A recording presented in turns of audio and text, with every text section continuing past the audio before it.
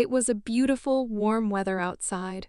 On this day, a young boy and a girl were finally able to go on a date. They enjoyed every minute they spent together, eating ice cream and talking about the future. They hadn't been able to get out on a date for a long time because they were both studying and had to take tests at the end of every month, and they need to prepare well for them to get a good grade. But their perfect day was ruined by a truck driver who lost control of the vehicle.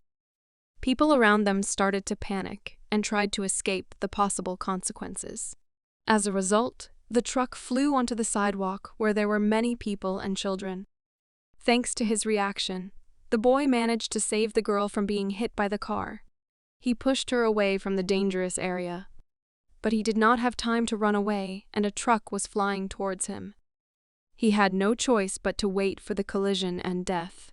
The guy closed his eyes and tried to think only about the good moments in his life before he died.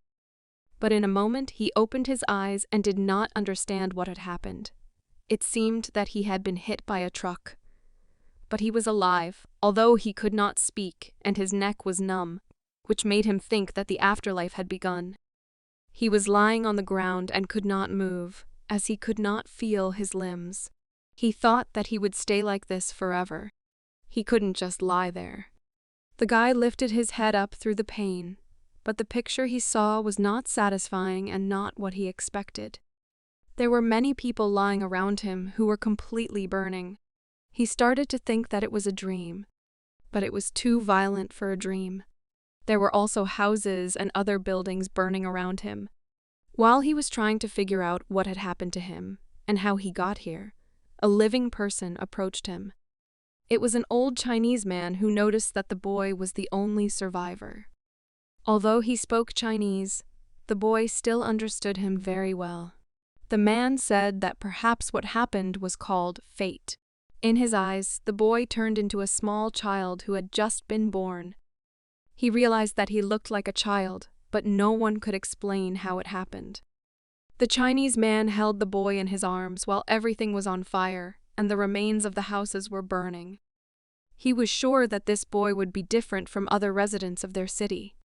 The man ran somewhere and talked to the child. He continued to cry even at the age of 5. The boy understood everything that was happening in front of him.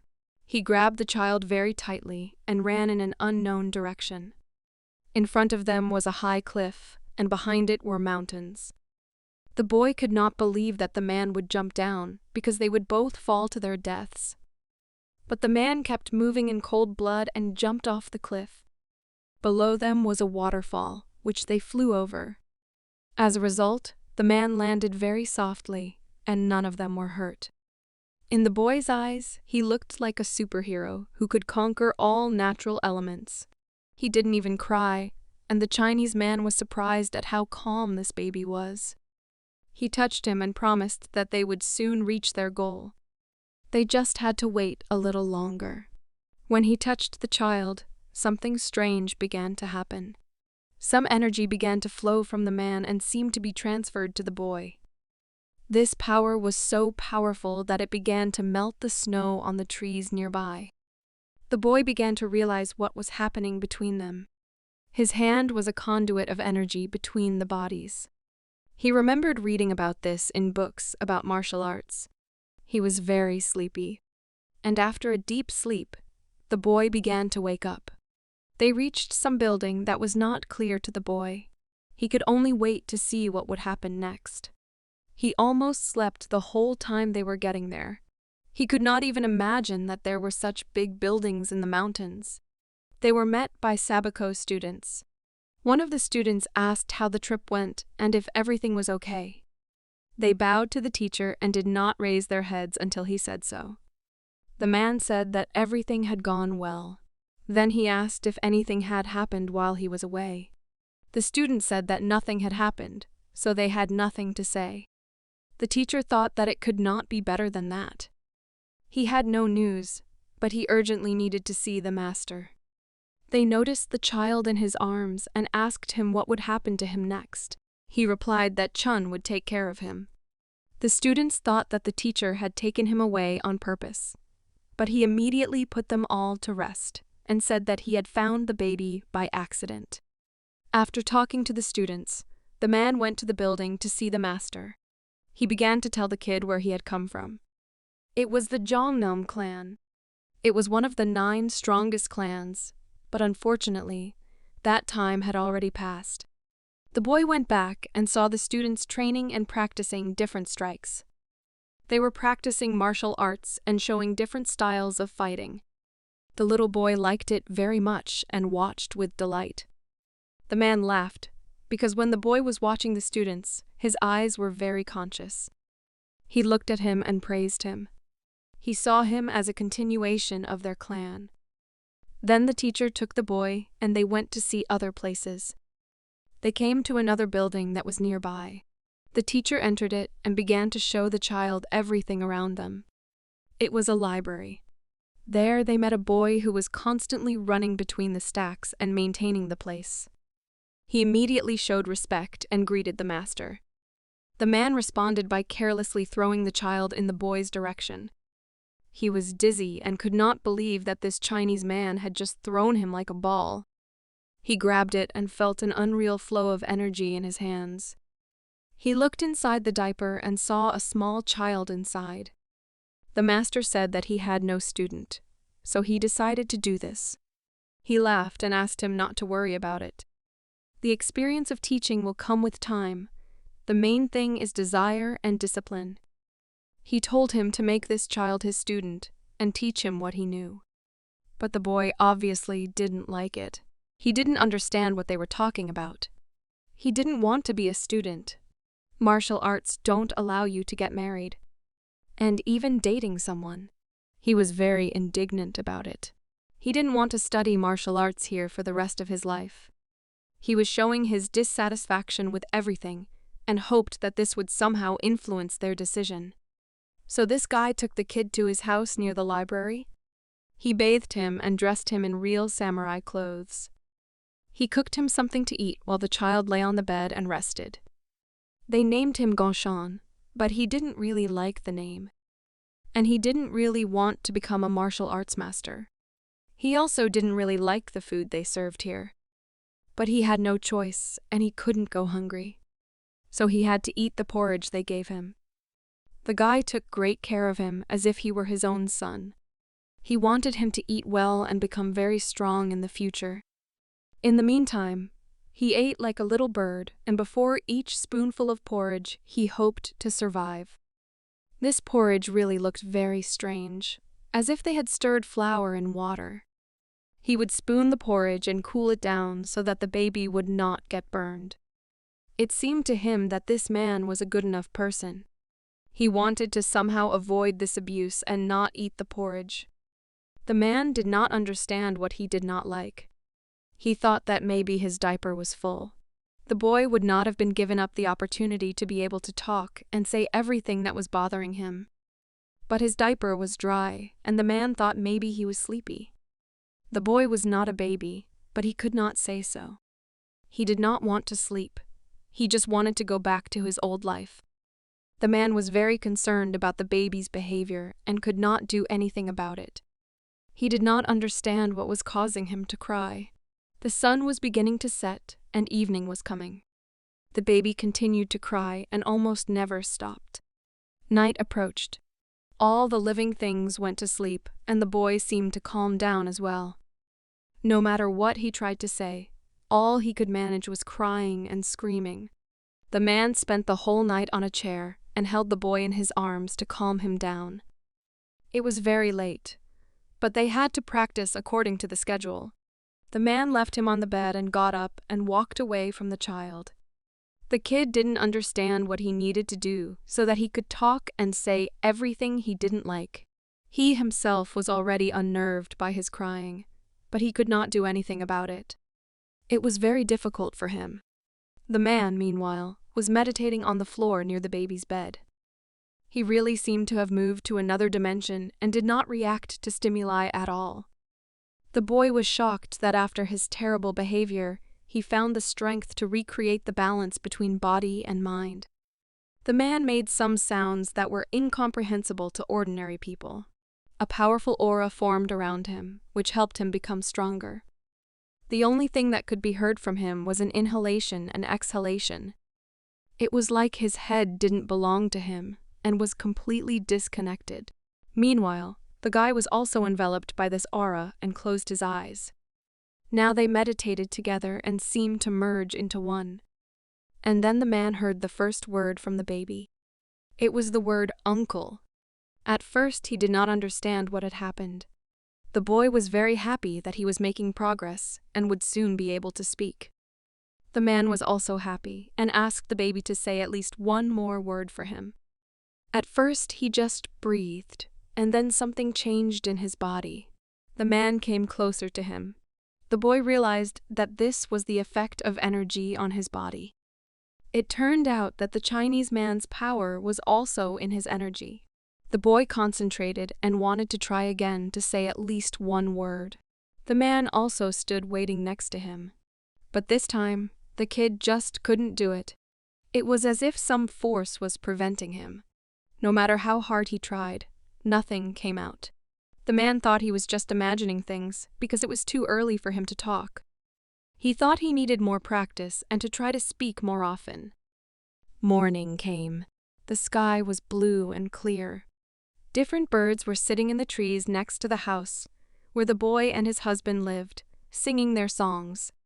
After a while, they flew away to their families in their nests. The boy himself tried to use the energy to speak again. He decided to start by trying to roll over and at least somehow control his body. Energy training allows for faster development. If he continues at this pace, he will be able to grow much faster. But where did these strange thoughts come from? One day ago, he was a happy student who went on a date with his girlfriend. And now he is lying in a diaper and can't talk. His head was very heavy, and he could not roll over backwards. Because he couldn't lift his head, he couldn't breathe properly. And gather energy to continue to develop and speak as soon as possible. The door knocked in the house. It was the husband returning to check on his baby. He saw the guy lying on his stomach and unable to breathe normally. He quickly ran over and did not understand how this could happen. The man grabbed the child and lifted him up so that he could breathe properly. He took him in his arms and asked him what he was doing here. He must have noticed the man meditating the last time and decided to follow suit. He began to look at the baby, but he did not look like a genius. With such intelligence, he could easily become a scientist and teach other children various sciences and techniques. The man was very happy to have this baby.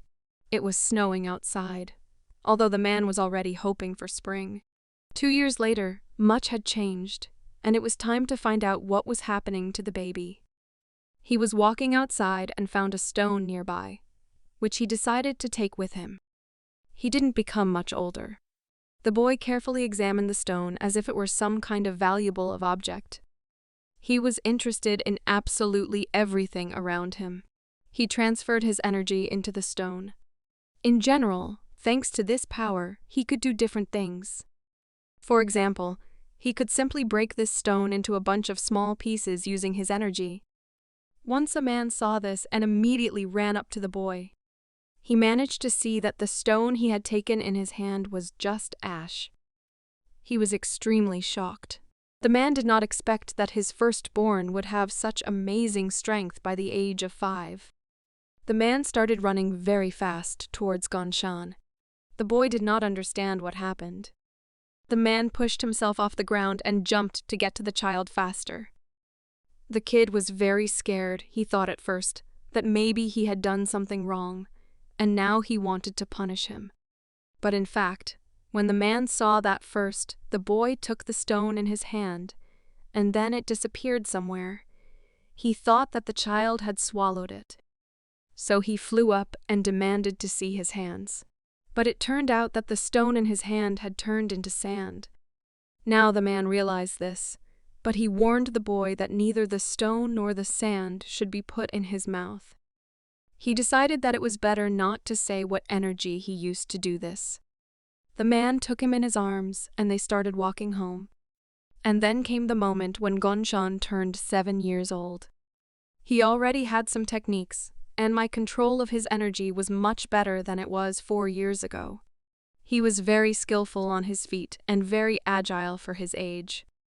He could also move energy from one part of his body to another. Thanks to this, he controlled his body and soul. His skills for a boy who was only 7 years old seemed phenomenal. He did not believe that it was real. The energy followed the body. This was called honing, which his adoptive father had talked about so much. While he was practicing, his teacher came out of the house. He said that the next day he had to go to the temple. He was already 7 years old, so it was time to start full-time training. The boy was surprised.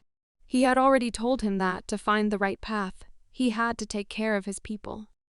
The boy thought he meant begging to the glory of the Buddha. He would give him a sword and send him wandering. The boy had heard that beggars cannot die or be wounded, so he sent him to the lands of the Shonen clan. There he can see the world. It is dangerous for him to be alone, so he has to become a better craftsman. But he was only worried that they can't marry because of their status. But in their clan, the Chonam, they could marry, so he didn't have to worry about that. He was happy. That was the only reason he did not want to become a master in any clan. And finally he arrived at the place where the Shonen clan was located. It was a beautiful, new building, but the guy was not attracted to it at all. He went inside silently. He had started training early enough that he was already at the 4th level of training, although the age difference would still be noticeable. While he was thinking about how he would behave in a team that would be much older than him, a girl was heading towards the guy. She was very beautiful, and since Gonshan was a grown man at heart, he liked her very much. With every step she took, he felt anxious inside his whole body. She was the first to speak to him and ask if he was the newcomer, but the guy couldn't get a word out, so she tried asking him again if his name was Gonshan. Eventually, he relaxed and said it was. Then he politely greeted her and asked her how she knew his name. The girl replied that she had been sent to pick him up. The guy was embarrassed and thought it would be interesting enough. She suggested that he start training. They approached the main building of their clan. The girl went inside and after a while threw a fighting stick at Gonshan. He grabbed it, but he didn't understand what it was and how to use it, because at home he didn't use weapons, and he trained only with the power of energy and control. She also drew a circle to serve as a boundary. It was immediately apparent that this girl was not simple and knew definitely many techniques. The guy could not respond, because for him it was just an old stick. The girl was serious and attacked the boy. She hit him hard and tore his clothes. He thought it would only be a training session, not a beating. He knew how to fight because of his training, but he couldn't block her blows at all. She did not pay attention to the guy's reaction and continued to attack. But during one of her attacks, she noticed something unusual. Gonshan was trembling, closed his eyes, and was waiting for the girl to strike. She stopped at the last moment and told him that he had no basic knowledge at all. He replied that it was the first time he had ever been in a real fight, but he should have known at least how to block basic attacks. The guy stood still and watched attentively as the girl showed him different techniques for defense. She was very skillful with that stick, and it couldn't even be considered a real weapon.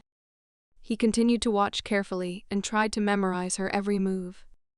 Gonshan asked the girl to demonstrate again, because he hadn't understood some of the techniques. She agreed, even though she knew he wouldn't be able to repeat them right now. She began to twist the stick so that it was not even visible in the air. The boy watched carefully and stored this knowledge in his head, to use it at the right time and protect himself or his loved ones. She maximized the energy of the stick. And again, she decided to attack Gonshan to see if he understood at least something. But she directed her strike at the ground, not at the boy. And now he was confident that he could defend himself against such attacks. He adjusted himself and got into a fighting stance. Then he asked the girl to attack him again and test his skills. She was very surprised at his persistence and effort. Although she was sure that he would fail, she agreed and also took a fighting stance. Just a moment after the fight started, she flew up into the sky unnoticed by the boy. It was necessary to distract him from the moment of the blow, and then she attacked the boy with her stick. But this time, he took the full force of the blow on himself and his stick. Gongxian was able to repel this attack and launch a counterattack. Using his agility, he got closer to the enemy. And when the distance allowed, he would attack the girl. He learned very quickly and memorized everything the girl showed him, even though he didn't understand the meaning of the style itself. After he dodged, he needed to attack. But for some reason, the boy stopped and his stick lost its power and speed before he struck. The girl asked him what he was doing and why he stopped. He replied that he froze before he had time to think about anything, so he didn't have time to think about how to attack. This guy was like a genius. His movements were not very well honed, but his head understood and memorized everything. He gathered his strength and invited the girl to continue their training. She agreed because she saw great potential in him.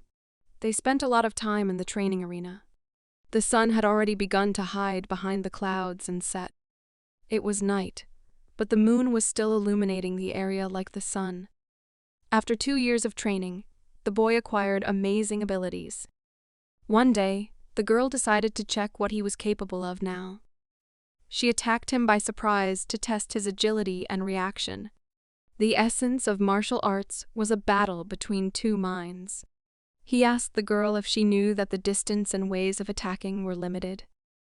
After the girl made her attack, she jumped back to prepare a new strike.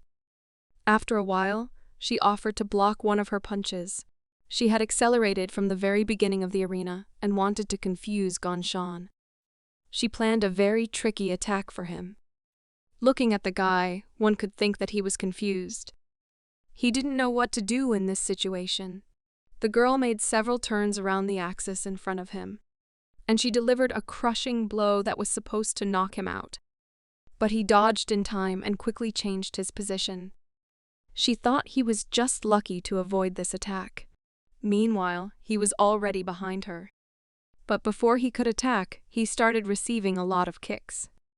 But with the help of his shield, he blocked absolutely all the blows. The girl was not going to stop, so she accelerated and swung her fist with all her might. But Gongxian blocked her punch again without any problems. He continued to do so every time the girl attacked him. None of her punches reached the target, even though she was forced to spend her stamina on them. She was shocked that his shield could block all her blows. The girl asked him how he did it. The guy replied that it was an old-style technique. It's perfect for close combat, if you use the 2nd, 6th, and 9th forms in turn. She didn't understand how to combine the 6th and 9th forms. The boy replied that this required a new style as well. Only everything in symbiosis could bring such a result. He began to show her how to achieve this. First, you need to move the energy from the top of the sternum to the bottom. He blinded the girl with his energy because there was a lot of light coming from him. He believed that this was directly related to the old style. Although he's still not sure. The new style was quite intrusive, although the process should be continuous. The girl was shocked and couldn't say a word. Now here was a boy who was only 9 years old and saying things that even she didn't know about. In 2 years he had learned a lot from her. It was time to show how much he had grown, but all his attacks were similar to each other. But it was the way he defended himself that made the difference. To frustrate the opponent when they failed to carry out their attack.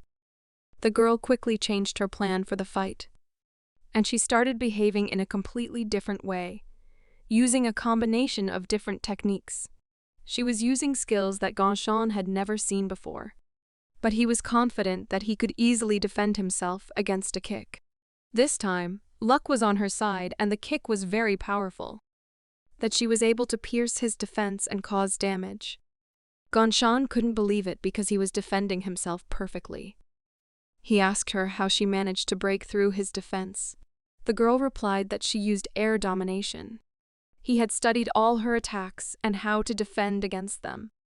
And she had mastered space and was capable of more extraordinary attacks.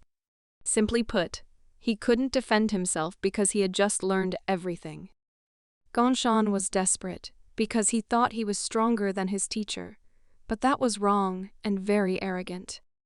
She encouraged him and told him not to lose heart. He had only 9 years of experience, while she had 19. She smiled at him and made him realize that this was just the beginning of his training. The guy immediately cheered up and started smiling. It was unexpected. He asked to wait, so that he could think about it a bit and come back. Gongxan ran away from the clan's territory. The girl asked him to wait, but there was no point because he was determined. The girl thought about his skills and how he learned new things quickly. Even though she was using a new technique, he had managed to put up a barrier. He was definitely an unusual child. Every day, she was more and more convinced that he was a true genius. Gongxan spent a lot of time in the library. When he wasn't training or sleeping, he was among the books. He would sit on the floor and search for the information he needed while a candle was burning. And finally, he found the technique of domination in the air. He began to study it. There were 7 rules for successful mastery. Gongxan was very tired and decided to put this book away for later. He closed it and lay down on the floor. A whole year passed. He had been training hard all year and did nothing but train. He learned new techniques and ways to defend himself with his girlfriend. From the very beginning, he had been losing badly, but now everything was completely different. He was able to block his teacher's punches and throw them back. Previously, most of the blows had penetrated his defense without any problems. He had learned a lot of new information and was lucky to have such a mind and memory. In recent training sessions, Gongxan has been fully practicing his defense techniques. At 9 years old, he could compete even with his teacher, although things didn't always go according to his plan. He needed to be taught how to adapt to different types of attacks and combinations. Because a perfect knowledge of theory does not always help in practice. You often have to improvise to avoid becoming a prey for the enemy. He still has enough time to master different methods and techniques, so that in the future he could perform at the world level. Another training day with his teacher came to an end. Then he was overcome by a girl. She said that today was a very good training session. But he was still powerless against a fighter who used air energy. He was sure that this was definitely not his maximum. Gongxan continued to lie on the floor and collect his thoughts. The candles were almost burning out, and he needed to go get some rest. He liked to spend time with books, and now the last candle was burning out. In a few minutes, it went out completely. In the old style, there was a way to relieve tension. You just need to focus on your energy and fill the inner bowl with it to the brim. Gongxan dozed off in the library as soon as the candle went out. He smelled the wax in front of him, and because of this, he woke up immediately. Gongxan realized how he could use the air domination technique. The next day at training, he immediately told his teacher that he had learned this technique. But the girl did not believe that a boy who was not even 10 years old could master this skill. If he was so sure, she asked him to demonstrate it in practice. He agreed without any hesitation and was ready for the fight. He started to use energy to activate the skill, but the girl said it was a different technique. He combined the power of earth flows with the old style. It was hard for him to explain it in words, so he decided to demonstrate it better. Then the girl decided to test how similar their techniques were. She rushed into the fight without any preparation, and she attacked the guy while he was trying to activate his new skill. Her hand trembled as soon as she touched his shield. She couldn't pierce it and get to the boy. The girl continued to attack him, but all her attempts failed. The master, who had found this little boy in a fire in a neighboring town, was watching. Even then, he realized that the boy had not survived by chance. It was a demonstration of the existence of fate. Chun raised a good student.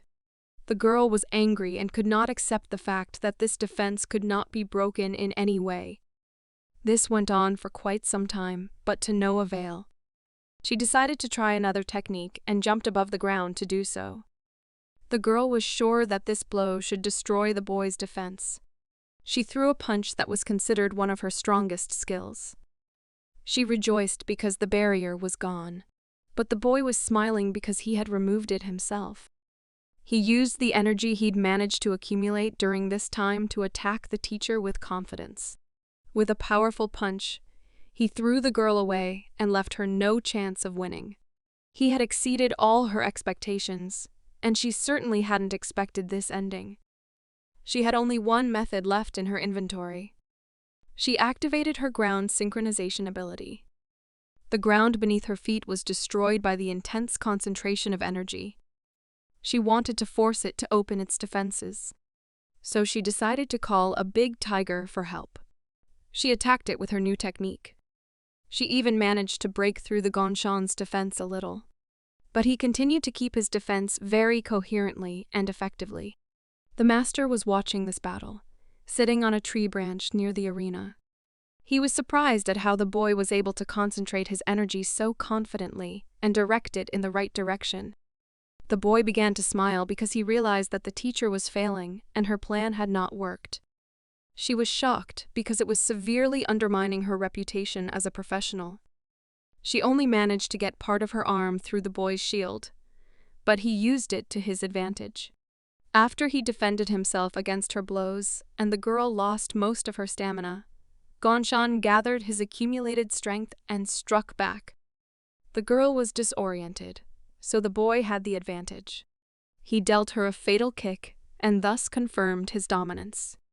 This attack after leaving the defense was really very powerful. The teacher fell to the ground. She was completely defeated. He then said that the basis of her technique was different, but the form was still somewhat similar. She couldn't get up. The girl asked him how he could do it at the age of 9. The boy replied that it would be very difficult to explain in terms and ordinary words. That day was one of the most important in Gonshan's life. After this victory and complete superiority over his teacher, he had to move on. His foster father picked him up, and they went to the elder together. The boy asked the teacher why the elder had called them to see him.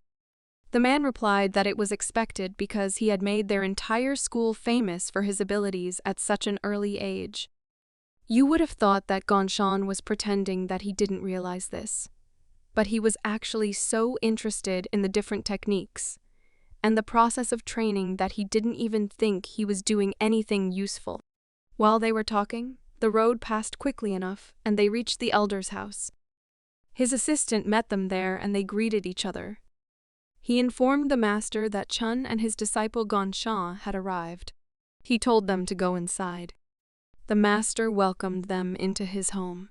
He had often had contact with Chun, but this was the first time he had met Gonshan. Gonshan's disciple greeted the elder. He asked Chun to leave them alone with the boy because he wanted to talk to him in person. He knew that he was curious about why he had been summoned. The boy replied that he had been thinking about it all the way to his house. The master was told that he was a very worthy young man and mature beyond his years. He called him to test his strength, but first he had to ask him something. The master asked him what the energy foundation was.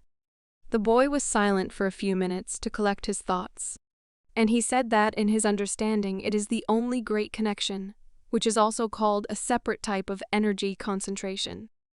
It is able to connect the consciousness with the world around us, forming a continuous flow of energy. The master asked how he connected it with the outside world. The boy replied that maybe he even makes it a part of this world. He feels it when the energy moves between his hands. The elder could not believe that this was happening to this boy. The galaxy is polite and eternal. It patronizes everything living and dead. In the end, any energy flows into its vast, slow stream. This was the knowledge that the master had been searching for all his conscious life. The day was approaching its logical end. The full moon was shining in the sky.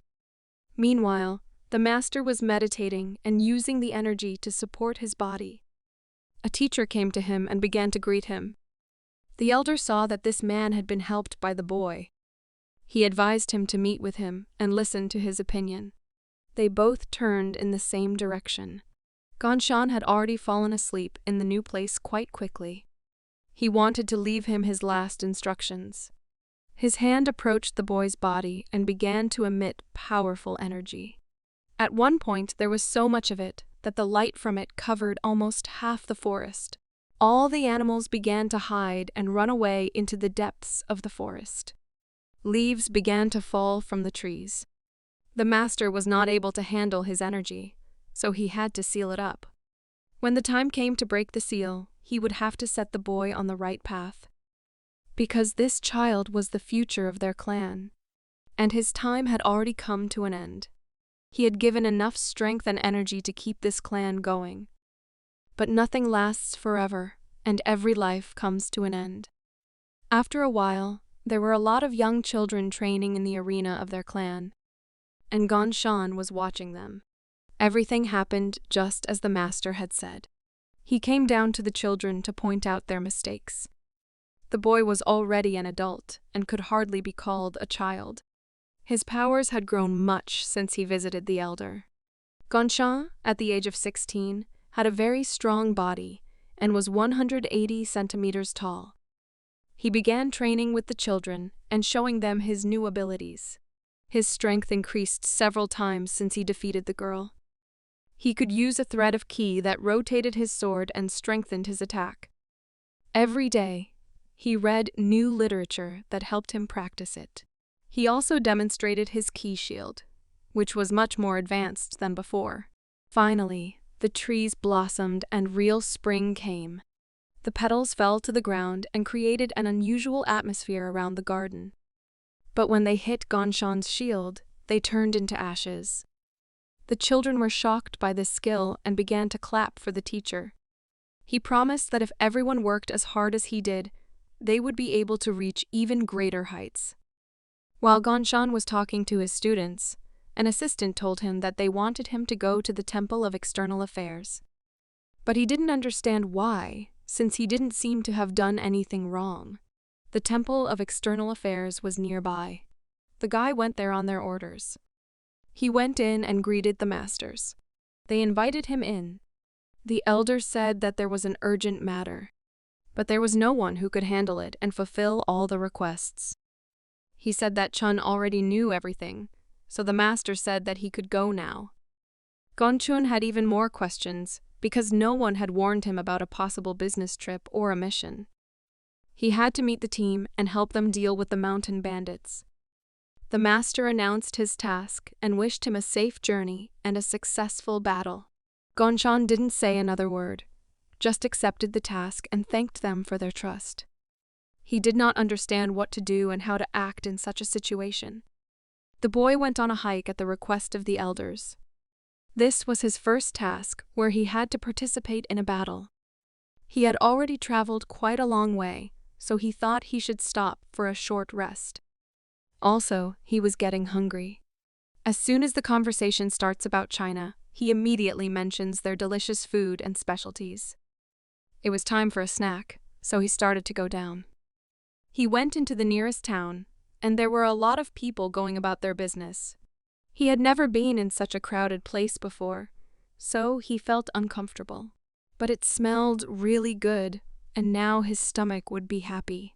He hadn't been here for so long that he had already forgotten this wonderful aroma. This was what it was like to be a lone samurai, always far away from civilization to concentrate on his training. He needed to find a place where he could spend the night for one day. He decided to stop a man and ask him a few questions to get to know the area better. This man responded to Gongxan's request and recognized him. He realized that this guy was the master from Mount Shonan. He was very happy to welcome the boy to their city. The man was willing to help with any questions. He only had one question. He needed one bed for one night. The man replied that he knew where to find it and would be happy to show him. He began to draw a path in the sand to show him how to get to the sleeping place. Gonshan thanked the kind man for his detailed explanation and wished him a safe journey. When the man left, Gonshan realized that craftsmen are highly respected in this town. Since he had been told how to get to the lodging, he set out to find it. Although it would have been better to eat first, he decided to go to the lodging, to get there before sunset. And so he arrived at the place. The third-generation Gonshan student greeted his brothers. He was met by 3 brothers at the entrance to the building. They did not expect to see him in this city, but they were happy to welcome him here. Gonshan immediately noticed one of the students. They told him he was small, but it turned out that they were not kidding. His name was Vaughn, but he was known as the Swift Sword. They were told that one terrible brother had been kicked out of the clan and a new talented one had been taken in his place. The student asked if they were talking about Gonshan.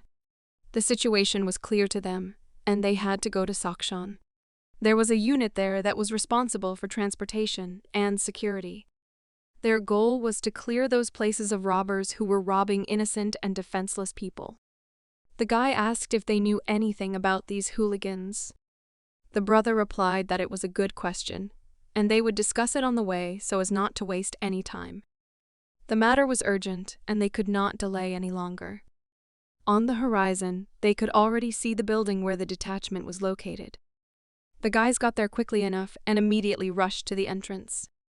The leader of the unit was named Henzi. While they were figuring out where to leave the horses, the leader was already running out to them. He introduced himself as Henzi and said he was the main local leader. They approached him and greeted each other. The leader asked if they had any problems on their way to him, and if they had any requests.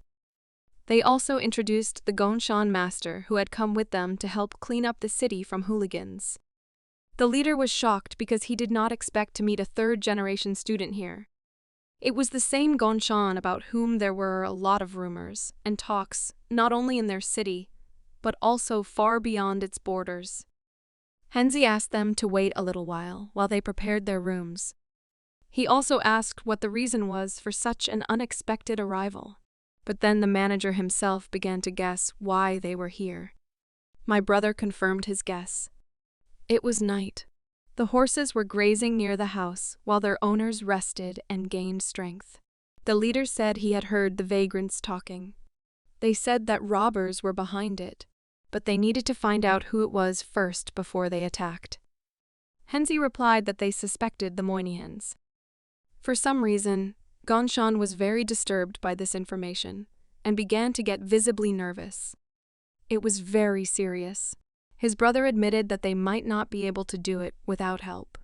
But Gonshan believed that the Moya were not strong enough to be afraid of them.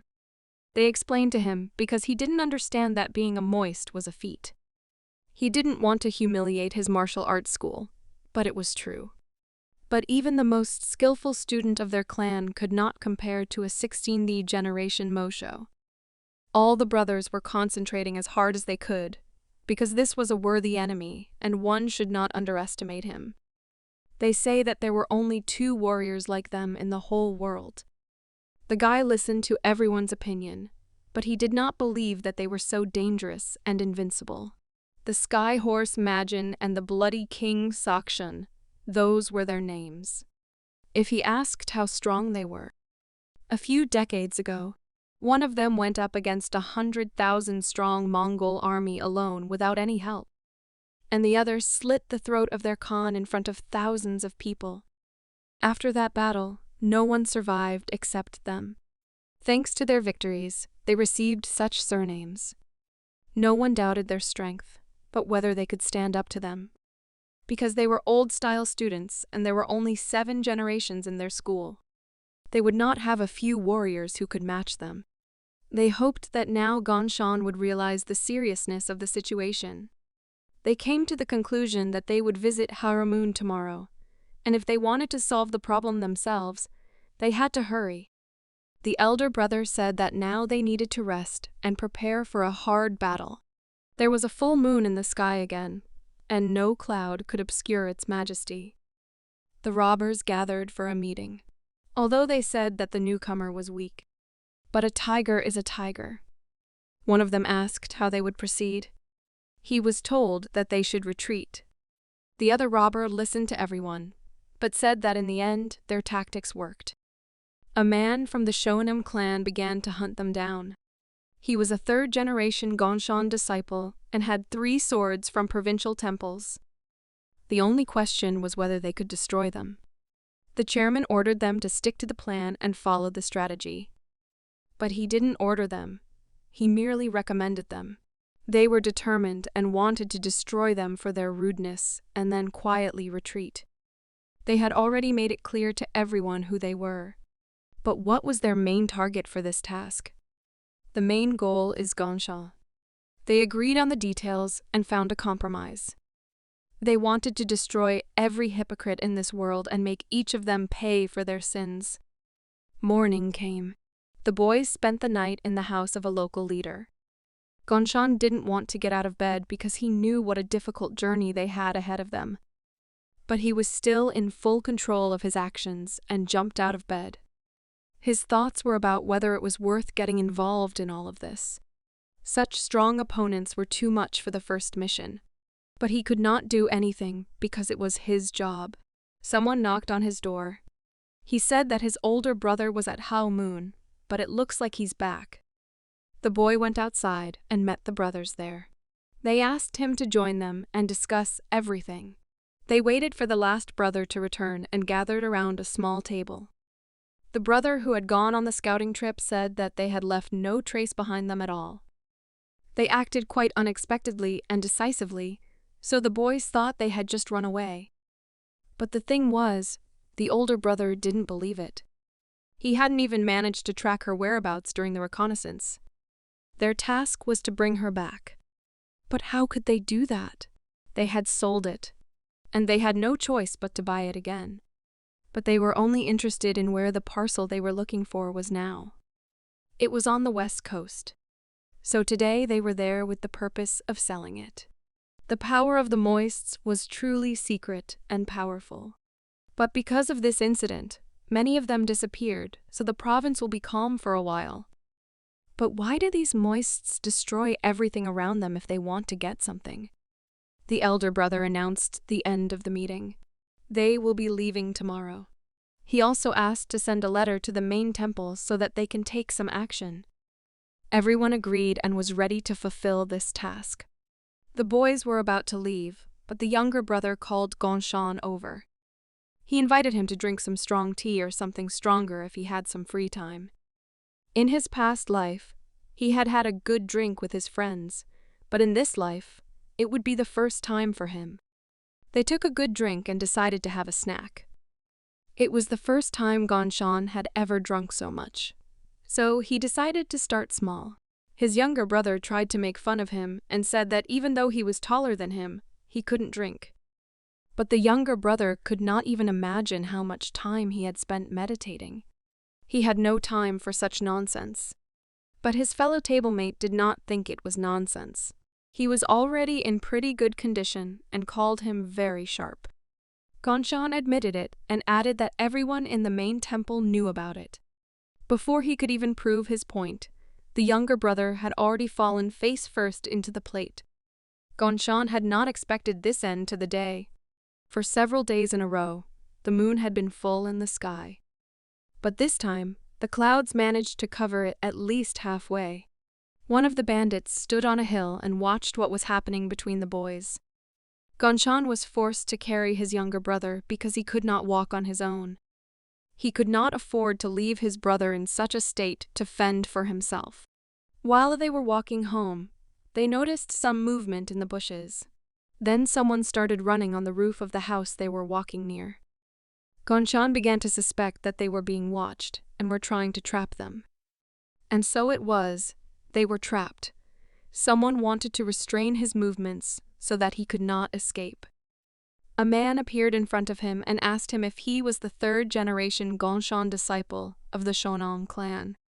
Even at that moment, the smile on the man's face did not disappear. It was a robber. He had been chasing them from the cafe where they were drinking alcohol and having dinner. Gongchan had never been outsmarted by anyone before, so he had to teach this guy a lesson and teach him some manners. But his younger brother was too much of a burden, so he tossed him aside while he dealt with this thief. Gongchan has long wanted to use his new technique with a real enemy, so he began to store energy for his defense, which he could then turn into a surprise attack. The robber did not expect the boy to resist at all, and so the robber's first attack failed. He could not pierce the shield, and as a result, he just flew away from it a few meters. But this only angered them more. They planned to deal with him very quickly. He might have thought that they attacked him for no reason, but they didn't care at all, because they never followed moral values. The guy thought it was an unfair fight. It was very mean of them to attack two of them against one. But he had no other option but to repel their attacks. They were sure that it would be very easy to kill this guy. But when they approached him, they realized that their plan was failing. The robbers felt something start to happen to their weapons. The closer they got to Gongchan, the more this feeling appeared. This guy was on a completely different level than the robbers knew. That's why they didn't cause him any problems. He was able to destroy two robbers who wanted to kill him with one powerful punch. They continued to lie motionless on the ground and were completely powerless. They only managed to scare Gongchan a little bit, no more. That's what they were hoping for before they attacked the boy. Now he needed to get his little brother home. Gongchan approached him, and he seemed to be in very bad shape. As Gongchan approached his brother, he saw something. There was a shuriken in the neck of one of the robbers, which had killed him. And then the boy realized that there was someone else besides them. He was killed so that he could not tell anything. He could die at the hands of his brothers only in this place.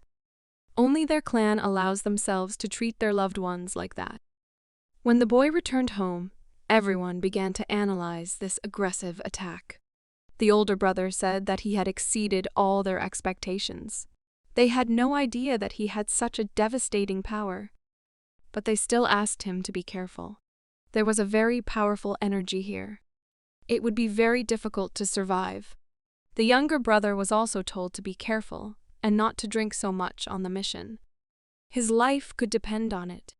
While the older brother was talking to the boys, the other called him over and asked him to take a look at it. After a detailed examination of the body, he noticed something. There was a strong poison in it that was spreading through the body. Moists use it to kill their brothers after a failed mission, so it was definitely them. We had to immediately report what had happened to the main temple. But it was still unknown why they had attacked Gongchan. He was sure that his life was in danger, and he needed to be much more careful. Still, it was no accident that he was sent on this mission with them. They tried to notify the main temple very quickly. The older brother said he would contact Hao Moon and the guards in the meanwhile. Several days passed, and they were unable to track down the robbers, but rumors of their appearance quickly spread throughout the city. At the same time, the talented Master Gongchan became an equally interesting topic of discussion. And now it was time to say goodbye. The boy had to return home to his clan. He had learned a lot from his brothers and was grateful for it. But the brothers recognized that they had not had time to teach him anything worthwhile. They wished him a good journey and that he would travel it without obstacles. They hoped that they would meet again soon. He, in turn, thanked them for their support and wishes. Gongchan went home. The boys could be calm for him because his strength was really unique, although they did not see even half of his abilities. He was upset.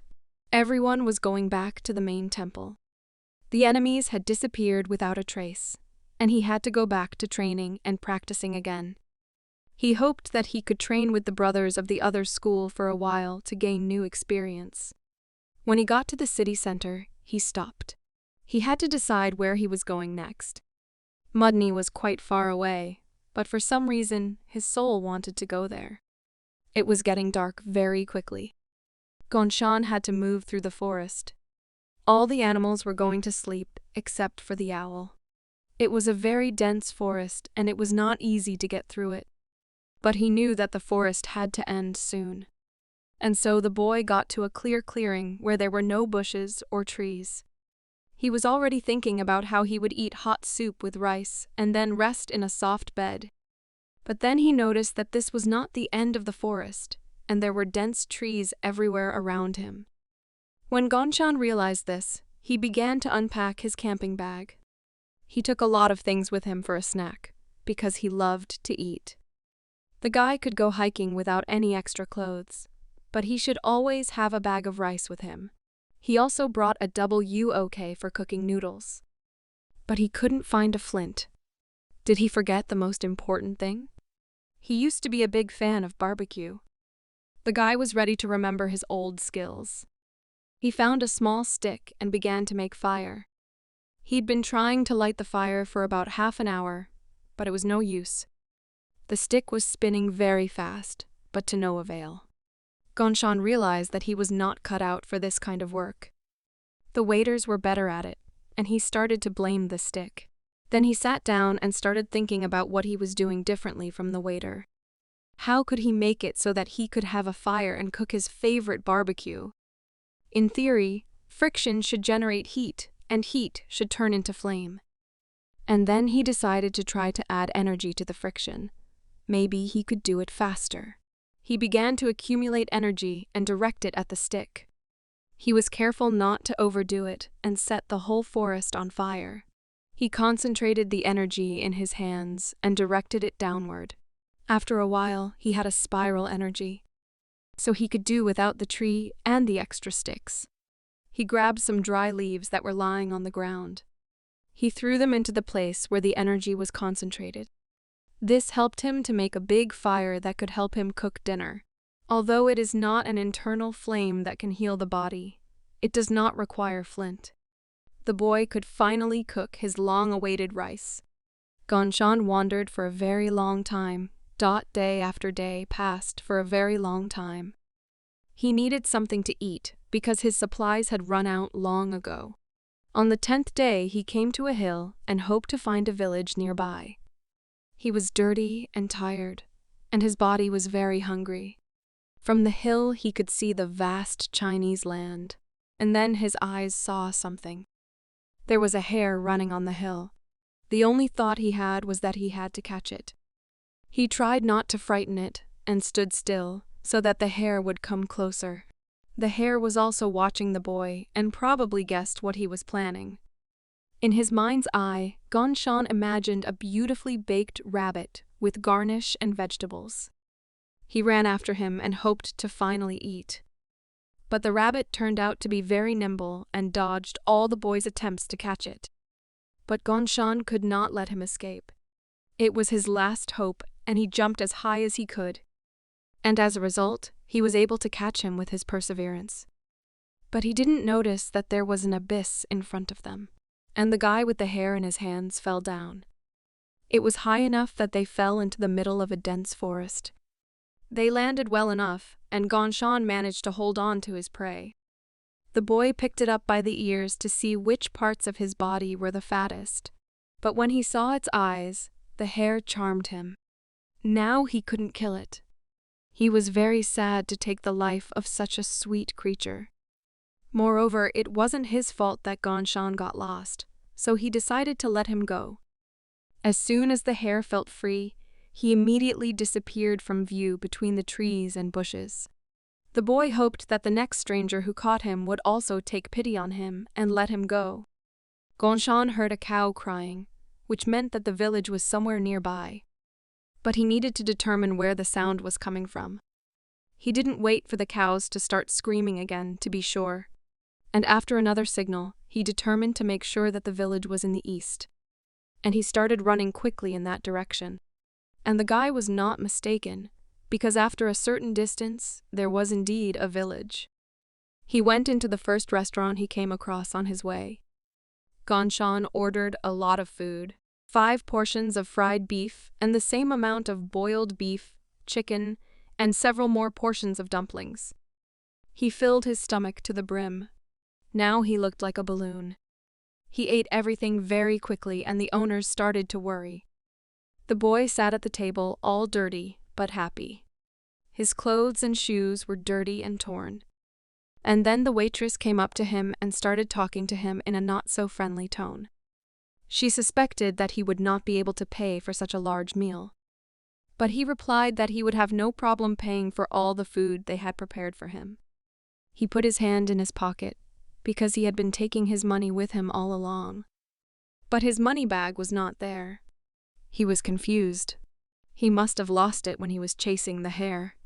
Then the cook came to his table and asked him how he was going to pay. It was impossible to let the master be associated with the rice thief. He made innocent eyes and asked if they managed to get everything done at night.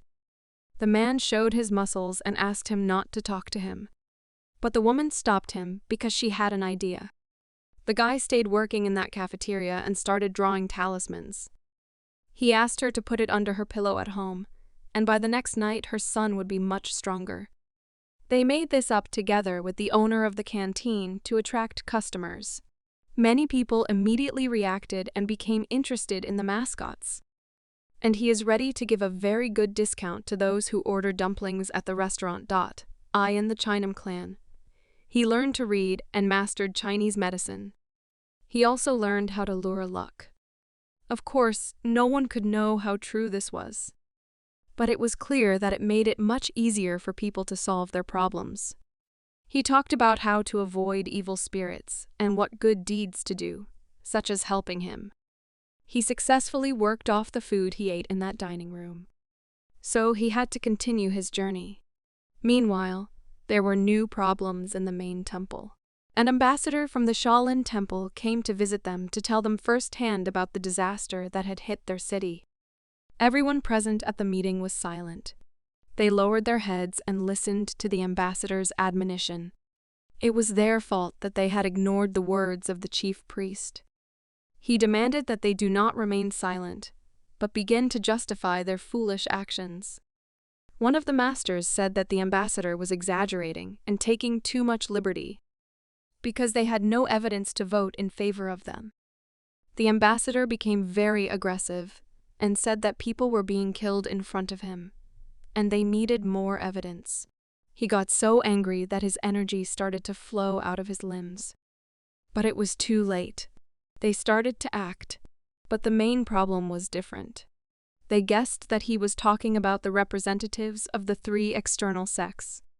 They said that not only the moists had appeared, the Sun Temple, the Ice Butler, and the three gates of the south had also begun to act. The only thing known about the Sun Temple was that it was the main sect of the desert. They practiced resistance to high temperatures. The Ice Palace is located in the north and studies martial techniques of snow and ice. And the three southern gates are the Poison Gates, the Gates of the Beasts, the name given to those who shared power over the eastern lands. Each of them wants to get the Sichuan province, but they also wanted to know who their leader was. But the ambassador thought it was a stupid question that was not appropriate. He was an authorized ambassador, so he had to answer every question. The ambassador recommended choosing Namguna. The fame of the Sword King spoke for itself. He was a truly outstanding master. The Sword King Namgun. There was no one who could compare with him, except for the ambassador, but he put forward the king's proposal himself. At the moment, there are 4 strongest martial artists, Dan Chongi, Namgun, Galsun. And one of them was Umang. One of them refused. It made no sense for him to become a leader at his age. Galsun went on a campaign and disappeared. In that case, no one objected to the decision, but it was also important to hear the father's opinion. The ambassador asked Namgun what he thought of their choice. He replied that it was a very great honor for him, but he could not refuse and was respectfully ready to take over as leader. Thus, the members of the ancient Murim Association elected the King of Swords as their leader. Meanwhile, the thieves' sect sensed the approach of a difficult time and created their own organization in response. Gonshan, meanwhile, continued his long journey after so many years of training. He thought that he needed to earn some more money because he had spent it all. Because the old one didn't even look like clothes anymore. And this one was comfortable to move in. You always need to train in comfortable clothes to feel the full energy. His only drawback was that no one had taught him how to overcome hunger. He stopped again to have a delicious dinner and prepare for the next day. The next day, he planned to reach the nearest village. He had a delicious meal of meat porridge with dried meat, and he could not have asked for anything better. During dinner, he heard strange sounds near his camp. He didn't like the fact that someone was disturbing his delicious meal, but he had to check if there was any danger nearby. It turned out that a battle between thieves and a strange girl was starting next to him. A man with a bandage on his face nervously turned to the stranger and called her a witch. He asked her to end their conflict and just give up. These guys were going to have fun with her. They were serious and tried to achieve their goal to the very end. But the girl did not give up and licked her lips in anticipation of another battle. She turned to the frantic guys and asked if they really couldn't find a girl in the whole world who would willingly spend time with them. The swordmaster watched quietly, very surprised that these guys had attacked a defenseless girl for whom honor was more important than life. Still, for our hero, the behavior of strangers seemed disgusting. The bandits rushed to attack. They wanted to get this woman at any cost, even if he did not survive this battle. The girl took a fighting stance.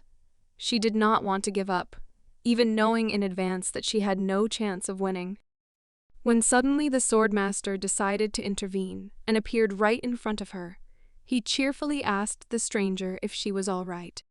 This was unexpected, and now the leader of the gang of villains began to worry seriously. The girl simply looked in surprise at the guy who was shorter than her. Within a moment, our hero used the instant moon technique, and the battlefield was illuminated with purple light. Because of this technique, the bandits were never able to approach them. The instant month scattered all the guys who were within the range of the technology. No one could understand what was happening. The bandits began to panic because of this unfamiliar technology. Only their leader understood what was happening, and he asked the guy why Shonam's student intervened in someone else's battle. But for our hero, it was obvious he could not leave this girl who found herself in a difficult battle against the villains. He considers himself a fair master, so he cannot allow such disrespectful attitude towards defenseless girls. However, this dialogue dragged on, and he suggested returning to the battle. A magical aura appeared around the guy again. He began to use a technique called Tayulkigan. The strangers recognized this and stared at the enemy in bewilderment. The master was surprised that the villains knew about the fighting techniques of the basic school, so he asked who they were. But the leader of this group did not care about the strength of the enemy, and he furiously gave the order to his guys to start the battle. A large number of fighters went to fight their only opponent. The calm guy was not afraid and began to use the 5 seals of thunder. After that, he used the 5 heavens technique and protected himself from the enemy's attacks. The situation became more and more difficult, and the villains began to panic. Their leader nervously rushed to attack. He decided that he could cope with such an incredible opponent alone. Using all his strength, he rushed into battle. But the unfamiliar master easily stopped and annulled his attack. Within a moment, he launched a counterattack using one of his techniques. Using such incredible power, the master was able to deal with all the enemies in one attack. After the fight was over, he admitted that he most likely overdid it, and now all his opponents were destroyed. It was bad, and he clenched his fist nervously. On the other hand, he managed not to lose his mind, but this was only thanks to hard training. After his thoughts, he looked towards the wounded girl and asked if she was okay. Yet after he joined this battle, not a single fresh scratch appeared on the girl. She thanked the stranger for such courage. The friendly master came closer to the stranger and said that she looked quite strong. It seemed to him that earlier she had already killed a couple of the villains and immediately ran away from them. This compliment brought joy to the girl, and she replied that this was a common thing for her, and such guys could not withstand even one blow from her. After that, she began to make excuses and talk about what happened earlier, but was distracted by what the master was doing. He had something more important to do than their conversations. He asked the surprised girl to wait until he finished. The guy began to pray. It turns out that he buried the bodies of his enemies. With a smile on his face, he explained to the girl that everyone deserves peace, no matter what they are. After that, he said that he noticed that the girl was wounded, so he offered to go with him to his established camp nearby. He was going to treat the wounds of the pretty stranger. Despite his appearance, he somehow happened to study healing and is now able to help her. The surprised girl looked at the back of her new comrade and noticed that he was not at all like other masters. On the way to his camp, the student Chonam asked the girl if she was embarrassed by the fact that he called her little sister.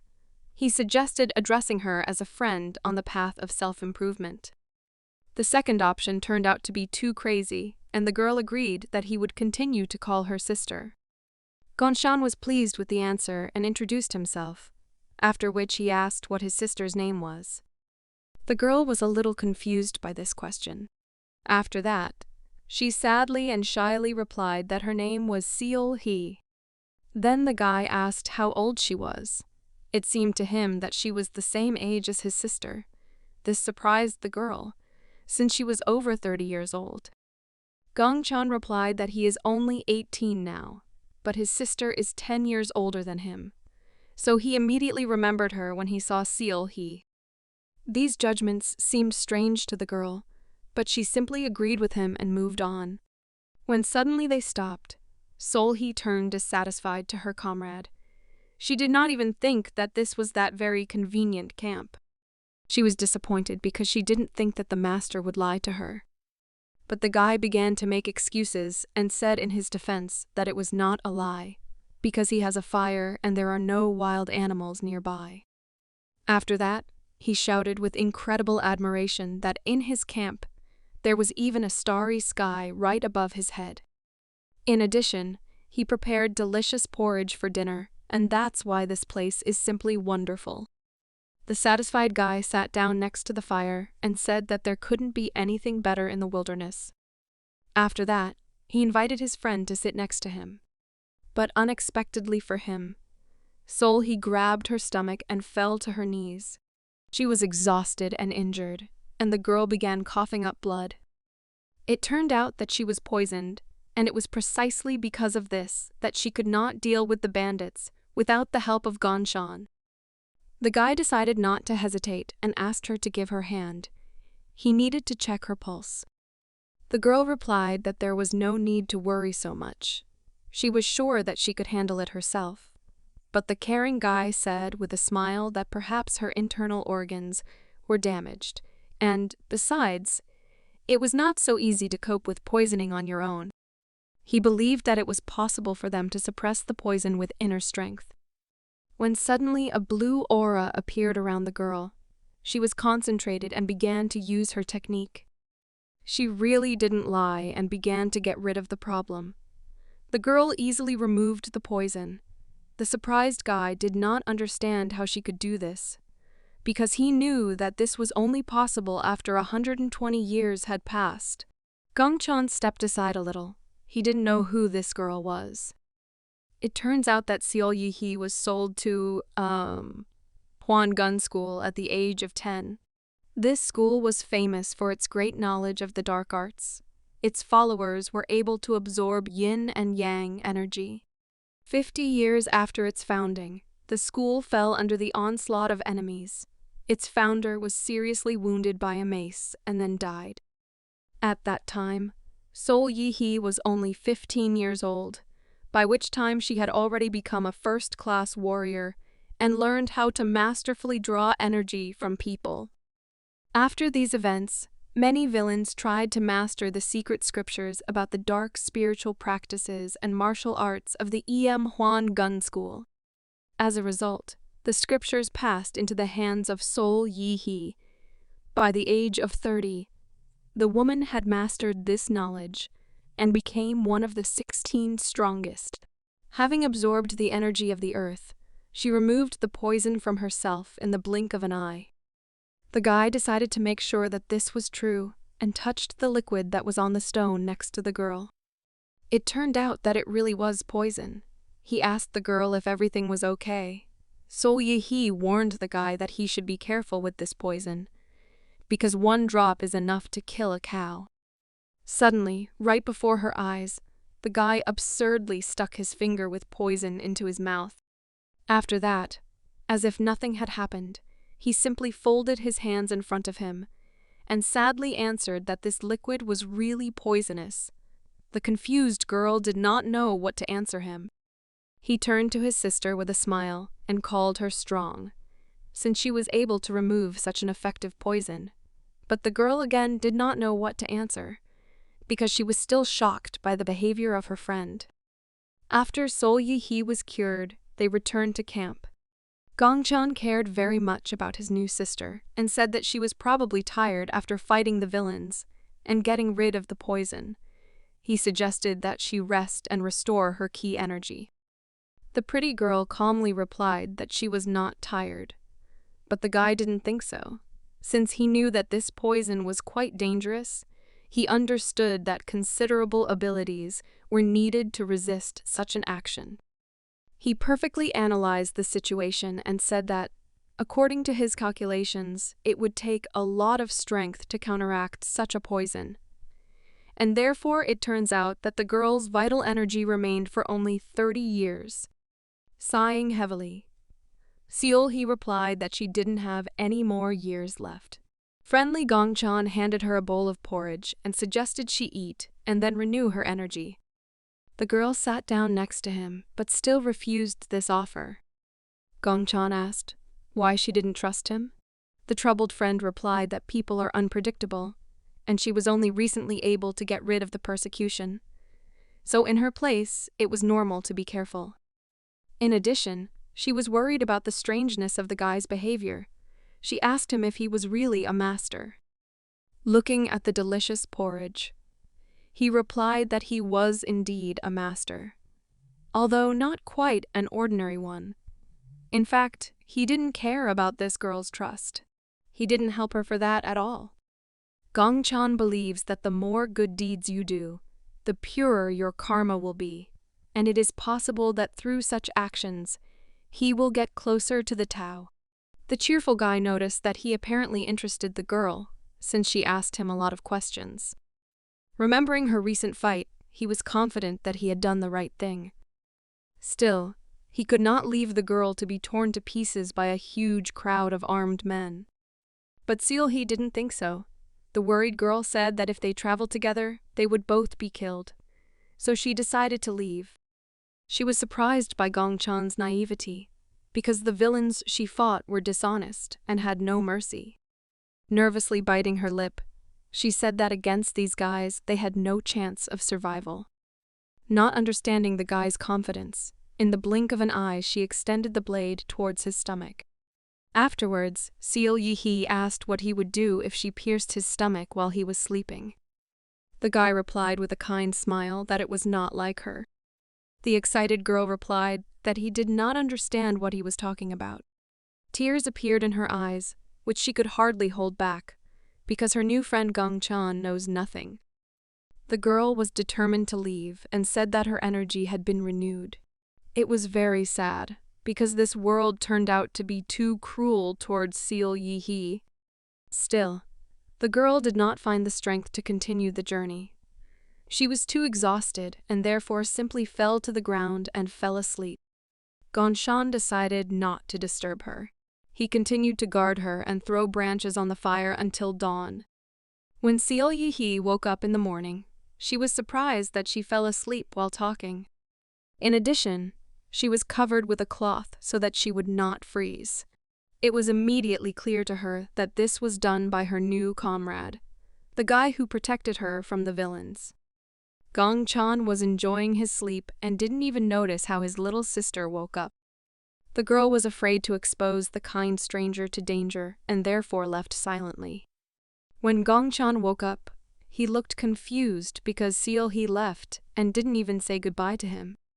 While putting away their things, they said displeasedly that another strong and independent woman had come across his way. But he had plans, so he stopped worrying about it and headed north. Along the way, he overcame various obstacles. He passed through mountains and forests with various vegetation. Finally, on the same day, he was able to reach his destination. A sincere smile appeared on the guy's face. Gongchan finally found what he was looking for. It was Huang Hua Temple. Not far from this temple is the village of Namzo. Gongchan decided to go to this place and find out about ferry tickets. Descending from the mountainside, he decided that he would continue to move along the river and nothing would happen on it. The city was crowded with people. Everything was quiet and calm. There were many traders here as this village has a port. Gongshan went to the nearest shop and asked where he could buy tickets, but it turned out that this place only sold tickets for the ferry to Nagyang. Nevertheless, he was just looking for this route and therefore gratefully agreed to this trip. The guy asked if there were first-class cabins on the ferry. After meeting with the ticket seller, he went to the water transport. The sails were already lowered and the ferry was ready to sail. Gongchan was able to learn a lot about the Nagyang Three Kingdoms. This place is considered very important. It is on friendly terms with Shaolin, the founder of the first temple in Chengwon. Therefore, he set out on the journey without hesitation. His path led straight to the tourist city that represented Hainan province. The journey did not take much time, and soon their ferry docked at the port of this tourist city. There were many wandering people everywhere, and Gongchan was sure that here he would find a place where they traded magical artifacts. He really wanted to buy at least ice balls, and if he had enough money, then fireballs at the same time. But first, the joyful guy decided to take a walk around the city. He also wanted to visit the famous Mount Jimgin. He realized that wandering around the world is not so bad, because fun entertainment can be found everywhere. His day in the city passed quite quickly and he barely made it to his ferry.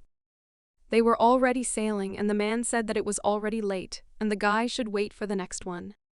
But since the next ferry would arrive in a few days, Gongchan decided not to waste time and ran faster to the pier.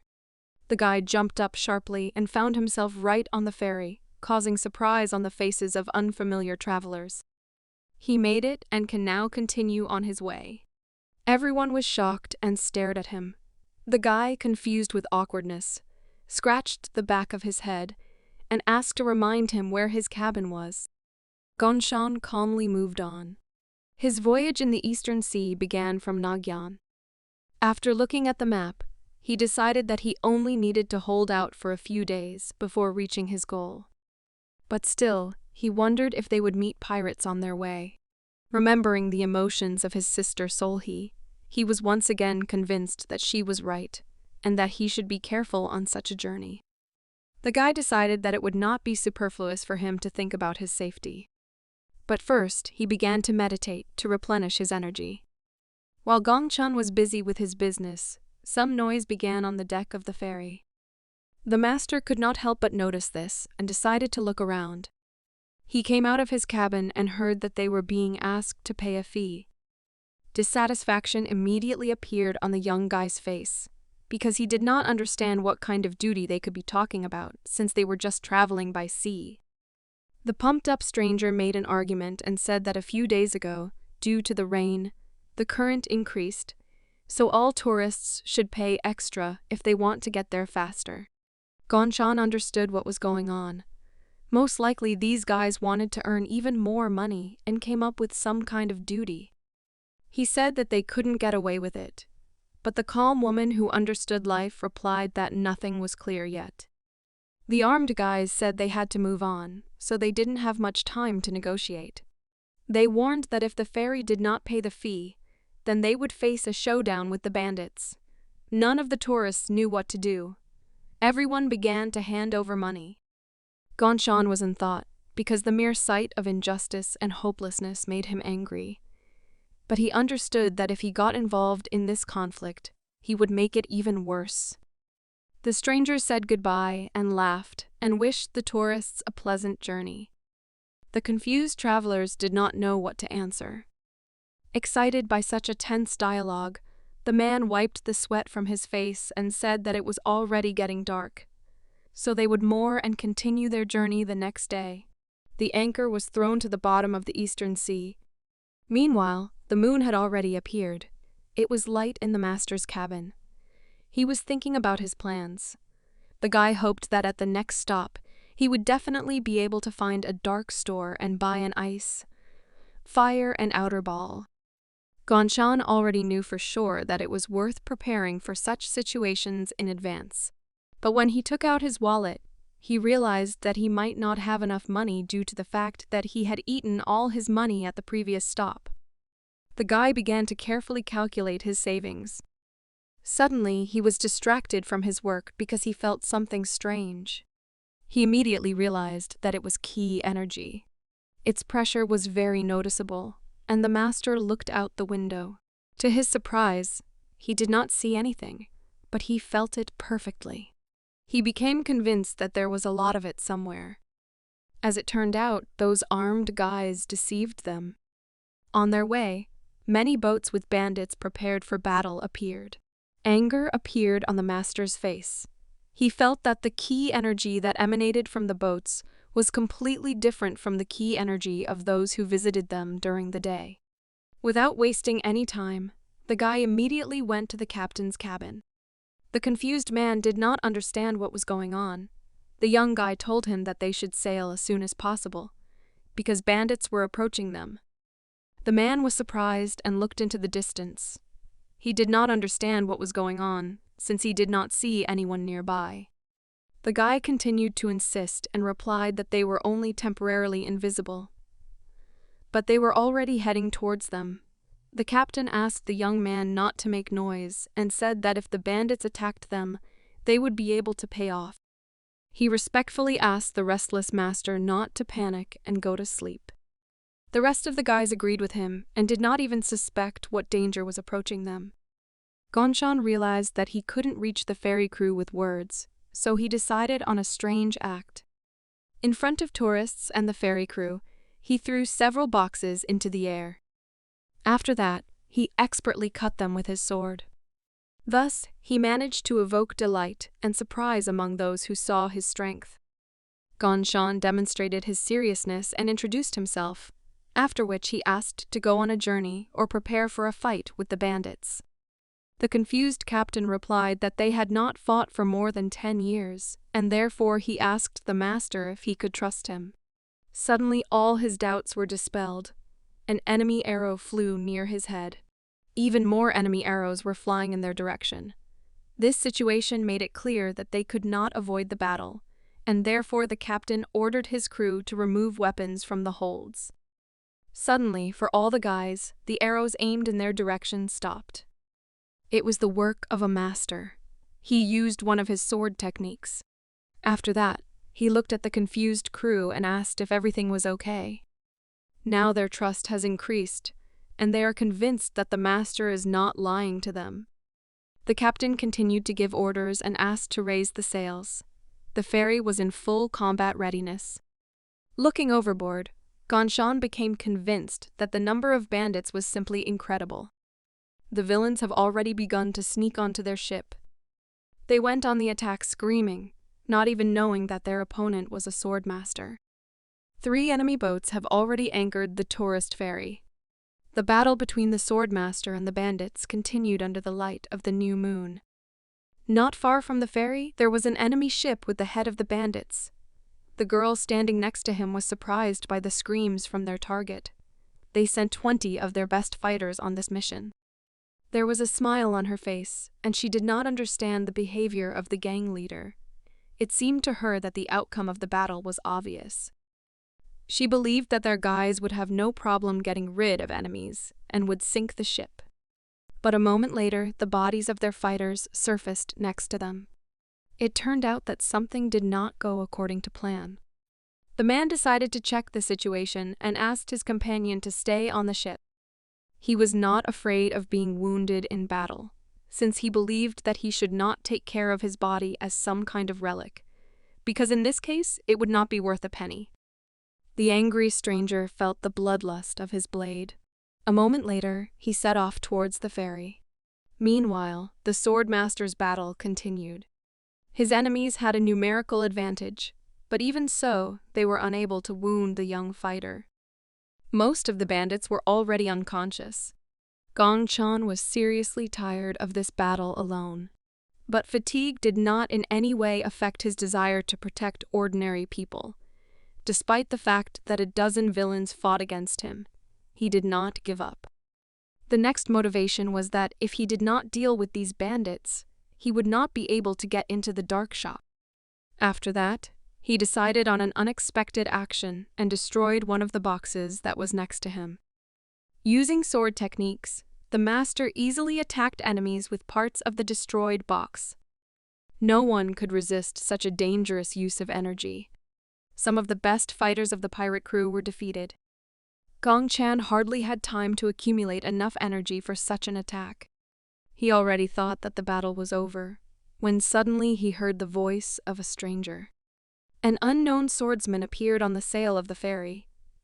He noted the excellent technique of the young master, and also recognized the clothes of the Jeonnam clan. Gong Chan didn't know this man, but even just by looking at the stranger, he could feel his energy. This stranger with a scar on his face looked like an experienced fighter. Previously, Gong Chan felt pressure only when he looked at the strong masters he knew. Previously, he had noticed similar strength in their clan elder, Master Sabik, and teacher Zhang Jin.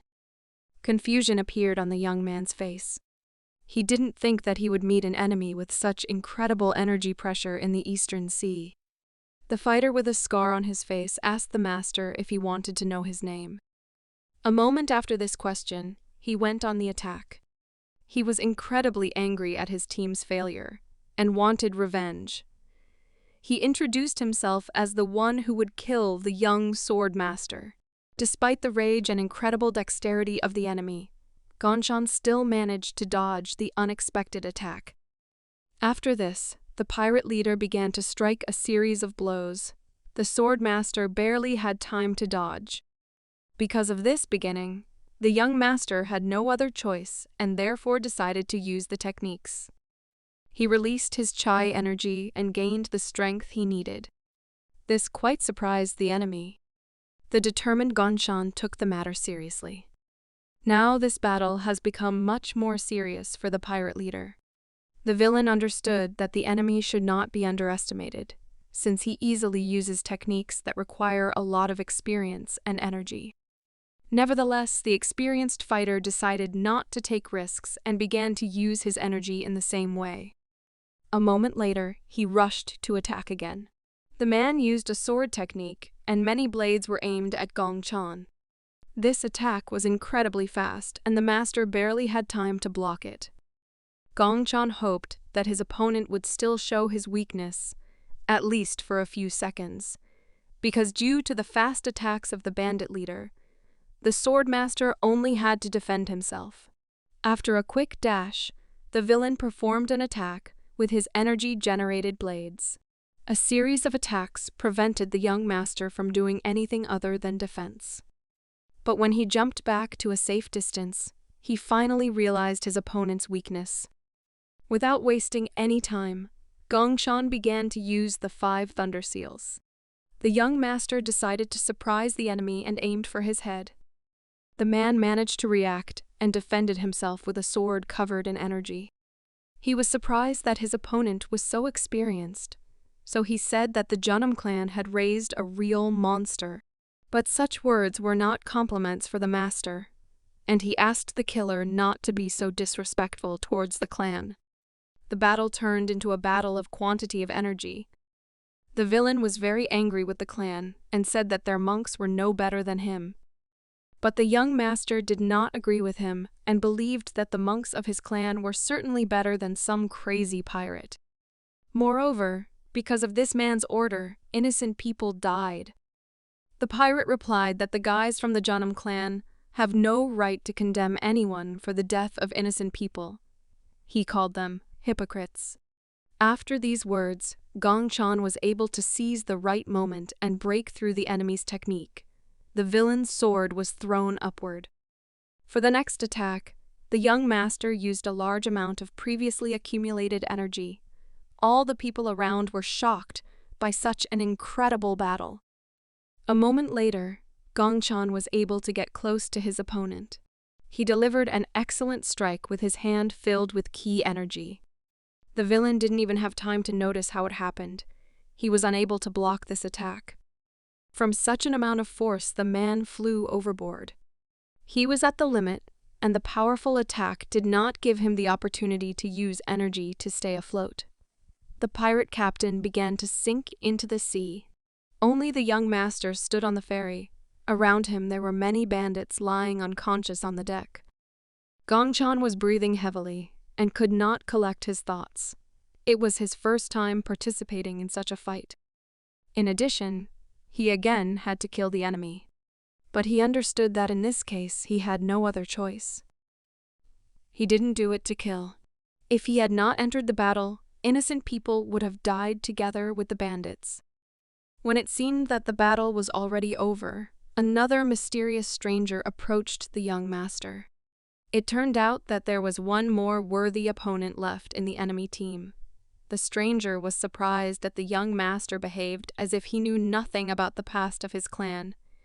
He assumed that the Jana monks had brainwashed him. But at that moment, it did not matter to him. The pirate behaved calmly and quietly waved his fan.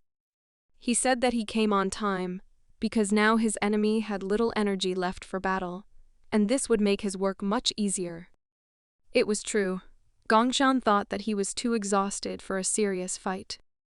But on the other hand, he did not feel particularly threatened by such an opponent, due to the fact that he did not observe large reserves of energy in him. He had already decided that simple skills would be enough for him to defeat the enemy, when suddenly he froze in place in confusion. Gong Chan underestimated his opponent, and within a moment his opponent was opposite him. The man with long green hair released a large amount of energy and began to use one of his techniques. The young master realized that he had been careless and had made a terrible mistake. In addition, he had no strength left to resist, and the enemy was able to block his hand and sword without any problems. The villain, using his technique, lifted the master into the air. His powerful technique kept the exhausted boy bound in the air. Panic began on the ferry because this mysterious master was their only hope. Moreover, their situation only got worse. Gong Chan began to scream in pain. The villain, with a sly smile on his face, asked him not to worry and promised that he would soon provide him with more comfortable conditions. When suddenly he had to stop, the armed men decided to join the fight and began to run towards the villain. The captain of the ship turned to the enemy and ordered him to release the monk. Meanwhile, more pirates arrived at their ferry. An unequal battle began between the brave guys and the villains. The monk was confused, because he believed that this battle was useless and ordinary. Sailors would not be able to cope with such dangerous and strong enemies. Gong Chan's body was pierced by the blades of enemy equipment. He tried to withstand it, because if this unequal battle continues, then all civilians will die. He began to analyze the situation in order to find at least some option for victory. Gong Chan was not going to give up as long as he had his sword with him and as long as he could still move his body. But the enemy master noticed that his hand was directed towards the sword. He stopped him and said that he really respected his willpower. It was out of respect that he decided that he would send his enemy to the next world in comfort. After these words, the man released even more energy and pointed his sword at the young monk. Gong Chan managed to grab the enemy's blade, but this technique was so powerful that the master's body was able to break through the deck of the ferry. The fight seemed over. The guy with long green hair turned away from the enemy. He was surprised that the monk from the Janam clan was able to master the lightning energy. He recognized his opponent's incredible abilities and regretted not even knowing his name. The villain walked to the hole in the floor to look at his opponent. He doubted that he would receive an answer from the dead man. But unexpectedly for him, Gongchan still held on to the enemy's blade and did not give up. He was able to release a small amount of energy to resist the enemy's attack. The guy was on the verge of death and decided to use the incredibly powerful Seong Chingjiki technique. The pirate couldn't believe his eyes that the enemy he thought was dead was actually able to use such incredible power. Lightning energy burst out in the form of a huge column into the air due to the use of a forbidden technique from the Jeonnam clan school. Its use is believed to take away all the life force of the user. From such a powerful flow of energy, all the pirates could not stay on their feet and fell to the deck. The sword from the leader was destroyed into small pieces. He also could not resist. Ki energy rose from the hole in the deck in the form of lightning. The soldiers gathered their thoughts and approached their captain. They asked if everything was okay, because the attack of their enemy was too unexpected. They already believed that they had won this battle. The injured man could not move his left arm. It looked as if the young master's technique had drained all of her vital energy. Looking at the hole in the deck, the pirate captain ordered his guys to get rid of the enemy. He understood that Gongchan had expended too much strength and most likely, he did not have long to live. The guy really couldn't even move his arms.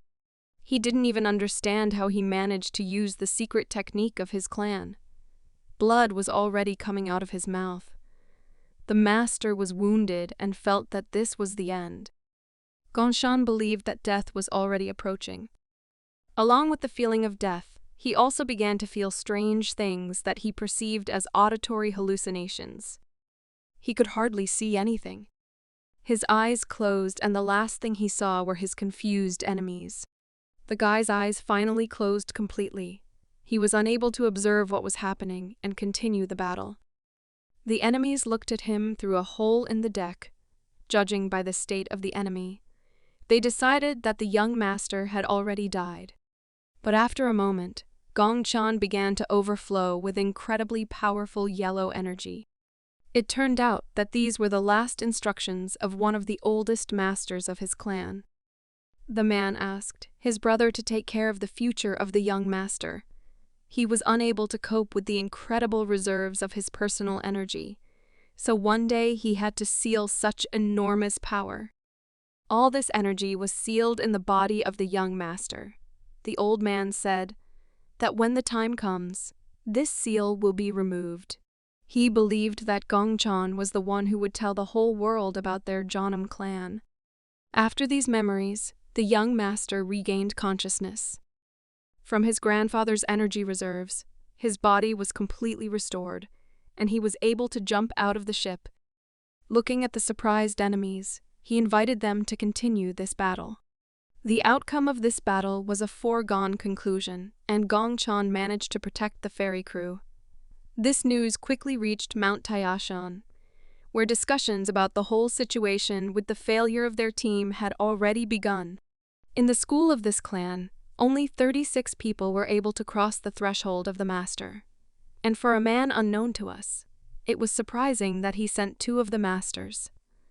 But they both could not complete the task assigned to them. For one of the clan elders, this task seemed simple, and he could not understand how it happened. He couldn't get enough information since the information was still in the process of being collected. However, he wanted to become more familiar with the situation. So he asked his servant to find out what their masters were facing. A satisfied and sly smile appeared on the face of the mysterious man, because it turned out that things were now much more interesting for him than he had originally expected. Meanwhile, Master Gongchan appeared with new opportunities in Henan province. As soon as their ferry docked in the city, the news about the extraordinary master immediately spread among all residents. With incredible admiration, those who saw the battle on the ferry talked about how the young master single-handedly scattered hundreds of enemies. The surprised listeners wanted to see this legendary fighter from the Jeonnam clan at least once. While discussions about the city's new star were spreading at incredible speed, Ganshan himself calmly walked by in search of what interested him.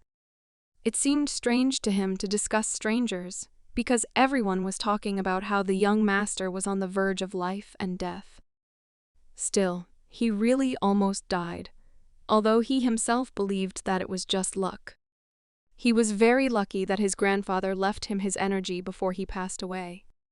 When the last vital forces left his body, his grandfather's seal was removed, and he was reborn again with new strength and an even greater supply of ki energy. At that moment, the guy did not waste time and raised his sword to continue this fight. The most important stage of contemplating energy was completed, and at that moment Gong Chan knew all 12 energies of this world. He was very grateful to the grandfather from his clan, because with his help, he was able to become a much better person. Still, he still had a lot to do in this city. The guy was trying to find a dark shop to buy important things for his adventures. He was looking for magic balls with various elements. He was afraid that attacks on the ship could be repeated, so he did not want to waste time on entertainment, and began to look for ways to improve himself. The determined master wanted to become better, so that innocent people would no longer die in such battles. When suddenly he was distracted from his thoughts, the guy bumped shoulders with a stranger in torn clothes. But what surprised him most was a strange feeling. For the first time in his life, he was able to feel this unfamiliar energy of a beggar. He saw in this stranger a movement for freedom and decided that he could not lose sight of him. Being in a big city, he was sure that he would definitely find a dark shop here. Along the way, he met various people with powerful energy, so he decided that the shop was somewhere nearby. The city was crowded with visitors, and it was difficult for him to pass between the crowd. Gongchan tried his best to catch up with the stranger with powerful energy. Unfortunately, due to the huge number of visitors to the city, he lost sight of the poor man. But the guy decided not to be disappointed. A simply brilliant idea came into his head. He extended his palm to the side and tried to focus on the energy. To accomplish his goal, he used one of his clan's techniques. The guy standing in the middle of the road took a deep breath and, at the peak of concentration, began to feel a presence. He felt all the energy of the people of the city within 2 miles of his location. Among what he saw were many people with bad intentions, and there were also those who indulged in debauchery in the middle of a clear day. The guy's feelings continued to intensify, and after a moment he felt a fairly familiar energy. This warm feeling immediately reminded him of that same poor man. The guy decided not to waste time and went to meet mysterious strangers on the edge of the city. The poor man was very surprised when he was disturbed by an unfamiliar master in unkempt clothes. The young guy, as usual, introduced himself politely and respectfully. The mention of the Janam clan slightly alarmed the poor man, but he continued to listen patiently to the young man. Gongchan turned to all the onlookers of this place and said that he had one question for them. He came with an interesting proposal and therefore asked how they felt about the freedom movement. The poor man whom the young master was chasing was very surprised. He assumed that in front of him was the same immortal guy about whom there were so many rumors in the city. Gongchan was embarrassed to admit it, but he agreed with the assumption of the stranger in the hat. The man with powerful freedom energy replied with a smile that he was pleased to meet you. His name is Hogue, and he manages various guys in Hainan. Gongchan was very happy when he heard that the leader of the local movement was standing in front of him. The calm man replied that he was the same beggar. The guys behind him could not hold back their laughter and began to laugh. Of course, Hogue didn't like this, and he calmed his comrades with a stern look. After a short conflict with his subordinates, the man became interested in what interested the young master so much that he even followed him to the very lair of the poor. The guy replied that he had once heard about the people of freedom of this city. He felt that if he wanted something, then he should contact Hogue.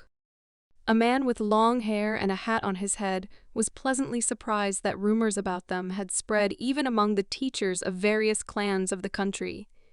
He asked the young man what question he had come to him with.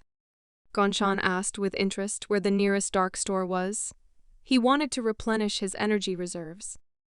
This question forced the man to continue the conversation in a more serious tone. He was surprised that the young master was ready to visit such a place and ruin the reputation of his clan. But Gongchan still did not understand what he could be talking about. Hogue decided not to hesitate and asked the guy if he knew what people would think of him if he used the magic balls of someone else's clan. At first, Gongchan was a little confused, but then with a confident smile he replied that the practical use of such artifacts is much more important to him than any rumors. And besides, magic balls are an absolutely ordinary thing for him. For a poor man, such an answer seemed frightening because such things cannot be commonplace for an ordinary person. The guy shocked him again when he replied that he was actually more interested in dark magic than such ordinary energy artifacts. The poor man put his hands on his stomach and asked why the young master needed this. But the guy with an excellent reputation in the city mysteriously answered that he was looking for them out of some need. He sincerely believes that if he deals with this problem, he will be able to save more lives. With a smile on his face, he said that if he studied dark poisons, they would no longer be deadly to ordinary citizens. Such a sincere speech lit a flame of hope in the heart of the poor, because most choose only one direction of using energy and study it intensively. He didn't expect that there were still such good guys like Gongchan in the Junam clan. Nevertheless, he told the young man about the place where the shop was located under the name Cheonpodan. He was sure that Gongchan would find everything he needed there. The kind man even told him about secret phrases for communicating with merchants. The city's black market is a place where you can buy almost everything. It is ruled by 12 clans and all power is distributed between them. When meeting with a merchant of one of the previously mentioned shops, Gongchan said a code phrase and received a positive response from the man. After that, the serious stranger turned around and asked the young master to follow him. Gongchan was very happy that his feelings turned out to be correct, and it was not in vain that he trusted a poor man who was previously unknown to him. The mysterious merchant and the curious young master began to descend into the basement. This room turned out to be quite large, and, unlike the main store, there was a huge and secure door that protected the store from the entry of uninvited guests. When the joyful Gongchan entered the shop, a man greeted him and said that they had any product, from magical energy to living people. The guy was a little confused by the incredible selection of magical items, so he immediately warned that he had come to buy energy charges. The shopkeeper was not sure whether the young man would be able to pay for such a thing, but in order to warm up the buyer, he demonstrated the power of one of the weapons, the blade of which could easily cut a small fly in half. Gongchan was delighted. It turned out that their energy charges are divided into 6 levels. The young master was disappointed, because their price was too high, and he could not afford such pleasure. He felt sad that the items he was interested in were so expensive. The man with a smile on his face hoped that he could benefit from this young man, and therefore clarified that they also buy charges, and if the young master has something for sale, then the shop will gladly purchase this thing. Tired of searching, the guy sighed heavily because he had been looking for this place for too long to leave empty-handed. But the next offer from the seller interested the guy very much. It turns out that they are also willing to buy valuable information, and they have more than 1,000 price options for various information. To put this into perspective, he said that some information may cost as little as a plate of dumplings, while more important rumors may even cost gold. Within a moment, there was a knife at Gongchan's neck. The situation became a little more tense, and the guy agreed with the stranger that he should strain himself and remember something interesting. The dark shop merchant warned him that if he lied, their friendly conversation could end badly. Still, it was not for nothing that he was interested in such artifacts of the dark shop. Because, for example, with the help of a fireball, he could learn to use the element of fire for his own purposes. There are also ice balls, and they are most often used by northern schools. It is important for them to understand how to control ice. But external balls were first used in Shaolin, and why did they become widespread among the strongest people of the path of Taio? With it, the monks learned the art of living armor. Incredibly, in the city of Hyomun, combat energy balls were created that are capable of taking the form of any weapon. Poisonous balls were invented by palace healers to easily deal with the enemies of the empire. But they quickly penetrated the counters of the city's black market. Nevertheless, Gongchan was able to interest the seller of the dark shop. With the help of the money earned by selling information, he was able to obtain the 5 strong energy balls that were just discussed while he was on the ferry. It was interesting for him to study these abilities. He could not even think that information could be as expensive as such artifacts. It seemed to him that the story of the fight with the bandits was actually already quite famous among people from the underground world. Despite this oddity, he decided not to think about the past and happily began studying the abilities of fireballs. Studying a lot of information, Gongchan gradually began to understand the principle of operation of this force. The talented young monk was able to master this ability without any problems and began to study other techniques. Meanwhile, while Gongchan was studying the records of the 5 artifacts, the ship passed the Yellow River and entered the Yellow Sea. After some time, they landed at a small trading town to replenish food supplies and tourism. This voyage turned out to be not so simple, and Gongchan was even glad of such a stop, because they had been sailing for a very long time, and he was sick of the constant noise of the sea waves. Taking his things with him, he decided that he would go further on a pawn. The guy was going to get to one of the provinces of the country called Liaoning. Orientation in space is not his strong point, and therefore he remembered his recent conversation. A few days ago, a kind poor man advised him to follow the signs. He also asked the young monk to be careful and try to choose crowded streets, because in all areas of the province there are branches of the Jeagle family's trading network. The man with interest suggested that the young man go to that place, saying that he was a student of the Cheonan school, in which case the Jeagle family would help him get to Liaoning. With joy on his face, Gongchan set off on the road. He was satisfied that he already knew how to find the way.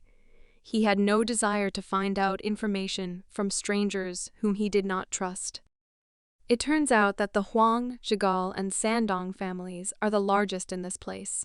They were all inseparable from the crown. It was thanks to such connections that these families always had wealth and influence. There is probably no need to explain why their trading enterprises are considered the most prestigious in the entire country. The huge building of one of the divisions aroused real and sincere admiration from Gongchan. The guy decided not to hesitate and walked closer to the building.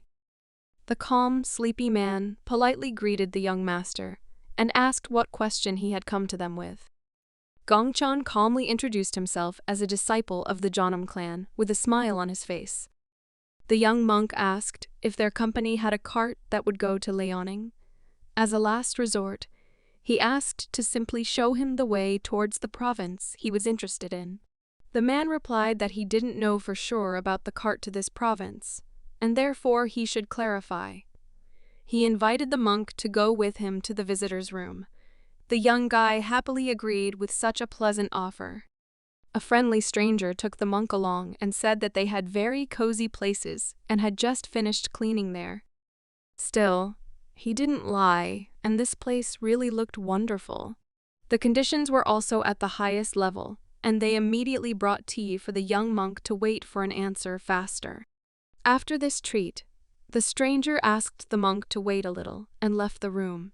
Despite such pleasant service, Gongchan was upset because they brought him fresh and hot tea. But in such weather, he could not refuse a cold drink with ice like in his previous life. Previously, it was much easier for him to endure such heat. because he could always buy himself a cool drink at any convenient place along the way. But after a moment, his good mood returned again, because he remembered that he was now able to deal with such a problem. Gongshan decided to test his own abilities and used the energy of ice. He only recently learned to use this magic, but with his talent he managed to successfully use this power the first time. It turned out that such skills can be needed even in such routine situations. The guy enjoyed the cool tea with a smile on his face, considering this drink more suitable for the weather outside. He realized that this was another reason to develop his own mastery of energy use. After the refreshing tea, he turned his attention to the sweets that were on the table. Yet the hospitality of the company was at a high level, as expected from such a wealthy family. The guy happily enjoyed these baked goods, realizing that at that time people had not yet invented a factory for the production of cookies. He did not manage to eat everything to the end. As a man in expensive clothes approached him, the stranger respectfully apologized for disturbing the young monk. He introduced himself as the manager of the Eastern Division of the Jagal family's trading network. His name is Donin, and he is very glad to meet such a guest as Gong Chan. The young master introduced himself to the man once again with a smile. He was surprised that the manager himself personally came to meet him. Mr. Donin decided to admit that he was very surprised when he learned that the famous immortal master Gong Chan had come to them. Such a nickname really surprised the shy guy, because he did not think that rumors were spreading so quickly. It turned out that this company learned about this from its sources in Halmun City. Everyone already knew very well that an incredibly strong master named Gong Chan had appeared in their country, and that he was a third-generation student of the Shanam school. The guy surprised everyone by the fact that at the age of 20, he had already received a similar title among the other warriors. However, the information that Gong Chan sold on the black market immediately spread among masters of different levels. For the story about the attack on the ship and some personal details, the owner of the dark shop paid the young man a large sum for a reason. But despite such fame, Gong Chan was not proud and friendly, asked the manager to speak less formally. He was a little embarrassed by the fact that, knowing his age, a respected person would treat him so respectfully. The calm man agreed with the proposal, after which he asked the joyful guy why he was trying to get to Liaoning province. The guy replied that he wanted to meet some person important to him. He also mentioned that for a number of personal reasons, he was currently observing religious begging, so he had time for such a meeting. The manager admitted that in this case, the young monk was very friendly with that mysterious man. The guy agreed and said that he would like to train with him. The respectful man replied that on this day, luck was on the side of the young monk, since a cart was passing nearby, that he is going to Liaoning province and in 10 days the guy will be there. The company will be happy to help him get to his goal. This was great news, but Gongchen was still nervous about paying for such a service. Still, it wasn't a matter of money. The manager simply left, and the young master was again left alone in the visitor's room. The man asked him not to worry about money. Besides, he said that besides him, there would be no more passengers on the way to the province he was interested in, so he could have a great rest on the road. In return, he smiled and asked the young monk to show the children of their family a few techniques of their clan. Gongchan happily agreed to such a condition, yet he expected something more complex. After such a pleasant conversation, he returned to his food with relief and continued to enjoy his luck. Meanwhile, the manager of the enterprise analyzed the information obtained in a conversation with the young monk. He understood that if, by desire alone, Master Gong Chan could go to the Moen family, then they were in a very close relationship. It was obvious to him that the attitude of Moyon and the Junam school was to support and strengthen power. The man turned to his ward and said that a master was visiting them, and these days he would train him. He said hopefully that he believed that their guys would be able to learn everything that was possible from their dear guest. After these words, with a serious face, He held out the letter towards the ward and asked him to send it as quickly as possible. While Gong Chan was enjoying excellent conditions for relaxation, the manager of a large enterprise could not sleep and continued to analyze the situation. He understood that, due to the return of the Mohists, a resistance movement to Murim was being formed, while the influence of the Cheonan school was growing and a real genius even appeared among their students. The nervous man could not believe that Gong Chan, at the age of 20, could become a real master. Such unexpected news did not give him peace, and he continued to walk around his room thinking about the situation, because the history of Canho had never known such a young master, and at this rate, by the age of 30, he would be able to catch up with the Buddha himself. Still, he was not the only one who understood that this young man was more valuable than the entire Cheonan school taken together. But there was still something that seemed strange to Mr. Donan, because Gong Chan decided to adhere to religious begging, and it is quite strange that the Jeonnam clan so easily let go of the man, in whose hands the future of their martial arts school was. He could only guess who the masters from the Cheonan school were in this case, not knowing whether they were really people who were doing great things, or simple fools who had made a huge mistake. Looking at the starry sky, he knew for sure only one thing: history would put everything in its place. In the morning, the young monk continued on his way, and prepared to fulfill his promise before setting off on a journey to the Moen family. He was escorted by one of the company's employees. He told the guy that several people were already waiting for him on the parade ground, who dreamed of adopting at least a drop of his skill. The guy was very puzzled and confused, because he did not know what he could teach those guys. He understood that he could not teach the fighters of the Jagal family the art of the Jeonnam school. In addition, even controlling the balls will be too much for them, because they are the ones who train internal energy, or are already capable enough that they do not need other people's instructions. There was only one option left for him. This was to train air superiority fighters. The guy decided to at least imitate the training in return for a great favor on the part of the Jegal family. After a moment, the company employee stopped and respectfully asked the young monk to go to the disciples. The guy was surprised because a lot of fighters came to the training. He was a little confused in front of such an audience, so he decided to introduce himself and explained that he had come to them at the request of an older comrade from the Jegal family. He asked them not to pay attention to the fact that he was young, hoping that he could help them with their future training. To his surprise, the fighters responded very motivatedly and respectfully, asked him to teach him one of the great skills. Gong Chan didn't even think that they would want to learn from the young master, but the older guys had a sparkle in their eyes and were looking forward to the start of their training. This cheered up the young monk a little, and, to begin with, he decided to tell them about airspace control during a battle with the enemy. This proposal greatly surprised the fighters of the Jagal family. Gong Chan convinced them that despite the fact that these were not full-fledged attacks, it would still be useful to know, because this technique would make their senses much sharper. To begin with, he invited the fighters to take out their daggers and prepare for the first exercise. The confused guys still did not understand what awaited them. Suddenly, for everyone, the young master, with a smile on his face, asked the fighters to throw their daggers directly at him. The excited students took this request as some kind of joke, but the calm and confident young master asked them not to worry, because everything was under control.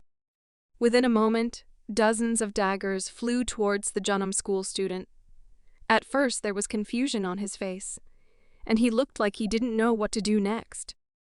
But within a moment, he began to demonstrate the power that he had previously decided to teach all these fighters. With the help of air supremacy, Gong Chan was able to instantly repel all the blades that flew in his direction. All the blades were at his feet.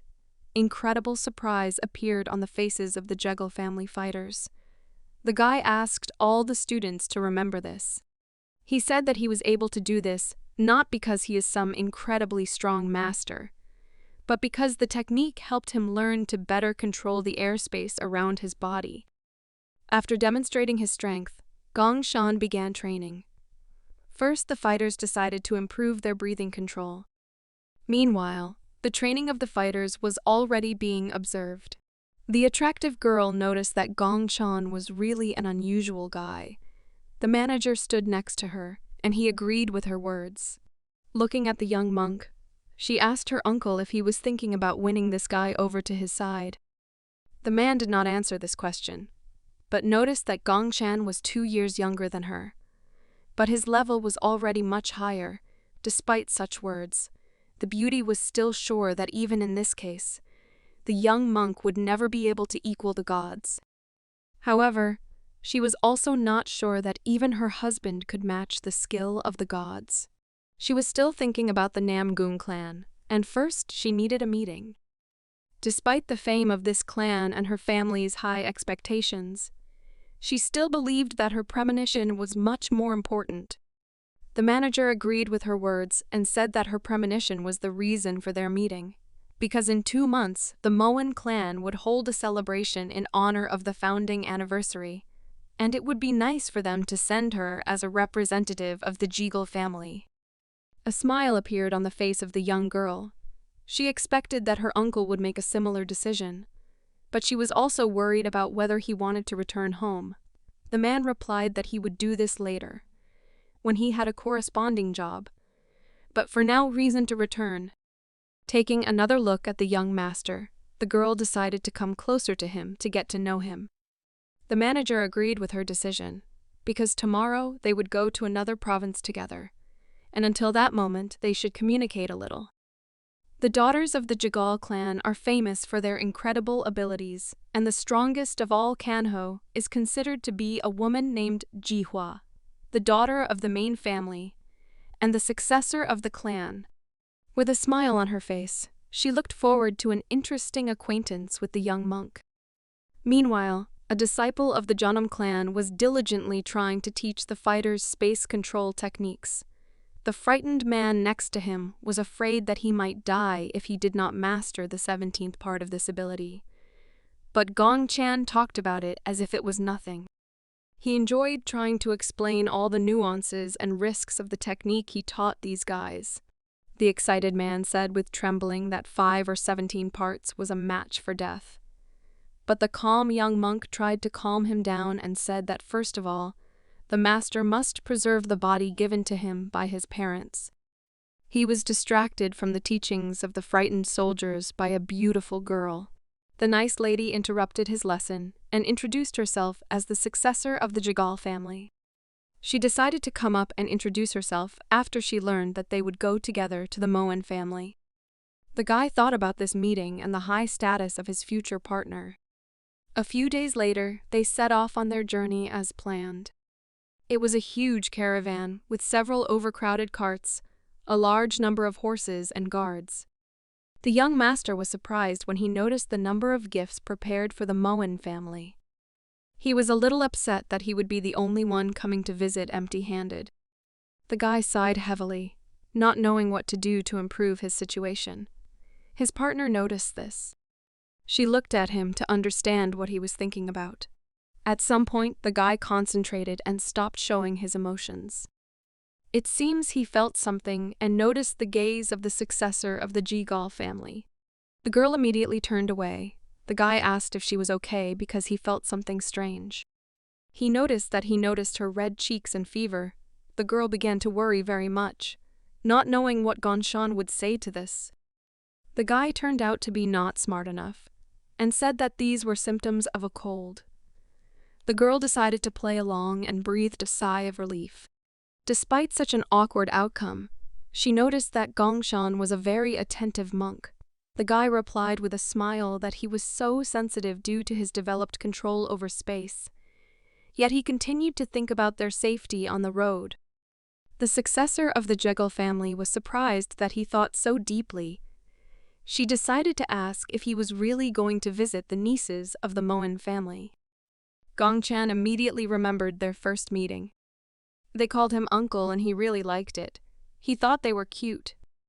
The young monk decided to talk about how the nieces of the Moen family were sickly girls when they were children. So they were sent to school, and he still doesn't know if their health is okay. Because the last time he heard from them was a year ago. Jawa asked him the names of those two cute girls. The master was touched by pleasant memories. And he replied that they were twins named Moenen and Moenren. It was about two flowers of the Moen family who share one place in the Kanho list. Moenren's fire magic is especially powerful. Despite the fact that she is still quite young, her skill is undeniable. The successor of the Jagal family knew much more than Gongchan. So she said that there were rumors that there would soon be a wedding in their family. The guy was simply shocked by the information he heard. This seemed strange to his partner. She believed that he knew about it. The guy began to behave strangely. His thoughtfulness caused alarm among the successor of the Jegal family. Gongchan was still in shock. He was surprised that those charming girls were already thinking about marriage and had found the love of their lives. This reaction made the girl feel awkward. She looked at his heavy sigh and thought that perhaps he was already in love with one of them. It was hard for her to continue this path with such a thought. After an awkward pause, she turned to the master. Jawa apologized and said that she should get some rest so she would head to her carriage. Without waiting for an answer, she sharply turned her horse and rode to the other end of their caravan. The young and pretty girl excitedly continued her journey alone, sitting in the carriage. A trembling ran through her body. She tried to collect her thoughts. Realizing that she was the daughter of the Jagal family, and her main weapon was a cold and firm mind. But despite understanding these things, she still continued to sit nervously, biting her lip, because during her conversation with the master, she felt jealous for a moment. She decided to stay alone for a while to take a break from communicating with a young guy who was attractive to her. After some time, they decided to make a short stop so that after resting, it would be easy for everyone to continue their journey. All the carts and fighters stopped. Gongchan also got off his horse. He had been on it for quite a long time and was already quite tired. He once again felt awkward about how many expensive gifts were being brought for the Moen family. All of them were not covered or hidden. He understood that this made them an easy target for robbers, but they were saved by the fact that the noble Zagal family could afford to harness several horses to the cart. Still, if this were an ordinary caravan, then the conditions for an attack would seem ideal. In this case, he decided to play it safe and go into the forest to look around. The forest was calm, and he did not feel the presence of negative energy. Beautiful birds sat in the trees and sang pleasantly. The young monk liked this tranquil environment and enjoyed the silence. When suddenly he heard the crunch of a broken branch, he noticed the girl behind him and confusedly asked who else was next to him. The guy immediately took out his sword and began to carefully look around. As it turned out, it was Jaiwa. They were very surprised when they saw each other in such a place. She asked the master to carefully look at how faithfully she followed his instructions. The confused guy did not understand what he was talking about. Within a moment, they began a friendly fight. The successor of the Jagal family decided not to waste time and began to use one of her techniques called the Chonkyohen sword. The Chonkyohen sword is used with more than 36 different techniques of defense and attack, which is why it is known among masters as a rather dangerous and effective technique. There are many subtleties in its use, which is why it is considered difficult to learn and control. Still, it was impossible to hide such technical weaknesses from such an experienced master as Gong Chan.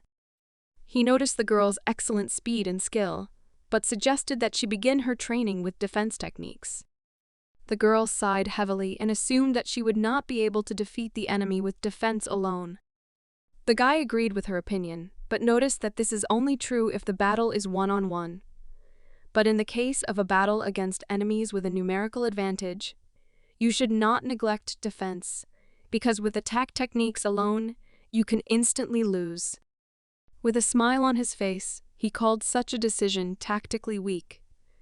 because this way you can get acquainted with the spiritual judge of the other world of Buddhism. The confused successor of the Jagal family did not know what to do in this case.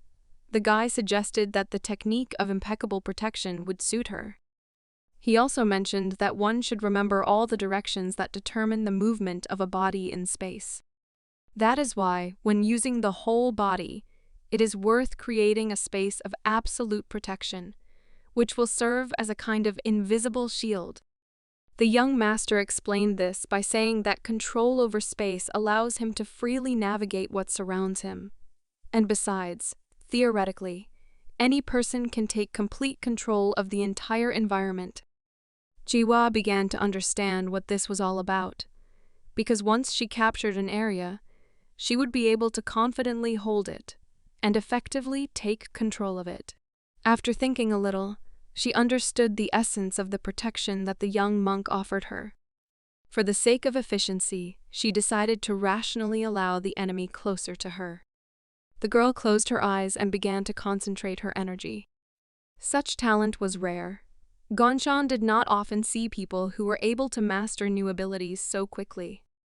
Within a moment, she surrounded herself with a powerful flow of energy and began to control the space. Another man appeared next to them. He noticed that Jinhua really understood what the young monk was telling her. He noticed that his niece was lucky and turned out to be surprisingly talented. After this, one of the sons of the Jagal family took out his blade. He began using one of his family's sword techniques to test his niece's new ability. Gongchan didn't even notice how this man joined their training. He turned his head away and said that he should probably go back to camp. But the young man asked him not to worry and said that everything was fine and he could look. Still, he managed to teach the Jagal family a new defense technique. Using her incredible talent, Jinhua was able to learn to control space without any problems. Gongchan fulfilled his instructions from the manager and could safely return to camp. Further, the road was less interesting, and Gongchan decided to pester one of the managers of their caravan with questions. He noticed that a rather long journey awaited them, but the man replied that they would still arrive earlier than usual, because their horses were strong and trained. Satisfied with the dialogue, the guy replied that even despite this, it would be faster to go by ship, but the man denied this option and said that in this case, there would be a high probability of a shipwreck, in which their incredible mastery of martial arts would not have saved them. After some time, Gongchan froze in surprise, because they were almost there and the province began to be visible. The whole caravan stopped and looked at the estate. Representatives of the Jagal and Gongchan family finally arrived in Liaoning province. The guy was surprised at how huge and beautiful the Moen family estate was. While he stood and silently wondered, Jiwa approached the gate and introduced herself. The Jagal family caravan arrived at its destination. The huge gates opened before the dear guests of the estate. A young guy came out to the young master and successor of the Jagal family along with his ward, and on behalf of the Moen family he greeted the guests. Jiwa was also happy to meet, but was surprised what this guy was doing at the gate. He awkwardly replied that he had done bad things, and for this he had to be punished. Now he was on probation. His name is Moen's son, and at 25 years old, he is one of the top 10 on Kanho's list. This guy masterfully uses the weapon of the Moen family, the sword of spiritual and material origins. It would be extremely difficult for an ordinary person to cope with such a thin and bloodthirsty sword, but Moen's son turned out to be one of the few who could do it. After a pleasant conversation with the successor of the Jagal family, he turned to the young monk. Gongchan introduced himself respectfully and said that he was glad to meet you. With a smile on his face, he said that he would like to see the twins, but he was afraid that it might seem rude on his part. Moen's son immediately understood what he was talking about and said that he was also glad to meet him. He had already heard about him from his younger sisters. Within a moment, with a smile on his face, he invited his guests not to stand still, but rather to go to meet his family. the guy announced to the whole courtyard the arrival of guests from the These family. Of course, he did not forget to mention the arrival of a disciple of the Jeonnam clan. Inside the estate, the young monk was first greeted by a pretty girl. She ran screaming to meet him, friendly calling him uncle. But a moment later, there was a sword in her hand, the blade of which she directed towards the guy's head. It was not difficult for an experienced master to react in time to such an unexpected attack, since he has excellent control of the space. Within a moment, he concentrated his energy and, using his dominance in the air, was able to bend and throw away the sword of the daring girl. He then gave her a friendly and instructive elbow to the stomach. She didn't like it and jumped aside. The offended girl began to complain that it was too much. But her offense seemed misplaced, and Gongshan replied that she was the first to attack him with a sword, without even saying hello, which is why he decided to kick her in the ass, as he did before. Despite their strange way of meeting, the guy changed the topic of conversation, and noticed that the girl had become much taller. In addition, he noticed that since their last meeting, she had turned into a real woman with excellent body shape. Of course, the girl noticed his gaze. She decided to shame him and asked why he started staring at her breasts. The confused guy tried to get out of the awkward situation and said that his niece should not talk about such things before her own wedding, and besides, he did not teach her such bad things. Gong Chan began to get very nervous after the girl said that she was taught the basics of martial arts by a completely different person. To finally win this argument, young Ren demonstrated the look of the shy guy and said that he, like a real pervert, looked straight at her chest. The excited guy said that with such manners, no one would marry her, but the girl responded by asking whether Uncle Gongshan would marry her. This crazy verbal battle was interrupted by the second sister. She asked Ren to behave appropriately and smiled tenderly while looking at her uncle. A beautiful and well-mannered lady asked her uncle if everything was fine with him. The guy noticed with a smile on his face that his nieces had changed a lot and became real beauties.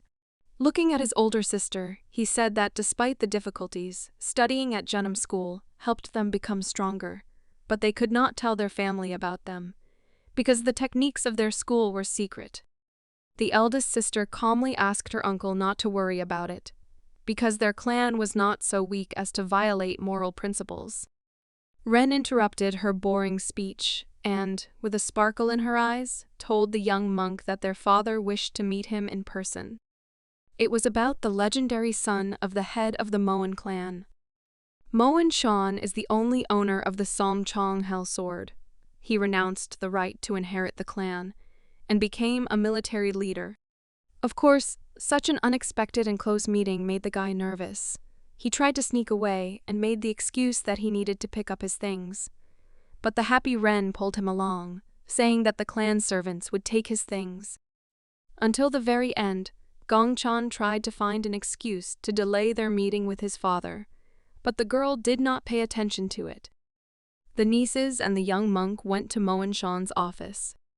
The respected man sat at his luxurious work desk.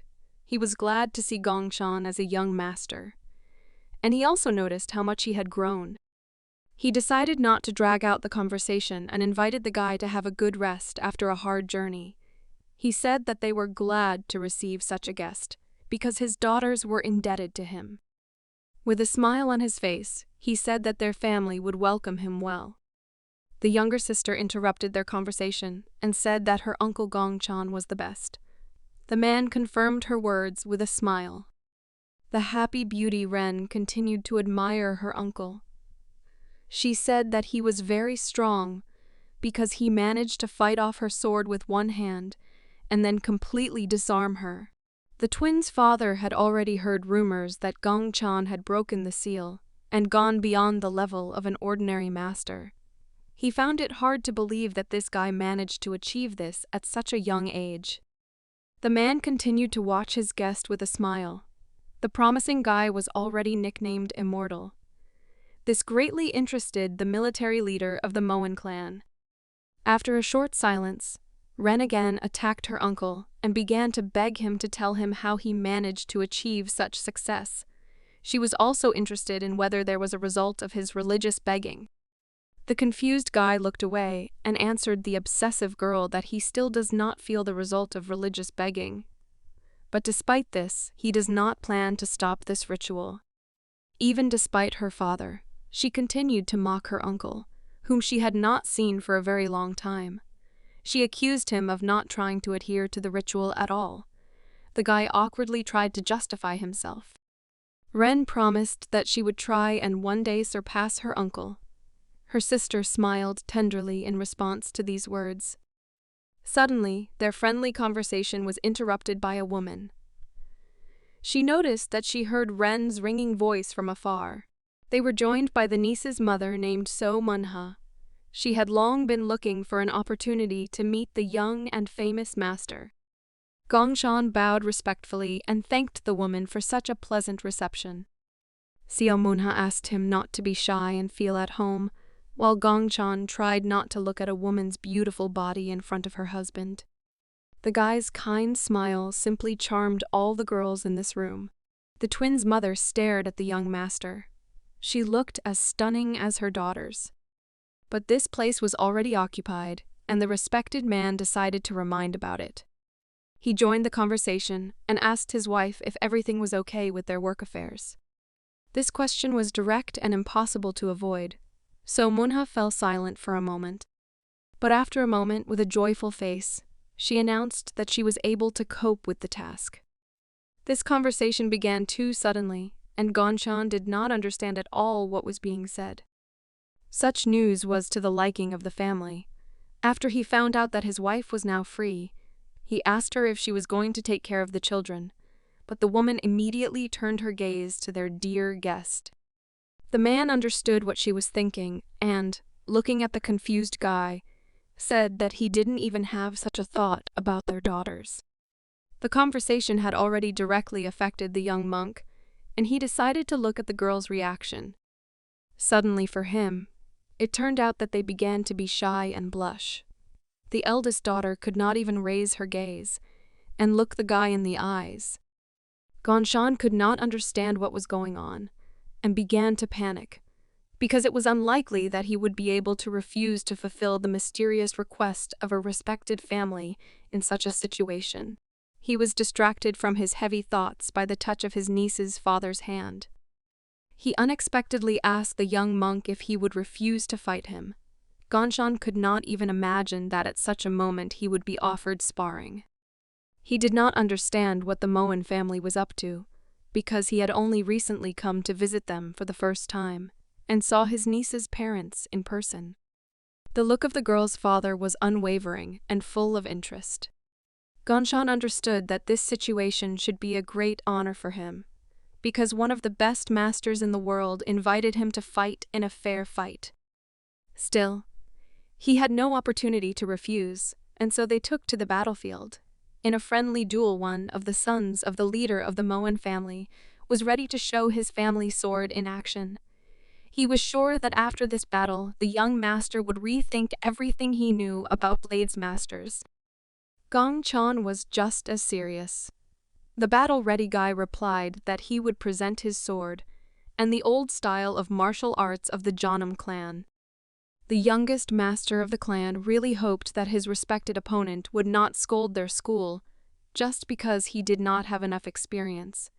But the man replied that he would in no way underestimate the immortal master.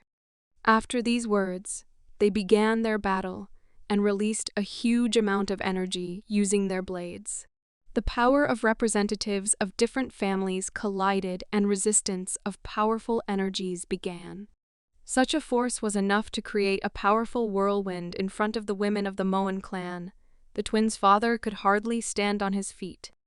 From such a sharp start, sweat began to appear on his face. But he knew that he had to do everything possible to defeat this incredible guy.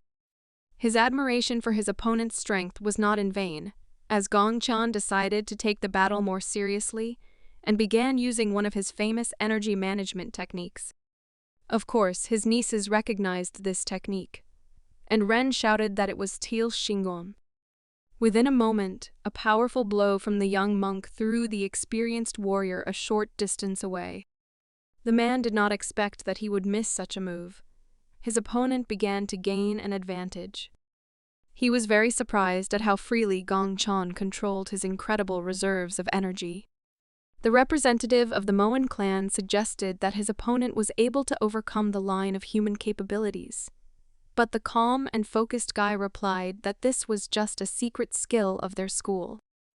Due to such pressure from the young monk, the twins' father could not even raise his sword, so he did not even think about launching an attack, but only continued to look for weak points in the enemy's defense. Amazed by such an incredible battle, he admitted that the knowledge of the Jeonnam clan really scared him.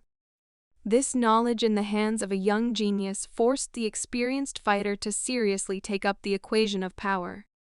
But while he was trying to figure out a counterattack, Gong Chan had already taken a stable stance to use the full power of his secret technique. Unexpectedly for everyone, his dominance in space began to dominate in the air. The commander of the Moen clan troops had no choice but to defend himself with the sword. With an interested look, he admitted that he did not expect to see such abilities performed by the young master, so he proposed to also show pure strength in this battle.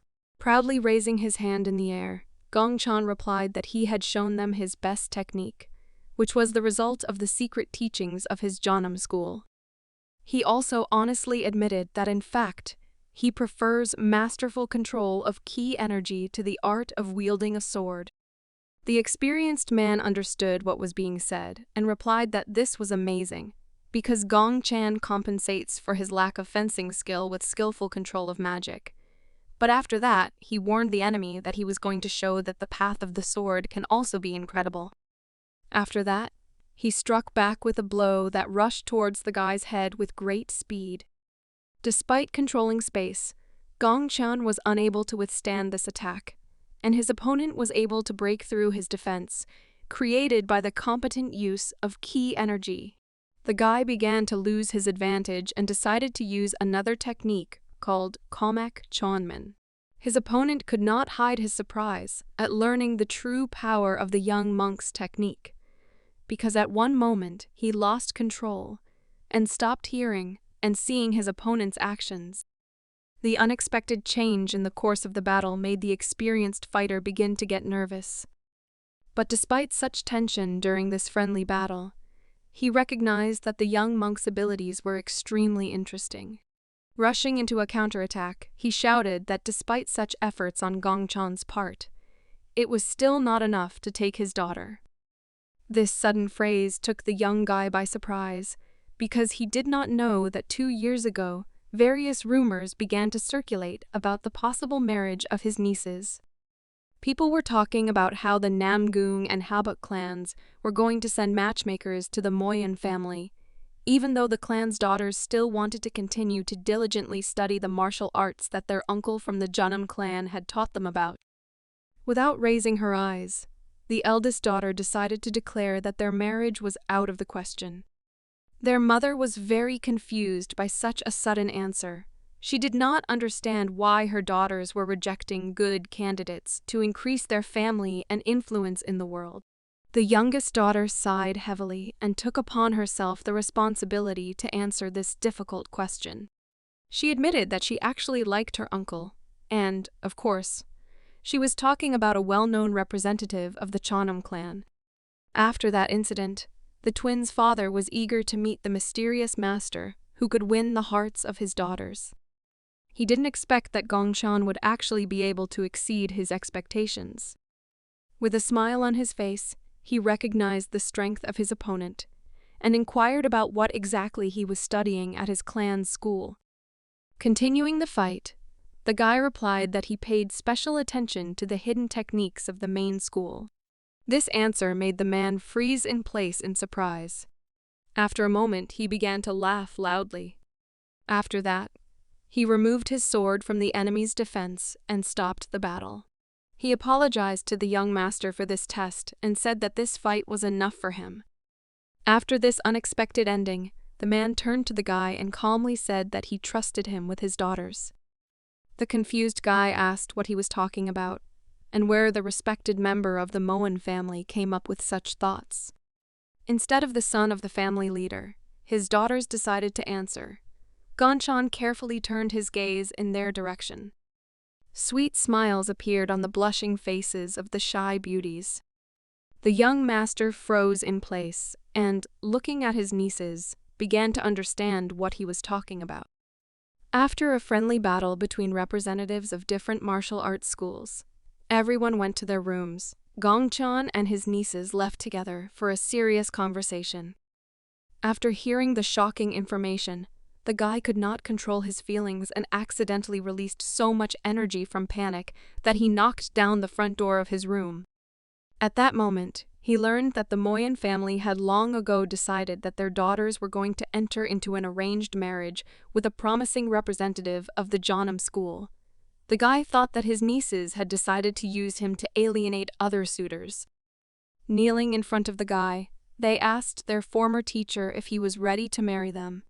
Grabbing his head, he nervously shouted that they had lost their minds. In his opinion, without discussing this issue, they could not even think about marriage. Ren could not stand it and began to argue with him. She replied that she did not want to marry a man whom she had never seen in her life. He was sure to see understanding in his uncle's eyes, because he knew very well that marriage of convenience was a common occurrence for girls of noble families, and in this case, they would be sold as some kind of commodity. Tired of such madness, the guy calmly and heavily sighed and asked his nieces to get up from their knees. After this phrase, he decided to continue the conversation in a more relaxed atmosphere and sat down on a chair. In his defense, he suggested that they didn't even think about his feelings and made this decision too quickly and thoughtlessly. Trying to evoke at least some regret, he made a pitiful face and asked what then he would do with his love of all his youth. But the girls were not interested in answering this false question and immediately asked to take the conversation more seriously. The older sister asked her uncle what he thought about them. They saw very well that Gongchan was always kind to them. The elder sister asked an awkward question and asked her uncle why he always treated them with such special care. The confused guy began to make excuses and replied that he had no particular reason and he just wanted to make friends with them. The girls' looks were too incredulous, so the guy decided to remind them that he was also trying to make friends with the rest of the students at Jeonnam school. Despite his words, the girls remained as serious as ever and asked him to think about their feelings. Still, they had no choice, and they still had to get married, and in this case, they would be much better off with their beloved uncle than with some stranger. Excited, Gongchan asked again what they were talking about, since he did not understand why it sounded as if they did not have the opportunity to refuse the marriage. It turns out that they really cannot refuse, because the wedding will be very beneficial for their family. In fact, this is nothing unusual for children like them, and is a very common practice among large clans. Cold sweat appeared on the face of the young monk, because he believed that the main thing in marriage is feelings. The elder sister replied that feelings do not matter to the family, because they will not bring them any benefit. They are told that they should not be led by emotions and that they need to communicate with their husband, and only then, over time, they will become attached to each other and live their whole lives this way. Moreover, their parents also went through this, and their marriage was initially predetermined by the heads of their families. But fortunately, they were able to find a common language and fall in love with each other, which happens extremely rarely. Gongchan was very unhappy with this custom of the Moen family. He did not agree that his nieces should sacrifice themselves for the sake of the clan. The angry guy even hit the table with his fist. His anger knew no bounds, and because of the girl's words, he lost control of his emotions and key energy. He was so angry that he did not notice how his powerful energy spread throughout the room and began to materialize into a physical phenomenon. The frightened girls immediately began to panic, feeling the powerful pressure of the incredible strength of their beloved uncle. All objects in the room began to fly into the air due to the impact of this force. After his angry speech, he noticed the worried looks of his nieces and took control of his energy. He immediately began to apologize. Ren responded with surprise that she didn't think that her uncle was so scary when angry. The young monk admitted that this was only the second time something like this had happened to him in this world. Because he mentioned the concept of peace, Ren asked with interest what he was talking about. But the guy, sighing heavily, replied that he was just talking about his own things. After which he said that for the second time he lost control of himself during battles with pirates on a tourist ship. After the awkward story, he decided to return to the previous question. The young monk approached his nieces and asked how he could free them. The girls couldn't believe his words, but the guy was serious. He confidently told them that every person has the right to freedom. These words really touched the hearts of the ladies. They were still not sure whether they would be able to free themselves. The sisters believed that they still lacked strength and therefore felt like just tender and weak wives. Yen really wanted to use such a power and asked the master if there was a power with which one could gain freedom. The shy girls still lacked the self-confidence to stand up to the routine of the clan. Gongchan understood what was going on and continued to look at his nieces in surprise. He thought about how he could help them, when suddenly they were distracted by the opening of the doors. 3 members of the Moen clan suddenly walked in, among whom was one of the strongest masters in the province. He said that the clan head would like to meet the young master from the Jeonnam clan. The guy understood that the matter was serious, because the head of the family himself was interested in him. He did not know what to expect from this meeting. Upon arrival at the castle, the people from the Jago clan first went to greet the people from the Moen clan, because their duties also include establishing good relations between the clans. At the same time, women should be able to profitably use their beauty to increase connections. But sometimes they themselves do not like it. Jaiwa was the same girl. She was very tired of the chatter of one of the sons of the Moen family. She was irritated because she was completely uninterested in him. This was quite strange, because Moen's son is among the top 10 of Kanho, and there are high hopes for him, and in the future, he will certainly be able to reach the top of human capabilities. But even despite such incredible prospects, the young master from the Jeonnam clan could not leave the beauty's head. Shy Jiwa began to suspect that she had actually fallen in love with Gongchan. Trying to forget about this thought, she reflexively began to turn her head, justifying to herself that Gongchan was simply impressing her. Because of this behavior of the girl, her interlocutor thought that he was bored with what he was telling her. The confused girl tried to justify herself and replied that she was distracted because something was bothering her. Still, he didn't know how to respond, and so he simply apologized for the fact that he couldn't distract her from this feeling. Moen's son turned out to be so polite that the girl herself began to apologize for not listening to his story attentively. Their awkward pause in the dialogue was interrupted by a man's voice. It turned out that his uncle had asked him to come into the office. The guy apologized and went to the meeting. The girl was pleased that such an intrusive young man decided to leave. After he left, Jinhua looked up at the sky and thought hard. She didn't know whether she should count on Gongchan's reciprocal sympathy. Our young monk will soon meet the most mysterious representative of the Moen clan. We are talking about its head. He is 72 years old and is not currently included in the list of the 16 strongest Kanho. The fact is that he hides and does not show his abilities to anyone, but thanks to him, the martial arts of the Moen clan flourish. Having lived for more than 70 years, he literally became fulfilled in the minds of other people. Sometimes he prefers to communicate with carps instead of people. That's what the head of the Moen family is like.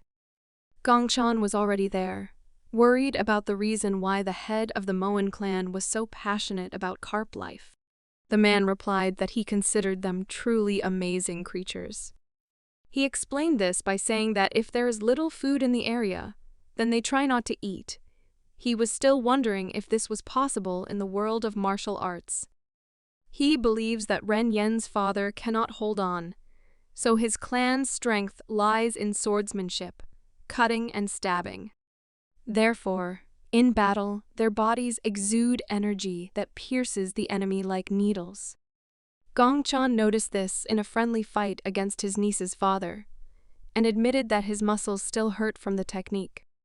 With a smile on his face, the head of the clan answered him that it took him a lot of time to install these needles of key energy in the right places, so that he could then take them out and send them towards the enemy. He thinks Yan and Ren's father is a fool because he still hasn't learned this technique. But it was a relief to him that there were still 3 capable children in their family, namely, Song, Yan, and Ren. The girls were weak, and they were afraid that they would not survive. So they sent them to Jeonnam school, and from there they returned full of strength and energy. He was very grateful to Muriang Jin for his work. Next, he asked the young monk what he thought about the techniques of the Moen clan.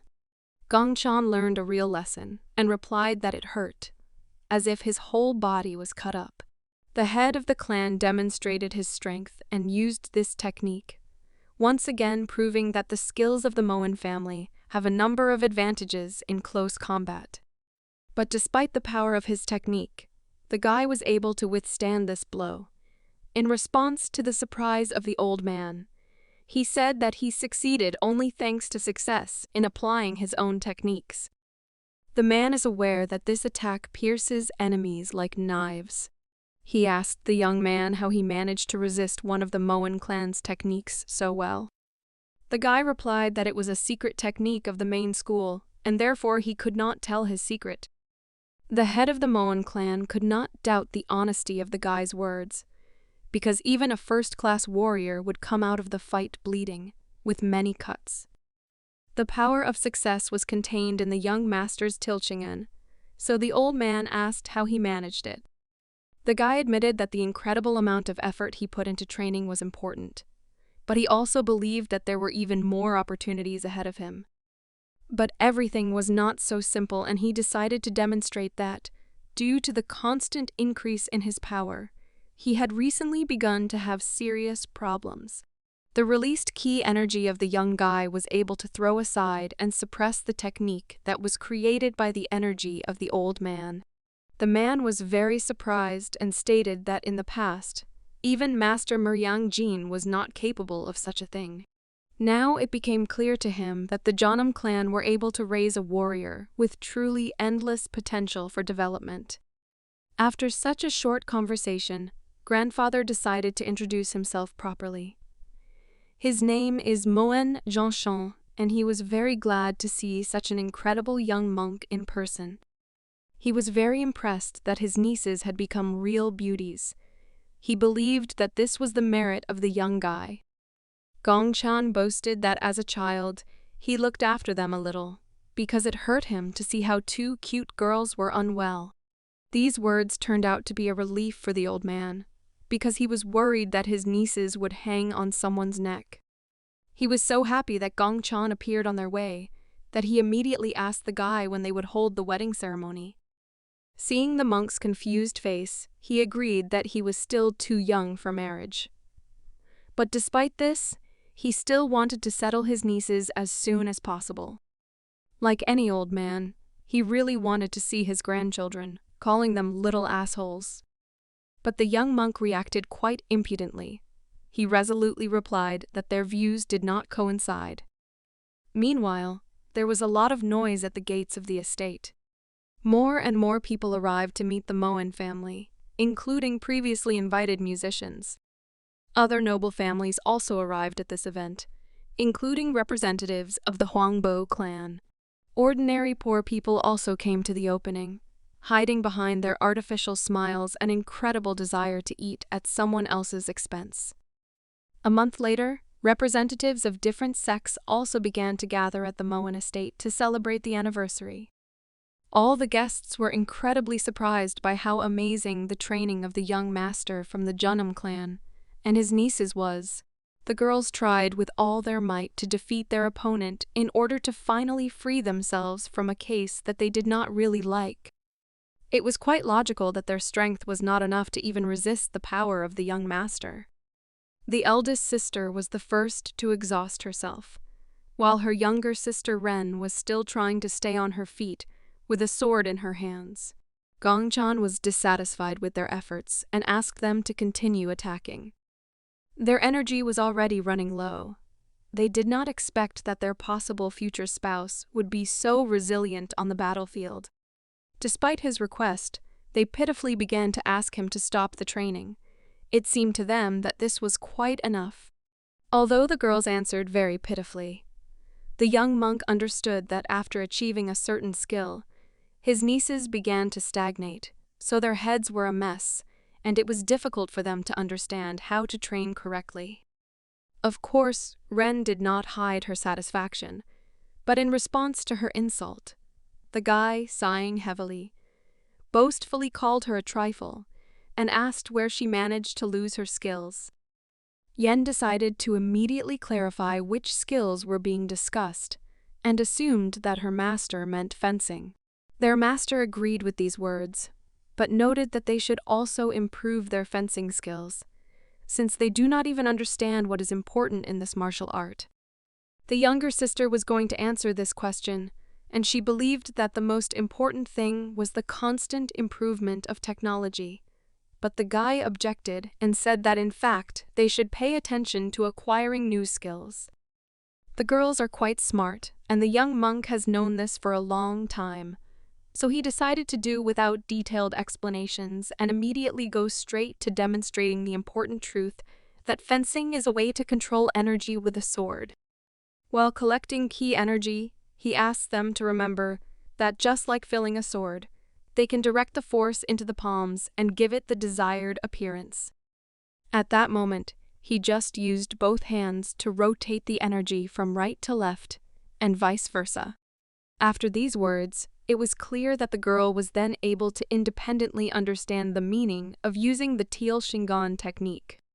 Using his technique, Gongchan once again reminded that his students needed to know a lot about Chai energy, because they would become much stronger if they combined their huge reserves of energy and incredible skill in using the sword, picking up his sword from the ground before continuing his rigorous training. He asked his nieces to begin to pay more attention to controlling their energy. As Gongchan prepared to continue training, the younger sister showed reluctance to join. She believed that the young master had already received a monetary payment from their father, and they no longer needed to continue training so hard. The guy did not understand where she thought about the payment, and replied that he did not disclose his financial capabilities. Inspired by the idea of relaxation, Ren began to dream that she and her sister would tell Dad that they were still training, and they themselves would go drink tea and eat sweets. Yang and Ren were very happy, thinking it was a great plan. It turned out that Gongchan did not agree with them. The guy attacked and asked the girls to show perseverance in learning before dreaming of rest. Despite the discontent and panic of the girls, he tried to stick to his promise and make his nieces much stronger so that they would receive freedom and equality of action in their clan. During a conversation with the young monk, the old man decided to ask him why he was ignoring the wishes of his granddaughters. But Gongchan believed that he was not entirely right, and in fact, every person should be free to decide their own destiny. For him, those people who do not have the opportunity to choose their fate are not much different from livestock. In addition, he argued that his nieces chose him out of despair, instead of unknown suitors.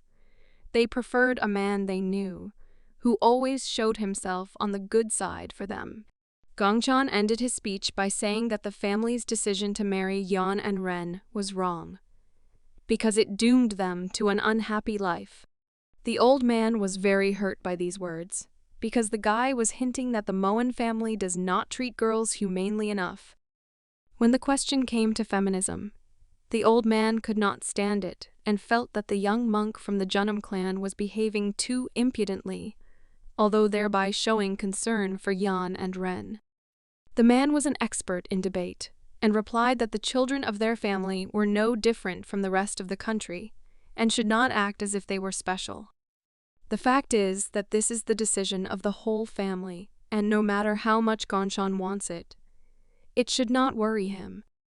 In this case, the guy tried to find at least some way out, and asked if the situation would change if the girls became much stronger than before. The old man was simply shocked when he heard that Gongshan wanted to make his nieces real masters who had reached the peak of their capabilities. He wondered if the Moen family would allow them to marry for love, and not just for the sake of improving ties with other influential families. With a smile on his face, the old man agreed with this proposal, because if his granddaughters become masters of the highest level, then they will be equal to the elders of the clan. In their entire clan, no more than 10 individuals managed to reach such heights. And if Yen and Ren succeed, we'll be presented to ourselves. He agreed with the skilled master's proposal for a reason. He was not sure that they would easily be able to achieve such an incredible goal. In fact, Gongchan also believed that it was very difficult, but he was ready to devote all the time he had to being a guest to this goal. In response to such decisive words, the man offered the guy a bet that he could not refuse. The conditions turned out to be quite difficult, because the old man gave him only a month to train the girls. And if the guy did not have time to fulfill his promise, then he himself would marry them.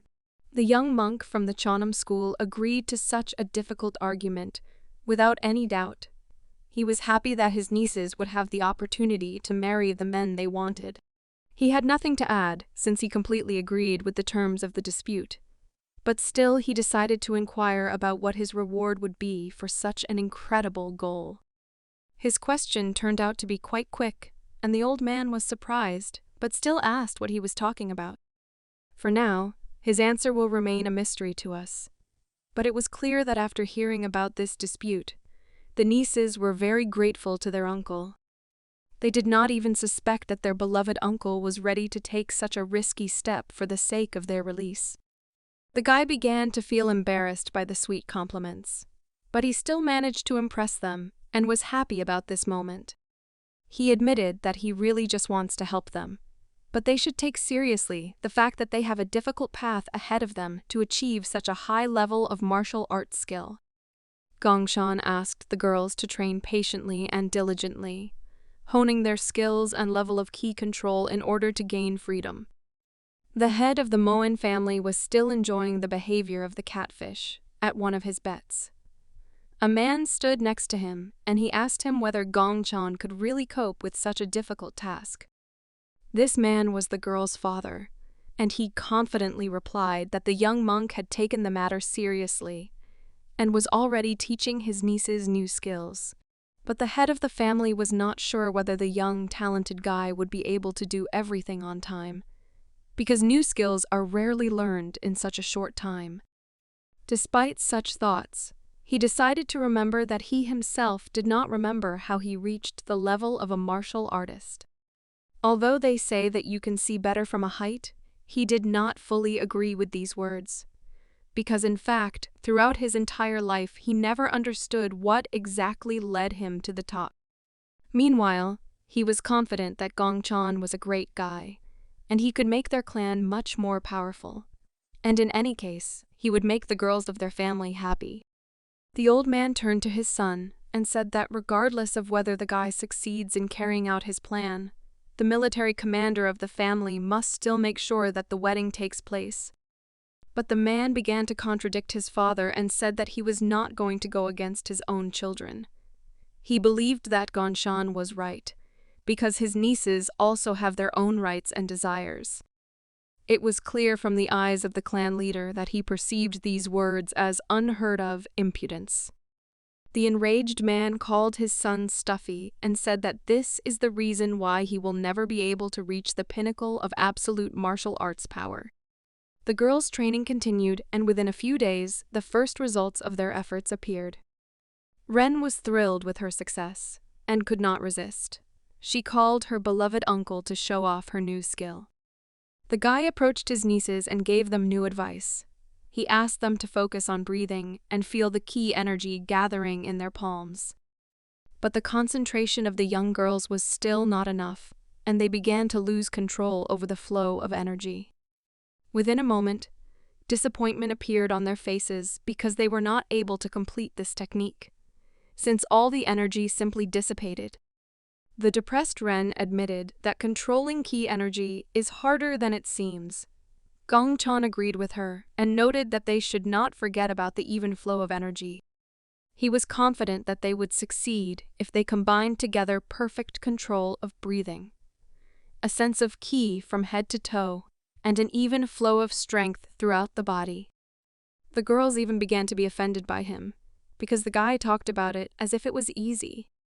Not to be idle, Gongshan decided to demonstrate the unusual techniques that he was able to comprehend by improving the control of his own energy. His nieces simply froze in surprise. Using both hands, the young monk began to use the fire and ice techniques of magic that he learned on the way to the Moen family. He also said that the power of fire and ice can be used simultaneously, and these two techniques are not a limitation of a person's capabilities. Shocked, Ren asked the teacher where he got such knowledge. The guy immediately replied that it was thanks to his visit to the black market. It was about those elemental balls that he bought there. They were quite expensive, because he spent more than 100 gold coins on purchasing rare magical items, but the guy believed that they would pay off if he taught the girls this magic.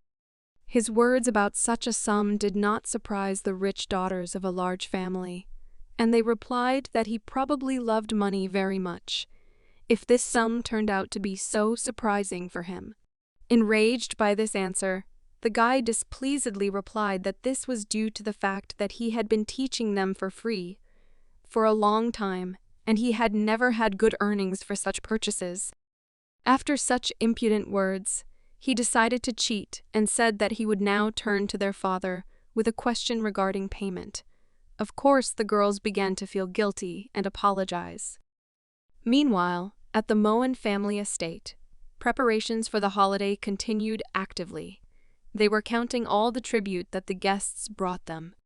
The work was just in full swing, because tomorrow the celebration will begin, and the birthday of the head of the Moen clan, Janshin, will last for another 3 days. After another hard day's training, a slightly tired Gongshan went out onto the balcony of his room. Time flew by very quickly for him. Despite this feeling, he noticed that the Moen sisters' progress was obvious, and they were making excellent progress in developing their martial arts skills.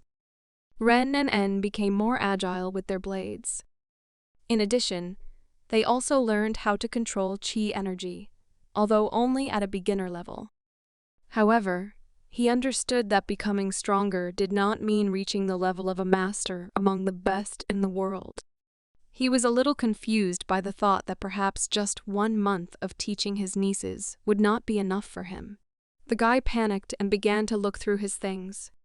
One of the options for saving his own freedom and the freedom of his nieces was to escape from responsibility and marriage. But he could not even imagine how to implement this plan. When suddenly he was distracted by a woman's voice outside the door, they asked him to visit him, and Gongshan, of course, did not refuse. The door began to open and light from the room began to spill out into the corridor of the building. It turned out that the daughter of the These family came to visit him. Gongshan was glad to see her and asked what exactly brought her to his room. The attractive girl said that she had an important conversation, after which she asked for a few minutes of free time. A shine appeared on the face of the previously calm guy. He could not refuse her and, out of excitement, nervously and abruptly opened the door and invited her to come inside. Jiwa was also confused by such strange behavior.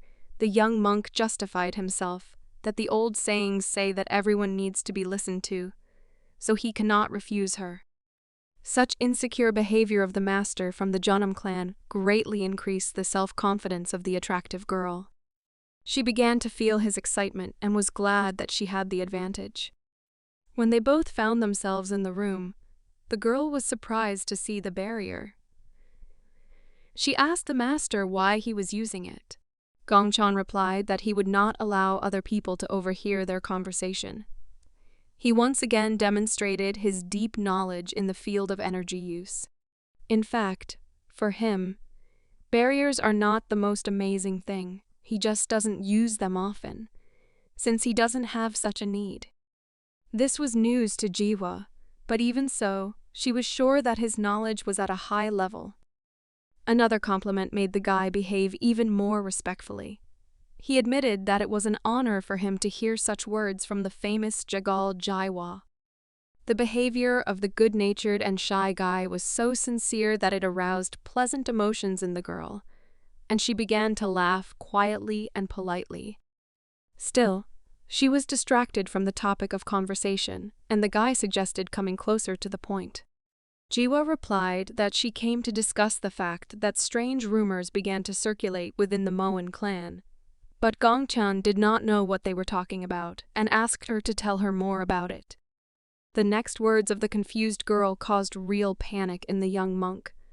The girl asked if he really hadn't heard that Master Gongchan and the flowers of the Moen family were going to get married. The guy began to feel angry. He believed that the grandfathers of his niece's family had deceived him and conspired to catch him and marry him. He simply had to face the fact that the wedding would take place in any case. The first thing that came to his mind was the desire to immediately run away from the estate and hide, because it would be better for both him and his nieces. Despite such exciting thoughts, he behaved calmly and replied that the Moen family was only wishful thinking, and they were unlikely to be able to carry out this plan against the wishes of the family flowers. His words surprised the girl very much. She continued to listen carefully to the speech of the guy she liked so much. Gongchan sighed heavily and replied that such rumors only started because he was close to the sisters of the Moen family. And in fact, the old people should pay attention to the problem of gossips inside their estate. To once again prove to the daughter of the Jagal family that he had everything under control, he said that under no circumstances would he marry the children whom he had previously raised and trained. His determination brought a pleasant smile from Jaiwa, who now began to think that she had a chance to have a relationship with this pleasant young man. But a moment later, all her hopes were destroyed by Gongchan's next words. He said that a wedding is an impermissible thing for a monk, and he is just a wanderer who is busy searching for the path of dew. After that, he asked the silent and upset girl if she had heard what she wanted. With sadness in her soul, the girl replied that she had heard everything she wanted, after which she asked him for permission to leave his room. She failed to hear the words that would give her hope for their future relationship, so she apologized for such a late visit and respectfully wished him pleasant dreams. After that, she simply nervously left the room. After loudly closing the door to the room, Gongchan stood still for a while, not understanding why Jiwa acted so coldly at the end of their conversation. Yet for him, women are simply impossible to understand. The next day, the long-awaited celebration began at the Moen family estate, where many guests gathered. Music and the noise of joyful people could be heard everywhere. People danced, drank, and had fun, carefree. Meanwhile, the representative of the Moen clan solemnly spoke about what the guests had brought as a gift to the family. Among the gifts were the world-famous iron bamboo, which grows only in Yunnan province and has steel strength. Guests from the Marimpalda clan lined up to present their gifts to their hosts. Even the old and new sects of Liaoning province came to the celebration. As expected, there was no end to the guests and congratulations. Despite the fact that the celebration was in full swing, this did not cancel the training of the master of the Janam clan and the flowers of the Moen family. The exhausted girls respectfully thanked their uncle for another invaluable lesson. Sighing heavily after the incredible work done, Gongchan recalled the wisdom that those who say that, in the face of death, all is dust and vanity, are wrong. His serious words made the girls laugh, and Ren replied that their uncle simply gave up early. But in fact, he did not mind marrying beauties like them. Still, for the young master they remained just children. To Ren's excited question that he didn't like her uncle, he replied that he didn't have enough sincerity on her part. After this, the daughter of the Moen family suggested changing.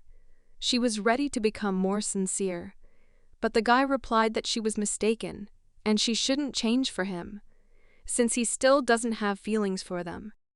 Despite offending his nieces, he also said that he could not marry those whom he considered his younger sisters. Master Gongchan did not understand the sadness in the girl's eyes, and asked what was the matter. But in response, he only heard a cry that they didn't care, and they were not against him living as he wished. After this nervous breakdown, Ren defiantly turned around and left the room without explaining anything to her teacher. Gongchan put his hands on his hips and, not understanding the situation, assumed that his younger sister had fallen in love with him. In response to his words, Young just sighed heavily. She said that their uncle was still too straightforward, and he should think about his behavior. After that, she also silently left the room.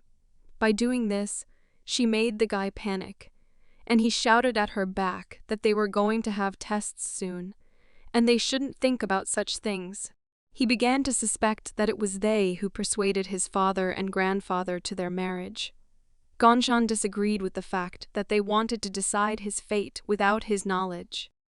Even though the girls left without saying goodbye, Gongchan was still worried about them and believed that they would cope. Meanwhile, at the festival, the gifts of the guests did not end, and many different emotions were evoked among the visitors. The influence of the Moen clan amazed two comrades. One of them was convinced that they were not in vain called a clan for thousands of years. He asked his comrade whether the Moen family was the oldest of the martial arts schools. But in response, the nervous guy asked him to watch his language and not compare schools and the Moen clan. The man raised his hands and apologized for his ridiculous phrase. For his justification, he reminded that everyone knew his dedication to the school. His comrade angrily replied that he was glad that he could give his blessing to the young of the Moen family. Then the conversation turned to the deities of their school, and, as it turned out, among many, only one brought them salvation. Thinking of something bad, he said with anticipation that the time of the dark deity had come. Even though he was sure that he had no feelings for the Moen clan, he still had a special dislike. The mysterious stranger was filled with rage, and hoped that the Moen family was already ready to experience all his hatred. It was his feeling that came straight from his heart. He could not get rid of this feeling and decided to fulfill what he wanted. Two mysterious men left in an unknown direction inside the estate, to find out how ready the Moen were to meet their friends from Milpoptan. While they were planning something bad, the holiday had already begun, and one of the sons of the family leader was leading the celebration. To begin with, he expressed gratitude to all the guests and those walking along the Kanho path, and then interested everyone present with the announcement of an unusual performance. The man sincerely hoped that it would be unforgettable, and that everyone would like it. All the distinguished guests thought, because during their last visit, she had not heard anything like this. A powerful gong sounded across the entire estate, and the moment finally came for the main event of the day. Flowers from the Moen family appeared on stage, to the applause of the audience. Yen and Ren went through a difficult journey in order to show everyone their skills and prove that they are strong enough to represent their clan and control their own destiny. Their showdown had already begun, and their beloved uncle was also among those present. Gongchan folded his hands in front of him and asked Yen and Ren to try. He believed that they could do it. The entire courtyard of the estate was filled with the noise of an excited audience. Of course, there were musicians here, and their playing of instruments was hardly louder than the sounds of the duel. The swords of two true masters crossed and shocked the audience. The sisters tried to show everything they were capable of, because their fate would depend on it. Their fencing skills were beyond praise, since not every fighter in the family could fight on equal terms with any of them at that moment.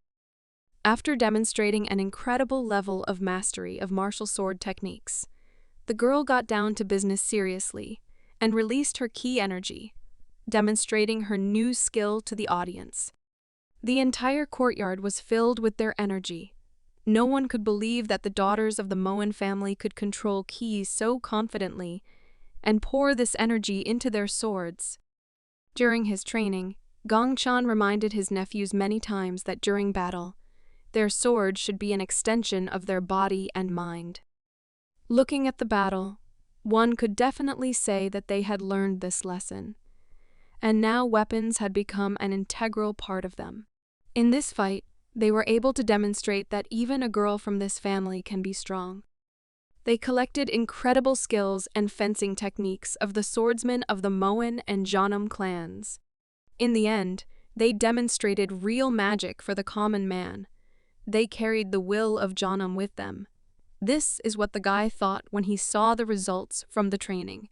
Seeing such incredible swords overflowing with ki energy, all the spectators had no doubt and shouted that the sisters of the Moen family had truly achieved the highest level of martial arts mastery.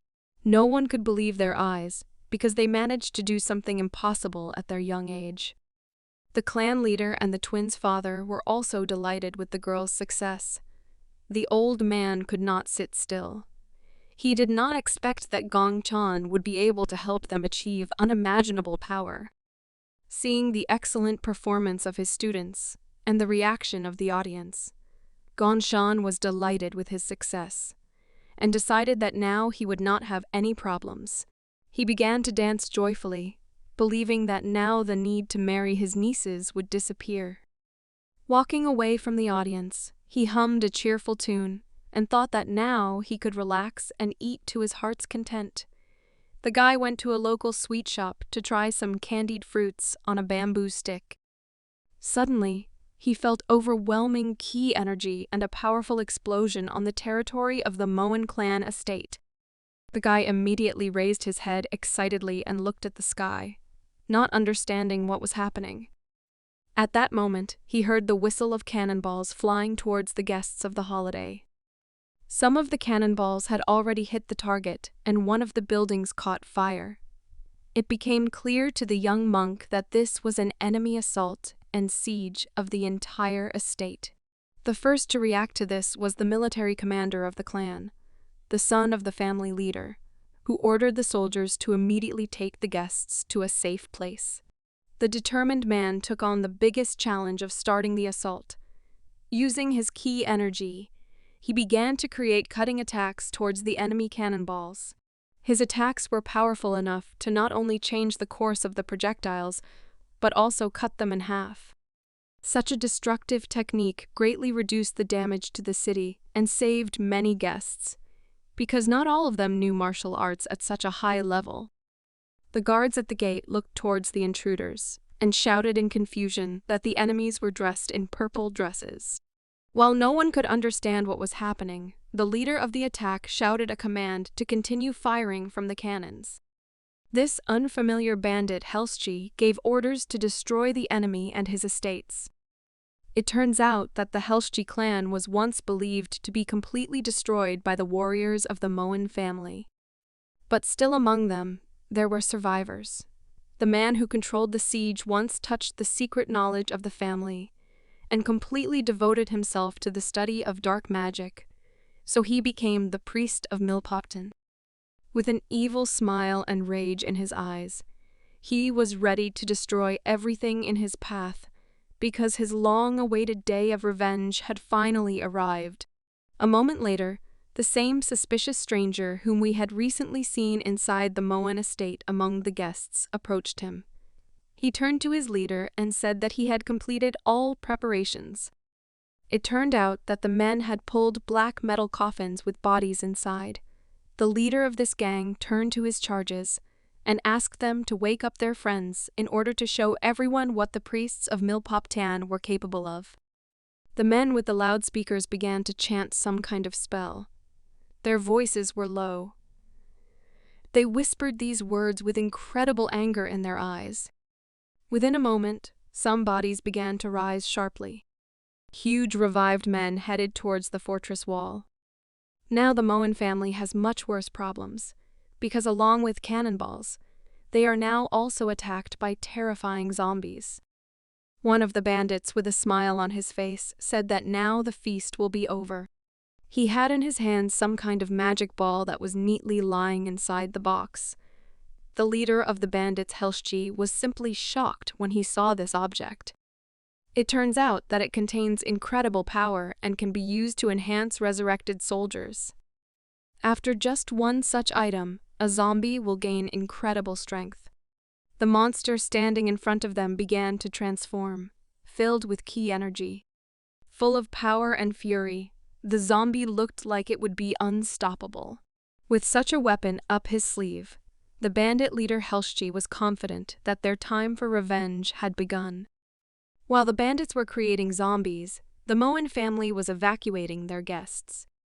But not everyone agreed to just hide. One of the guests of the holiday stopped his comrades and said that the strongest Kanho fighters had gathered here, and they should not just run away. The men thought about it and decided that their young comrade was indeed right. And besides, they didn't mind fighting, because it was much better than the work they could be doing now if they were at home. Among this whole crowd, there was also Gonshan. He quietly watched the dialogue of strangers. He had long decided for himself that he would not stand on the sidelines. The situation was difficult, and the entire burden of responsibility fell on the shoulders of the military commander. The man did not want to ask for help from the guests of the holiday, because in this case it could affect the family's reputation in the future. While the brave men did not join the battle, he said that they did not want to burden the guests with personal troubles and invited them to go into the hall, while the Moen clan themselves would deal with the problem. No one could refuse this offer, because it is much better not to risk your life at all, and to be in comfortable conditions with a glass of wine. The fighters who were ready to fight for the Moen family gathered in the square near the house. Among them was Gongshan, his body suddenly trembling. He didn't understand why he suddenly felt so anxious. It turned out that he felt some sinister energy that was threatening the estate. The guy decided not to waste time and immediately went to the place where this terrible energy came from. The military commander asked where he was going, but the excited master did not have time to answer this question. All the people headed towards a safe shelter, while Gonshan walked in the completely opposite direction. Among those people that he did not notice due to his worries was the daughter of the Jigal family. She felt something was wrong because she had never seen Gongshan so worried before.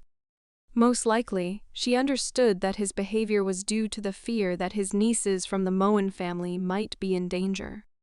In the center of the estate, there was complete chaos. The young monk saw that one of the cannonballs hit the stage where his nieces had recently performed. As soon as he remembered the girls, he began to worry about where they were now. The experienced martial artist concentrated on ki energy. Thanks to this, he was able to sense a trace of the twins' energy that led to their location. The guy immediately followed the trail and ended up inside the house. As soon as he saw the girls, he immediately shouted their names. The frightened beauties did not expect to see their uncle at such a moment. Curious, Ren asked how he managed to do this. Her teacher replied that he simply followed the trail of ki energy, since he perfectly remembers the features of their own energies. The younger sister said with admiration that it was simply incredible, but the shy guy replied that it was not that difficult. While in shelter, the girl was asked about the situation outside. Their uncle replied that the cannon attack had stopped. Yeon also joined the conversation.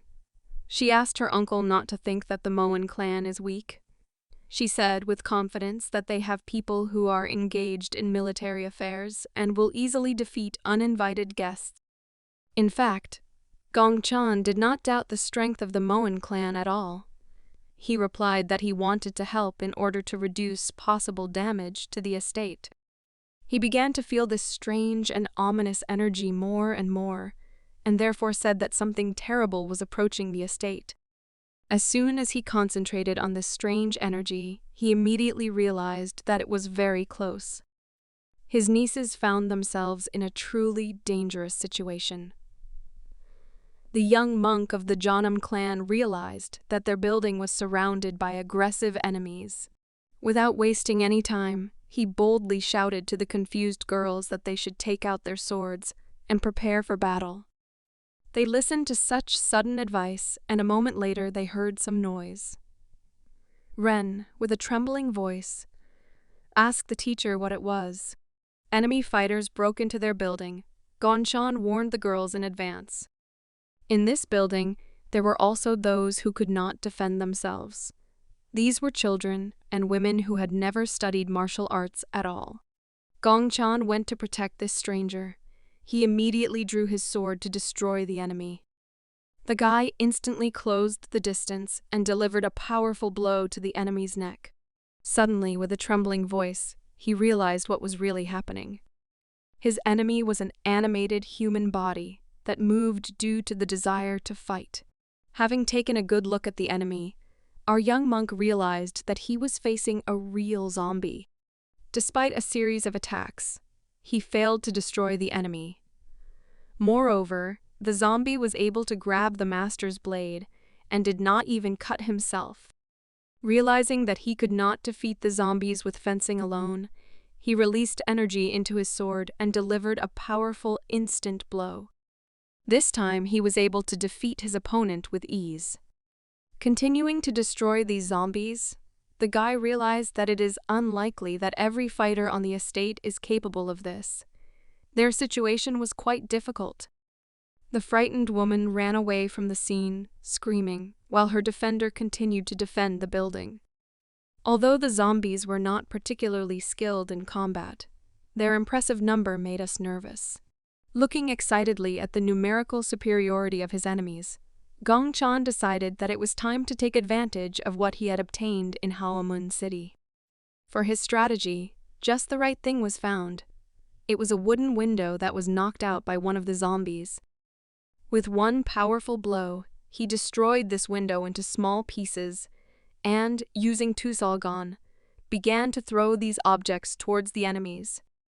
This attack was incredibly dangerous for any fighter because Tusalgon increases the speed of objects, thereby increasing the damage they deal.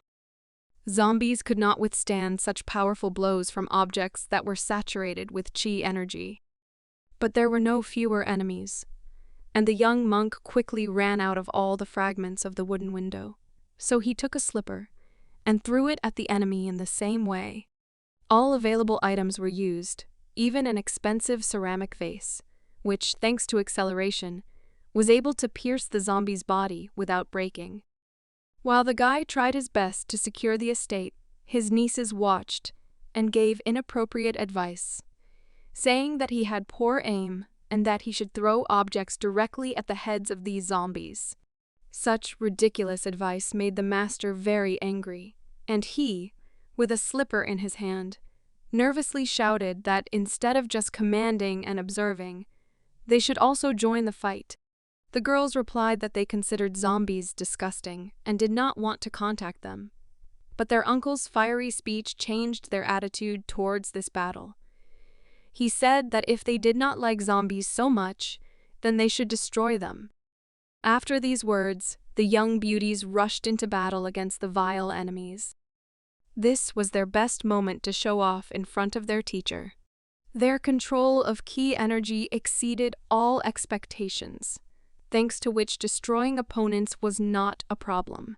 Gongchan began to feel calmer, because his nieces could defend themselves without much difficulty. Moreover, the military detachment also began to fight, and it seemed to the guy that the worst was over, when suddenly his body began to tremble again.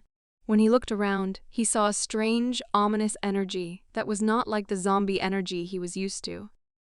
The guy feared the worst, so he immediately ran in the direction of this previously unfamiliar energy. As it turned out, the entire estate was already filled with enemies. It was simply impossible to pass like that, since a whole crowd of zombies appeared in front of him. The young master will have to wait a little longer before he can engage in battle with the huge monster. In the place where Gongchan felt the strange and terrifying ki, there was the same zombie that, with the help of forbidden blood magic, became an incredibly powerful monster. This monster among monsters managed to defeat 5 fighters of the Moen clan without much difficulty. The military commander understood the danger of the situation and ordered those with weak energy to retreat from the battlefield. Despite the incredibly powerful energy of this enemy, one of the brave guys decided to try his luck and rushed to attack. Self-confidence alone was not enough, so this brave guy could not even approach such a terrifying enemy. All the men present from the various clans simply froze in fear, because this guy was the best martial artist of the Huabo clan. The military commander still did not engage in a duel with the enemy. Continuing to observe the enemy and analyzing the situation, he realized that after unsuccessful attempts to attack, not only novice warriors, but also masters of families and sects began to hesitate. Fearing the worst possible outcome, the man was worried that this situation would destroy their clan's reputation. But it turns out there was still hope for them as an incredible fighter joined the battle. The leader of the Moen family, with a sword in his hands, shouted that zombies are just the dirty remains of the dead, and should not be afraid of them. The old man invited the frightened fighters to stand behind him. All the clan fighters were confused when they saw that the most respected member of the family had come to their aid. The head of the clan stepped forward and put the frightened crowd behind him. He was ready to engage in a duel without the help of other fighters. Conversations began among the frightened guys. Some of them believed that the head of the clan had fallen into insanity on his own birthday. And besides, no one even knew how many years he had been practicing martial arts.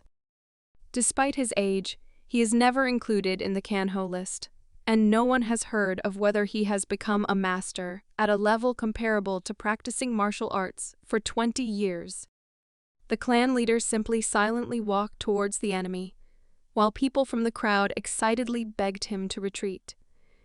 They asked him to go to a safe place and take cover, while the new generation masters went into battle. However, the old man did not like such conditions, and he nervously asked his fighters to get out of his way. Because of such rage, he even began to release his ki energy, and so his request began to look even more convincing. After analyzing the situation, the old man gave advice to the young fighters. He asked them to stay away from zombies shrouded in blood magic, as it is too dangerous for the bodies of unprepared warriors. After this, the leader of the Moen family spoke inspiring words that changed the crowd's attitude towards his desire to join the fight. He said that he could tolerate the fact that the enemies showed up on his birthday without warning, but he could not forgive them for trying to humiliate the honor of his family. The military commander had no choice but to order his soldiers not to interfere. Meanwhile, the zombie had already dealt with several of the family's fighters, and was looking hesitantly towards the old man. A confident man turned to the monster and invited him to start a fight. After his words, a huge monster overflowing with energy rushed to attack the elderly man. Concentrated on the enemy, the old man began to scream furiously. In response, he heard the animal scream of the enemy, who was controlled by his instincts and madly wanted a battle. They both made a jerk. Not every fighter could see what happened next. The monster tried to attack first. He delivered a powerful blow with his right hand. Despite his incredible speed, the experienced old man was much faster. He was able to dodge the enemy attack and land a blow on his opponent's arm. The hand, overflowing with energy, ended up on the ground. Unlike the crowd, the old man did not look satisfied with this attack. He noticed that the enemy's energy only continued to increase. The severed hand began to twitch. The old man could not believe that in a moment his opponent could recover. Unfortunately, he never managed to stop the monster from reattaching the lost body part. Looking at this strange phenomenon, the man thought about it before taking the next step. He came to the same result as Gongchan, the leader of the Moen family, realized that with ordinary fencing he could not defeat such a formidable opponent, so he began to pour his energy into the sword to use the blade to exterminate all living things. A moment later, the fight continued. The monster was never able to reach the old man and received a powerful cutting blow to his body. The zombie could not do anything and only continued to receive a series of blows from the furious leader of the Moen clan. Suddenly, he began to scream loudly like an animal, and his wounds began to glow. A moment later, it exploded. The old man did not have time to get to a safe distance, and the blast wave threw him back. The worried crowd of family warriors began to shout excitedly, unable to see what had happened due to the dust. Despite their worries, the clan leader still stood on his feet. He was not seriously injured, and only his clothes were damaged due to the explosion, while his incredible opponent lay unconscious on the ground. The old man began to laugh quietly and said that he did not expect a difficult battle and would now devote more time to training. His son was very frightened and immediately rushed towards his father. Looking at the back of the clan leader, he did not understand what was happening. The old man continued to stand silently, not answering his son. All the fighters froze anxiously and silently watched what was happening. Meanwhile, Gongchan and his nieces cleared their way and were able to get closer to the epicenter of events. They froze excitedly when they saw an old man standing in front of the crowd. The calmly standing clan leader turned to his warriors and asked them to clear out the estate. That day, the leader's gaze meant only one thing, namely, strengthening the position of the Moen clan. The enemy siege ended. The doctors of the Moen clan began to help the victims, among whom were not only family members and warriors, but also some guests. Meanwhile, news of the results of this siege reached those who ordered it. The man reported to his boss that the head of Moen Janshin had dealt with a huge dead man with his own hands, which was enhanced by a forbidden item. But for his leader, this was predictable. Despite this outcome, he was pleased, since he only wanted to scare the enemy. The man in charge of the martial arts school instead of Meijan, named Ma Nanja, believed that now the Moen clan would not be able to join the Alliance of Good to fight the Moheists. Looking at the map, he announced the beginning of grandiose changes. He said with confidence that now other clans would not hold them back, and if this happened, then his plan would be successful. Considering himself a brilliant strategist, Ma Nanja began to laugh loudly in front of his ward. He stated that soon friendly clans would start wars and destroy each other, but his words only caused misunderstanding and worry for his boss's clarity of mind. Still, he asked what their next stage would be. The arrogant man replied that they should gather a group of people to cooperate with the Moen family. He planned that it was this group of people who would attend that very feud between the clans. With hope for a bright and prosperous future for his family, he walked to the window and looked beyond the sunset. His main target was the Moen family, whose influence was the greatest danger. He believes that when the Moen clan is finished, then it will be easy to deal with the remaining families.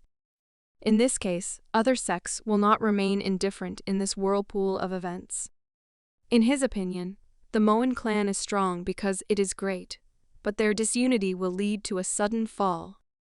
With a crazed look, he shouted that the world would be in flames when the Elder Master returned. A pleasant shiver runs through his entire body in anticipation of these long-awaited events. His evil laughter broke the silence and spread to the mountains that surrounded their sect's temple. A month after what happened in the Moen clan, life became calm again.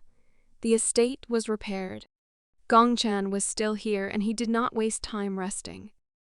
He continued to train diligently, and his level of proficiency in the realms of fire and ice continued to grow. He realized that the uniformity of the flow of qi was important in the formation process. Having finished with this matter, he exhaustedly said that this time was enough. He was exhausted not only physically, but also mentally, because for the last month, his life had been quite boring.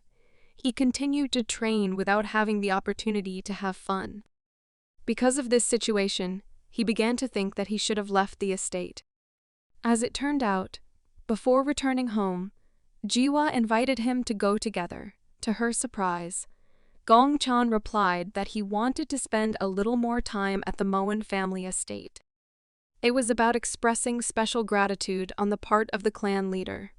The military commander said that they too were sorry to just let him go on the road and offered to stay a little longer and rest. The pretty girl continued to try to change the guy's decision and said that the journey would be much safer and more fun with the Jegal family. But Gongchan firmly decided to thank her for traveling together. The guy's answer left her disappointed. She couldn't cope with her feelings for him. She had no choice but to simply leave silently. This is how the young monk lost the opportunity to return comfortably to the home of the Jegal family, and even in excellent company. Still, he regretted turning down the excellent offer. Remembering that situation and feeling sorry for his mistake, he held his head. On the other hand, he still had access to free food from the Moen family, and thanks to this, he decided to put those bad thoughts aside. The young master was well aware that he still had important things to do, and more precisely, he had 2 more things to master. First, he was going to get used to the magic of fire and ice, and then learn to use the magic of poison and steel. To comprehend the magic of poison, he will have to introduce poison into the body in small doses until he gets used to it and gains immunity. To master steel magic, he will need to get used to blows, and this task already requires help from other masters. The guy wondered if he should ask Yen and Ren for help. Remembering their successes on the battlefield, the guy decided that since they were already masters of the highest level, he needed to be more careful with them. When his doors were suddenly opened by a powerful blow from Ren's right hand, the young master's nieces came to visit him. The guy immediately expressed his dissatisfaction with the fact that the girls had nothing to do and constantly came to him for no reason, but his nieces agreed with him, because that's how it was. Although Gongchan always behaves sincerely and friendly, he would still like some free time from communication, as befits a hermit. So he replied that it seemed to him that the girls had a lot of work and were busy with something. The younger sister thought about it and replied that practicing fencing with and without a military detachment would go well. But in her older sister's opinion, collecting and processing information was not interesting, and therefore they were not going to do such things. There was another option. It turns out that their family practices medicine well, but Gongchan said that if they have now become masters of combat, then there is no point in practicing healing. To the young monk, the nieces are now considered the future of the Moen clan, so he asked them to think carefully about what they would do next. After these words, he warned them that he would be leaving soon, and therefore if they want to reward him, they should hurry up. Sighing heavily, he said that they should be smart, since just eating and having fun is not an activity for him. But this was too mysterious for Ren, so she replied that it would be even harder to guess how her uncle eats 3 portions of sweet snacks at a time. When they stopped joking about all sorts of nonsense, the older and more serious sister Yan told the master the news that the head of the Moen family was going to join the Murim alliance. It is because of such a connection with the alliance that new people will be sent from headquarters to maintain order. The news of the addition of new warriors from headquarters was not the only interesting thing that the sisters wanted to talk about. There was something else surprising that the niece whispered in her uncle's ear. Meanwhile, the Murim alliance is known for the fact that its head is the Sword King Namgung Muja. Along with him, 3 other famous swordsmen are always ready to come to the aid of their allies, Dan Chongyi and Ji Galsa and Yumangu. At the moment of the founding of Miriam, a certain dark, bloody organization entered the arena, the head of which wields terrifying dark magic. On the other side, there are their Kanho masters, who received swords by committing lawlessness. And besides, they collect sorcerers and shamans from all over China. Looking out the window, the young monk sighed heavily in response to the difficult news. He was not the only one who was so worried. In fact, everyone in Kanho was confused. Based on such news, the young monk realized that now there was no way they could avoid the storm, which would affect all of China. It was already late at night. Time passed quickly, and Gongxan invited his nephews to return to their rooms, although they were sorry since they still wanted to tell their uncle a lot. The next morning, the young monk could not escape the family's gifts. He was given a lot of jewelry, such as whole skins of mountain tigers and various antiques. Among the gifts there was even a unique work by the best master of the country, strange but beautiful shoes. The guy accepted all these gifts with a smile on his face, and showed himself to be grateful. But despite the fact that he received many expensive gifts, he did not understand what use they could be for him. At the end, the military commander decided to announce the main gift, but the guy beat him to it and said that it was not worth it, because a monk like him must experience poverty for the sake of his religious enlightenment. The man upsetly looked down at the whole box of gold that was in his hands, and said that in this case he would have to return these 100 nannies of gold. But the young master abruptly changed his mind and asked to go towards the treasures, saying that he could not help but accept a gift that is offered to him from the heart.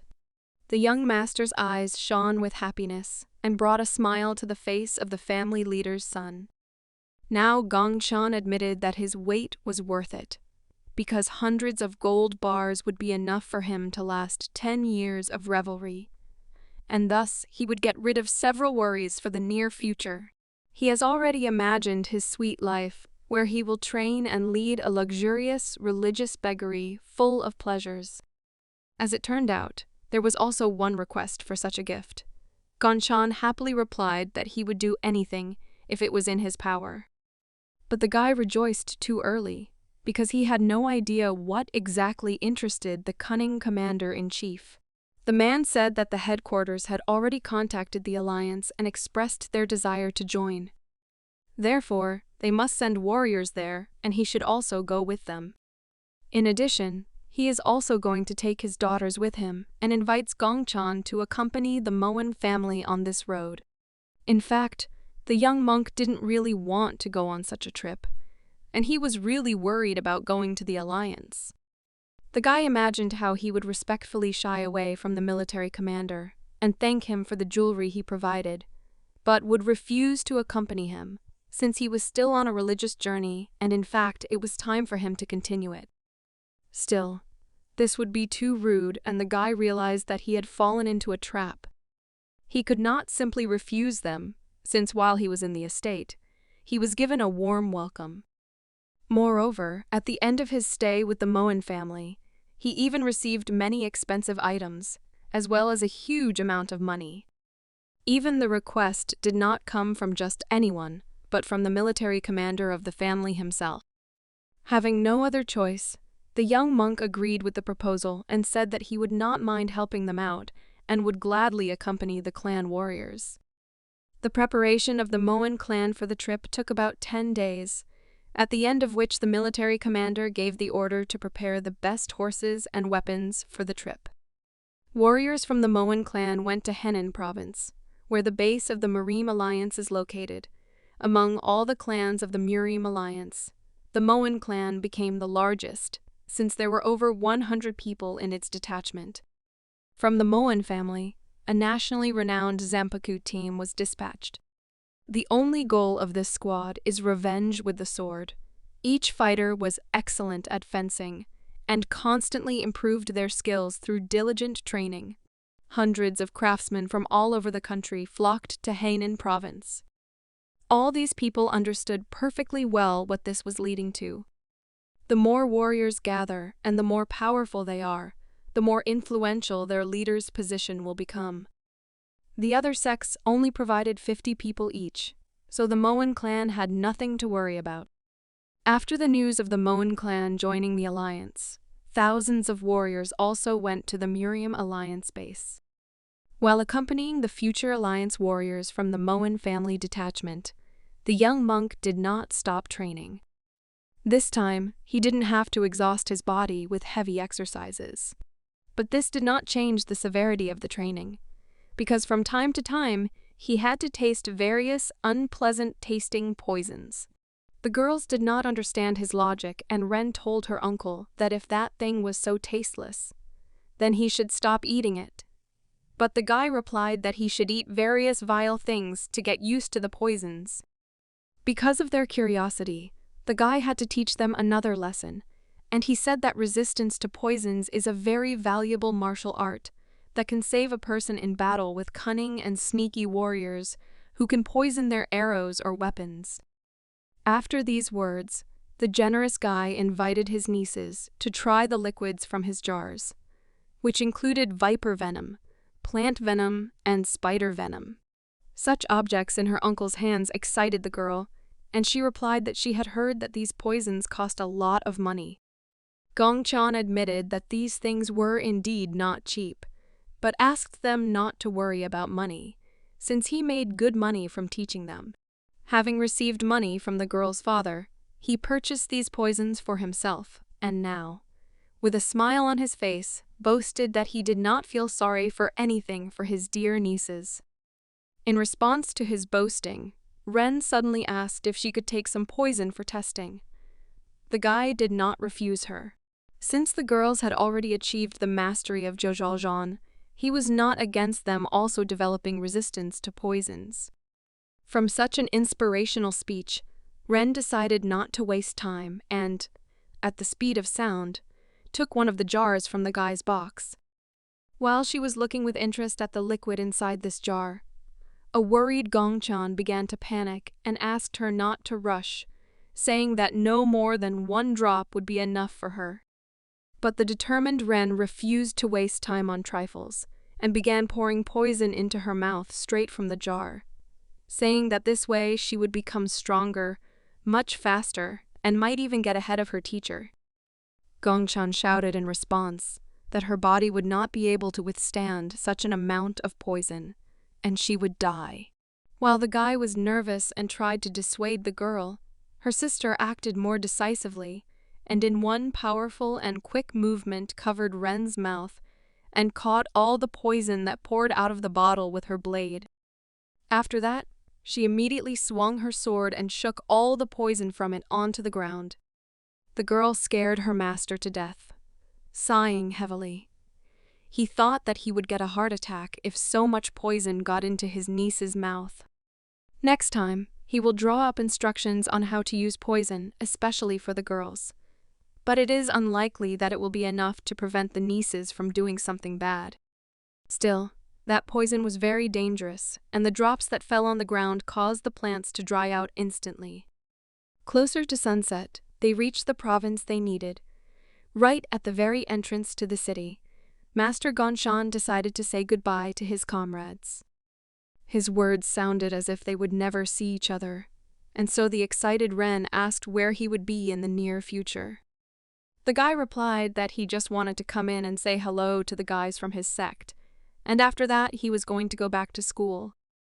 The sisters were very surprised and asked why he decided to say goodbye to them. Gongchan once again reminded that he has been engaged in religious wandering lately, which means that he must travel all the time. True, his journey hardly looked like a proper religious wandering, while real monks wander around the world without money or food, surviving only on the gifts of generous people. Gongchan, with a calm soul, rested for several months on the estate of the Moan family and did not limit himself at all. Food, in addition, he did not refuse valuable purchases and spent a large amount on those 3 copies of poisons. After mentioning his religious begging, he added that he hoped to meet them again after the end of this ritual. In parting, He asked the girls to always be on the alert and try to avoid all dangers. But Yan boldly replied that a monk should not give instructions to real masters of Chojojan. At this point, they finally said goodbye and went about their business. Gongchan went in search of people he knew. He had heard that masters from the Jeonnam clan lived somewhere in this place, and he couldn't wait to see them.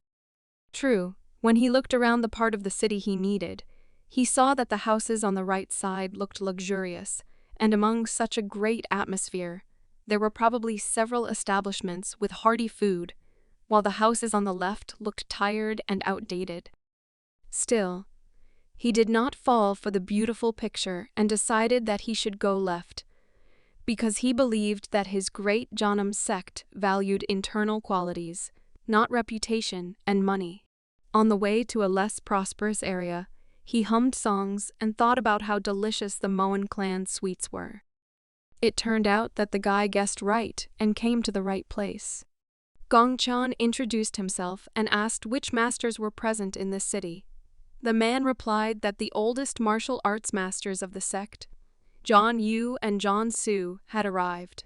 In addition, 3 elder masters were present here, as well as 12 strong senior generation masters and 34th generation masters. Although Gongchan was reluctant to compare Jeonnam with other sects, it was obvious that the alliance had definitely gathered the strongest masters. While the young monk was thinking about the power of the new organization, one of the Jeonnam masters distracted him and said that among the guests there was one person very close to him. As it turned out, it was about Gonen's sister. Hearing such joyful information, Gongchan opened his mouth in surprise, because he had not seen his older sister for a long time. Due to long travels, Gongchan did not have time to visit his sister. He still misses the times when they learned energy control together. But first he wanted to say hello to all the other masters of the Jeonnam clan. His comrade suggested that Zhonghan Sabaika was now in the meeting room. The man took the young monk to another building. At the meeting, Gongchan introduced himself respectfully. The man sitting at the table recognized him and said that he remembered that the young monk had previously been an obedient child. He had something to tell, in fact. Their school had recently become more and more influential. He wanted Master Gongchan to also constantly improve. A little shyly, he replied that he was indeed still working on some interesting things. Gongchan was doing his best. I sat down at the table. He asked how his teacher was feeling, and if everything was fine with him. The man replied that Chunjin felt great as before. In addition, he has surpassed him in improvement and continues to work hard on his skills, despite his age. After this, the master asked the young monk if he really was a mentor to his nieces from the Moen clan. The guy confirmed these rumors and said that it was an honor for him. This news was good for the master. He replied that thanks to this, their school can count on help from the Moen clan, and this is to their advantage, because 20% of their facilities are located in Liaoning province under the supervision of a Chinese transport and insurance company that belongs to the family Moen. Gongchan was very happy, because knowing that the Moen clan dominated Liaoning province, he did not think that his help would lead to such valuable support for his sect.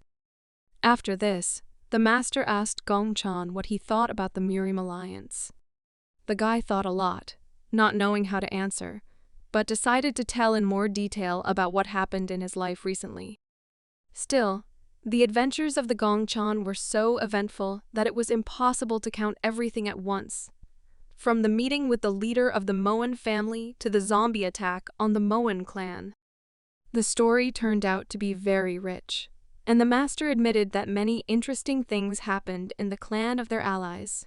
Gongchan replied that after what happened, the Moen clan gave him a very warm welcome, and therefore he could not refuse to accompany them to the Murim headquarters.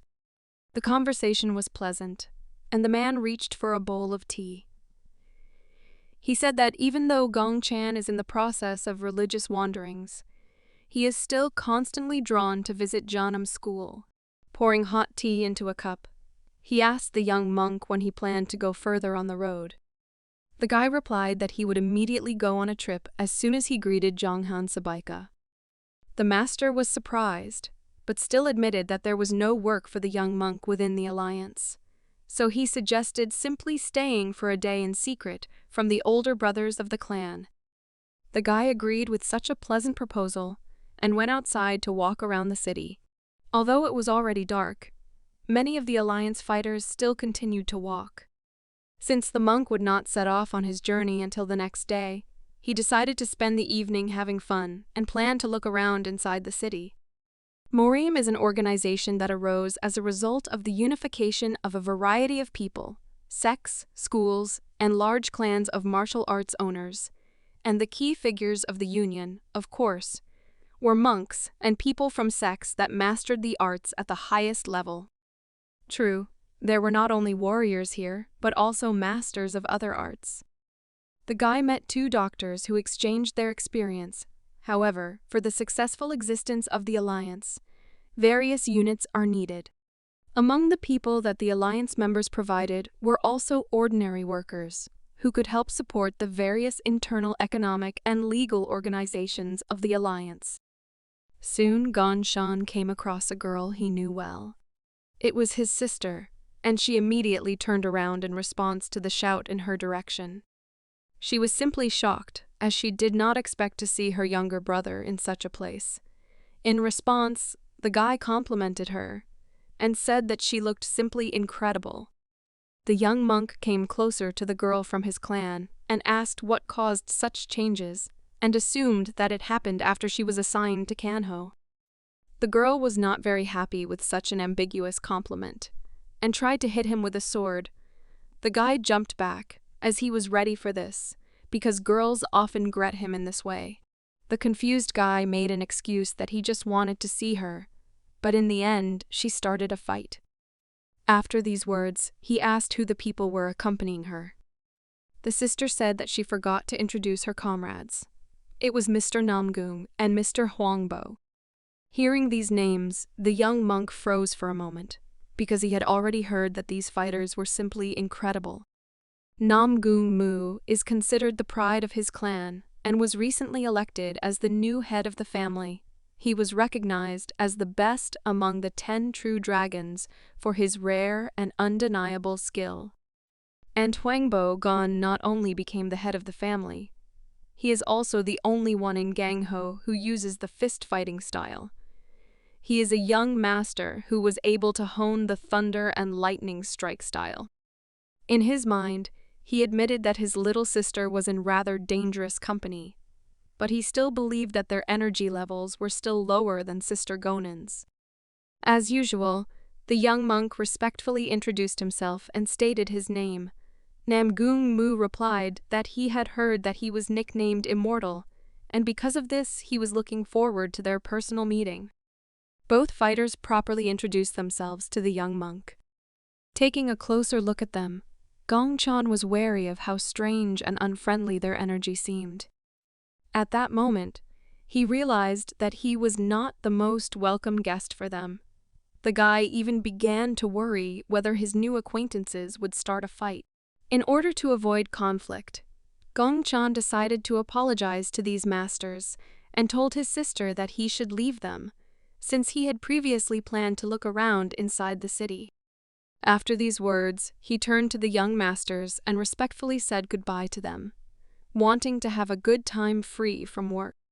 For his sister, such a farewell was very sudden, but she replied that they were just about to leave, and therefore she would go with him and show him the city. With a charming look, she turned to her comrades and invited them to say goodbye and continue their dialogue during the next meeting. The talented masters had no opportunity to refuse, and so he said goodbye in return.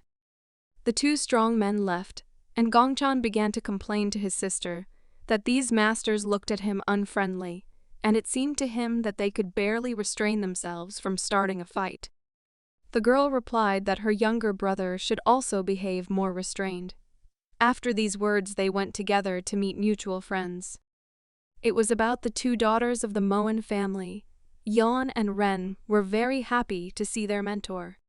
Elder sister Yang decided to talk about their training with Gong Chan. She said that their uncle helped them a lot, but despite this, they only managed to advance one step in their energy management skills. Looking at her younger brother, the girl said that she guessed that Gong Chan preferred fun to religious wandering. In response, he laughed loudly and said that fun may well be part of religious wandering, but in fact, my sister was haunted by the question of how he was able to achieve such incredible skill. It seemed that he was using only ordinary training. The girl was not in a good mood, and, getting up from the table, she invited her younger brother to talk in private. Gongchan didn't understand why she suddenly decided to invite them to move away, and said that they could talk here too, but his sister's gaze answered for her. It was already late at night outside, and the city was illuminated only by the stars and the moon. As it turned out, the elder sister desperately wanted to fight the talented monk. All her fast and powerful attacks were useless, and Gongchan could easily defend himself using only his fencing skills. After another couple of repelled attacks, the young monk decided to jump to a safer distance. But Sister Gonin did not retreat and rushed to the attack with a scream, delivering an incredible number of combinations. No matter how hard she tried, her attacks could not reach her opponent's body. She gave it her all, but could not strike properly, while Gongchan repelled all attacks with a calm look. After another series of repelled attacks, Gongchan stopped and complimented his confused sister. He said that she had become much stronger and asked what she thought about his level of fencing. Sister Gonin observed the behavior of her younger brother and could not understand where he got such equanimity in the middle of battle. To find out for sure, the girl directly asked the monk when and where he managed to become so incredibly strong. Gongchan replied that he had practiced a lot, and, in addition, he tried to put his own theories into practice, using them in the fights in which he had to participate. Remembering the past, my sister understood what we were talking about. Gongchan had experimented and created his theories before. In this regard, he had not changed at all. Justifying his approach, he asked his sister if she would like to continue training according to the already established scheme, even when it ceases to bring results. The guy admitted that he recently felt something strange, and he should add a little theory. Extending his sword towards his sister, he asked if she wanted to see in person what he was talking about. To satisfy Gonin's interest, Gongchan began releasing his ki energy to use a mysterious technique. The girl immediately recognized the long, familiar formation of the wind flow through to Yule's energy. Using this technique, Gongchan said that the wind energy does not compensate for the flow of ki when rotating, and it is actually the skill of spatial leadership that contributes to this, which makes this technique even more special. The demonstration of simultaneous defense and attack by combining the energies of Ki and Tiyul did not surprise the girl much, and she said that this was nothing more than using her old technique. But the guy told her that he had improved it. This unusual technique did have some important differences from the one that Gonin had invented. In addition, the simultaneous attack and defense had become even stronger since the battle on the ship, when Gongchan received the nickname of the Immortal Warrior. While the young monk was demonstrating his progress in studying martial arts, inside one of the buildings in the city, they started talking about the Alliance's cooperation with the Sahalan organization. The head of the Murim Alliance, the Sword King Namgung Muja, was here. Military advisor Jagal Chunmun took part in the discussion with him. He stated that the headquarters had decided to begin cooperation with the Sahalan organization. It was obvious that the martial arts schools had already lost their former greatness, and if they came face to face with Sahalan, the battle would most likely be lost. Realizing such risks, the headquarters decided to play it safe and cooperate with them. This decision was very difficult, but the Alliance had no other choice, since they chose the path that would be less risky for all members of the Alliance. One of the mysterious monks admitted that this was a good idea, but he was worried about whether the organization would cooperate with them in return. Shagal Chunmoon replied that in fact this organization does not want to live with schools under the same sky, and to be convinced of this, you only need to remember what happened when Sahalan was tortured.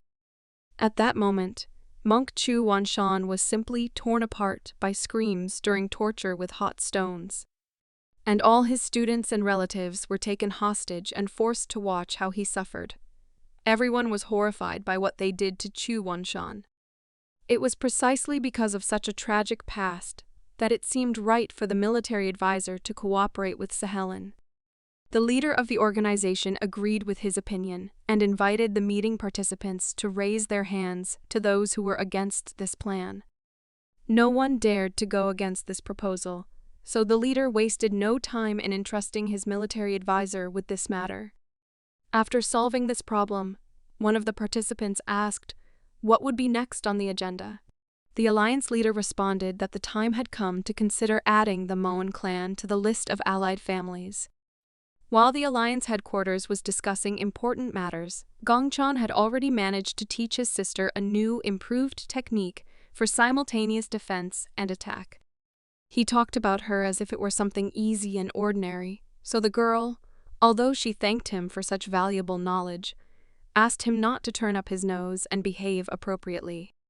With a smile on his face, Gongchan replied that it was not his fault that this technique was too easy for him. When suddenly the guy froze in place, the girl asked what was happening. Gongchan replied that he felt someone's presence. The brother and sister looked around. It seemed they both began to feel this mysterious energy. Gongchan looked through the archway behind him and said that there was someone there. A minute later, the silhouette of a tall man with long hair appeared. It was Mr. Namgung, with a smile on his face. He approached his comrades and asked why they were training at such a late hour. The brother and sister also said hello and asked him what happened and why he came to them. Namgung replied that he heard that monk Gongchan would be leaving soon, and so he decided to find him to say goodbye. The girl reacted to such words with caution, while the young monk began to suspect that this master was simply looking for an excuse to once again stare at his attractive sister. Within a moment, he showed his true intentions, and with a respectful bias, he invited Master Gongchan to a duel. The brother and sister from the Janam clan were very surprised, because it was an extremely unexpected proposal. Gongchan thought about how he would benefit from this fight. Previously, friendly fights had been a test of his skills, but this time it was a respectful challenge to the strongest, so he could not refuse. Looking at his opponent, Gongchan said that Mr. Namgung has the look of a man who clearly does not tolerate defeat. Gonin was not sure that Gongchan was doing the right thing, but the guy asked her not to worry and to carefully follow the battle. What Mr. Namgung could boast of was the priceless power that is passed down in his clan from generation to generation. His sword technique is called Boundless Heaven. The grandson and heir of the head of the Namegun clan said that he was ready to cross his sword with a student of the Shanam school. Gongchan also said his oath that he is ready to cross his sword with the descendant of the Namgung clan. Now he will demonstrate his sword technique called the 36 Swords of the Galaxy. The young master from the Janam clan began to release his incredible reserves of energy. Namgung was very surprised and even began to worry a little, because of such a terrifying strength of the enemy. When suddenly he noticed something was wrong, his opponent's concentration and energy control sharply deteriorated. At one point, Gongchan found himself unarmed, and Namgung could not miss such a moment to attack. Having lost his control over the energy, Gongchan was still able to defend against the enemy's attack using his incredible fencing skills. Despite the uncertainty at the beginning of the battle, the son of the Sword King continued to dominate, delivering a series of powerful attacks. The young monk could not do anything, and only continued to defend himself. His sister Gonin, watching this fight, began to worry, because the difference between the strength of the fighters was very noticeable. She began to worry that Gongchan couldn't control his energy because he had spent too much energy on his recent workout. Dominating the fight, Namgoong began to feel much more confident. He did not hold back and continued to launch a series of attacks. He understood that if he continued in this spirit, he would emerge victorious from this fight, and the whole world would know about it. But at that moment, when Namgoong looked at his opponent as if he were a confused and frightened kitten, in fact, the young guy's gaze was filled with the awareness of what was happening during the fight. With a calmer expression on his face, he said that now he understands everything. Mr. Namgoong clenched his teeth nervously, not wanting to believe that Gongchan did not intentionally dodge his sword in order to analyze his fencing technique. Gongchan took a completely new stance, which he had not previously shown to the enemy.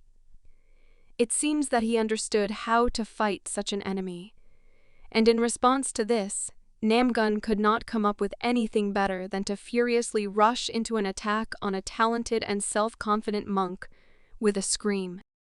But this time, he did not get the result of such an attack. Gongchan was able to take this blow so well that he himself took the initiative and forced the son of the alliance leader to go on defense. Suddenly, Namgoong found himself in a less favorable position for himself. The young monk began to dominate the fight and continued to put pressure on his opponent, striking him with powerful blows for the first time. Now, the son of the alliance leader had to try to keep up with the enemy. He had to recognize the strength of the monk from the Jeonnam clan. The battle completely changed, and Gongchan continued to inflict a series of fairly fast and powerful attacks. Namgoong did nothing but defend himself. But his pride as the heir of one of the most influential clans did not allow him to retreat. The son of the king of the sword jumped back a little and again rushed to the attack to ruin the series of unsuccessful moments of the duel. It turned out that he underestimated the power of the enemy and paid for it. Gongchan instantly closed the distance between them and delivered such a strong blow that his opponent flew back. Due to an unsuccessful attempt to attack the enemy, Namgoong used his sword inappropriately and stabbed it into the ground to stay on his feet.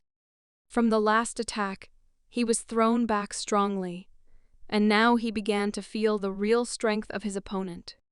The noise from the fight spread to the neighboring buildings, and those who were awake could not help but pay attention to it.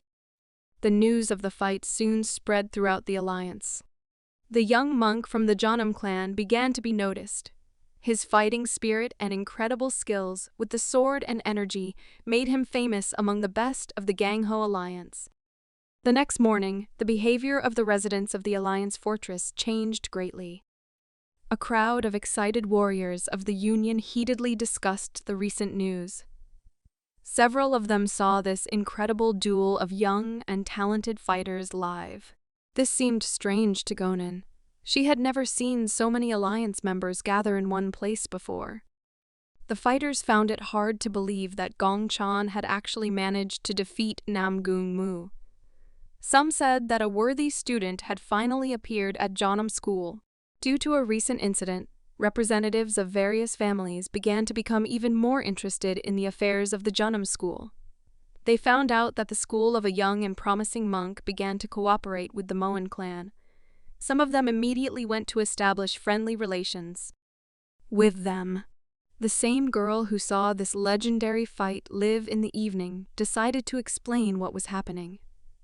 She said that all these people came to greet Master Gongchan, and some of them even brought gifts as a sign of their future friendship. This situation haunted the young girl because the world around her began to change again. It all looked to her like Jeonnam School was finally returning to its former glory, all thanks to just one incredible master. Gonin turned out to be the only one who decided to visit the young and promising master without knocking on the door. As a sister, she burst into his room and asked where he was packing his things. The guy replied that he had nothing to do here, and he must go on a new journey to complete his religious wandering. After these words, the girl opened her mouth in surprise. Gongchan noticed her expression and asked her not to worry. justifying this by the fact that he was not just walking away from his duties. The young monk turned to his sister, as the only one he could trust, and asked her to take care of his nephews, because they do a lot for the sake of their Janam school. His words about the affairs of the girls from the Moan clan for the benefit of Janam turned out to be strange for his sister, and she asked in confusion what he was talking about. The guy replied with a satisfied smile that they persuaded their father to pay more money for his education, and this would definitely have a good effect on the overall budget of the school.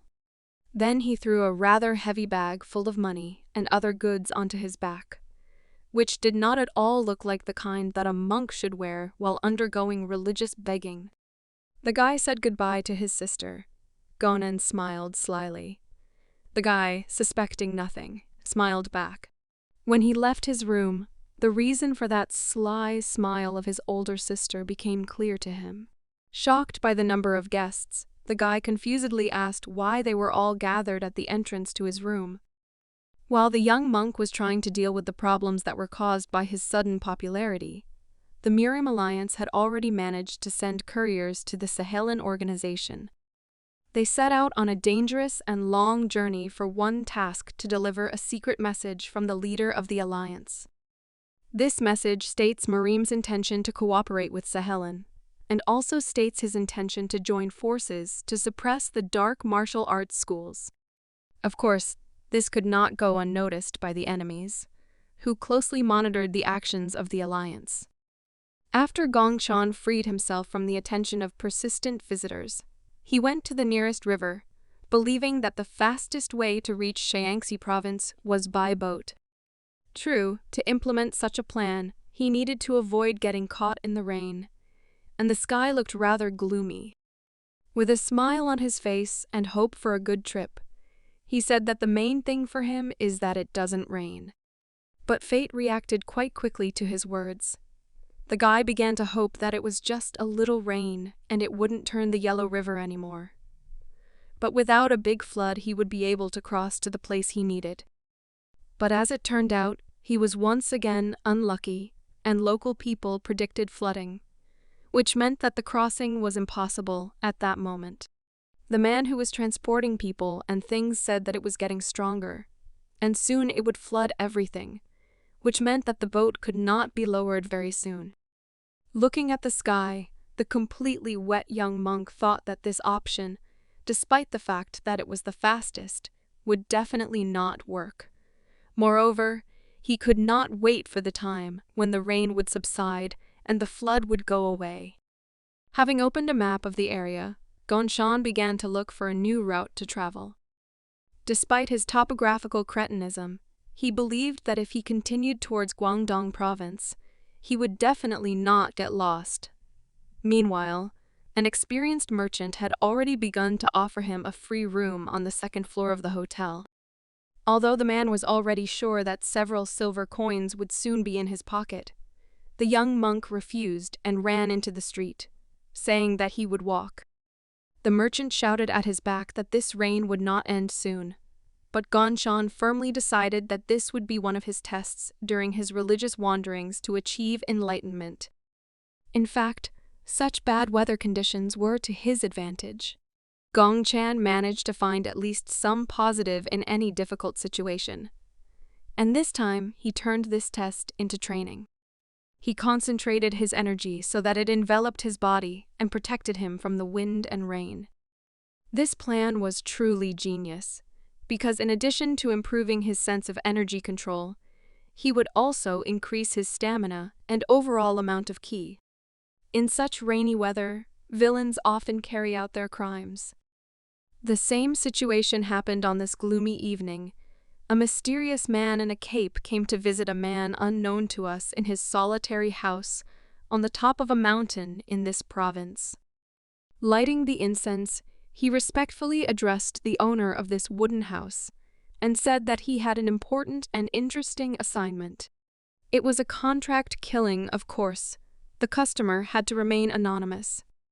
A man with a stern look immediately warned the hired killer that his target was one of the most dangerous opponents, namely a master of the Chozhulshan level, so for the fulfillment of this order there would be a double reward. The stern man with a scar on his face began to think before giving an answer to such a risky request. After that, he said in a low and quiet voice that the murder of the master Shoroshan is an order of a special class, and customers should prepare payment in advance. The mysterious stranger threw a whole bag filled with gold. Inside it was an incredible sum of 10,000 nanny gold. Of course, the assassin could not refuse such a well-paid offer. After paying for the order, a man in a cape and mask with eyes full of rage named the target. It was about the treasure of the Janam sect, of course. He was talking about our monk, a master named Gong Chan. That's how the order was accepted for one of the most promising masters of that time. Of course, his enormous power at such a young age threatened many families and clans, because it would soon lead to the dominance of the Janam sect and the inability of the villains to realize their insidious plans. Meanwhile, Gong Chan continued his arduous journey. Within a few hours he was so exhausted that he could no longer use his control over space, and therefore had to get wet in the rain. He was quite tired of this weather, and was beginning to doubt that he had done the right thing, when he did not accept the offer of the caring shopkeeper. The completely wet guy walked on the damp ground, and his shoes were already falling through, and the swamp was sticking to his legs and pants. Having examined the surroundings, he decided that he would have to spend that night in the open air, since there was no point in wandering around in search of a cave, because it could take too much time, and it would not be difficult for him to lose his way. As usual, he did not lose heart, and faced all difficulties with a smile on his face. A crazy idea came to his mind, namely the implementation of his secret methods of survival. The decision was made, and the young monk went to fulfill his plan for the evening. The first tree to fall under his attack, which he cut down with just one powerful blow of his sword. This resource will be used to form the basis of his temporary housing. Then he went to cut bamboo. He managed to cut dozens of stems using just his fencing skills. He was going to use this grass for the floor and roof of his hut. His journey turned into adult entertainment, and with incredible excitement, he continued to use all his knowledge about survival in the forest without people. The guy spared no effort and used his fencing skills even to chop wood. Using his skills to the fullest, he managed to chop down a tree and not even leave a scratch on the precious sword. With his hands folded in front of him, he declared with a smile that he had finally managed to make an excellent house for a temporary overnight stay.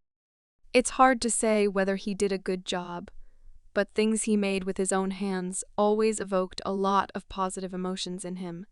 And having had plenty of rest from the boring journey, he went to try out his temporary royal mansions. He had to use similar survival tricks more than once, as the weather did not get better.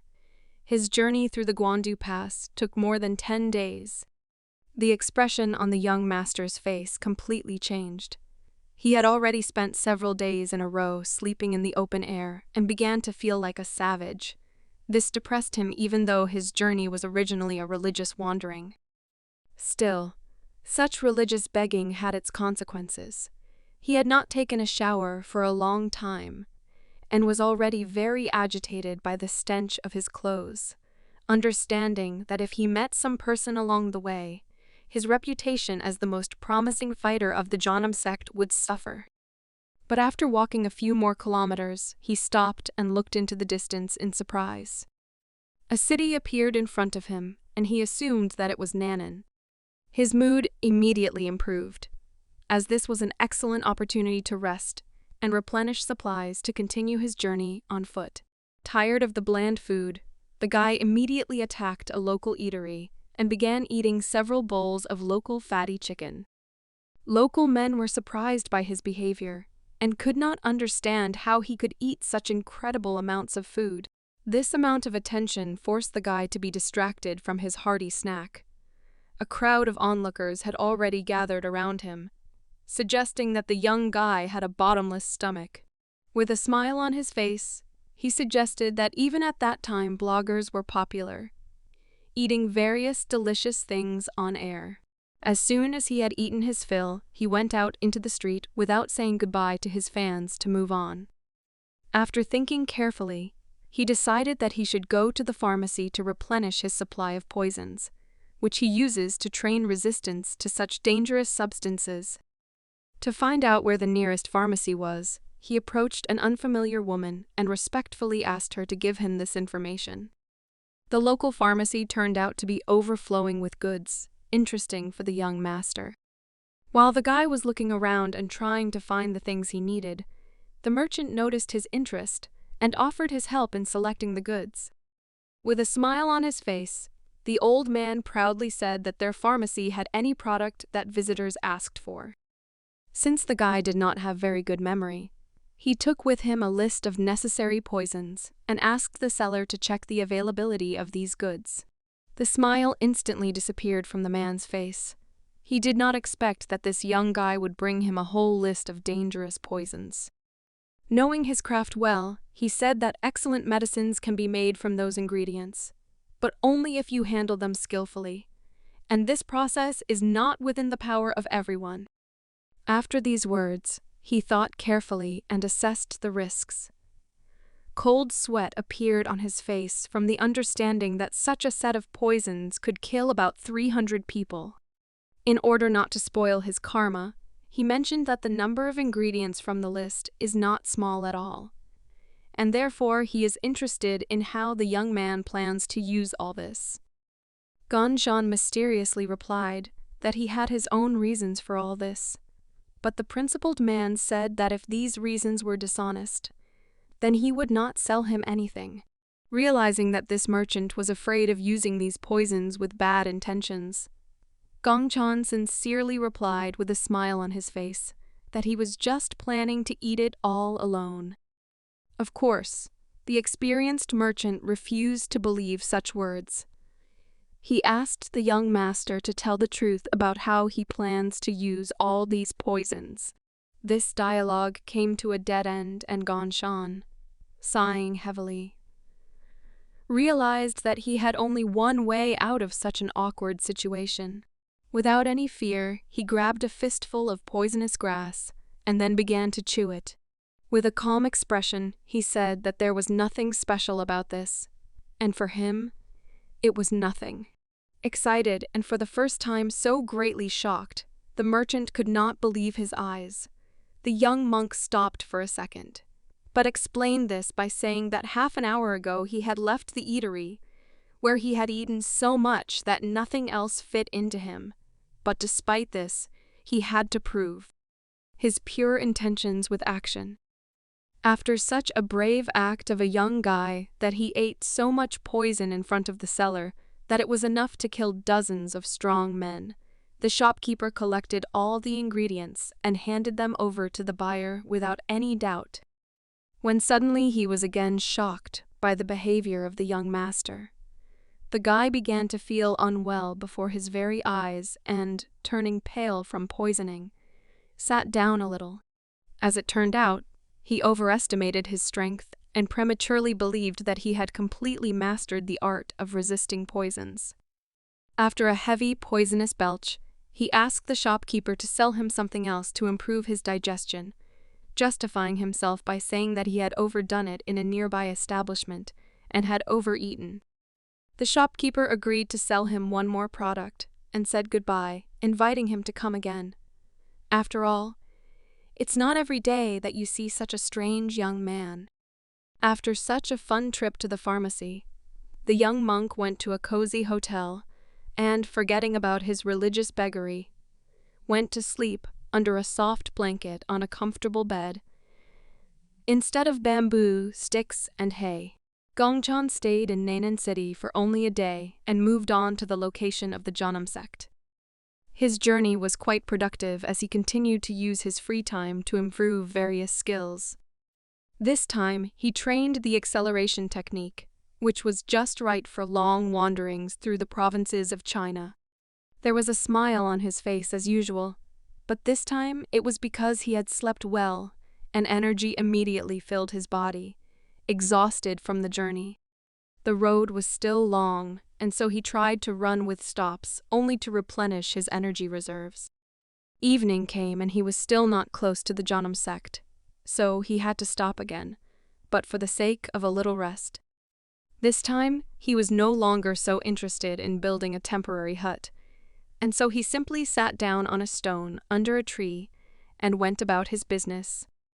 Gongchan couldn't think of anything better than to snack on the poisonous herb that he bought at the pharmacy in the nearest city.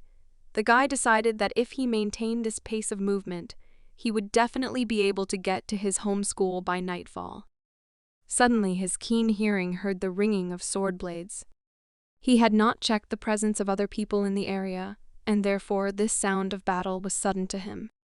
As it turned out, there was a fight nearby between some masters. Another fighter fell from a strong cutting blow from the enemy's sword. Gongchan did not understand where these people came from in such a place among the deep forest. But it was clear that at that moment, a battle for life was taking place. Fearing being noticed, he carefully looked out from behind the tree and recognized the clothes of these warriors. They were fighters from the Hwasan school. The opponents of the Hwasan school fighters were shamanists. It seems that their situation was difficult. But despite the difficulties, they were still motivated to defend their honor and continue to fight until the end. Screams continued to fill the depths of the forest, and blood stained the ground red. Realizing the gravity of the situation, Gongchan decided not to interfere, since these were not his problems at all. Moreover, the situation was ambiguous, and given the relationship between the Janam sect and these organizations, he was not sure which of them should help. He really wanted to stop this insane bloodshed, but he didn't want to take the first step, so he simply released a small amount of his energy. People continued to die, but even so, he could not simply intervene, since he was a representative of the interests of his school, and besides, he never had any other serious reasons to interfere in this battle. Massive bloodshed for no apparent reason was an unpleasant sight. So he left the battlefield while not hiding his ki energy in case one of the parties to the conflict noticed it and wanted to make contact with him. Yet such bright and strong energy could not go unnoticed.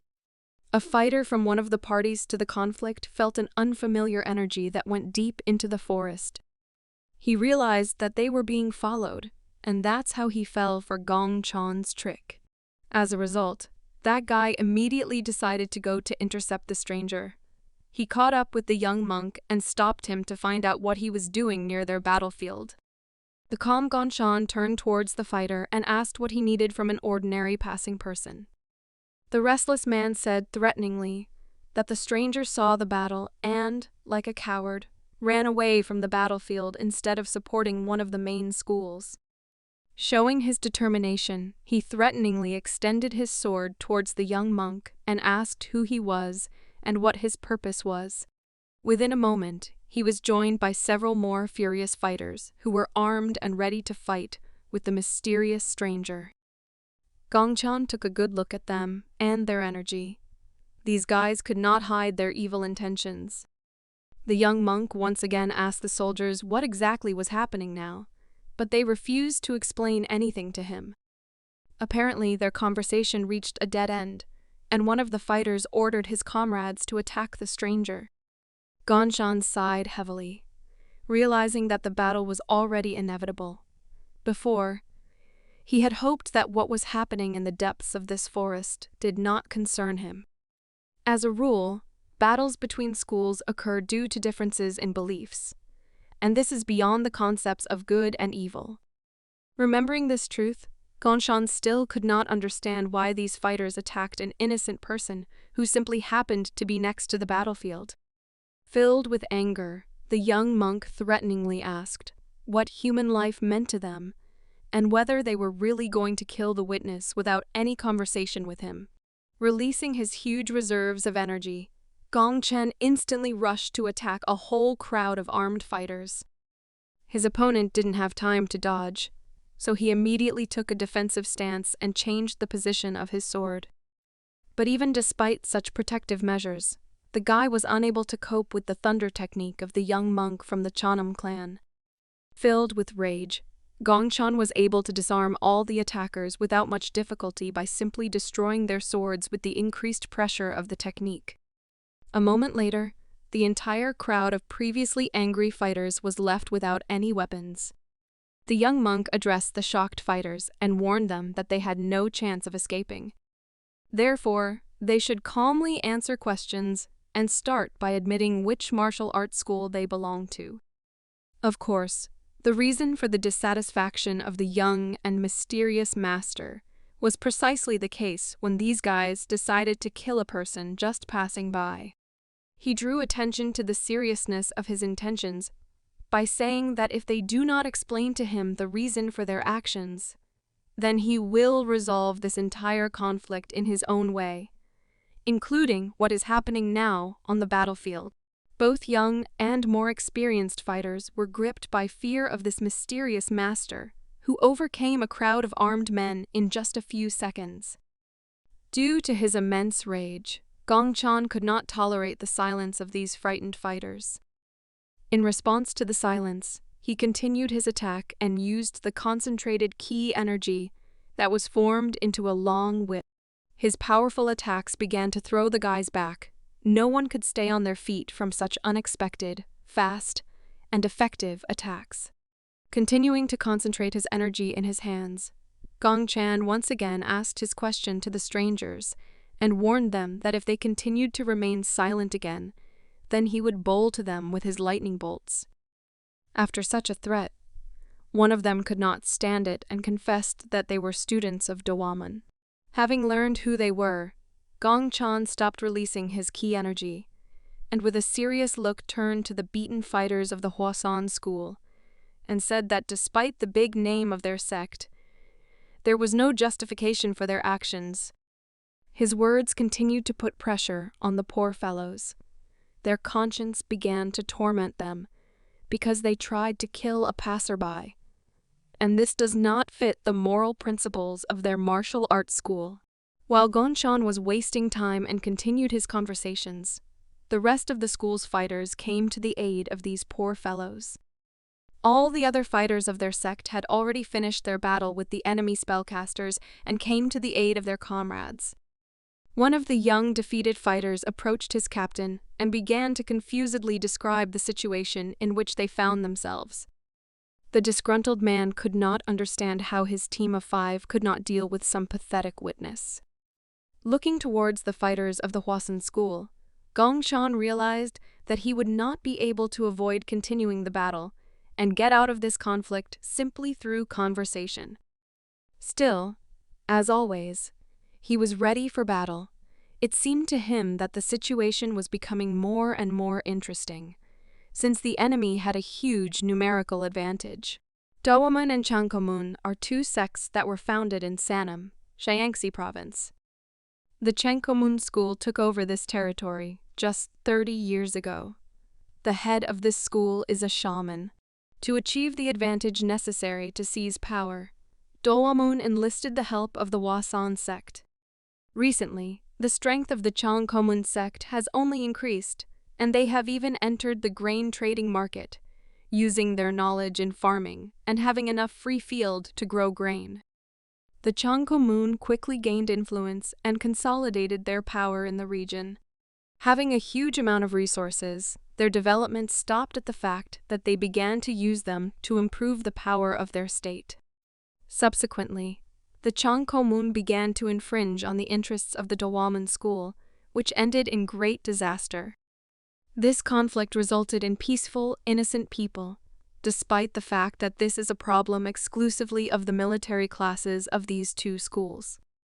Having defeated the fighters of the dominant side of the conflict, Gongchan firmly decided that he could not stand by, and therefore changed his purpose of travel, and went to visit the head of the Dawaman sect.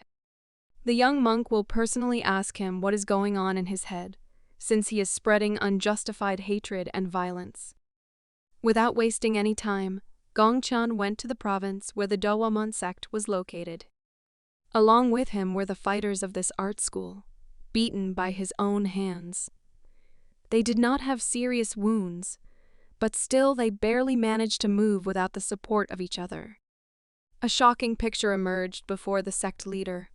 A lone warrior, not even wounded, brought his beaten fighters with the words that their violence was unjustified.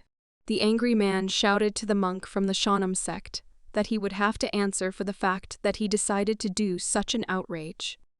Despite his unfriendly tone, the absolutely serious and calm Gongshan replied that the head of the Dowaman school should be more careful in his expressions, because what he called arbitrariness was not done by him, but by the followers of the Dowaman school. He explained that he didn't actually get involved in the fight, but it was Dowaman school that attacked him when he was just passing by their battle. Based on this logic, the young monk confirmed that in this case, this situation can be called arbitrariness, and not a victory over ordinary robbers. With rage in his eyes, he again seriously turned to the head of this sect and asked him to explain everything that was happening. He did not understand the situation, but thought that the followers of Dawaman, who decided to get rid of the witness, behaved inappropriately towards a representative of another official school of arts. In response to his words, the man decided to act unfriendly and ordered his soldiers to immediately get rid of the witness. Gongshan again found himself surrounded, but in this situation he was not confused and only continued to talk about whether these guys had really sunk to such a degree that, being an official faction, they allowed themselves to show such hypocrisy in relation to a master unfamiliar to them. There was no need for the young master to use his sword in such a battle, so he simply calmly removed his hand and changed his stance. He was afraid that because of the misunderstanding that was happening, he would lose control of himself and use his unimaginably huge reserves of energy to do bad things. While Gongshan was concentrating before continuing the fight with representatives of another school, the sect leader sent his servants to get rid of the arrogant and self-confident witness. Putting his sword aside, the young master released some of his energy and began to use the Tail Chochi Gongwon technique. He rushed to attack the enemy with the desire to repay what they had done in the forest. With one blow of his energy whip, he managed to send 3 fighters flying. After that, he used acceleration and rushed past his opponents with lightning speed, while inflicting a large number of blows on them. Not every one of them could see such an attack, but even despite this, they felt pain, and even before they started fighting with the enemy, some of them had broken bones. The armed fighters of the sect could not even get close to the master who used his energy control so skillfully. Gongshan stopped the enemy sword with his palm a moment before the strike, thanks to his excellent control of energy. Thanks to his lightning skills, he easily destroyed the enemy's weapon right in his hands. And then he decided to get rid of the remnants of the enemy unit by releasing a large amount of energy and spreading his dominance in the space around him. What was happening near the Hwasan school building haunted the head of the sect, and with cold sweat on his face, he recognized his new enemy, that he had accidentally witnessed their dirty deeds towards less developed sects. Looking at the incredible young monk, he realized that this was an immortal master named Gongshan.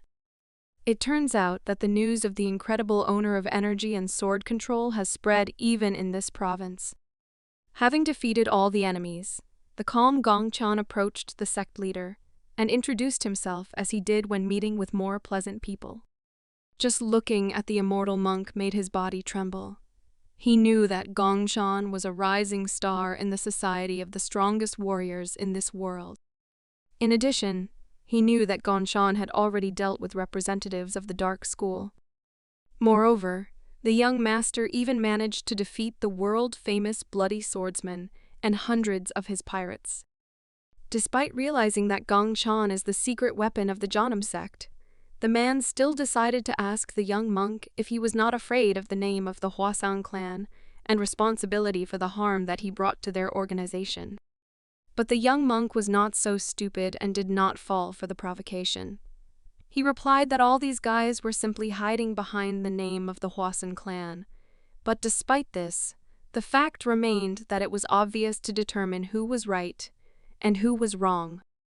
Moreover, it was a miracle that such a skilled master as Gongchan got to fight between these sects.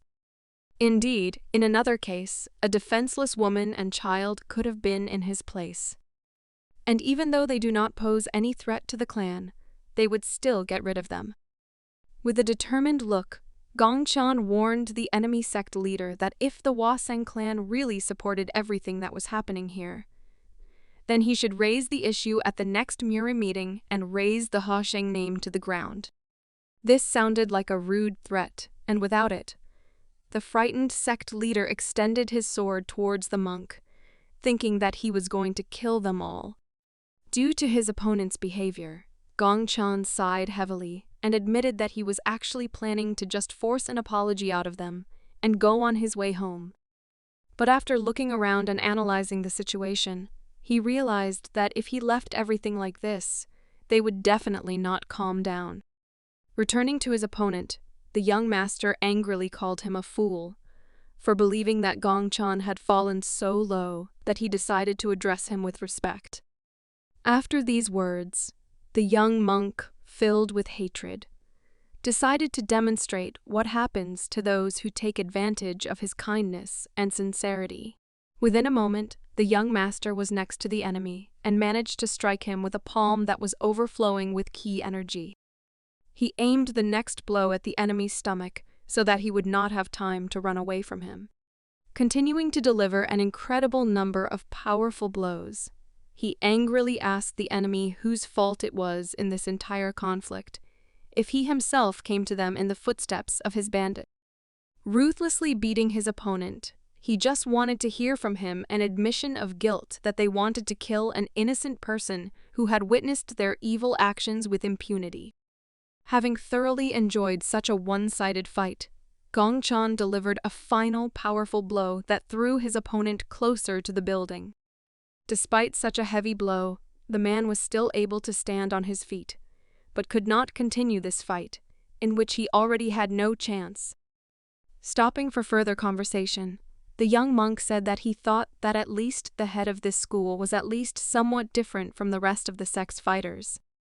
As it turned out, his assumption turned out to be wrong, but he was still willing to test how far he needed to go to get an apology on behalf of this martial arts sect, although a simple apology was unlikely to be enough. But the leader of the family greatly surprised the young monk, as he quickly realized the gravity of his situation and knelt before the master, respectfully apologizing for the recent conflict. In fact, he understood that if Gongchan told the other Kangho about what happened, then they would be disgraced in front of the Hwaseng sect, which would cover up their dirty deeds. Feeling truly panicked by such a dangerous enemy, he admitted with a trembling voice that they were wrong. With a threatening look, Gongchan replied that since the head himself so sincerely asks for forgiveness, then he will not attach much importance to the behavior of the Dawoman school. After these words, he asked them to try to prevent this from happening again.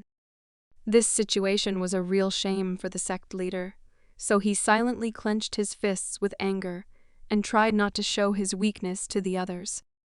Gongchan turned away and sighed heavily. He had to lose his way and be distracted by a showdown with some mad clan.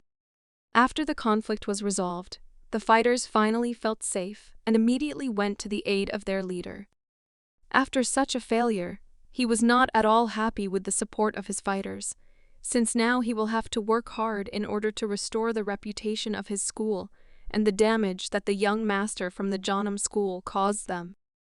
Looking at the full moon, Gongchan admitted that he could not take part in this conflict and not waste a huge amount of time, but still it was a manifestation of his sense of justice, and he could not pass by. The road took much longer, and he had to walk until the sun came out. It seemed to him that he was already close, so the young monk did not stop and did not make camp to spend the night in the forest. As it turned out, it was not in vain that he trusted his premonition, and soon the view for which he had come all this long and difficult journey on foot appeared before him.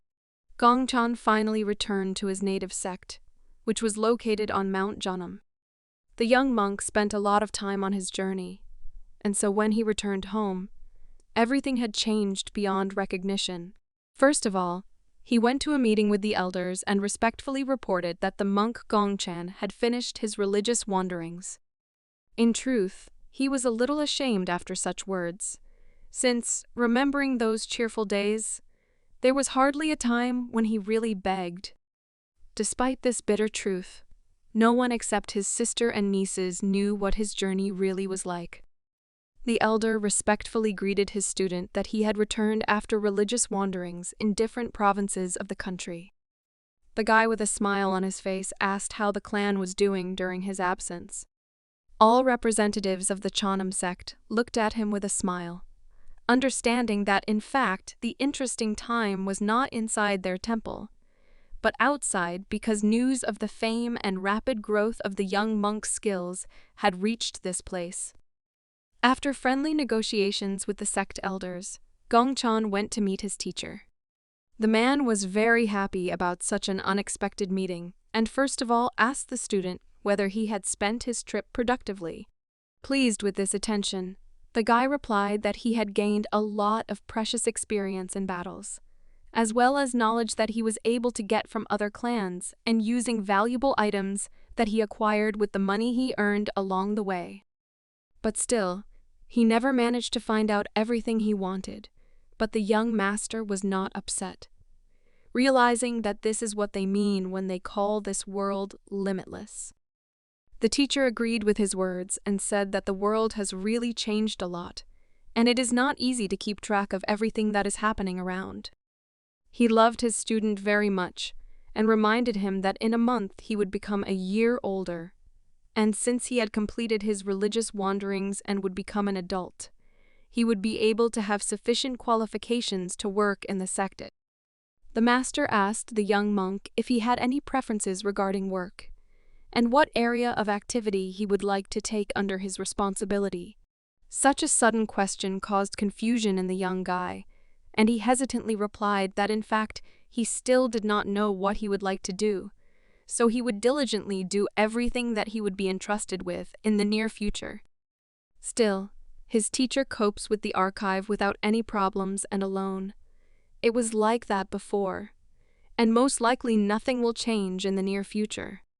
But on the other hand, he had an option that was worth offering to the young monk. Looking at the talented guy, he said that Gongchen could become a mentor in their sect training center. The training center is the place where all the training of the Janam sect takes place, and in recent years, it has become one of the most important places on this mountain. The man noticed that Gongchen had quite good abilities, and besides, he had already shown himself well while training other masters. Making the last important argument, he mentioned that they fed and raised him, so he should not forget such a favor, and repay his native sect. Without waiting for a response from his hesitant student, the master said that he would send the petition to the training center, while Gongchen should rest for a few days until he received a written answer to his request. Gongchen decided not to waste time and went to the nearest forest to return to his habit of training during every free time. This time, instead of his usual sword, he took an ordinary household axe on the campaign. Using his energy, he chopped a sufficient amount of firewood without much difficulty. After that, he took a rope and hung all these logs in the air. Now the place for his energy control training was completely ready. The young monk began by using his palm to release a small amount of energy and push it towards his target. The attack was successful, and with the help of a chain reaction, he was able to hook all the logs that were suspended on the branch of a tall tree. Having thoroughly honed his skills in using long-range attacks, the guy stopped and decided to switch to improving defense and armor techniques. Having loosened the logs and thereby creating an obstacle for himself, the confident guy stepped forward to test his body's endurance. But as it turned out, he was in a hurry the second time and overestimated himself. As in the situation with poisons, Gongchen was too confident in his abilities and could not cope with the load. Due to such a sudden and difficult exercise, the unprepared master had to simply stand still and endure each of the blows, since he could not dodge them or strengthen himself with energy to such a level that he could not feel pain at all. After such an unsuccessful training, the tired guy lay down on the ground and looked up at the sky. Gong Chan understood that if he became a mentor in the training center, then he should get used to such a test for the body, because he would have to fight with his students, and it was unlikely that any of them would be able to hook him even once. True, he was not entirely sure that he could get used to such pain. When he returned home to the Janam sect temple, he greatly regretted that he had not prepared well for such a difficult training. Despite the fact that he had time to rest and get plenty of sleep after his last walk, his whole body continued to ache, and he had the feeling that abrasions were completely covering him. Remembering that he was a master and should behave proudly, Gongchan decided to change his tactics. Looking at the egg, a completely different solution to this problem occurred to him. Instead of long-term treatment after each damage received, Gongchan approached the issue from the other side and, through meditation, began to release ki energy in the abdominal area in order to then direct the stream of consciousness to eliminate the weaknesses of the body. As it turned out, this approach was effective and, thanks to excellent energy control, the young master managed to tightly surround the entire area of his body with Q energy. After that, he concentrated on the parts of his body that were injured in battle. After a few minutes, the young master felt that he had achieved his goal, and his skin had thickened a little, which in the future would help him become more resistant to enemy attacks. True, simply covering the skin with energy was not enough, and Gongchan sought to learn how to leave ki on the skin in order to always maintain a high level of protection from sudden enemy attacks. In his free time, Gongchan continued to train his armor technique until lunch, and after that he practiced Tusalgon, which is the ability to give acceleration to objects, like the time he fought during the zombie attack on the Moen family's house. Ordinary stones with the help of acceleration could easily destroy a small target such as a pumpkin. And the more acceleration he gave to his projectile, the more targets in a row he managed to destroy. The young monk spent a lot of time outside the eyes of people. His previous training took place during religious wanderings, so he was unusual for the attention of children who were just starting their training inside the Janam school.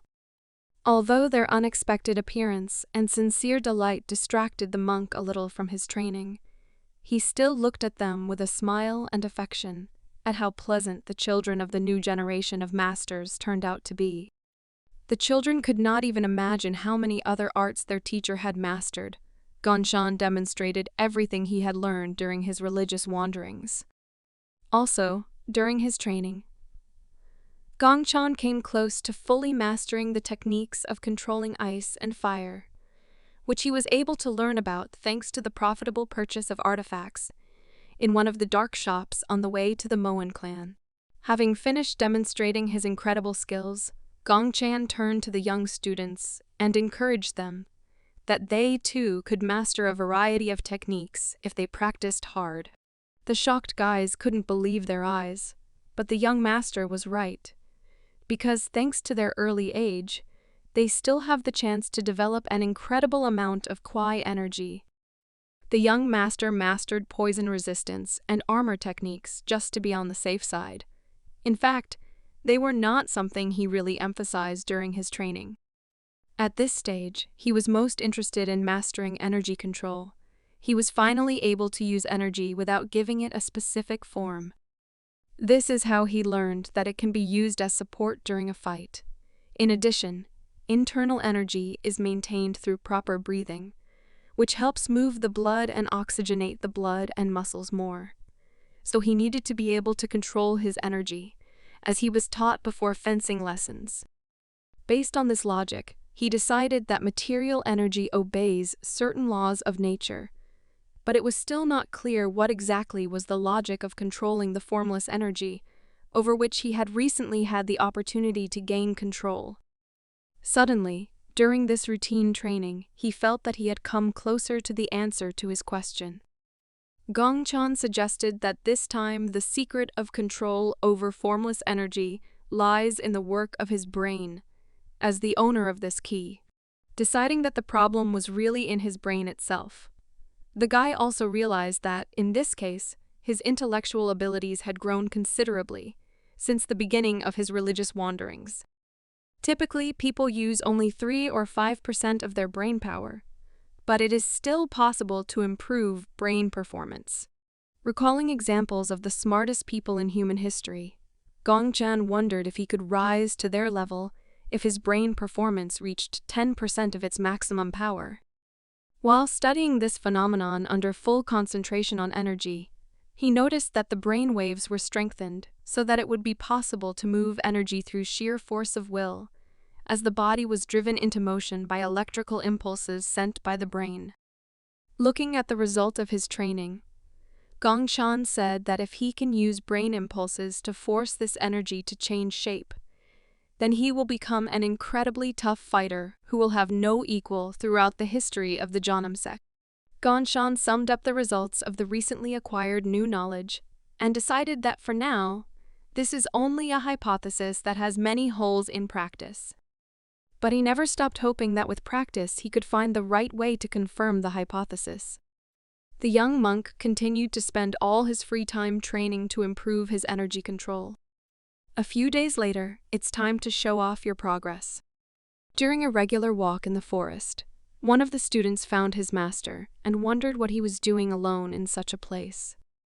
Still, he trusted him and decided to ask what brought him to this place.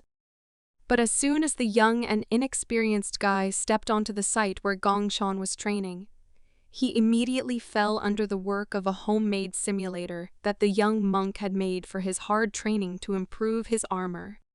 His teacher could not stand by and came to his defense. Although the boy appeared on the site very unexpectedly, Gongchan was not at a loss and managed to knock off all the logs. His body protected the boy. The boy was simply shocked by what was happening. He did not yet know that his teacher had achieved some success in using armor techniques. The young monk admitted to his follower that he had finally mastered the art of armor, although in fact he had only mastered the first level of skills so far. But he realized and admitted that the most difficult thing was ahead of him, and he was beginning to study these difficult moments of using technology. The boy was simply shocked when he heard that for training upon reaching the 3rd level, he would have to use hammers and maces. This was not yet the most terrible test of his skill, because Gongchan also said that at the 5th level, he would have to endure blows from the sword, so it was worth gaining experience. After such terrifying prospects, the young monk mockingly asked the student if he would like to conduct a joint training. But the frightened guy instantly refused such a risky proposal. Hearing the refusal, Gongchan was a little confused and, in order to shorten the awkward pause, asked the student for what purpose he had come to the forest. It turns out that the guy wanted to see Chongsan before training. Previously, the training camp was run by Master Zhongzhen himself. But immediately after Gongchan returned, he had to move. The young monk came to meet the elder and greeted him with respect. The man was glad to see him and said that as soon as he heard of his return, he sent the head disciple to fetch him. He actually wanted the young monk, who had only recently returned from his wanderings, to help him with the work at the training center, and through hard work, help him revive the former greatness of their sect. Gongchan was not sure that he would succeed, since he was still busy with some unfinished business. But the man sharply replied that this was nonsense, believing that just the creation of the 2 greatest techniques of the young monk was already a blessing from above and not its just talent. It's a gift. In addition, he had already heard about his success as a mentor, especially with the example that he trained the sisters from the Moen house, and even raised them to the level of Kanho's skills. After such an incident, he is sure that they could base the teaching in their school on the very method by which the young monk taught his nieces. The elder was ready to help him with any difficulties. Gongchan could not refuse such a respected offer. So he thanked him for the opportunity and said that he was counting on his support. On this day, a decision was made on large-scale changes in the training of young fighters of the school. Typically, the training center is run by only 12 people. 9 different masters are responsible for teaching martial arts, as well as other important parts of the work, ranging from the objects that are used in training to scheduling and choosing a place for training. But this time, 2 subordinates of the head of the training center, Teacher Shangsan, Teacher Shangsol, as well as a new colleague Gongchan, started work. The elder turned to the young monk and said that initially the training center did not have a mission to train fighters, so this task was entrusted to him. To facilitate this role, he will appoint one of the best masters of the 4th generation as his assistant. It turned out that this guy had already arrived at the building to announce the beginning of his cooperation with the immortal master. A 4th generation disciple named Gong Seongjin arrived to receive instructions from his mentor. He abandoned his business from above and took advantage of the moment to call Gong Shan as his assistant. For him, being close to his mentor would be a much more profitable use of his time, but the young master still did not understand what he was talking about. His misunderstanding caused resentment in the student, because he did not understand why then he did not achieve the mastery of Shojol Khan, like the daughter of the Moen family. But the guy again sighed heavily and said that it would be surprising if he became one at such a young age. Recalling his battle with the leader of the Dowaman sect, he noticed that that man should have developed the appropriate skills 10 years ago, but could not. Realizing that this skill is beyond everyone's ability, he replied that reaching Zhang Zhang's level of skill at just 18 years old is already an amazing success. Even this argument did not work on the young and ambitious guy, so he answered his mentor that as soon as he thought that they had succeeded, he immediately became angry and envious of them. Gongchan disappointed him by saying that most likely he is not the main character, and he shouldn't turn his nose up so much. With such a motivated student, Gongchan took the opportunity to invite him to become the first test subject in his new martial arts training program. He also warned that in order to achieve new titles of mastery, he should bring together all his desire to train and the will to win. The guy, pleased with the offer, thanked the mentor with a smile on his face for the opportunity to become the first student. While Gongchan was developing the training center system, at the same time, on the other side of the country, important things were happening within the Sahelan organization. The future of the entire country will depend on their results. The young fighter turned to the elder and happily announced that all preparations were completed. A man with a sly look named Salma Ketchen said that this time, he has high hopes for his new plan. This is the head of Hemlin Moon, one of the dark organizations that considered their goal to interfere in various associations and destroy them. The Marim Alliance had no idea about his plans yet. The bloody red glow in this man's eyes is proof that he has studied Helkul Maragon, the best and most terrible practice of the Dark Blood School, and he is also known as a descendant of a dark sect that disappeared in the past. However, in fact, this mysterious man is the founder of that legendary dark school. Thanks to his dark training, you cannot tell that more than 60 years have passed since then. A mysterious-looking young man turned to his ward and asked how many zombies they had prepared for the future plan. The man replied that in the past, they created 12 zombie squads, and in the future, they plan to create 8 more squads in 5 years. Advisor Helen Moon, a master of dark blood and brain magic, replied that one expressed monster would be comparable to a master, so they did not feel the need to improve quality and focused on the number of troops. All the news sounded great, so the sect leader turned to Hel Meni to find out his opinion regarding the invitation to enter into an alliance with Murim. But the man replied that they should not rush, and according to his plan, after some time, the schools and the alliance itself would become their food. The leader agreed with his words and came to the opinion that in this case they should accept the invitation and wait for the right time to attack. But still, he was not entirely sure that everything would go according to their plan. This opinion was not surprising to Helmagny, so he replied that he had taken into account all the risks and was going to create 20 detachments. But first of all, they would strive for world domination and nothing more. Anticipating victory over the entire country, the leader instructed his advisor to come up with impeccable tactics to achieve such an ambitious goal. Filled with gloating, he shouted to the entire meeting room that he should get the whole world into his hands, not limiting himself to just China. Let's return to the affairs of our young monk. He remembered a moment from the past when one of the mentors, after hard training, stopped together to have a heartfelt conversation under the light of the stars. The old man drew his student's attention to one of the stars. It was called the Star of Misfortune, and at that time it shone very brightly, which meant that chaos would soon arise in the world. This star is called the Bloody Star of Misfortune, although besides it there are many other celestial bodies with a bad omen.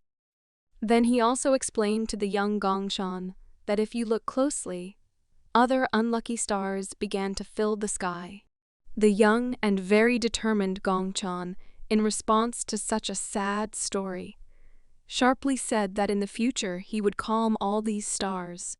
Looking at the student, the gray-haired man calmly replied that he would succeed, since this was his destiny. It was from that conversation that one of the most exciting stories of our monk's life began. The next day, after talking with the elder, Gongshan began testing his new teaching method, and even began working with his student. For motivation, he told him that if he continued in the same spirit, he could become a Chojul master within 6 years. True, his student was not at all interested in the teacher's words. He worked diligently on the exercise with which his training began. During numerous repetitions of the exercise with a heavy stone, he asked his teacher in a trembling voice not to distract him and allow him to concentrate on the goal. This answer seemed too weak to the young monk, so he declared that his disciple was simply going to give up in a minute. He had no choice but to train hard, because he could not afford an expensive miracle remedy like the sisters of the Moen family. So his blood vessels were already clogged, and this prevented him from developing further. But the master had a solution. He said that first it was necessary to conduct strength training and strengthen his blood vessels, and only then cleanse them and train the flow of Q energy. In fact, Gongshan couldn't admit to Dojong that his situation was noticeably different from the Moyon twins. At the moment, his skills do not exceed the entry level, and it will be surprising if he even becomes a Chojuljeon master. But if he trains with Gongshan, then he can make a big breakthrough in training. To achieve the desired skill, you need to practice a lot, including reading books about martial arts, which is worth developing. For example, Dochin right now is striving to improve the physical capabilities of his body, and in order to increase the rate of accumulation of internal energy, he needs to train the body, while the body itself is a vessel that collects internal energy. The young teacher had to explain to his student that despite the fact that this process is difficult and tedious, in any case, it is considered the fastest, and it is unlikely that you can come up with something better. For motivation, he also praised Dujan for his perseverance, and also provided him with a special tincture, and said that he believed that he could do it in a year. In this world, everyone knows that if he trains hard for a year, he can quickly learn to accumulate internal energy in the body. And this will allow him to master the Toyon Sangon technique. At that time, they had already begun to lay the foundation for becoming a Choljin master. Having trained according to the young monk's method, Dochin, after some time, became noticeably stronger, and the weight with which he practiced continued to grow rapidly. After some time, he was already able to lift huge stones into the sky, and he even managed to throw some of them a short distance. While the first experimental student showed tremendous progress, the rest of the students continued to study, according to the old curriculum that was created centuries ago.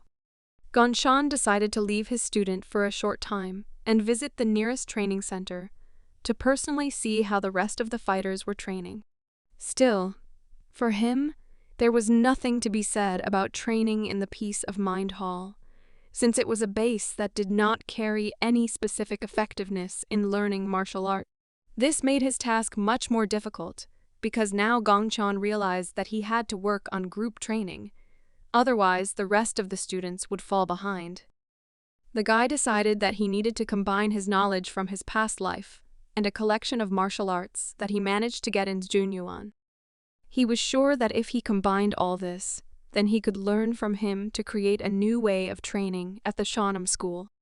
A month has passed since Gongchan took up this important matter. He had just completed his manual on teaching martial arts with the best results and most effective approach. Based on the results of the training tests, the elders learned that if you follow everything that Gongchan wrote, then in 3 years you can achieve skills that will be only slightly inferior to a master, which previously required 10 to 20 years of practice.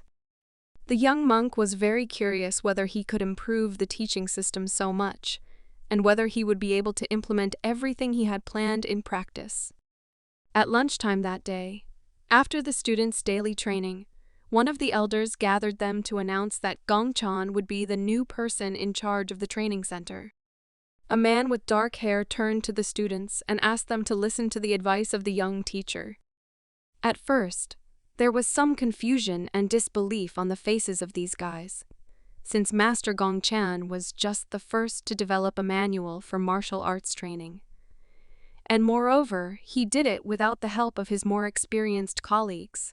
Some students began to whisper that their teacher had never taken such risks before, and always gave preference only to time-tested masters. Seeing the chaos in the crowd, Gongchan decided not to waste time and attracted all the attention of the students to himself. He began his welcoming speech and first of all, agreed that he really knows that they have always trained in ways that were previously developed by many respected teachers. He also agreed that in a school whose basis is the reading of history and traditions, everyone should receive proper training. That is why he decided that it would be correct and important to introduce a system of individual training that would take into account the characteristics and wishes of the students. At that moment, all the students appeared in front of the young teacher at once, and the idea came to him to take advantage of the situation and analyze the future masters of the Shahnam sect. Among the crowd, the majority were those students whose energy reserves were equal to 10 years of practice. But having a subtle sense of energy, Gongchan also caught personalities that were more interesting to him. Between the unremarkable guys, one could even find 26 fighters whose energy reserves were equal to 40 years of practice. All these guys were gathered in the hall in order to select the most suitable type of individual training for each, and Gongchan had already managed to divide the training methods into 4 categories. Each of these categories will be applied individually to specific students during the learning process. After announcing the details of the changed education system at Shahnam School, the new teacher Gongchan asked those students who had a reserve of internal energy equal to the level of 40 years of practice to come forward. The elders and their talented young master Gongchan were still unsure of how effectively they could apply individual training and how the students would cope with it. But still, the young monk already had a new experimental student on whom he managed to test his approach to teaching. After a fairly short period of training, he managed to achieve such a level of control of internal energy that, although hesitantly, he could already use a sword made of Q energy. Although he still had not perfected this skill, the very fact that it was possible motivated him to continue to improve himself. This was not surprising for his teacher. He fulfilled his promise and congratulated the student on achieving the level of mastery of Chosulshan, and said that with such skills, he would definitely cope with all difficulties in the future. True, This did not mean that he now should not pay attention to his weaknesses. Gongshan noted his lack of internal energy, which could be compensated through diligent training to control the use of this strength. But the teacher's words did not bother the joyful guy at all. He could not restrain himself, and was already celebrating his victory, since he was able to live up to his father's expectations. This childish behavior of the student brought a pleasant smile to Gongshan, because he knew what he had to go through before he achieved this result. Doshin is an unusual guy. He belonged to the Gongsong family, but she died 10 years ago, and because of this state of affairs, he had problems getting accepted into Jeonnam school. Gongshan recalled the past when the teacher told him a story about a lonely guy, after which he became more kind to him.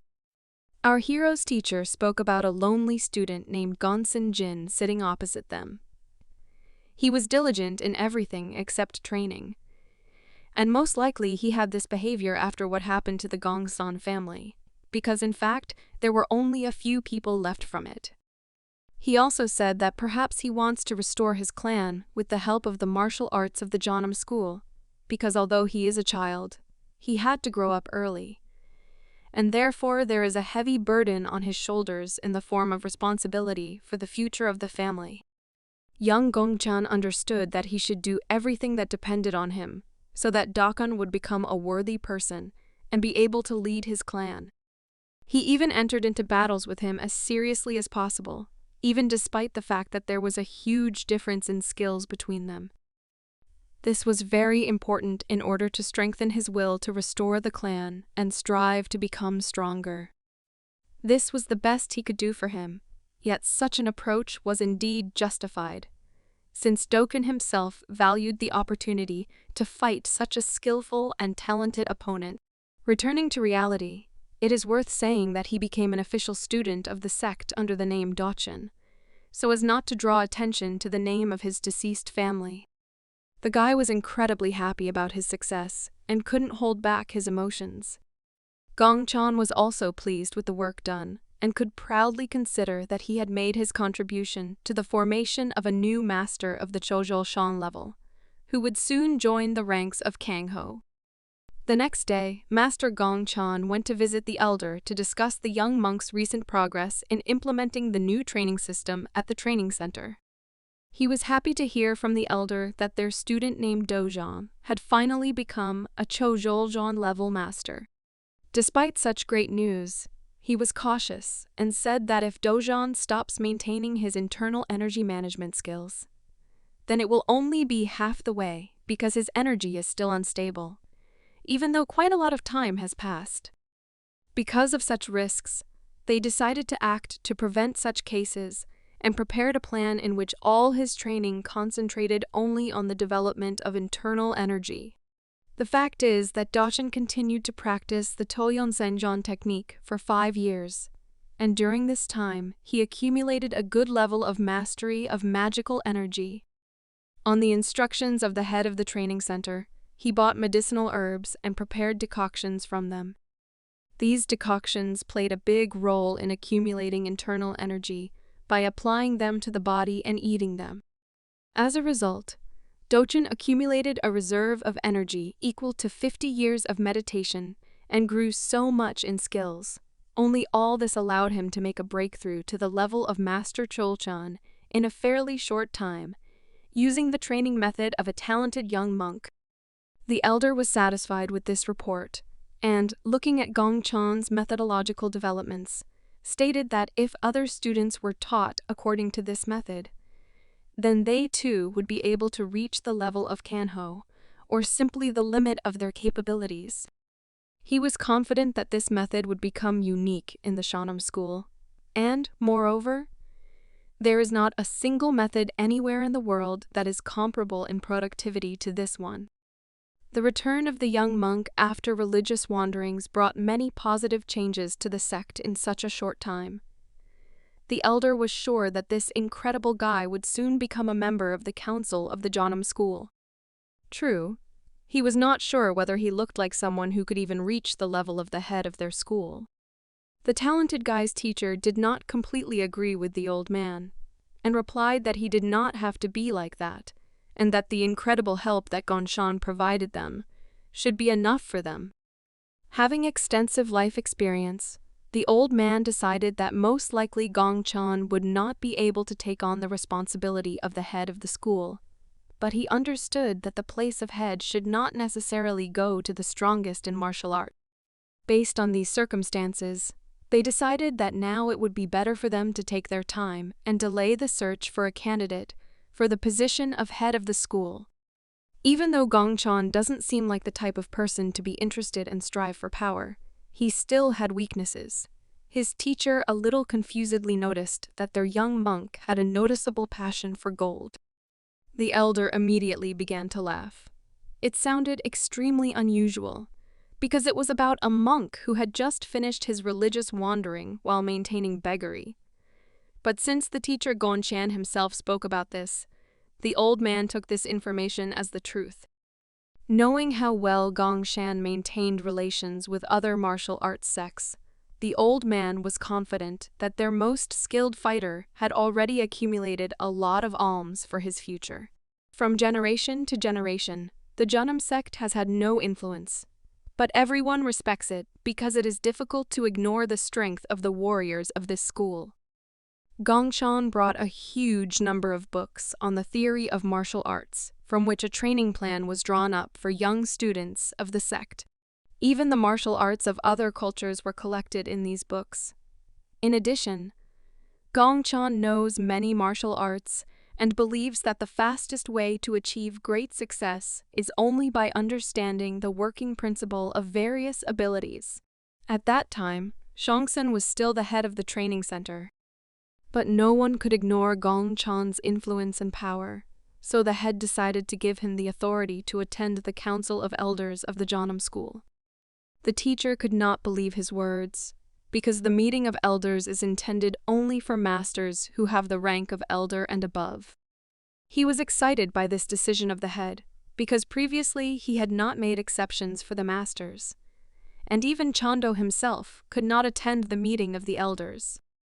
Remembering Master Zhangdo, it is worth mentioning that this person is targeting the position of the first sword of Janam, the most skilled warrior of the sect, and his level of skill is comparable only to the gods.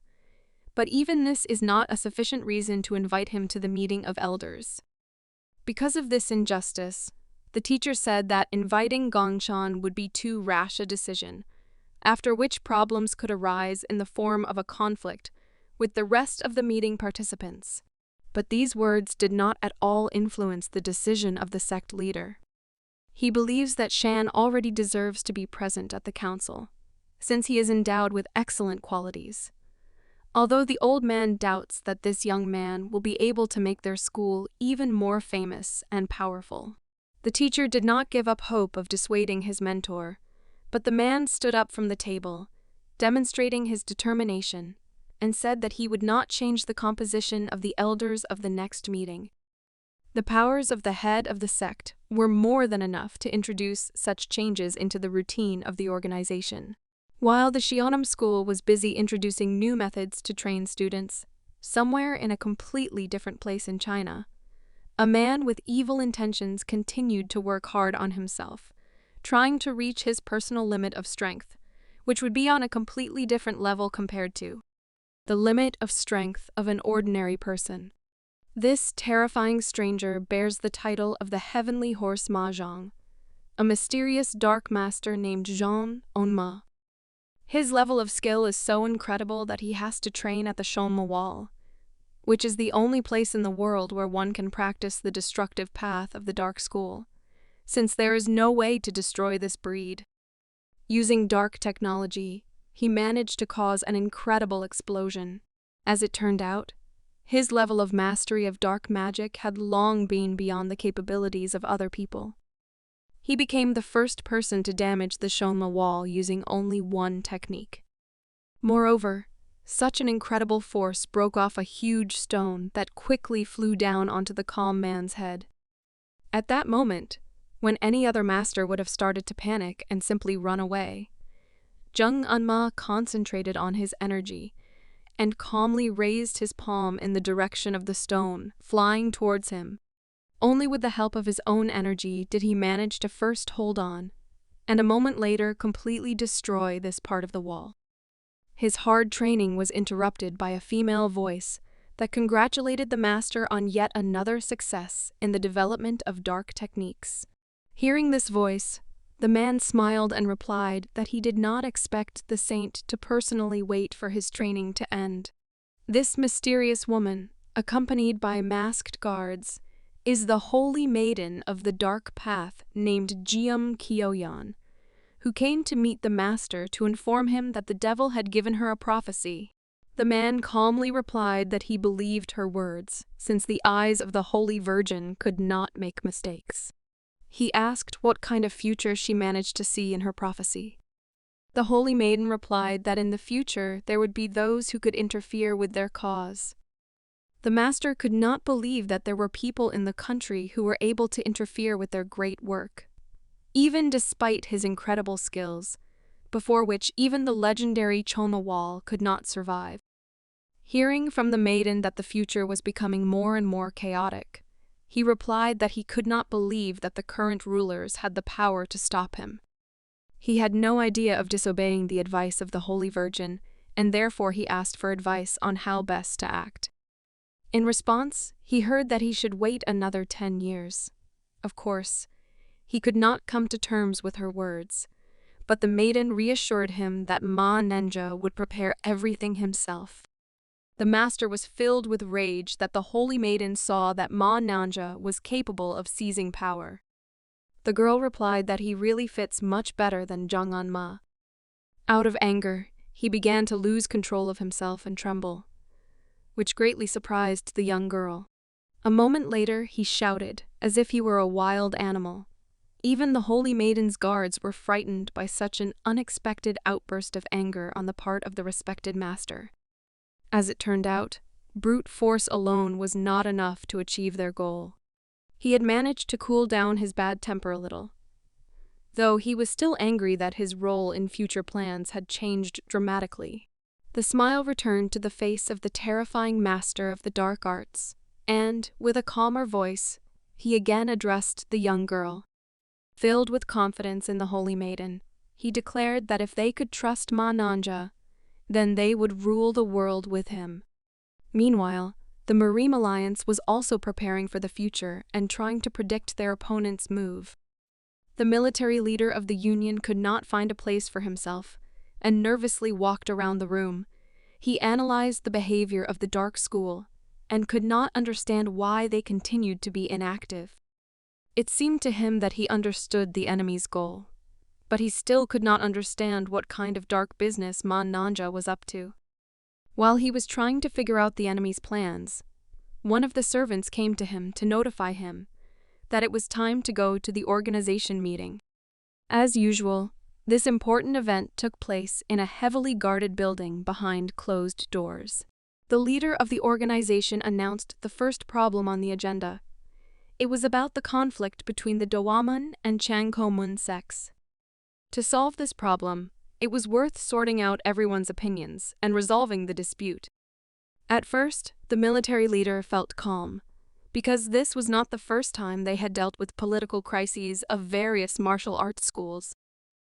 But after a few minutes, he realized what exactly was happening between the members of the alliance, and this made him shiver, and his face covered in cold sweat. The calm leader of the organization continued the meeting and moved on to discuss the issue of the Moan clan. But the military leader no longer listened to him, and began to remember events that happened quite recently and may be part of the enemy's plan. A year before entering Marim, Liaoxin province was connected with Habok province by land and Shaldan province by sea, so the attack on these borders was quite natural. In the territories of Habok and Shandong provinces, the largest clans traditionally ruled, while small and medium clans constantly conflicted with each other for power. To defeat a large enemy clan, they asked to join the Moan clan.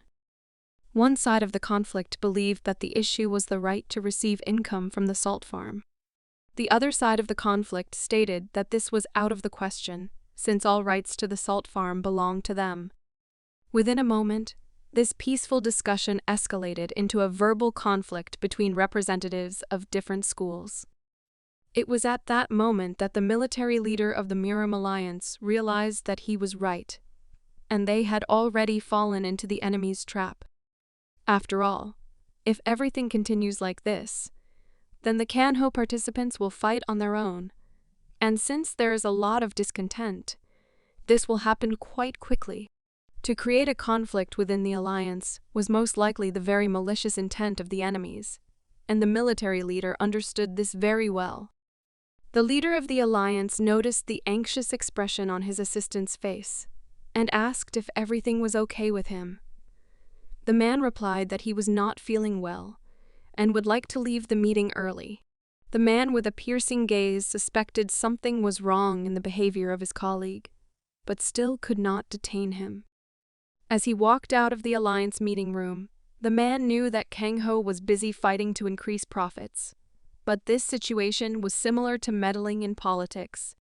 The Sahelan Association cannot interfere openly, so they had to act on the sly, and he, fully aware of the situation, still could not do anything even despite the fact that he is the military leader of Miram.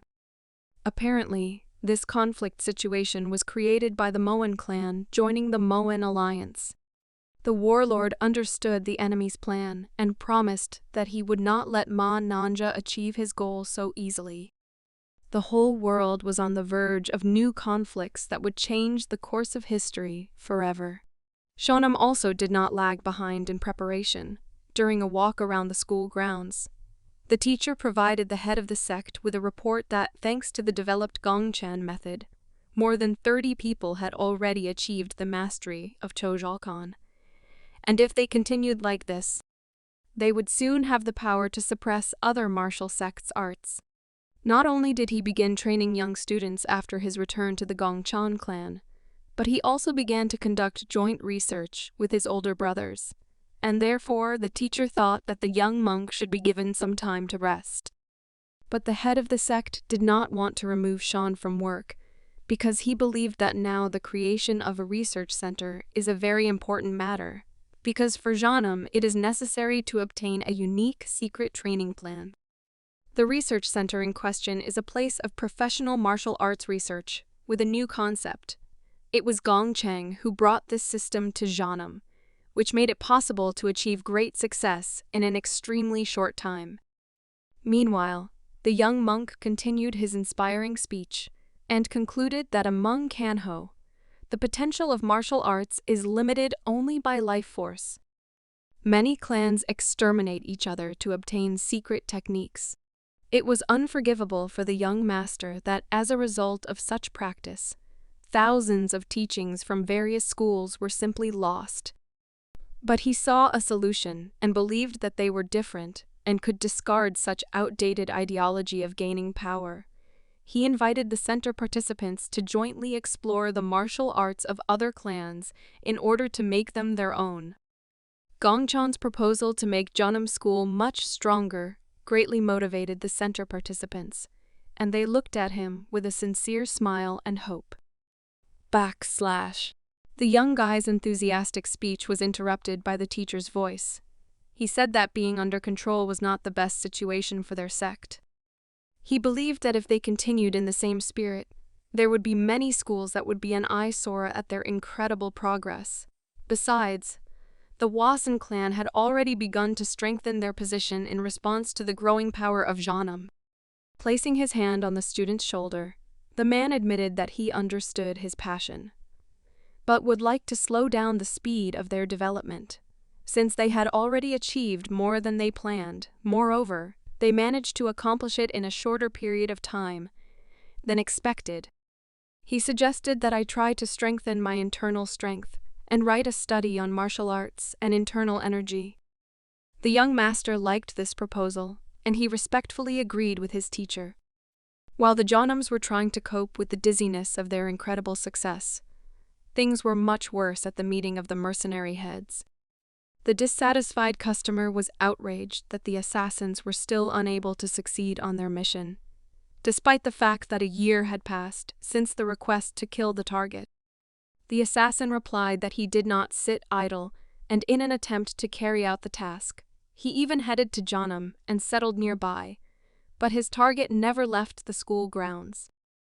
All their attempts were in vain, and despite the importance of the order, they never had a single opportunity to fulfill the contract.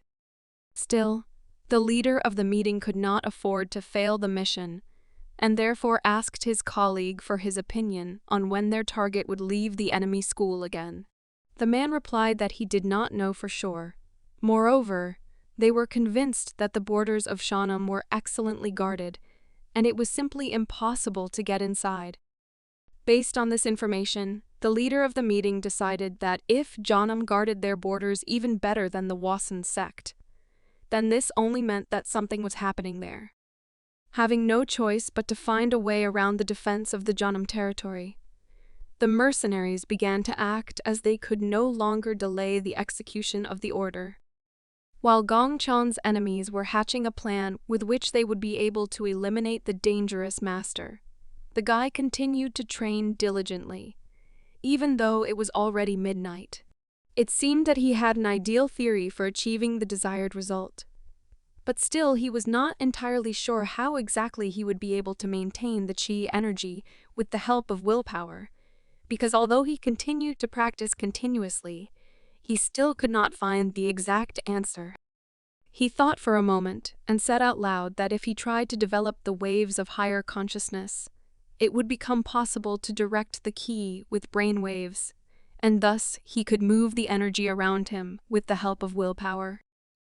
True, he soon realized the real risks, because if his brain waves and the flow of ki were incorrectly connected, then most likely he would get a very unexpected and dangerous result for him.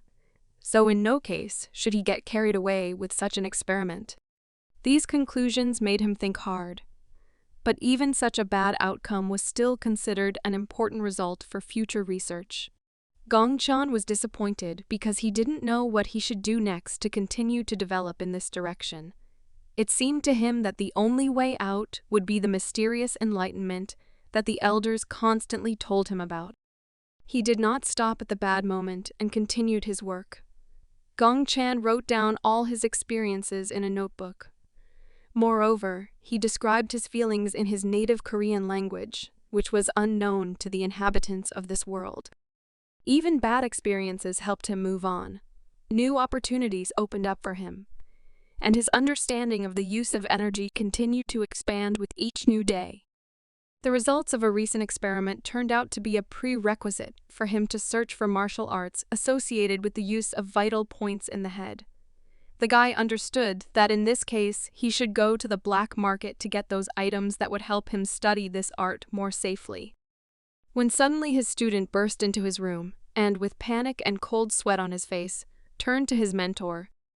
Gong Chan still did not understand the seriousness of the situation, and thought that his student should not be so nervous. But as it turned out, something terrible happened. The excited guy, breathing heavily, said that Mujong Chingen had appeared in their world.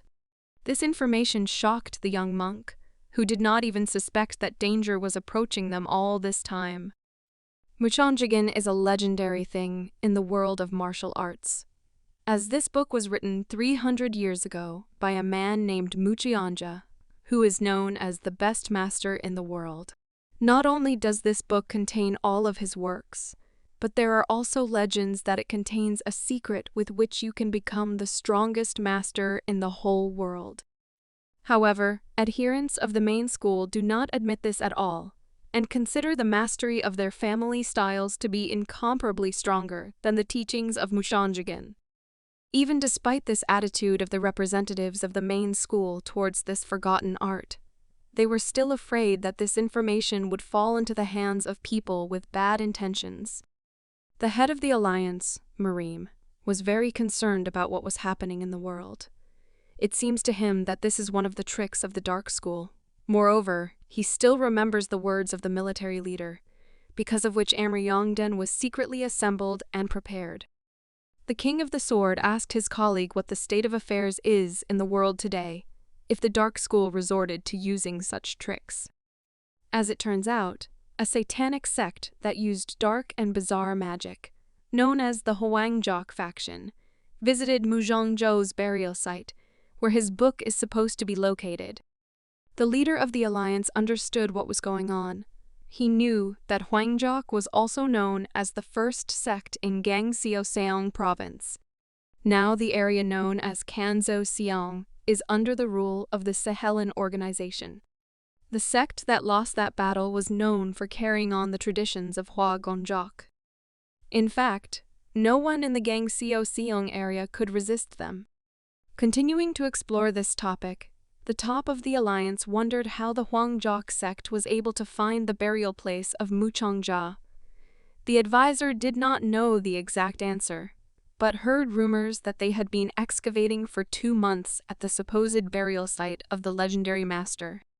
Since the information is hidden, it could be assumed that they still do not have significant progress. Moreover, there are rumors that the Sahelin left as soon as they found out about this.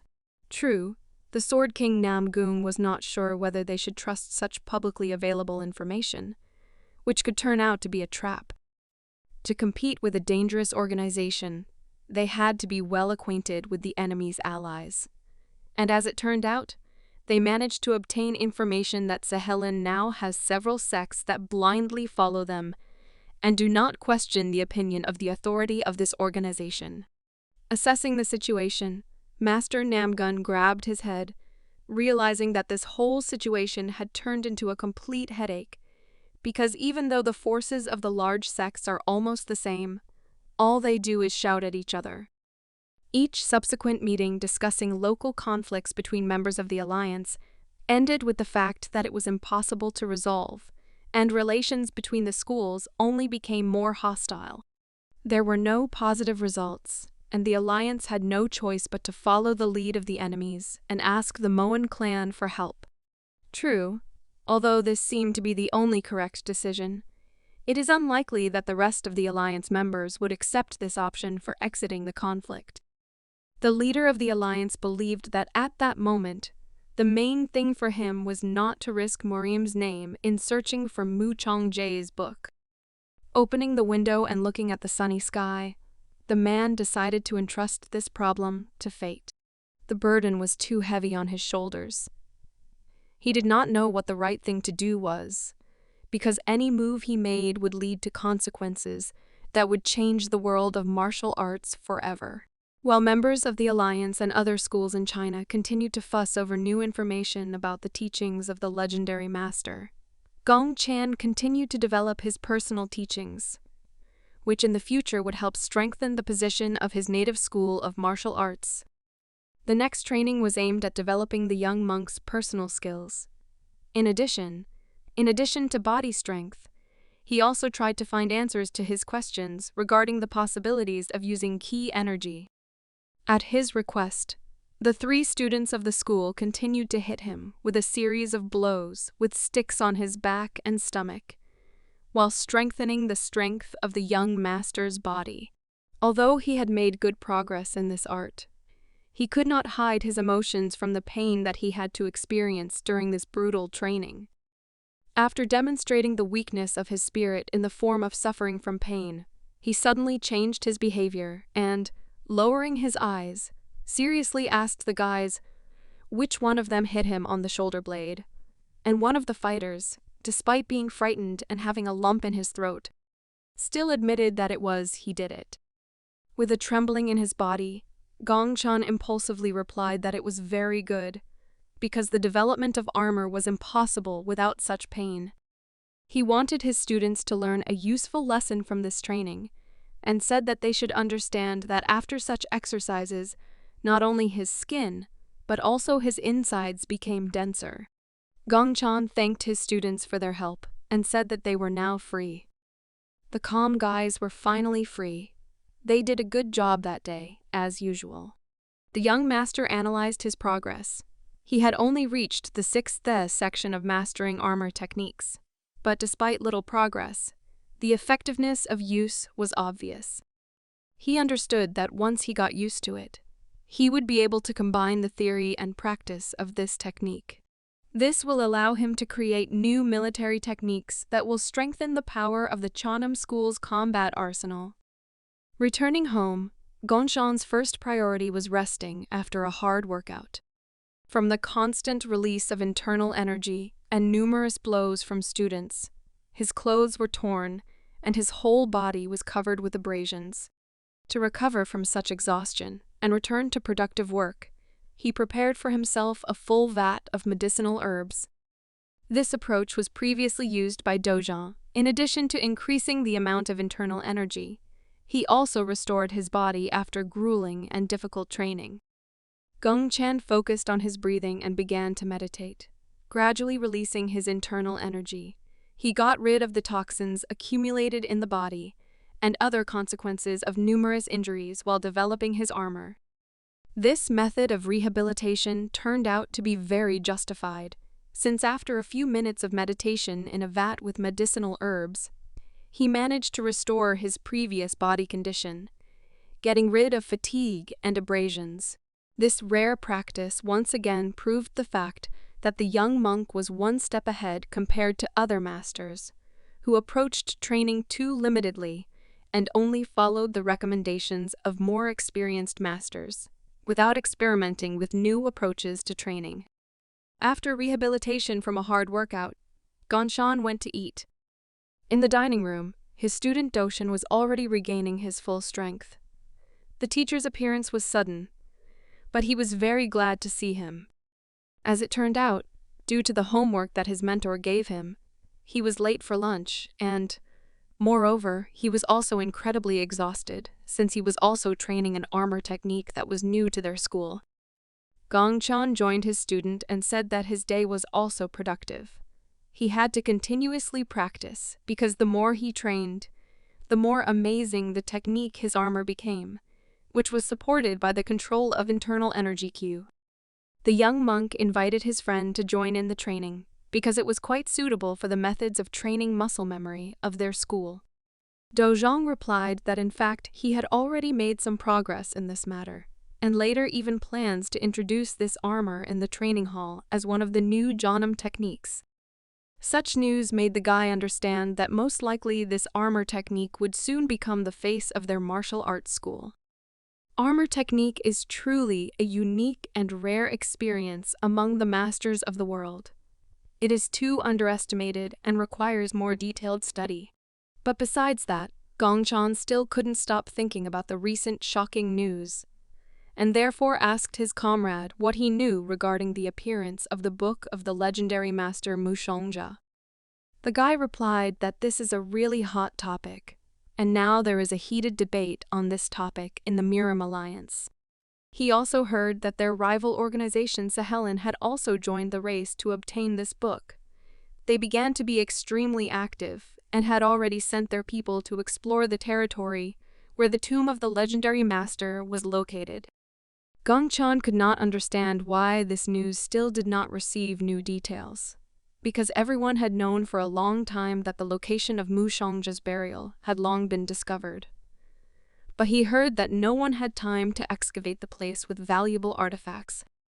Doshan replied that everything is not so simple, and, as it turned out, there are some pitfalls in this matter that no one had even suspected before. Sahelin's side says that at the moment they do not have suitable craftsmen to complete this task, so they are not succeeding.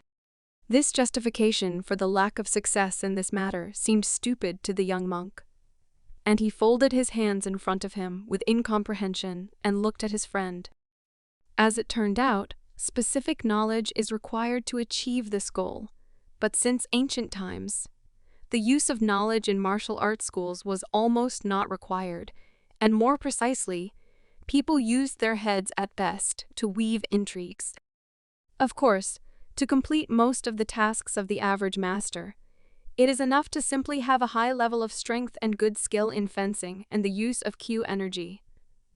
But they say that in the case of the tomb of Muchongja, things are different and a living person has not yet been able to enter. The tomb of the legendary master. This crypt was not so simple, There are rumors that it was made so that not a single living soul could enter or exit there. Such rumors turned out to be very unexpected, and Gong Chan summed up that, as it turned out, the aristocrat Mu Changzhou was very erudite, and so responsible that he even thought about dying in such a way as not to harm the balance of power in this world. While they were having dialogues about important topics that could change the whole world, the cook brought the young master the long-awaited noodles. After practicing the armor technique, he became very hungry. Yet he never denied himself the pleasure of enjoying delicious food, even when he traveled around the world adhering to religious begging. In the middle of such a busy and productive day, he finally managed to experience the joy of a delicious lunch. But even this pleasant moment he could not fully feel, as he was distracted by one of the school students. He came to Gongchan to inform him that they were looking for him in the main palace of the Jeonnam school, and most likely it was a very important matter that could not be postponed until later. Gongchan folded his hands in front of his chest, respectfully greeting the person standing in front of him, as he had come on call. A serious-looking man told him that he had a job, to which Gonsong had already left, and his brother Chongyi would accompany him from here. Of course, Gongshan quickly guessed, and his assumptions were confirmed by the man's words. All this fuss is connected with Mu Shangzhang and the search for Mu Shangzha's book. The man rubbed his chin with displeasure when Gongshan suggested that besides them, Murim was also involved in this. In addition, the main school also expressed its interest in the book, promising to send help from itself. So, the main task for Gongchan is to protect other students from the main school and make sure that everything is calm. Now Gongchan was tormented by only one question. Does brother Gongsun know what their plans are? Of course, he also said that Zhangdo's older brother would also go with them. Shan understood that compared to his student Chongjin, he was not at all as competent, but he was learning quickly and had already become a master. So he just smiled and asked when they would need to start moving out. People from every sect have already gone to Murim. In the foreground stood the Jegal family, who were very determined. They were determined to figure out what Sahyalung had failed to do for so long, and were also extremely furious, as they realized that Murim had no reason to interfere with this. Most of the sects are really trying to get their hands on Mushondingyang and take over its power. The internal structure of Murim's followers has also begun to rapidly collapse. Gongchan, along with his elder, rode on a horse and supported him, because first of all, they must not disgrace the name of their school. People were shocked by their appearance, so they began to scream in panic. They understood perfectly well that the influence of Jeonnam had indeed increased greatly, and they had become completely different from what they had been before.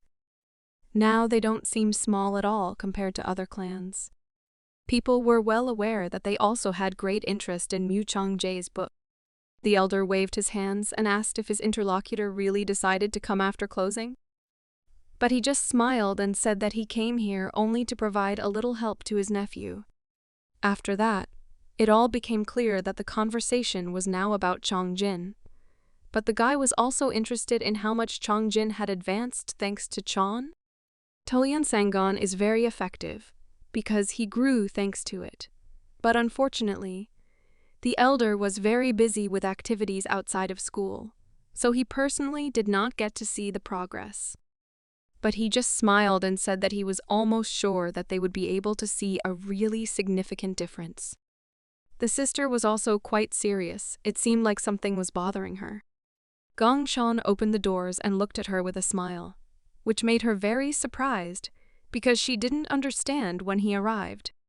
He looked at her and said that not only he became a reinforcement of the army, but also his elder brother. The sister was a little embarrassed and upset at the same time, because she hoped that one of the senior masters would arrive. Gonshan laughed and decided to joke with his sister, because if she already knew about his arrival, then why was she so surprised by his appearance? But she just sighed and said that the messenger told her so how could she know more information? Suddenly, her look changed dramatically, and she was quite shocked. She looked at the guy's neck and couldn't understand what kind of bruises he had, which on his neck looked very similar to marks from kisses. Gongchan just waved his hands and said that it was because of the steel armor technique that he was studying right now.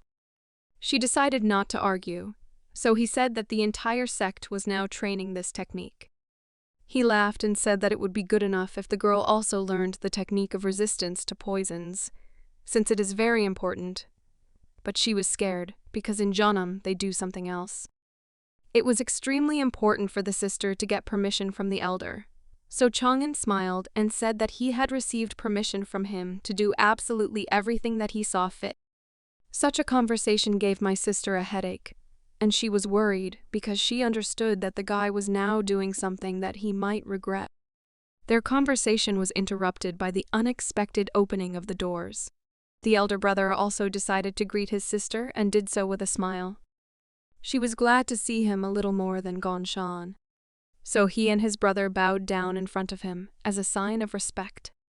Elder brother was indeed very happy to see that the two of them had a very good relationship indeed.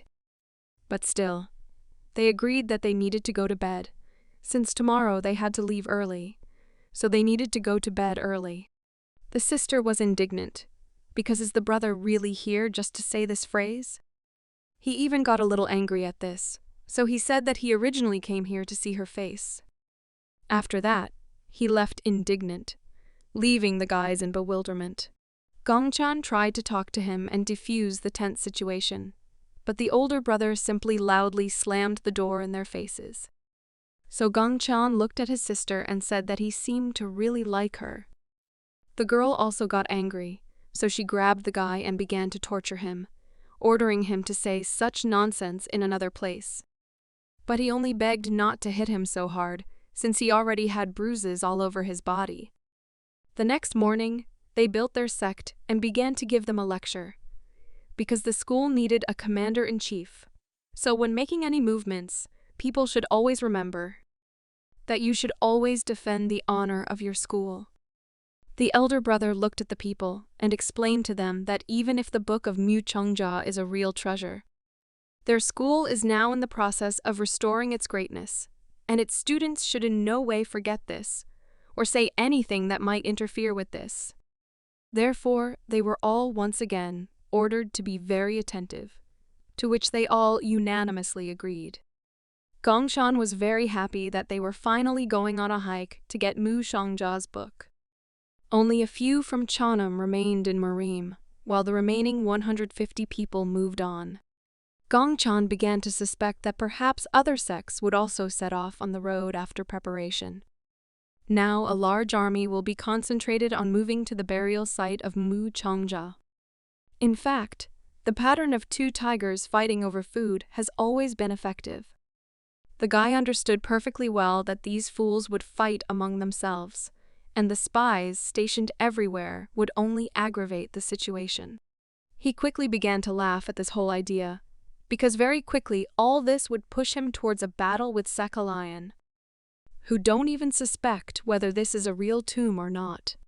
His eyes lit up and he began to realize perfectly well that he might not even have to wait 10 years.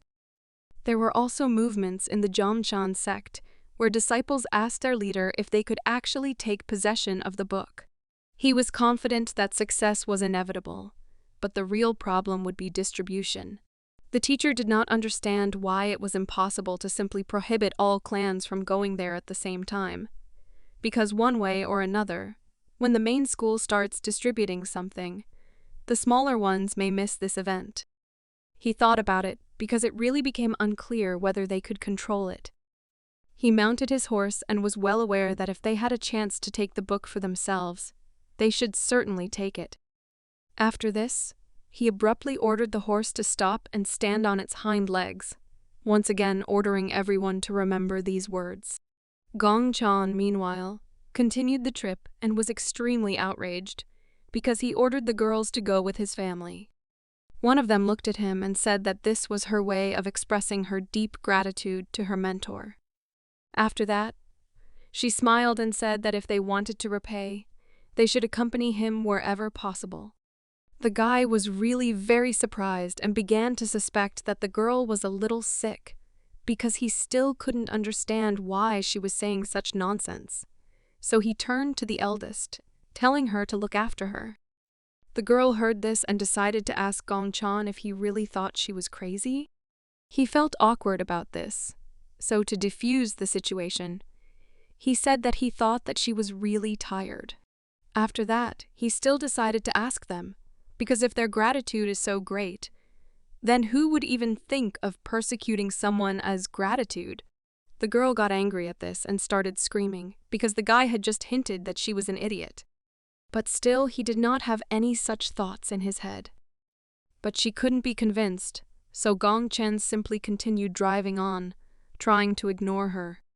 Even the main escort no longer had the strength to listen to this, so he turned around and started shouting at them, ordering them to immediately concentrate, because the territory of Sahayong would soon begin.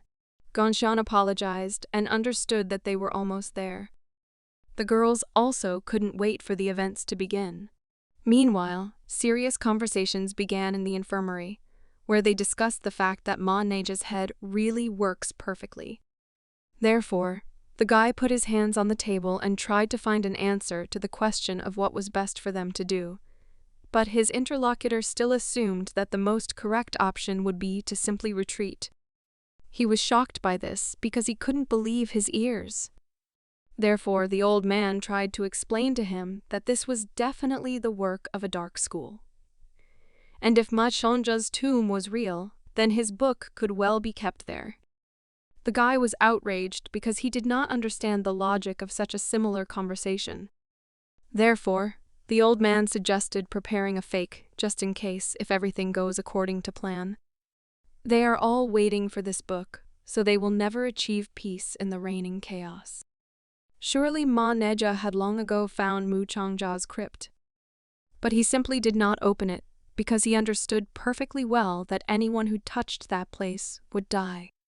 Compared to Mu Changja's book, the Dark School has a much more outstanding and valuable thing, Rock. Compared to the benefits of receiving the Muchon Jinkyan, by using the book for their own purposes, they will receive much more benefit. Therefore, they looked at each other and both agreed that now they could only wait. Finally, now there are only two groups. Them and the Muram, who share the same land. So the time they have been waiting for has finally come. The guy got a little angry because he was tired of listening to this long introduction, so he asked to be more specific. The old man smiled and said that it was all thanks to the fact that Ma Neja did a good job for them. His plan will be very simple and effective, because they have already made it known that Mushongja's crypt is located in the Jade Mountain area. A large sect called Huangzhong was located in that place. It was she who discovered Muchangja's crypt. After this, the people of Sahelian came and began excavations. But they really overworked themselves and left. But did the Marim simply arrive unopposed in Gangseo Seong? Helmagni, your intentions are so clear to me. So even Marim would be able to understand such a simple plan. So he put his hands on the table and stood up as anger began to control him. He took out the ink and understood that now he had to send a letter to the commander-in-chief and report everything that was happening. People have already approached the tomb of Muchangja, which began to glow very brightly. They were a little perplexed, but still watched the process with great interest. A second later, one of them was very frightened by the fact that the first and second hexagram meet here, which in Chinese philosophy means the final part of the initial evolution of the cosmos. His grandfather started yelling at him because these things are not at all compatible with each other. But absolutely everything in this press contradicts all the rules. The strongest of them decided to try to remove this seal without any fears or worries. They tried to dissuade him because there was no reason to remove this seal, since it could be very dangerous. Gongchan didn't understand what was wrong with them, because there is a fairly simple way. The original seal that is used here is also one of the hexagram seals, and there are many small ones around that make everything rotate together. The basic system is created according to certain rules, and in order to open the seal, you need to use the rules. But you can simply break it by force. Gongxian approached the people and said that there was only one way to implement this. So he smiled and said that he was ready to offer to use explosives. The old man completely refused to use this method, because Merim has a reputation. Is it really necessary to immediately blow it up if you don't know how to remove the seal? Everyone began to criticize the guy, because such a proposal really greatly discredits Merim's honor. Gongxian was upset because he needed to practice more to convince people. Therefore, he sat down on a stone and understood that he first needed to try the selection method, in which endurance and protection were very important. He thought about it because he had already come up with several options for solving the problem, but the effectiveness would probably be unimportant, so he needed to find some innovative way. Gongxian threw his notebook on the ground and knew that now it was better to practice the typing form. He was so focused on this process that he did not even doubt that he would be able to achieve a positive result. But this process was interrupted by the screams of the girl, who had already told Gongxian not to even think about opening the seal. He turned to his sister and said that being here with nothing to do was just a waste of time. But my sister had a completely different view of this situation, and decided to ask whether Gongxian was really going to selflessly help everyone around him. He smiled and asked if she really decided to teach him. Gongxian made it clear that he did not need unsolicited advice, so he inquired about the main reason for her coming. Is Nam Gung Mu just annoying her again? This question made her feel very awkward, so she didn't even know how to react, so she just started denying everything. Although later she admitted that it was not only him. Gongxian changed the topic and asked when they would break this crypt. The sister herself didn't know, because people still can't find a way, even though they have already asked for help. This surprised the guy very much, because do they really think that someone will come and open the tomb for them? They requested gunpowder from the imperial family, but Gongxian did not really like this decision, because they all glared at him and lamented about Miriam's good name. Nevertheless, the girl explained that they all came to the conclusion that it would be much easier to explode, but Gongxian noticed that finding gunpowder would also have to take time. He was well aware that in this area the search could drag on for several months, but wouldn't this entail even greater controversy? Everyone is trying to open this barrier as quickly as possible, so you should also be wary of conflict among the participants in the hike. Everyone is here just because of greed, nothing more. And now a month has passed since Merim began excavations. Salion's discontent only grew. They were furious. Because who is this Merim anyway to create unrest on their land? But Merim was ordered to complete all their work as quickly as possible before Sahyulung's indignation became even greater. The other side tried with all its might to get as much explosives as possible from the lands of other clans. They also brought gunpowder from the imperial land, so action could begin. There was a big enough explosion that the guys nearby opened their mouths and started screaming to relieve the pressure on their eardrums. The explosion was quite large, after which a huge hole was formed several meters deep. However, the seal was also broken and a space for entry appeared. Bong Shonrim, who led the Habukpan family, ordered an immediate advance. Mu Changje's book was already practically under their noses, so they had to hurry. Gongxian was indeed quite surprised for the first time. People jumped into the pit one after another, in anticipation of a sweet victory. Gongxian looked to the side and understood perfectly well that the Junam sect had not moved at all. Just like the Namegun and Jagal clans. The Moyan family, the Shaolin monastery and several other sects also did not budge.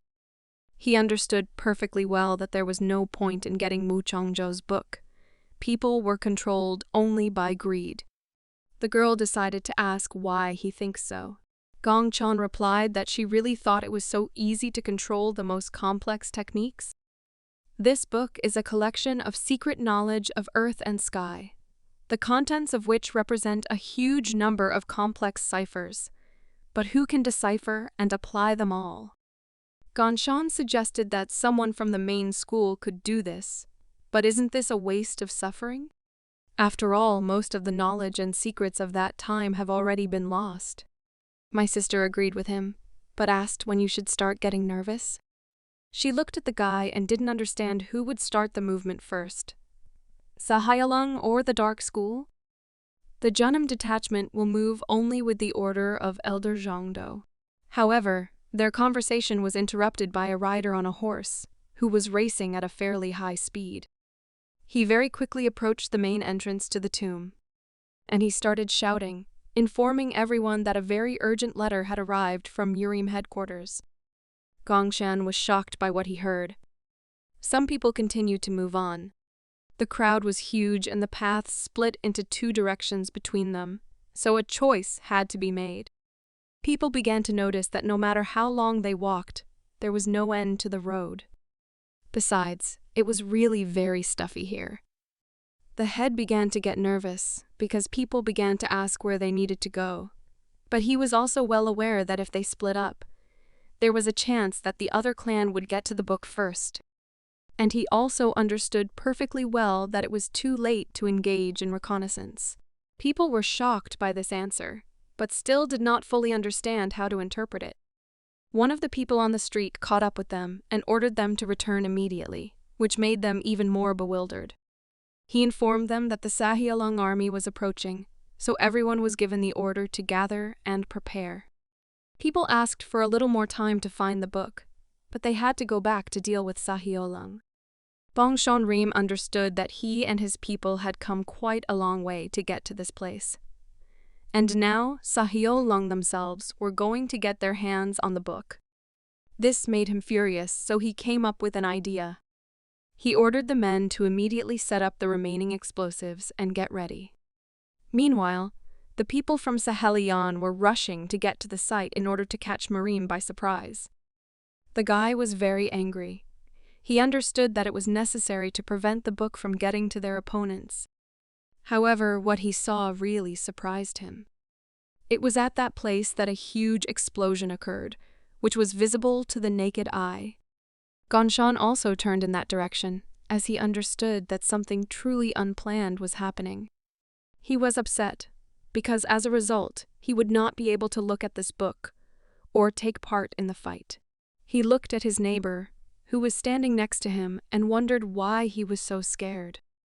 This irritated him very much, so he could no longer control his emotions. Ganshan understood perfectly well that this was quite stupid, but did not argue. Sahelion brought a large, strong army here, and the people who are here are completely different, because they cannot even be called an elite army. But on the contrary, it seems that now they will still want to engage in internal squabbles, so it would be better to try to avoid a meaningless clash. The people from Sahelion stopped and looked at the explosion site in more detail, which made them very happy. But isn't it boring to just leave Miriam here? The old man also understood perfectly well that the guy was right and could not disagree with him. So he smiled and said that it was time to test the strength of their opponents and see what they were really capable of. Preparations for the fight were already completed, so it was time to begin. The Huanjok sect was especially eager to fight. Its leader could no longer wait. He was crazy with the knowledge that the prey was already right under his nose. Therefore, all the warriors rushed into battle with the same attitude as their leader. A huge army ran to fight, raising a cloud of smoke behind them. People began to worry and informed the elder that the Sahayalung group had already begun to act, so it was necessary to urgently take some measures. He quickly drew his sword and ordered everyone else to get ready. People did the same because they understood that they would likely have to suffer for this book, and that they would not get it for nothing. Their enemies approached with a smile, because they understood that such behavior was a rather bold decision for illiterate mongrels who could not even distinguish heaven from earth. Absolutely everyone was preparing to fight, since their commanders did not sleep, and ordered them to accept the battle with dignity. The commander raised his sword and said that he is now the eldest, so in order to survive he must now obey him. The captain of the Sahelian army did not understand how they dare behave like this on his land. Therefore, he immediately ordered an attack on the opponents, realizing that he really seemed to be a captain who'd been sent to people by heaven itself. He showed them a piece of paper and with a smile ordered them to immediately get out of this place, where it was said that water would turn into fog, and fog would turn into darkness. The people from Merim were indeed a little scared now, but there really was no other solution. There was only one way. After the spell, a huge cloud of smoke formed, behind which absolutely nothing was visible, and it also seemed to have already grown into a real tornado. Sahelyong had a huge advantage, so they attacked with particular zeal, realizing that the opponents were scared and could see practically nothing. The Merim warriors cried and were afraid, since now everything was playing against them. They suffered huge losses and were not prepared for such a turn of events. The Sahelians destroyed one enemy after another, enjoying their advantage. The battle was unfair, but still the Merim themselves asked for this by entering someone else's land, so such an outcome was to be expected. Gongchan understood perfectly well that they deserved all this. The commander ordered the soldiers to maintain their positions and stand until the last, but they already had doubts, so they asked him to find a way out, since they couldn't retreat, but they shouldn't run straight either. The foreman ordered them to wait their turn and listen to his orders, to which they kindly agreed. Gongchan looked in their direction and was a little upset, because he understood that everything had gone a little in the wrong direction as he had planned.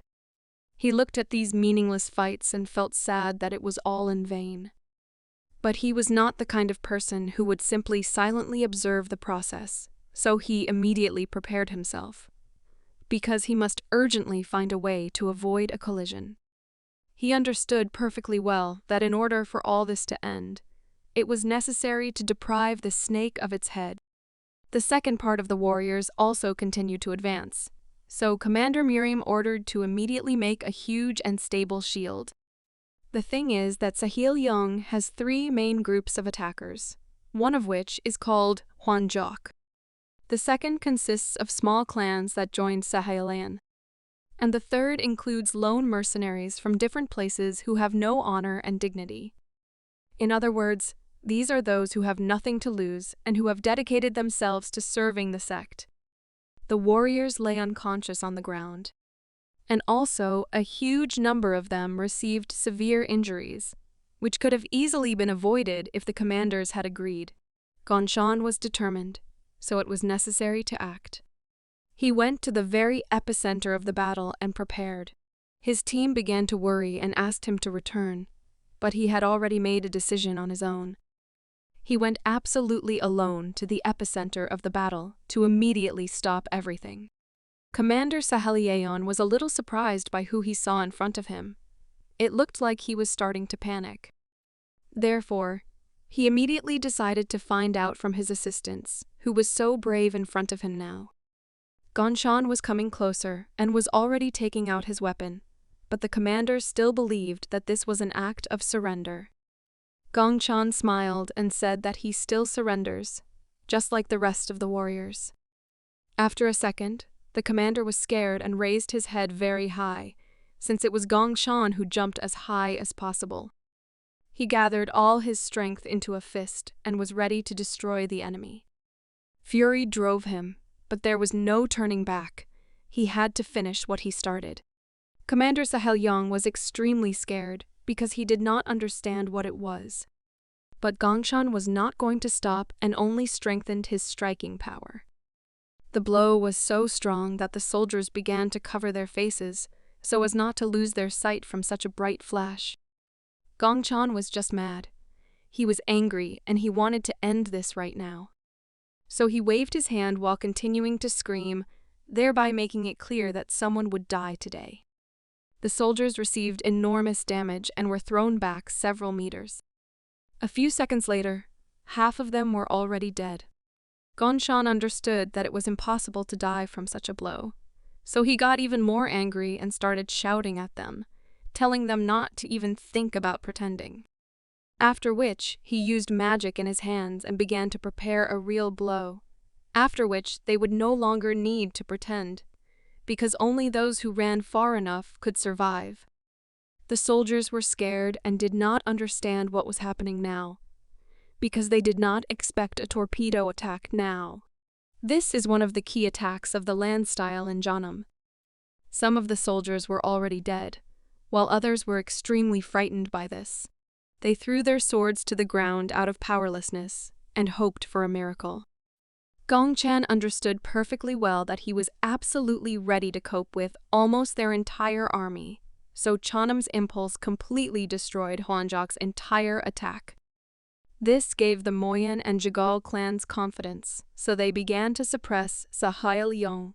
The leaders and other warriors were shocked when they saw such a situation, so they immediately decided to retreat to save their lives. The commander was truly at a loss because he never expected this. Therefore, he was furious and ordered to immediately catch up with them and destroy them. The guy approached the commander and said that the group of people who remained on the mountain had begun to move, but still recommended that Marim now need to be released in order to avoid further losses. He also ordered the bodies of the dead brothers to be taken away, after which the main alliance would also leave. Their school had lost a lot of people, so now the main task was only to pick up the bodies of their comrades and retreat. Meanwhile, another commander received a letter in which he also learned that due to Sahalian's intervention, the main goal could not be achieved. He understood perfectly well that Jiumwan could not be ignored, since he had joined Sahiolong, but still his interlocutor understood that there were some concerns in this regard.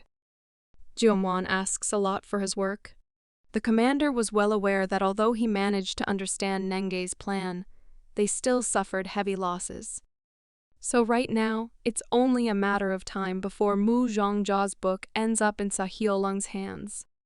Therefore, he understood perfectly well that now they had no choice but to respond to Sahiolong in full, and also to use the trump card in their sleeve. The guy didn't understand what the commander was talking about, so he explained that right now they were talking about Volyon Shintu. No matter how scary it was, it still seemed like it was the only way out.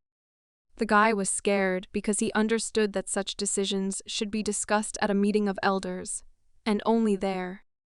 But the commander had his own view on this matter, because the fewer people know about it, the better.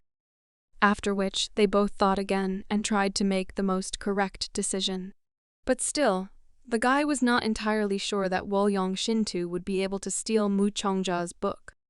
The commander understood that, in any case, they should try, because if Wollian can help them, then the chances of success are quite high, and the commander also understood that now they need to try to undermine Sahiolin's mood in another way. It was decided to send a secret letter to the government.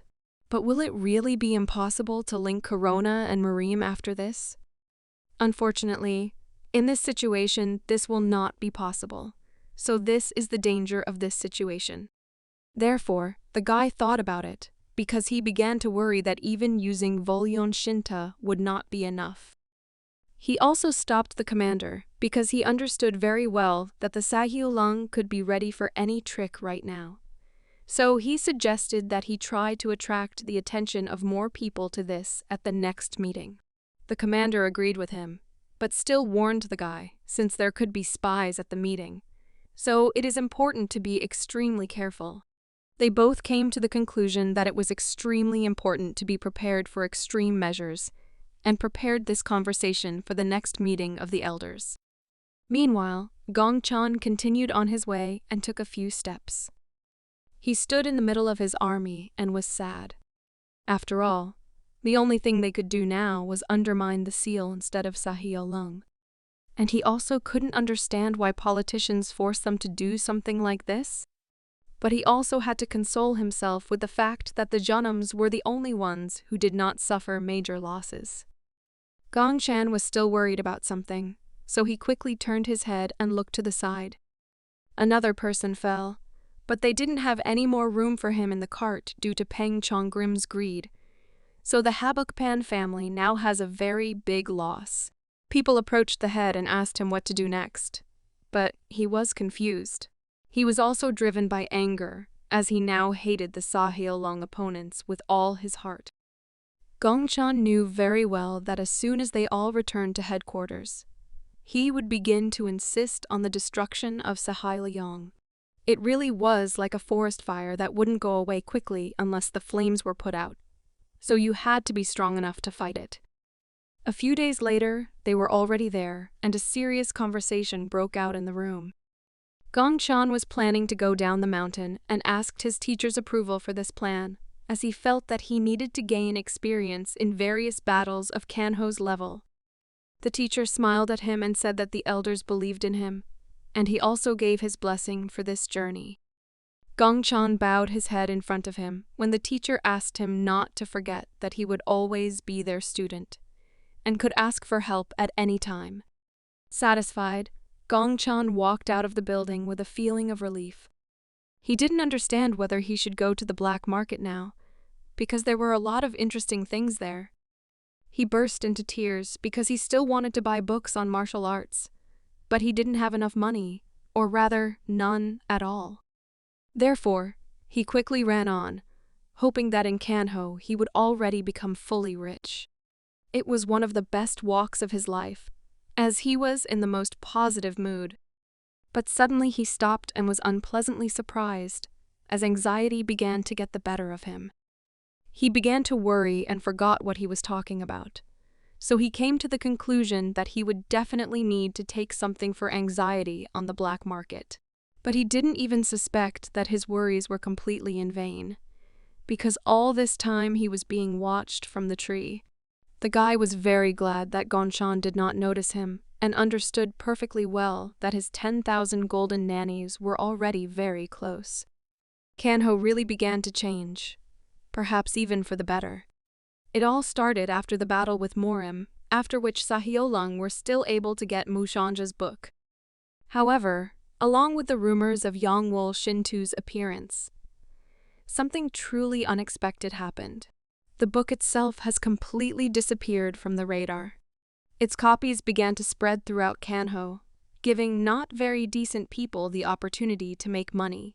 Munju was very concerned about what was in the materials of the book, and was well aware that if he used the knowledge that he had, then there would be absolutely no one left in Kanho except him. He was one of the first to receive copies, but soon fell into a coma and died. A lot of people started walking around the market, trying to find answers to their questions. The guys began to discuss that Morim was involved in the theft of Muchianja's book, which they could not believe. It is said that this was a deal in exchange for the release of Shintu, who was being held captive by Murim. Gongchan was also walking around the market, searching, and was completely focused on the thoughts in his head. He was well aware that Murim's authority had floated, all because they were blinded by the possibility of feet and rushed towards each other with drawn blades. And in Kanho there was a real mess. He decided to go in and see what was being sold in the stores. But after he saw the prices for books, he was shocked, to put it mildly, because he could not even imagine that it could cost so much. The seller clarified whether Gongchan needed materials on the topics of mind control, brain impulses, and the knowledge of consciousness, correct? Gongchan explained that he plans to develop Shang Dan Tian, and also asked if the store had treatises on blood circulation in the brain. But the seller warned him that each of the books would cost 200 nannies. Although it was a little expensive, first-class materials are very problematic in terms of management, so I suggested that the guy take second-class books. Gongchan thanked him and awkwardly said that today he only came to find out the prices and said goodbye. But just as he was about to leave, the seller shouted in his back and stopped him. He extended his hand and gave the guy money. He also laughed and said that this is a promotion, and here, on the land of Jiamwan, it can be paid for as cash. Gongchan was shocked, because he didn't understand why the seller was doing this. He replied that this was his payment for the information, which surprised and shocked Gong Chan even more. The seller laughed, because the unkillable master trains Shang Dan Tian, so this information is definitely worth the money. Gong Chan was perplexed and just continued to listen, as the seller was happy that Gong Chan came to his store on the black market and sold him information, and also wondered why he didn't want to take a reward for it. Still, he had no choice but to accept the money and leave this store, surprised that information about him was also worth money. He was not at all an expert in speedwalking, but this is a great time saver. In all of Janam, only Gong Chan is capable of using a technique called void step. People who watched this process were shocked, because before their eyes, there was a feeling that it was a real racer flying in a sports car. Meanwhile, Gong Chan very quickly arrived at the right place. But he immediately covered his nose because he did not understand what this terrible smell was. But if you take a closer look, you can understand that the situation is far from being the best. Gong Chan began to realize that most likely he had taken the wrong road and came to the slums. Among them was a little girl who was carrying a basket of things. After all, no matter how hard he tries to develop his skills, he still cannot help such people. He understood that although it was offensive, he still had no opportunity to help such people. But suddenly he was very scared, so his attention suddenly switched. He saw the girl fall to the ground from powerlessness and quickly ran to her aid. I immediately remembered memories where a little girl was playing in the yard with a dog, and her father was standing next to her. She thanked him for such a gift and was very happy, since this dog is really very cute. The father smiled and said that from now on, she should take good care of him. After that, he took her and said that now they need to go. All these memories were in the girl's head, and she really didn't understand what was happening to her right now. She was just scared. After all, there was no end to this dust, which never ceased to worry. Gong Chan was next to her and understood that he was now able to remove all this using his own method. After some time, he smiled and looked at the girl, who had already woken up. He turned around and ran towards her, collecting a huge ball of dust near him. After which, he waved his hand and threw all the dust onto the street, saying that the cleaning was now completely finished. He asked her not to be afraid and introduced himself, saying that his name was Gong Chan and he was a master, which surprised her quite a bit. Gong Chan said that he is a man of Tao who seeks perfection and improves himself. Therefore, he came closer to the girl and said that he had a plan and a clear understanding of how she could be cured. Now she was no longer in pain, so Gong Chan decided to talk to her, since he knew that her name was Wai Hua. To defuse the situation, he also wanted to ask who gave her such a wonderful name. Was it really her mother? The girl was shocked by such a question and began to scream in panic as she remembered her mother. Still, Gong Chan realized that it was pointless to talk to her now, since even though he had treated her, she was still quite far from complete recovery, because she had rather poor stamina and needed to monitor her health now. The girl began to cry because she realized that now it was her fault, because this Moeno could have been avoided if her mother had eaten better, but they couldn't do it. After these words, the girl began to cry again, as she was in great pain. Gong Chan understood that she was begging to feed her sick, weak mother. The girl cried and thanked the guy for the help he gave her. After that, Gong Chan went to the next place, since he had already spent enough time. He understood that he needed to help, but he didn't know if he was capable of truly helping them. Nevertheless, Gong Chan walked through this area and was extremely demotivated and depressed, because everyone around him was drinking and their lives were simply sliding into the abyss. Therefore, he decided to immediately return back to the girl. He opened the doors and asked Wai Hua to help this master. Having sat down by the fire and taken out all the necessary ingredients, Gong Chan began cooking. He threw all the medicinal herbs into a cauldron of boiling water, saying that when the brew boils, it will become a medicinal decoction.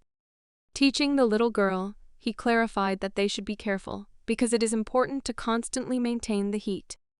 All this had to be done because of the condition of Vikva's mother. Gongchan believed that she was not sick because of some terrible illness, but simply weakened. These medicinal herbs were supposed to boost her immunity, after which she would feel better. The girl was surprised because the cauldron was huge, and she could not understand how her mother should eat it all. Gongchan satisfied her curiosity and clarified that her mother only needed to drink this decoction until she felt better. After preparing the decoction, the young master went to meet the residents of this small town, where he introduced himself as a 3rd generation student of the Janam school. To gain trust, he said that despite his young age, he already had more than 10 years of martial arts practice and the secrets of body control behind him. He admitted that he came to this place in order to help them. The crowd was very skeptical. One of them said that recently all sorts of crazy people have been calling themselves monks of the way of Do, and in fact, they have never been of any use. Another old man ventured to suggest that Gongchan was an ordinary swindler who had come to visit to sell them some rubbish. After such an unpleasant greeting, some of the men simply demonstratively turned around and left in search of cheap drinks. Gongchan was not happy with this result. He had difficulty gathering so many people, and one of them simply ruined everything. Despite the failure, the young monk was not going to give up. Since calm words did not reach them, Gongchan gathered all the air and began to introduce himself by shouting, saying that he came from somewhere where they accumulate wisdom and become celestials. To attract people's attention, he declared that he could solve their problems and offered to bring patients to him for examination. Words that this was a real monk from Mount Janam quickly spread among people. They still couldn't believe that the guy was going to treat them for free. But it was noticeable that trust began to increase. Among the curious people, there was also a stranger in a hood, who was probably engaged in surveillance and gathering information, in order to check whether the monk was lying and whether he was an imposter. One cunning man from the crowd found a candidate suitable for treatment. He was a famous drunkard in the whole area, an example of ridicule and a victim of constant ridicule. The man could barely move and only got up to find a drink. The crowd started talking about how this poor guy took 4 steps and immediately fell down. This turned out to be true, and he really couldn't stay on his feet. Seeing the man's condition, Gongchan sighed heavily, but losing enthusiasm, he got to work and walked towards the victim of the crowd's ridicule. After examining the patient, the monk noticed that his body was incredibly cold, and it also accumulated dirty qi, which mixed his energy flows, making him so weak. After the examination, the guy realized what he should do and began treatment, which looked like real magic in the child's eyes. Moreover, the entire skeptical crowd froze in place. They were shocked by what was happening before their eyes. The kneeling man began to repeat the name of his savior out loud. Having seen a real miracle, people began to kneel and praise the gentleman who volunteered to help them with their problems. At that moment, Gongchan was a saint for them, who came down from heaven, condescended to sinful souls to give them salvation. That same evening, the stranger we saw in the crowd returned to his customers to provide the information he had obtained. He said that their goal was in the slums of Sharanxi. He also got rumors that he was a good master, but still did not see the point in being too careful.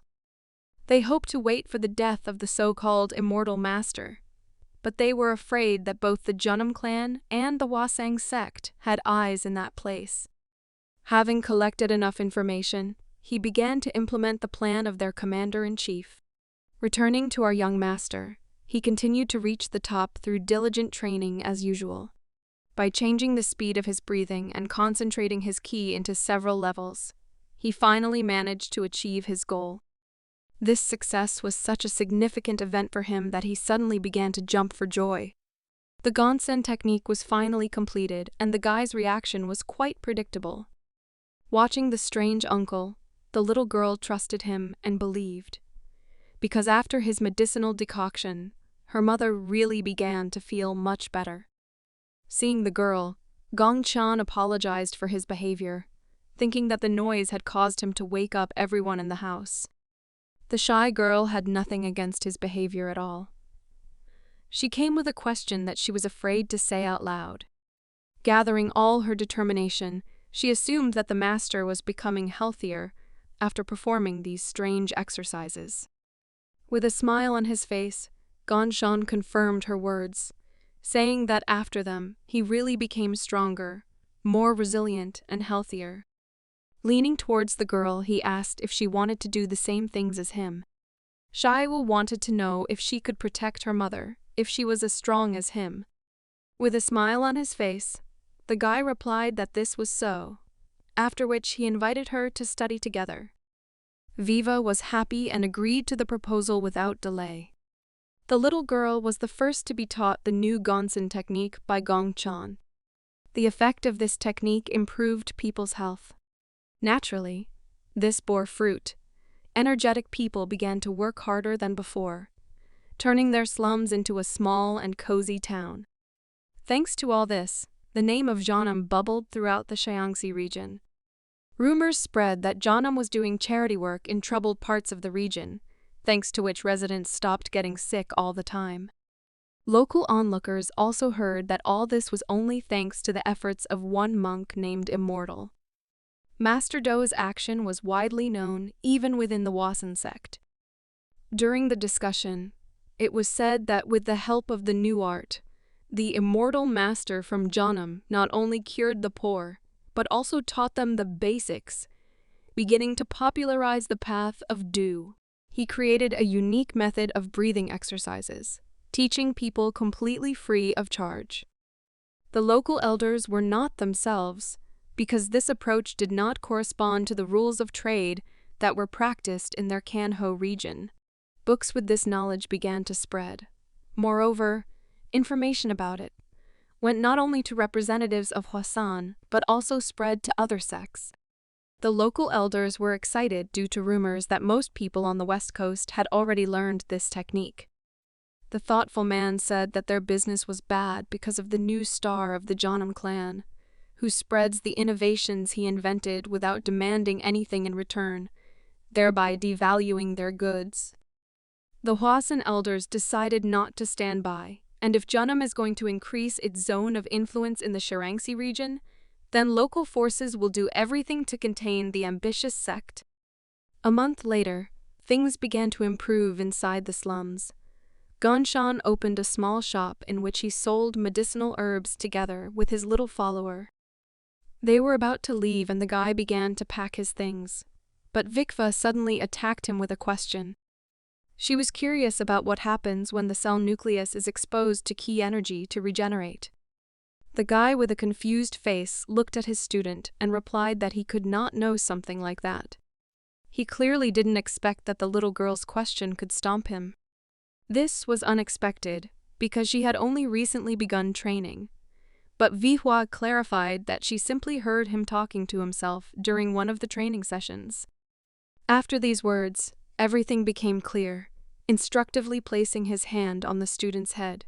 He said that these conversations were still too difficult for her, so she shouldn't bother her head with it. To cheer her up, he told her that she was smart, because it was usually very difficult to remember such complex, unfamiliar conversations.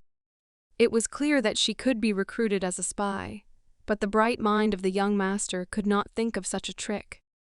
The girl was surprised because she had never been called smart, because she remembers other people's words well.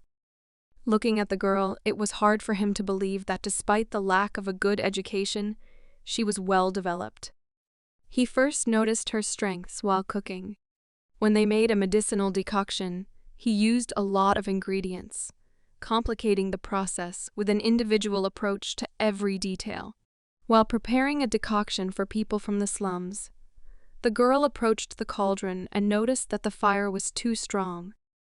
Gongchan was surprised at her words. She was right. But he had not yet taught her how to prepare this healing decoction. Viva admitted that she carefully watched how the master did it last time, so now it was not difficult for her to repeat the same thing. Gongchan couldn't believe that after seeing this complex process once, the girl could repeat it after some time. She still didn't realize how much progress she could achieve through training. So the young master challenged her to show her how smart she really was. After these words, they conducted some kind of experiment, after which he surprised the student with the words that she was truly amazing, since despite her young age, she already had a very adult perception of the world. Looking at the pensive Waiwa, Gongchan realized that she had absolute memory. This was a completely different level of memorizing knowledge. Gongchan spent a lot of time training to develop his memory, using various methods and techniques known in the world, while his student had this ability innate. After thinking a little, with a smile on her face, the girl thanked the teacher for the praise, even though she considered it something special. In fact, there are not many people in this world who are able to use their brains in martial arts. Thanks to his training, Gongchan was able to develop much faster than others, because he was strong in understanding the nature of things. Apart from him, it was obvious that members of the Jagal family also practiced a similar approach. It is quite difficult to use this ability for even a second during a fight. This is only possible if the master is able to think rationally and very quickly. Looking at the calm student, Gongchan admitted that this was a child who harbored an unusual talent, or a real innate gift. Understanding her prospects, the guy asked her an important question about whether she had an interest in martial arts. The curious girl's answer was obvious, so the young master decided that he could not miss the opportunity to give her great prospects in life. He decided to take her with him to the Janam clan. The girl's mother trusted this proposal and asked him to take care of her child. She looked like she was saying goodbye to her daughter forever, so Gongchan supported her and said that teachers and mentors would be like parents to her. But despite this, she herself would in no way become less important to her. In addition, he was worried that Waiwa would be bored at first, and it might be difficult for her. So he suggested that her mother work in the main building of the sect, where there is an overnight stay for the heads of the household. In addition, he advised her to continue to take care of her health. Placing his hand on the head of the talented child, he asked her to take care of herself, because she would certainly want to be able to see her in good health after her daughter was educated. Looking at her daughter, she rushed towards her with tears in her eyes and once again thanked the master for all the good deeds that he had done for them. It was so cute that the guy could barely restrain himself from crying. Leaving her home, Viva remembered her mother's words. She asked her not to worry about her hometown and listen to the teachers. The young master asked if it was difficult for her to leave her mother, but the girl resolutely replied that everything was fine.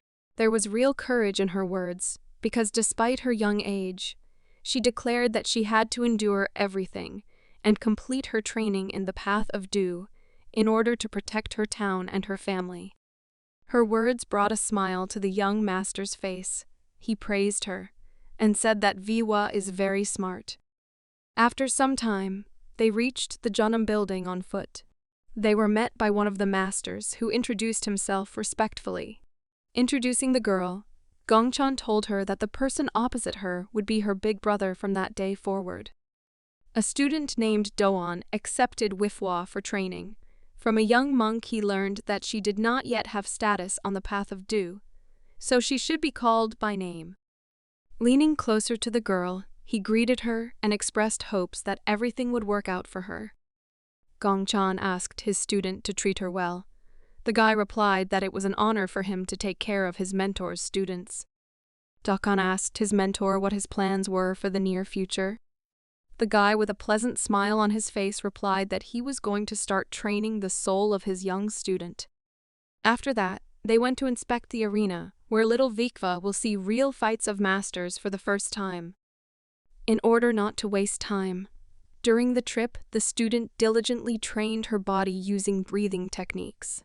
Gongshan praised her for her dedication and advised her to continue until she feels a change. She didn't yet know where they were going, so she assumed that it was to the library in Hubei. The young master decided that visiting the arena would be much better, because thanks to his experience, he understood that if she studied only from books, she would be left with nothing due to lack of practice.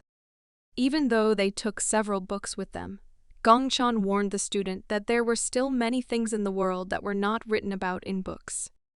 He justified the trip itself by the fact that any master must constantly expand his horizons in order to have continuous progress in the study of martial arts. Sometimes the master's words seemed like a mystery to the student. She was looking forward to the arena's visit. The guys were approaching a place full of blood and violence. The arena is a place where it is allowed to conduct battles with the free use of weapons and fight to the death.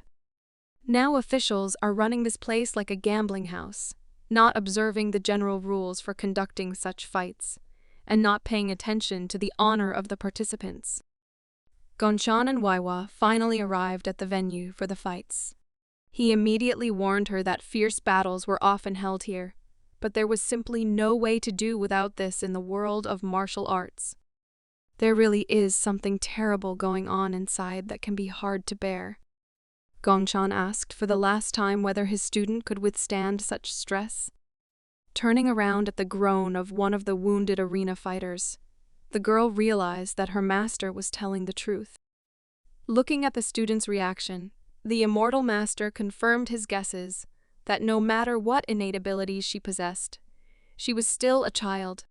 But on the other hand, he understood that he had no other choice, because if she couldn't get used to such places, then she wouldn't make significant progress in learning the way before.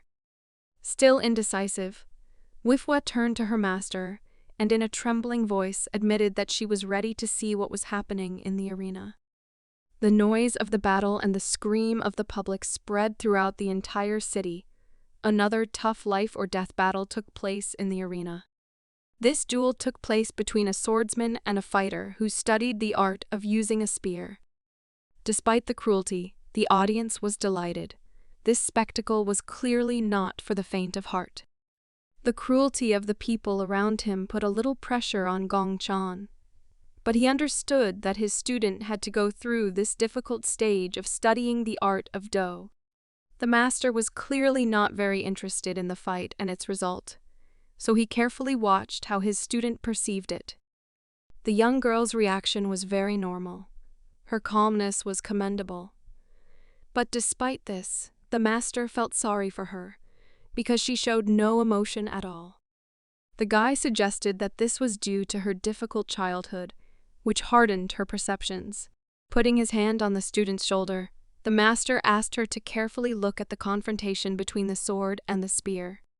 Despite the fact that their movements seemed hasty, he asked to notice that they were not inferior to each other in their fierce desire to survive. For the first time in her life, Viva saw such rage. The masters in the arena looked like real hunters, considering each other as prey. The nearby audience admired every new technique. A moment later, they saw a technique called a defense window. For an ordinary swordsman, it was not an easy task to withstand the many attacks performed by the spear, which made it difficult to control the distance with the enemy.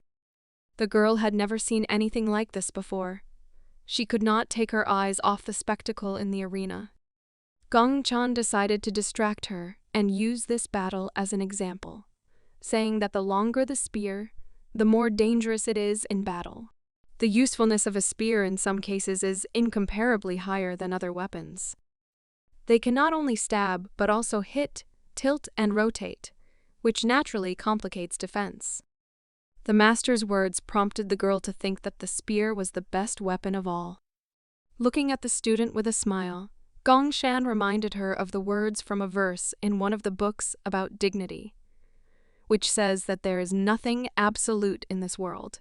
He clarified that although the spear has many advantages, it also has weaknesses. The master understood that she would personally see confirmation of the above words more than once, so he simply asked her to watch the fights, memorizing the details well. Having absolute memory, the girl absorbed information with incredible speed. The visit to the arena lasted several months, with approximately 10 fights taking place per day. Each time, the masters used different types of weapons, thereby expanding the horizons of the young student of Chanam. Vikva absorbed all this new knowledge like a sponge. A rather long stay studying martial arts in a city with an arena was coming to an end. While packing her things, Gongchan said that it was time for them to go to another place, and asked if she had any wishes. Without hesitation, she suggested visiting the city of Kenza. We are talking about the capital in which the emperor himself lives. Later, this city will be called Beijing. The decision was made, having collected all the necessary things, they set off. The road was quite long. It was decided to leave the city with the arena on foot. Looking back, Master Hermit realized that he had been inattentive. His student was still quite weak and couldn't keep up with his pace. At first, Gongchan regretted that he refused to take the cart. But on the other hand, he understood that hiking is also a kind of training. Despite her fatigue, Vikva asked her teacher not to worry, assuring her that everything was fine. Having seated the student on a hill, the master asked the student to relax a little and began to stretch her muscles, which would help relieve fatigue. Having extensive experience in understanding the body, he knew in advance how to do this much more effectively. Despite the slight pain, it seemed like a real miracle for the girl, because she really felt some kind of relief. Looking at the student, the guy asked if she felt better, but the stubborn girl didn't answer him. She shyly jumped off the rock, demonstrating that she was still a warrior who shouldn't be pitied because of some little things. Gongshan was very happy to have found such a wonderful student. Despite the fact that her feet already had calluses, she did not give up, which was extremely commendable. Looking into the sky, the immortal master decided that there had been enough training for today, so he would no longer overexert his student. In order to rest in safety, the guy set up a small camp on the widening of the trail in the middle of the forest. Having extensive experience in this way of life, the master hermit made a fire in a short period of time, on which he began to cook dinner. The little student was looking forward to visiting the capital. Her teacher assured that, according to the map, they would arrive in Kenza after 3 days. The girl's reaction to the master's words indicated that she was not very happy about this news. The observant and caring guy immediately noticed this and asked if she was tired from traveling on foot. Vikva admitted for the first time that it was a little hard for her. Encouraging the student, the master replied with a smile on his face, that if it's a little, then it's okay, because learning the way of do has never been something easy. Despite his words, Gongchan understood that not everyone could handle such a test. His experience of life after rebirth made it clear that everyone has their own purpose. Not wanting to impose his views on dedication on the student, he asked her not to be shy if it was too difficult for her. Looking into her eyes, he admitted that even outside of this path, there are many ways to live a happy life without any regrets. The girl was glad to hear such words of attention from the caring teacher. So she thanked him and promised that she would not hide from him her fatigue and emotions that accumulated after their journey. After the conversation, the student continued to eat calmly, while the body of an experienced fighter began to warn him of approaching danger. Gongchan immediately reached for his sword, anticipating the intentions of his ill-wishers. He was extremely dissatisfied that the stranger was going to interrupt them so uncivilly during their meal. With a sword in his hands, with one swing, the immortal master began to draw outlines of boundaries around his student. Frightened by surprise, Vikva did not understand what was happening.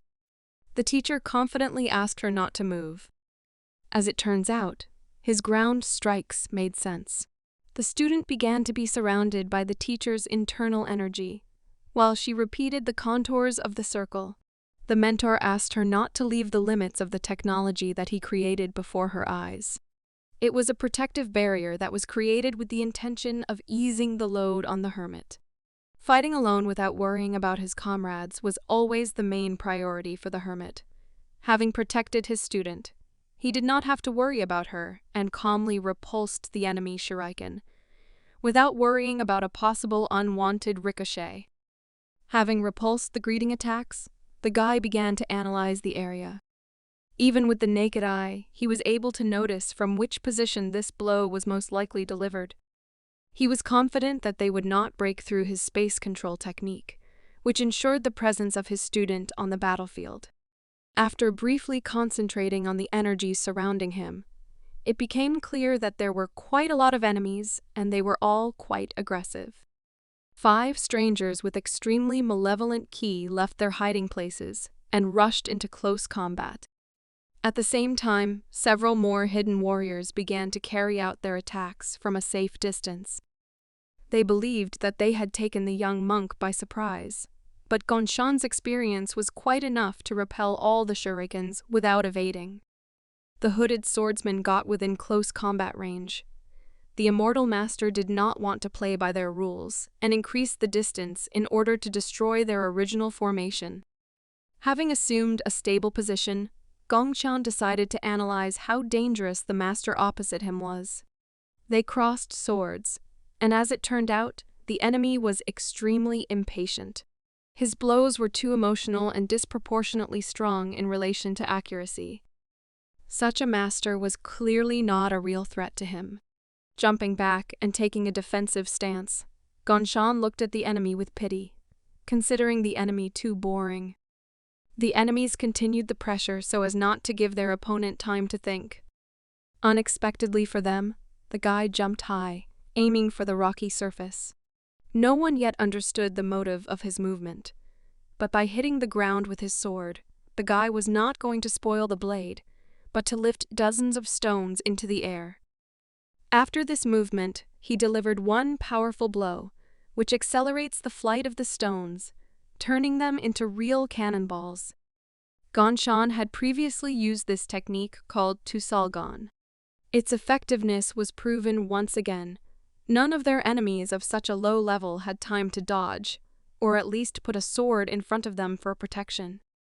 After neutralizing the enemy vanguard, Gongshan continued to analyze the situation. Meanwhile, Vikva was inside the barrier, thanks to her trust in the master. She felt safe and, without being distracted by fear, could calmly study the behavior of her mentor during the battle. Despite their terrifying appearance, the enemies behaved extremely unprofessionally. Their aggressive attitude was clearly not enough. They still underestimated their opponent. Gongshan sighed heavily, believing that if they continued in the same spirit, they were unlikely to succeed. Looking at the enemy squad, the immortal master gave them an example of a schooling fish called horse mackerel, saying that it usually becomes prey for sharks. Looking at them, it was difficult for him to find a better example than this. One of the mercenaries considered such words insolence. He fell for the provocation and began to attack. The man was armed with a chain with a sharp sickle at the end, thanks to which he could be at a safe distance without fear of a counterattack. The enemy weapon flew past him, and the guy realized that the enemy was counting on catching him by returning the chain back. Having a huge superiority in speed, without wasting time, Gongshan closed the distance and struck back, neutralizing the self-confident enemy. The squad fought well as a team, and this was noticeable by the fact that they continued to put pressure on the immortal master, exhausting him with numerous attacks from a distance. The number of shuriken did not matter at all, because Gongshan, with the help of a shield of internal energy, could protect a certain radius in front of him. Despite the good defensive technique, one of the attacks almost reached its target and caught the guy's clothes on his left shoulder. Looking at the almost successful result of the attack, Gongshan summed up that Vikva's training was in full swing, and she probably managed to notice some types of weapons that the enemy units were using, having a numerical advantage.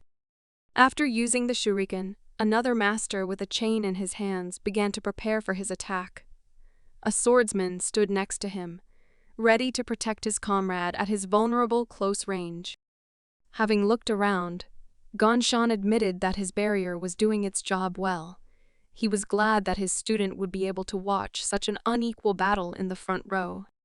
The enemies began to impose their battle scenario on the immortal master, so Gongchan made an unexpected decision to change his location. Looking up, the enemies thought that he had decided to escape.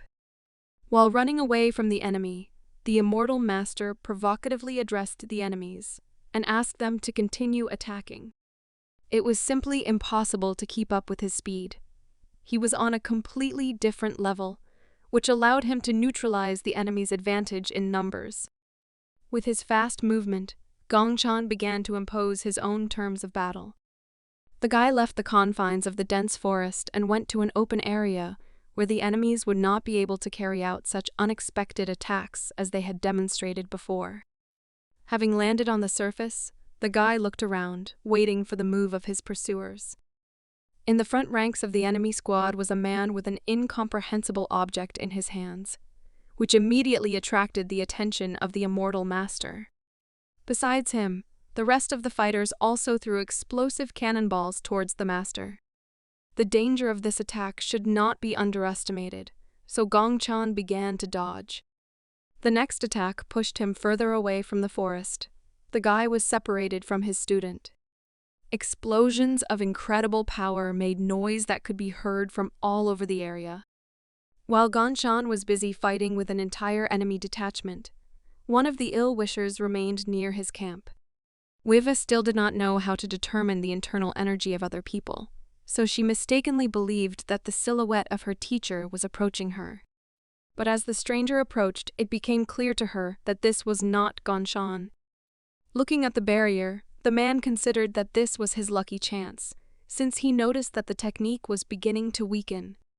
The frightened girl began to draw terrible scenes in her head, not knowing what awaited her ahead. Looking around, Vikva noticed that her barrier began to disappear. The disciple of the immortal master began to panic. The defensive technique dissipated, and she was left defenseless against the enemy opposite her. Yelling furiously, the assassin swung his hand hard, wanting to get rid of Gongchan's companion. Viva had never seen the blood of battle as close as she did at that moment. Fortunately, her teacher returned in time and managed to save her. The stranger was defeated one step before achieving his goal. While saving his dear student, Gongchan literally lost his human form. He was cold, calculating, and calm. Approaching the child, the immortal master asked if she was very scared. Viva was trembling with fear. The moment the enemy appeared in front of her, she began to fear that this was the end. Her mentor returned just in time, despite his clothes being torn during the battle. That kind smile that attracted all his comrades never disappeared from his face. With tears in her eyes, the frightened girl rushed towards her teacher. This was the first time she found herself in such a dangerous situation. So as expected, she began to cry loudly when she saw support in the young master. Gongchan began to reassure his student, saying that everything was in order. Through tears, she shared her experiences, saying that when she heard the sound of an explosion, she thought that something had happened to her mentor. The guy immediately understood what exactly Vikva meant. Leaning towards the student, he said that only she was in real danger. Those bombs really turned out to be a real problem. Gongchan decided to briefly retell what happened on the battlefield outside the student's site. From the use of many bombs on the battlefield, a column of dust rose, which made it difficult for enemy soldiers to assess the situation. The self-confident mercenaries believed that there was no trace left of their enemy, which could prove their successfully completed task. But as it turned out, they rushed to conclusions, and the master was able to survive using one of his techniques. Studying space control was the right decision. This knowledge once again saved the immortal master from unexpected enemy tactics. One of the experienced fighters could not believe that the young master's protective field helped him hide from such a dangerous and powerful explosion. Looking into the eyes of the young master, he decided that his strength was running out. The enemy squad continued to attack, not allowing the guy to rest and recuperate. All the fighters simultaneously attacked the weakened martial arts student from the Janam sect. Their joint attacks were quite good, but even the exhausted Gongchan was incomparably faster and easily dodged every enemy attack. The pressure from the enemy mercenaries continued to grow as they tried to drive the young master into a corner. It was very difficult to fight 3 fighters at once. Gongchan completely switched to defense. After Gongchan jumped to a safe distance, he had to admit that he was irrational and used too much energy on defense. After analyzing the situation, he began to realize that time was not on his side, and he should hurry up. Considering their opponent weakened and incapable of anything, the hired killers, anticipating victory, once again attacked the Janam student, not giving him time to rest. Gongchan's experience told him that in this case, it was better not to play around and end the battle quickly. Releasing his internal energy, the guy used the heavenly sword technique and immediately closed the distance with the enemy that was closest. An unexpected lightning attack threw the enemy mercenary towards his comrades. With one powerful blow, he finally managed to get rid of the remnants of the enemy forces. Leaving the battlefield as a winner, Gongchan admitted that he had actually made several mistakes, which made the battle quite dangerous. Recalling his defensive technique, he admitted that the steel shield helped him avoid being seriously injured. After this story, he asked the student if she thought that he acted correctly at that moment. But he never heard the answer to his question. His student relaxed so much that she completely fell asleep. She trusted her teacher, so she did not worry and slept peacefully. After an hour of walking, Gongchan finally saw something interesting. From the cliff, one could see a small village in which there was a port. He was glad to find such a place, believing that Viwa needed a good rest. When the girl woke up, she discovered that there was no one next to her. Vikva fell asleep quite early, so feeling cheerful, she walked towards the door in search of her mentor. She did not know what had happened since the end of the battle, because she only remembered the moment she fell asleep on the shoulders of her teacher. The girl was very happy when she saw the beautiful view from her cabin. Realizing that they were on the ship, Vikva was very happy.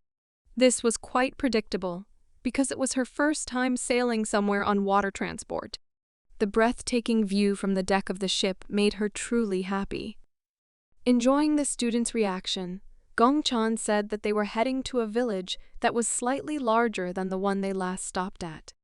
He warned her that there would be a lot of people there, but they shouldn't be scared because they were all friendly. Fearing to leave her unattended again, the guy asked to always be with him.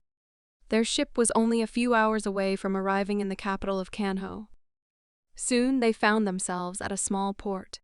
The capital was crowded with merchants and ordinary tourists who came from the port in search of something interesting and new. Having visited such a place for the first time, it was difficult for the girl to keep up with all the things that she had never seen before. Vikva paid attention to literally everything that surrounded her. Because of her interest, she almost lost sight of the master, and, remembering his words that they should be nearby, immediately ran in his direction. The teacher asked the girl not to yawn and to always be nearby. The curious Vikva in response asked where they were going. The guy replied that first they would go to the black market. The girl already knew what it was, and assumed that they would find interesting goods and rare weapons there. The guy confirmed her guesses and warned that if she suddenly gets lost, then she should only ask the cabana beggars for directions, since they know about everything that happens on Earth. Vikva did not yet know who she was talking about. Looking around, she saw a lot of people, so she asked how she could find them. Gongchan replied that each person has his own energy wave and aura, so a person who has mastered martial arts will feel stronger. His words puzzled the young student because she didn't even understand what energy waves were. With a smile on his face, The guy replied that she had only recently begun her training, so she should not worry, because the feeling of the aura would come to her over time. She could still notice a certain aura, and it was the terrible smell of one of the people passing by, to which the little girl reacted very sharply, saying out loud that she smelled some kind of stench. The student's words touched the feeling of the guy passing by, with an unfriendly look. He asked if she said it on purpose so that he could hear. The stranger's gaze terrified the little girl. But as it turned out, her scent led her to that same beggar cabana, for which Gongchan praised her. With just one glance, the stranger realized that these were guests from the Chanam sect. Having looked closely without listening to Gongchan's speech, he recognized him as an immortal master. Gongchan couldn't believe that rumors were really spreading so fast. The stranger noticed that his enemies act too rashly, so they constantly fail. After the armchair expert expressed his boring opinion, he introduced himself as Mr. He Inchin. Looking at the little girl behind the immortal master for the second time, he guessed that her name was Vihua. The young monk was shocked. He could not believe that this nice guy knew everything about him, and even that he had a follower. Scratching his head, the mysterious beggar Kaban described the situation as ugly and terrible. Analyzing recent events and the knowledge that he possesses, Inchin warned the master and his companion that they should be careful, since the strength of their enemies from Salgak is quite impressive. We were talking about 3 notorious organizations. Among them were Salgak, the guys from which are extremely interested in destroying the immortal master. The beggar Kaban is cryptic to say that in his circles they say that being targeted by 3 organizations is equal to a death sentence. Excited by the smelly stranger's story, Waiwa anxiously asked if it would be dangerous in the capital of Kanho. The guy replied that it is always dangerous, so she should just trust the teacher and continue to develop her spirit. Returning to the conversation with he, Gongchan learned that everyone in the Bonpa group already knows. After that, he asked how to get to the nearest so-called black hole. As it turned out, we were talking about a black shop, and having learned its address, the guys immediately bought things useful for their trip. They were lucky, and in the store it was still possible to buy the necessary books on studying techniques called Black Eagle and Min Tongju. Waiwa had already heard about it. Black Eagle is one of the poison attacks, with which the master can release poison with both hands. As it turned out, she had read about this technique in a book, but had no idea what Min Tongjin meant. Her caring mentor explained that this was a technique designed to gather information. It allows you to know the location and distance to enemies to some extent. Both martial arts that they managed to obtain were extremely useful. On the way to their next stop, the guy told the student about how many amazing martial arts she still had to learn, and in what situations they would be useful. Then they found themselves at the base of the Cabana beggars, whom they met upon arrival in the capital.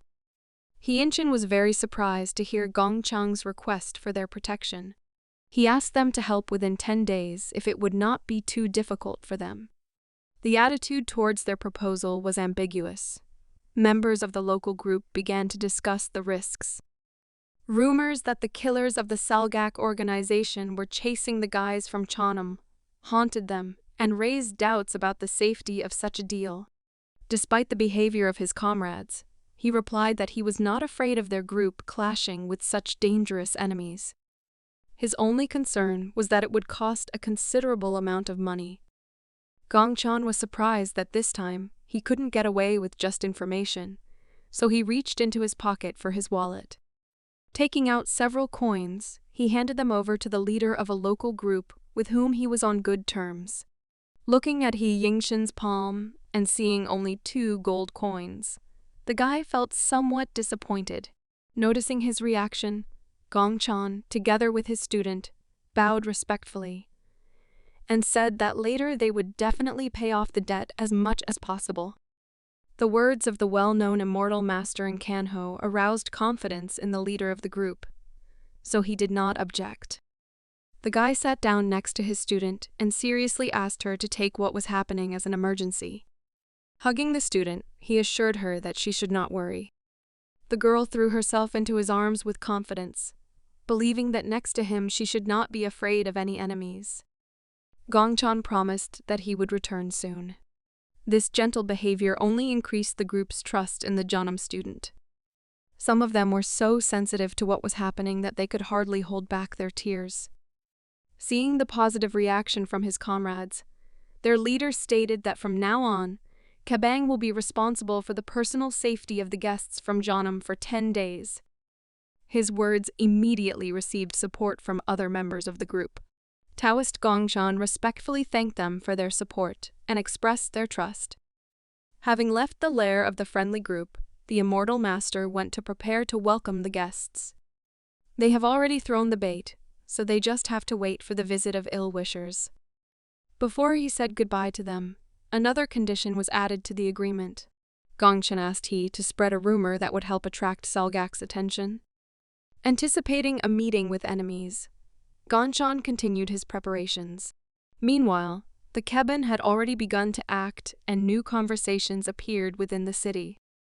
Rumors spread quite quickly, and 2 local onlookers immediately became active as soon as they heard about one of the 3 most dangerous murder organizations. They had information at their disposal that some brave men decided to fight Salgak face to face.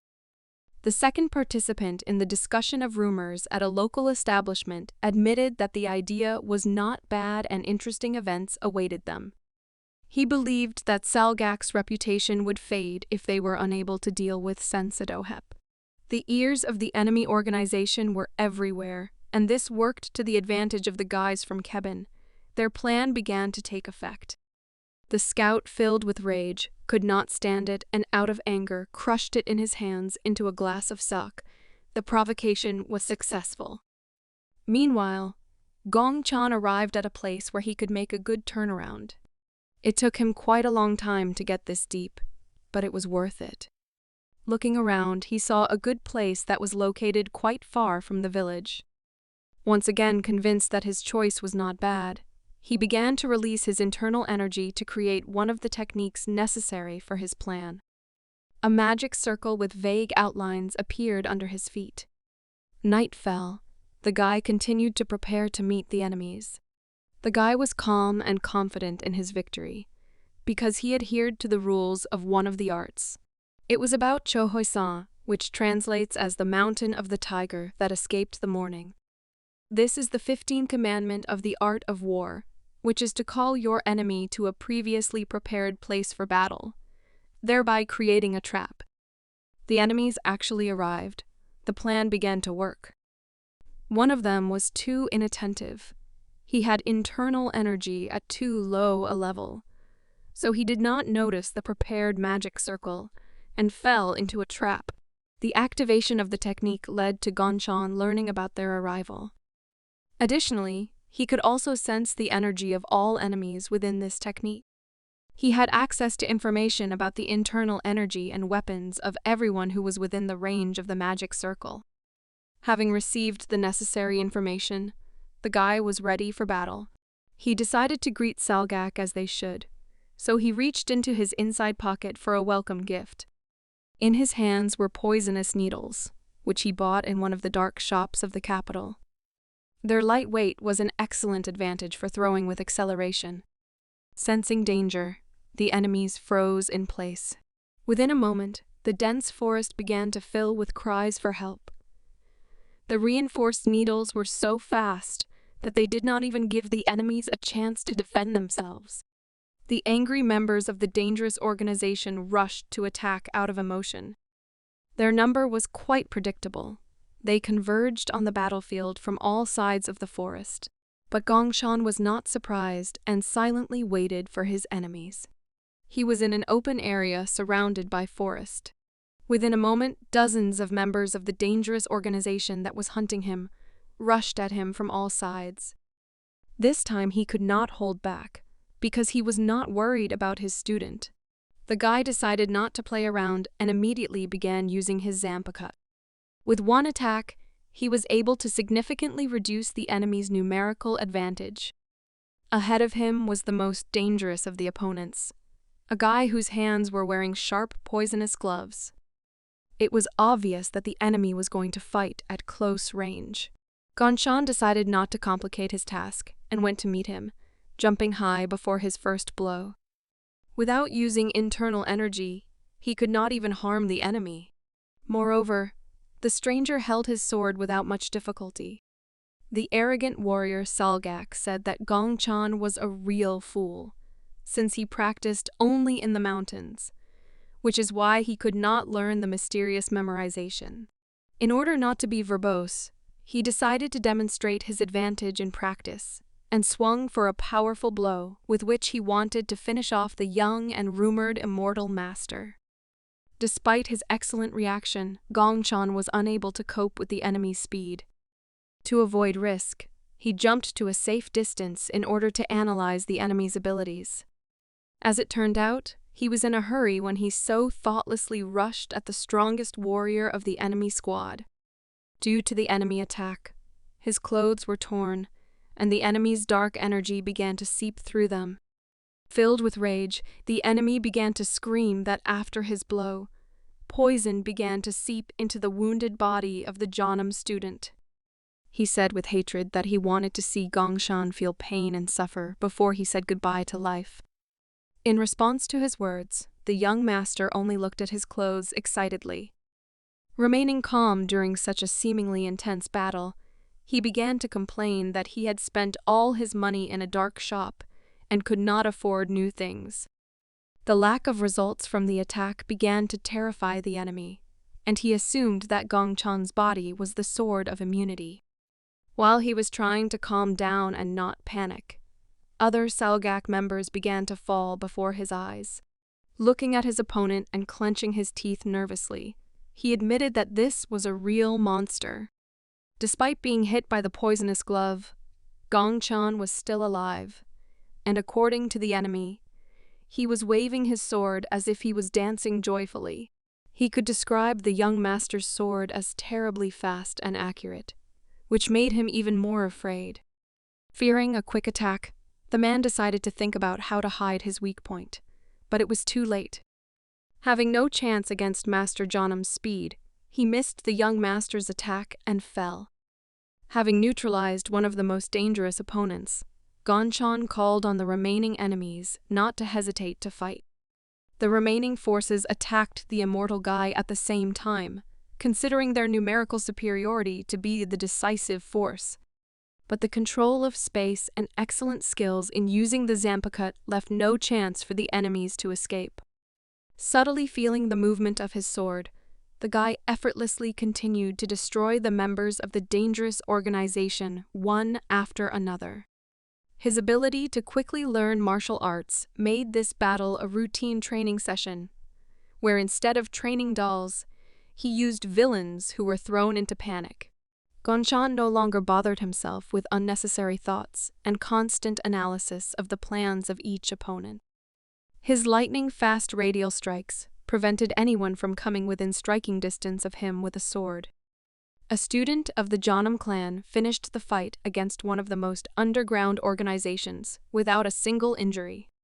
The last of his enemies fell to his knees due to severe wounds. Looking at the battlefield, Gongchan admitted that recently he had turned into a real emotionless monster. After a successful operation to suppress Salgak's activities, Gongchan returned back to the base, where he was met by a joyful student. She admitted that she was very worried and could hardly sleep because her teacher went on such a dangerous task himself. Understanding the fears of his dear student, the immortal master promised that he would not leave her alone again. After their conversation, Inchin joined them. The man was very glad that the master returned alive from such a dangerous mission. The other comrades also couldn't believe their eyes and were already thinking about what to do with the self-confident guy's student.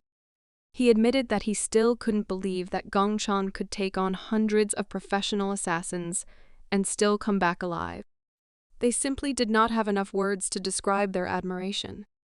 The guys were already busy discussing how they should spread rumors about recent events. Tentatively, they called it a salsa battle. The fact that Gonshan made it out of that fight alive meant the obvious defeat of the entire organization.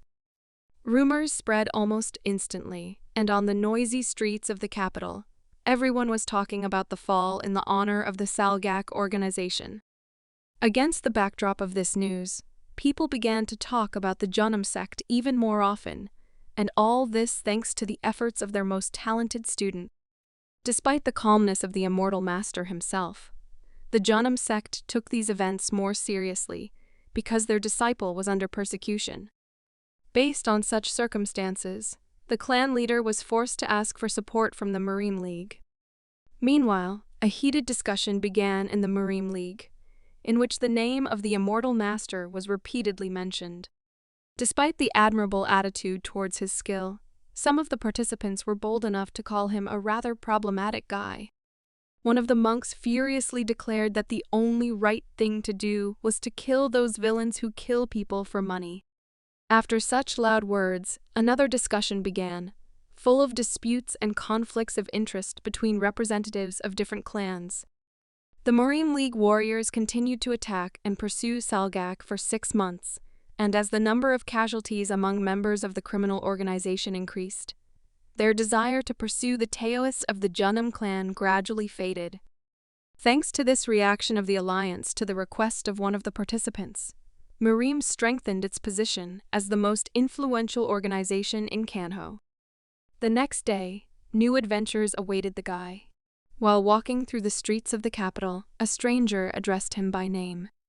He introduced himself as a monk named Ho Mokwan, who is in charge of the altar at the Hogan Buddhist temple. Gongchan had heard of it before, but had never seen it before. The man continued his speech and said that he had made a deal with the Janam group for long-term cooperation, and therefore he would work at the temple starting this year. He admitted that he was looking forward to the hermit's arrival in Beijing. As it turned out, he turned to him not just for the sake of acquaintance. He wanted to ask the immortal master for help. In order not to waste time, the monk invited Gonchol and his companion inside the temple. They were received as expected. Rumors about the young master's morals suggested that he should be greeted with either food or money. Having eaten to his heart's content, Gongshan was pleased with the service of the tallest temple in Upper Beijing.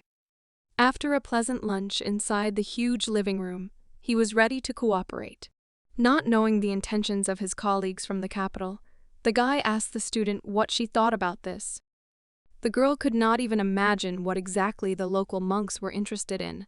While she was thinking about possible options, Gongshan said that this was most likely due to the need for their strength. Viva believed that power was not always a bad thing. She hoped that the hospitable ones would not ask them to do something vile. In response to her words, Gongshan began to laugh, after which he asked not to complicate his life with such assumptions and advised not to worry. Despite his reaction, he himself was on guard, because one of the monks was already approaching their hall. The guy began to analyze the state of the monk's internal energy and, trusting his feelings, determined that he had been improving his own abilities for at least 10 years, which made him a truly worthy master. It was Mr. Mokwan himself. Gongshan began to wonder what request he came to them with. Approaching the door, the man decided not to enter without asking and stopped. His manners were of a high standard, truly befitting a representative of such an incredible organization. The Hogan Private Army was known for its production of high-quality goods, with a long history dating back to the Yuan Empire. Officials are very favorable to Hogan, since medicine is developed there, and they have always had products of the highest quality, which attracted their attention. So the private army strengthened its power, but more recently they had personal reasons, because of which they were forced to turn to the Chanam group. Having met the man inside the large hall, Gongshan was convinced that his assumption was correct. The Hogan army approached the Chongnam with a very interesting idea, for the implementation of which they needed the brute strength of their famous hermit monk. His task was to conduct some kind of inspection, during which he would give an opinion as to whether their troops were sufficiently prepared to successfully defend against possible attacks from ill-wishers. As it turned out, this was a necessary measure. Their main problem was that the private army of Da Songbal began to incite the Bon army. For your information, the Bon army receives medicines from all over the country and delivers them to the imperial palace, while there are rumors that they are no longer capable of protecting their goods. Analyzing the situation so as not to offend the representative of a respected organization, the guy suggested with a friendly laugh that we could simply ignore all these rumors. In some ways, his advice was sound, but everything was not so simple, because Habak Penga suddenly intervened in this story. Remembering the latest activities of the above-mentioned organization, Gonshan unconsciously grimaced with hostility. Sighing heavily, he noticed that the Habak Penga had a talent for adding fuel to the fire. Looking at Master Gongshan, Mr. Mokwen had no doubt that he was capable of coming up with something to get out of the situation. He was confident in the skill of the young hermit, as he admired his feat during the bloody battle with the Salgak army. Considering that Gongshan had single-handedly mastered salsa to the point of scaring Salgak into retreat, he had no doubt that their work together would be productive. After a minute of thought, the guy made a decision. He agreed to the terms and promised that he would do everything possible to achieve the goal. Mr. Mokwen did not doubt his answer and thanked him for the honor of working together. Before starting, the guy asked if they could request the necessary equipment for preparation. The man proudly replied that they, as Hogan's largest private army, would do whatever he wished. Still, Gongshan decided not to waste time on trifles. He said that, since they would have to deal with Habak Penga, it would be nice to have at their disposal a secret technique similar to that of their opponents. In addition, he also asked to assign one of the local masters to him in order to compete in martial arts. He also asked to be provided with weapons. All of the above requests were very serious, but as it turned out, that was not all. Before asking for the last element, the guy stood up from the table and emphasized that this part was the most important to him. The man was ready to hear something incredible, but the immortal guy suddenly looked at his student and said that the most important thing to prepare was caramel sweets for his beloved student. The girl noticed a little upset that yubing was not her favorite sweet. In response to her words, the guy asked for his student and, hugging her, said that for now they could not afford it. In the end, he simply asked for the sweets available in their organization. The confused man accepted all the requests for preparation with a smile. The next day, all the items were already at the disposal of the immortal master. The army valued its name very much, so it spared no resources in order to obtain everything it needed. Gongshan was shocked by how much influence this army had.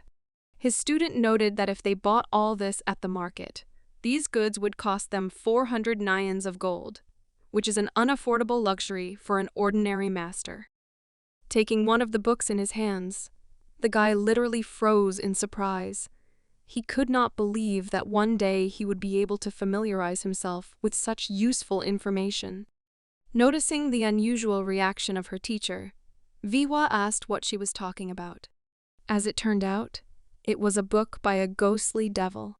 This is a martial art created by the so-called Ghost Devil. Despite the fact that the Phantom Thief died long ago without even leaving any heirs, rumors suggest that he was a truly powerful person. Admiring the rare item, the guy decided that he would devote all his free time to studying new materials. Vikva was not against studying theory, but still decided to shyly inquire whether they would have practical training in the near future. Her interest in learning aroused positive emotions in the guy. He praised her for this, calling her a diligent student. But before starting the battles, he wanted to talk about the quality of their service in the performance of the army they decided to help. We were talking about an incredible amount of sweets, which were also on the list of necessary things. He believed that they should eat everything that had been so kindly prepared for them. Having thoroughly enjoyed the treats, the guys went to the backyard, where the guy began to talk about the priorities of each martial arts movement. As an example, he said that Janam martial arts focus on pleasure and happiness. He explained that the changing of the sword is inexhaustible, and the speed is like lightning. So everyone who encounters the Janam sword has to overcome some difficulties. He believed that if you add the hidden capabilities of Jingi to their teachings, then few in the world could compare with the martial arts of the Janam sect. However, it was important to note that the Hokpenga also have their own vision and deep meaning, which is important to understand when dealing with them. Watching the movements of her teacher, Viva was delighted. She thought that he was incredibly cool. While the guy was talking with such admiration about the basics of martial arts, his student noticed the approach of a stranger. The guy who was going to meet them asked who was standing in front of him, suggesting that it was Master Gonshol along with his student. Gonshan confirmed his assumption, and in response asked who he was. The stranger's reaction turned out to be extremely unpredictable. With a wild cry, he rushed to attack the immortal master. Moving aside, Vikva was afraid for her teacher, since the unfamiliar master looked too dangerous. Not understanding how this happened, the immortal master entered the battle. From the very beginning, he could tell for sure that his unexpected opponent not only fought back well, but also attacked deftly. He could not understand who he was dealing with and began to think about how the enemies could get inside the Hogan temple. Not knowing who he was dealing with, Gonshan continued the fight. During another enemy attack, he was surprised by the technique that was used against him. It was a sea-green fire. Realizing the seriousness of such an ability, Gonshan decided to stop the games and give a worthy rebuff. He never managed to adequately respond to his opponent, as their fight was interrupted by laughter behind his back. It was Mr. Makwan. He was impressed by the spectacle and noted that he was surprised that Gongchan resisted for so long without using any techniques. The man explained the sudden appearance of an aggressive stranger. As it turns out, he is the one who will be training with Janam's student. The guy was really not bad, since they selected him according to the level of the immortal master. The cheeky guy introduced himself as John from El Saldo. After the presentation, he offered 20 liang in gold, but did not explain for what, which is why Gongchan was a little confused, since he did not understand what he was talking about. As it turned out, the man with a sly smile asked for 20 liang of gold for his services, saying that he helped him train. Gonshan was surprised he had to admit that Long John was one of those who loved money even more than he did. More importantly, the immortal master recognized his opponent as worthy, considering his strength to be quite extraordinary. Mr. Makwan's next words relaxed the situation.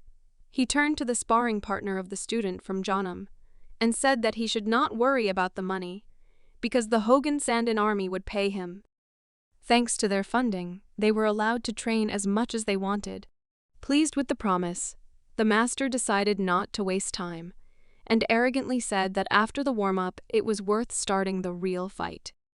Gongchan sighed heavily. Long John was not one to watch his words. But despite his bold words, the young master accepted the offer and rushed into battle, considering this an excellent opportunity for self-improvement. The El Saldo guy's unusual strength was ideal for showing a great fight for the student. Gongchan believed that sword strikes resembled drawing lines. But while fighting this opponent, he admitted that by acquiring his technique, he would be able to become stronger. It didn't take long before the guy was able to find the weaknesses of his daring opponent. He believed that Longpants made mistakes due to a flaw in the Blue Devil's technique. All his movements were simple, making them too predictable. Upon returning to his room, Gongchan and his student began to discuss a recent friendly fight, where the teacher suggested that combining the Janam techniques with the features of the Jingi technique could completely change the concept of fighting. He believed that in this way he would be able to level out those flaws in his technology that limited him during past battles. Vikva agreed with every word of her teacher and diligently wrote down new information. Seeing her work hard, Gongchan began to remember his childhood. He believed that he was looking at her the way Master Suzhu had looked at her before. Having great hopes for the girl, he promised himself that he would make the name of his clan resound throughout the world. Information about what Mr. Makwan had planned reached the headquarters of the competitors. The manager was the first to receive news that the Junam clan had decided to intervene in their local conflict. The head of Habuk Peng's private army, named Peng Dorip, asked his comrades who exactly would represent the martial arts sect within the rival army. In response, he was told that the one who was able to survive after the skirmish with the Salgak organization intervened. This answer interested the old man. He asked to describe in more detail the impudent master who interferes in other people's affairs. During their discussion, it was said that Gongchan is an exceptional young man who has recently been able to regain the lost glory of his clan. In addition, he was famous for surviving the persecution of Salgak, after which he completely exterminated an entire detachment of the organization, numbering 100 fighters. Having learned that Chonam was interfering in their affairs, Mr. Peng Dorip asked his eldest son what he was going to do with the insolence of the young master. The meeting participants began to discuss in whispers possible options for solving this problem. One of them suggested that it was worth drawing up a well-thought-out plan to eliminate the master from Janam, after which it would not be difficult for them to deal with their competitors. But his words were not taken seriously, believing that Gongchan was not only strong, but also far from stupid. A more reasonable man said that the immortal master from the famous sect could not be defeated, not only by the young, but even by the strongest old sage of their army. He believes that in this case they need a guarantee of openness. The last words at the meeting belonged to the leader of the organization. He admitted that Junam had gotten a really strong young man who had exceeded their expectations and was probably an ace up their sleeve. The gentleman stated that they should let the guy work, after which they would have options to eliminate this threat. The meeting participants were wary of his words, but respecting his experience, they decided to let him take on this problem himself. Meanwhile, the training of extraordinary masters continued at the Hogan Sandin Temple. Thanks to their support, the young master's training was incredibly productive. Training with Galsen was bearing fruit, and his research and training in martial arts was successfully completed. Around this time, a date was set for a meeting with Habuk Penga. While Wifwa was studying from textbooks, Gongchan wondered what else he could do in these 10 days in order to become significantly stronger. Looking at her teacher, the girl was puzzled as to how she could help him. Wei said that Gongchan had already learned many techniques that were tested during the training. It was a mystery to her why he bothered himself with such questions. As it turned out, the Hogan Sandin was told that no matter the circumstances, the immortal master must become even stronger. He did not seek to defeat the army of rival soldiers. First of all, he wanted to reach the level of Huagyan. The only clue was to train his mind, but he was afraid that if he made a mistake, then the energy would flow back into the brain, and in this case he might lose his mind. He was afraid to take so many risks, so he continued to look for ways to achieve new levels of strength, continuing to conduct research and confirm the results of training. Extremely puzzled by the master's words, Vihua asked why he wanted to become stronger.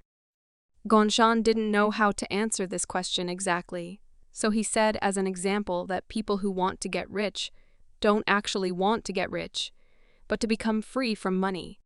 As a more obvious example, he said that the rich can eat any food they want, which makes them independent of the circumstances that oppress all the poor. On the other hand, the power of the rich costs them time, while the poor have more freedom over their choices of actions and plans for life. As he continued to train, Gongchan said that by becoming stronger, he would be able to become free from any danger in any area.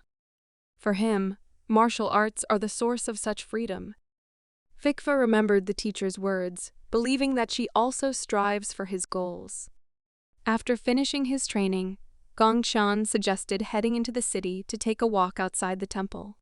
The streets of the city were so crowded that Viwa began to worry a little.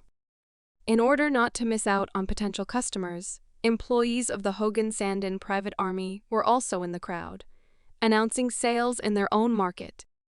Moving closer to the man, Gongshan caught him off guard when he awkwardly inquired about the location of the nearest noodle shop.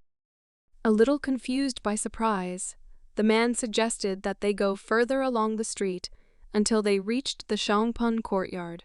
Having heard about the Xiongpun guest house, Gongshan immediately forgot about his problems and with incredible pleasure decided to go visit them. Arriving at the hall of a famous establishment, they were greeted with all honors and led to a free table. The guys admired the beauty of this room. Looking at the huge assortment of food, they were a little confused, not knowing what to choose. Their choice was noodles with pork, since many of the described herbs were unknown to them. Taking advantage of his position, Gongshan invited his employee accompanying him to join. He did not object.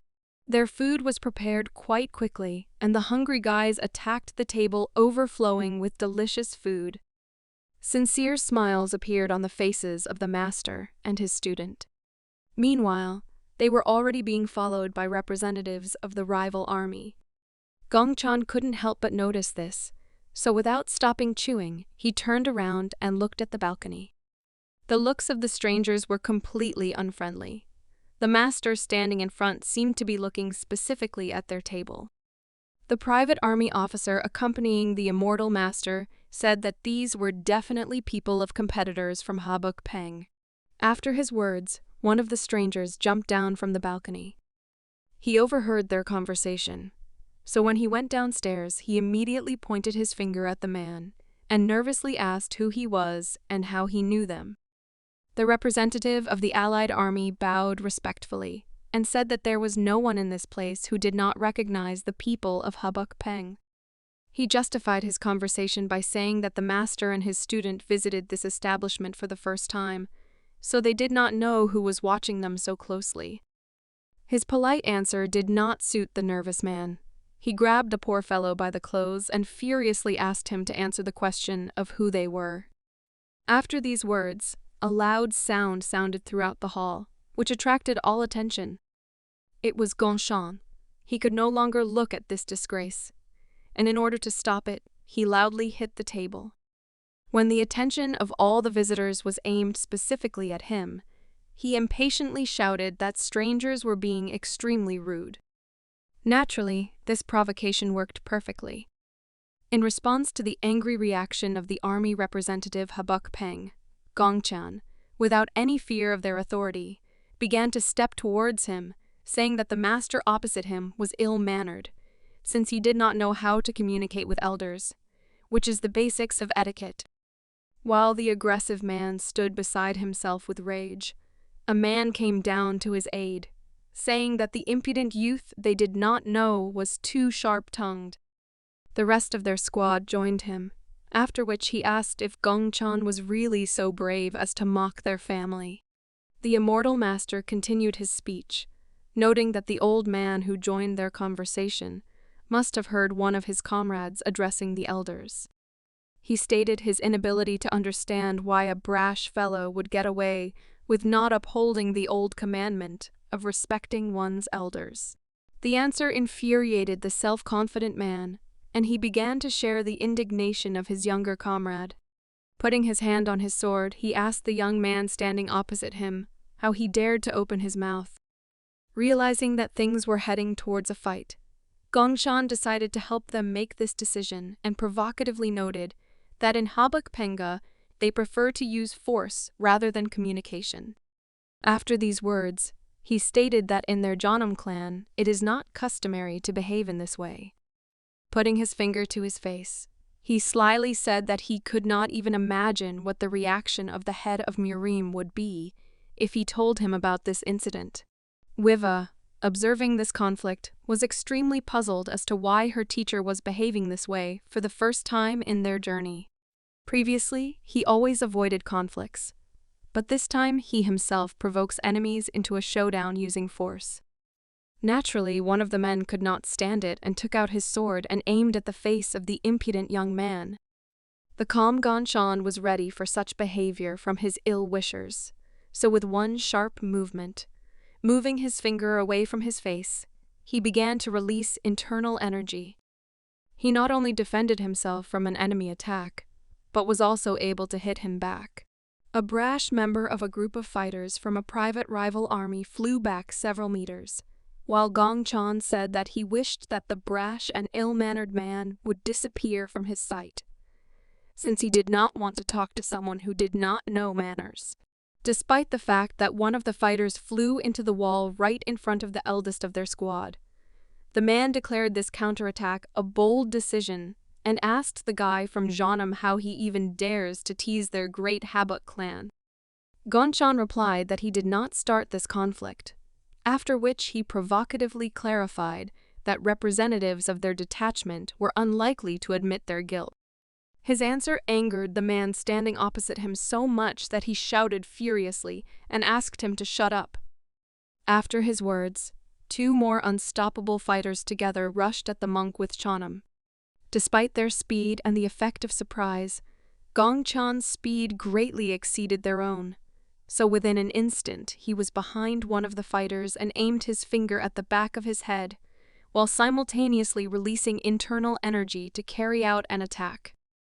While behind the enemy, he said that the Habuk clan were very relaxed and self-confident. The furious look of the eldest member of the competing group indicated that he did not see the end of their conflict quite so well. Having suffered a crushing defeat, he said that he would not just leave it like that, after which he ordered his cowardly comrades to leave. The cowardly fighters of the Habuk clan began to run towards the exit. Observing this pitiful sight, Ganshan simply sighed heavily and returned to his table. Turning to his senior master, he suggested that they forget about what happened, because it would only spoil their appetite. Scared to death from such a dangerous meeting, the man could not believe what happened before his eyes. At that moment he recognized the incredible power of the young master from Jeonnam. As a result of this conflict, stories about the clash between Gong Chan and Habuk Peng's fighters spread within minutes. So many families wanted to know more about the young, talented master who began to enjoy great fame. Reading the news in the scroll, the mysterious rich girl was surprised by the funny nickname of the promising warrior, about whom rumors were spreading so quickly. Without leaving her room, she turned to the maid and asked to find out more about this mysterious man that everyone had heard of. The attractive girl began to show interest in the immortal master, anticipating interesting events in their boring capital. Meanwhile, Habuk Penga's confident army began to reap the fruits of its labor. They couldn't believe that Gongshan was so much stronger than they expected. Despite their training, the local leadership was angry because even Man Ho, one of the most prominent masters of Habuk Peng, suffered in a duel with an immortal master who did not even draw his blade. The man understood that if they lost one more time, then the name of their army would fall, which would lead to an internal crisis for the organization. Based on such concerns, it was decided to change the way the conflict was conducted. In order to avoid the worst scenario, the daring manager decided to get rid of the enemy by any means available to them. As expected, a battle between representatives of the two armies was inevitable. An interested public flocked to the scene from all over the city. The arena was unusually crowded with soldiers. As it turned out, this was due to the fact that even Queen Yonhua came to watch this fight. In the capital, she is known as the owner of the Black Hole Market, the most successful place for selling magical items. The presence of the Emperor's most beloved daughter made this fight the event of the year. The battle judge announced the start of the fight, and the fighters reached for their weapons. At that moment, Gongchan was very puzzled by the question of how his opponent could noticeably change in such a short period of time. Looking at the fighter opposite, he could tell for sure that his technique had become much stronger. This was due to the use of a magical item from the black hole market. Changpuquan is a remedy that doubles strength by removing it from the body. The enhancement effect lasts 3 hours, after which it takes approximately 6 months of treatment to restore strength. Peng Munho ate what the Sapa group brought as an emergency measure to resolve the problem that was so disturbing to their pride. Looking thoughtfully at his opponent, Gongchan noticed that he somehow managed to hide such incredible power. The already angry man did not want to listen to the provocations of some impudent young man, so he asked to remain silent and finally start the fight. After these words, he took out his sword and quickly rushed into battle, using his first technique called question and answer dance.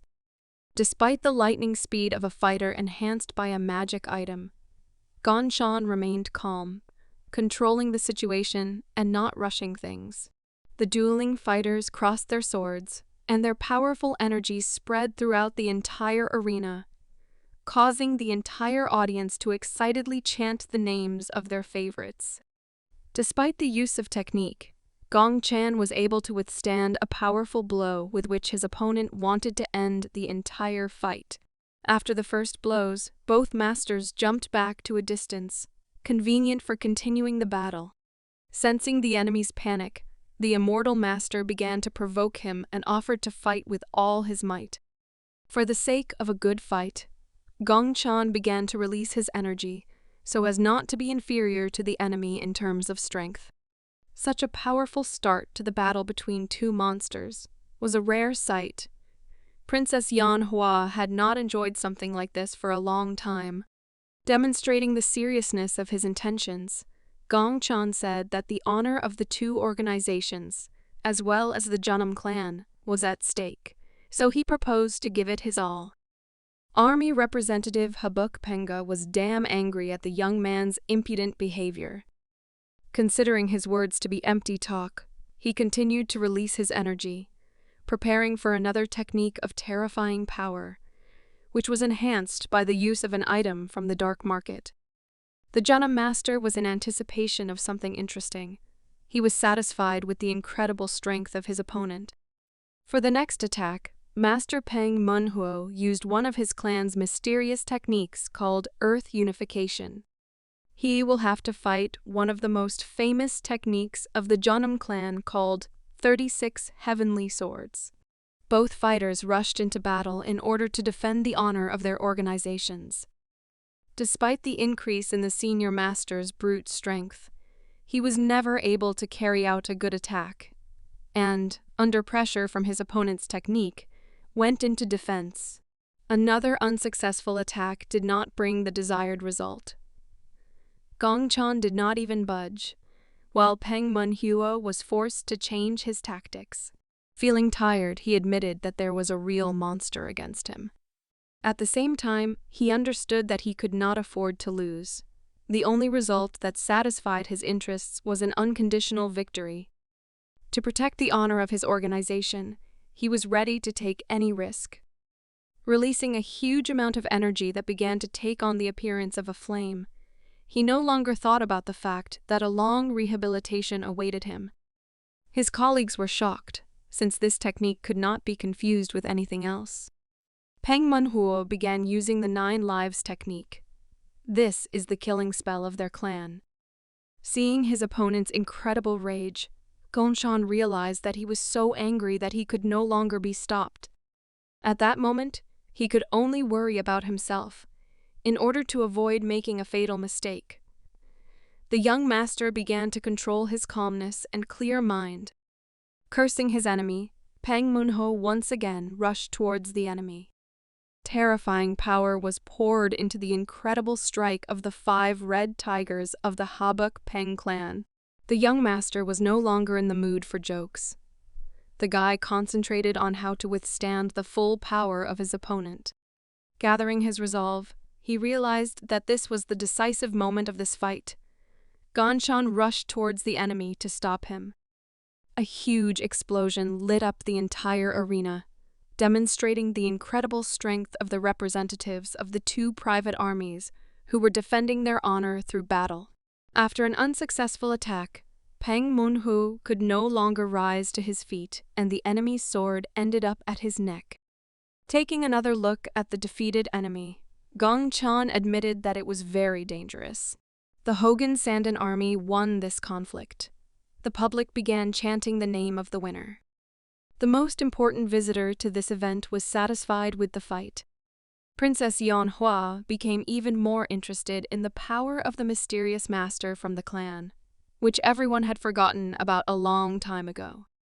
Returning to the temple of his allies, Gong Chan decided to take a short rest for himself. His student was also present in the arena. She had been watching his fight from the very beginning. So after such stress, the decision was made to have a little fun. In order not to be burdened with further training, he demonstrated to her the incredible capabilities of the Dopaths, showing her a very unusual use of ice magic. By controlling the space, he could not only cool the dessert with his ice, but also crush it into the bowl. Pouring crushed ice with sweet additives, he introduced his student to ice cream, which no one knew about in their time. Just the sight of this unusual dessert aroused admiration in the girl. Despite being wary of the unknown, she decided to trust the master and tried the amazing ice cream. As it turned out, it was extremely tasty. Her emotions spoke for themselves. To celebrate his victory, he prepared this treat for the rest of the guys. He presented a dish from the future as Sabinro ice cream. Travelers could taste his dessert every time they visited Hogan Sandan. Rumors about the delicious dish spread throughout Hogan. After the celebration, Gong Chan decided that he should return home. But the rumor that he was already packing his things led to unexpected events. The Hogan army received word that Queen Yanhua was going to personally visit their temple, which meant that she expected to see Gong Chan as well. According to the messengers, she was interested in an incredible dessert called Song Binro.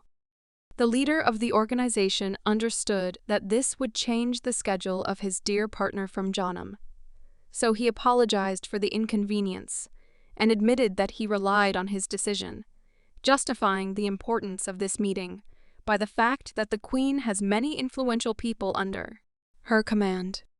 The man also assured that he would definitely repay the master for this service. Gong Chan could not refuse and admitted that this was not a problem for him, since the preparations were not complicated. The manager promised to do everything possible to facilitate his participation in servicing this visit, and once again thanked the young man for agreeing to help them once again. Waiwa looked at her teacher, not understanding how such a young master could be so respected even among the owners of large companies. The young master began preparations to receive important guests. The student distracted him from cooking. She was interested in the reason why the head of the Sandan army was so polite to her teacher. The guy replied that it was a matter of honor. And besides, merchants, doctors, officials, and fighters were treated differently. In addition, he believes that although people are obsessed with honor, the leader's request can actually be to the detriment of the fighter, so he was very careful when asking for another favor.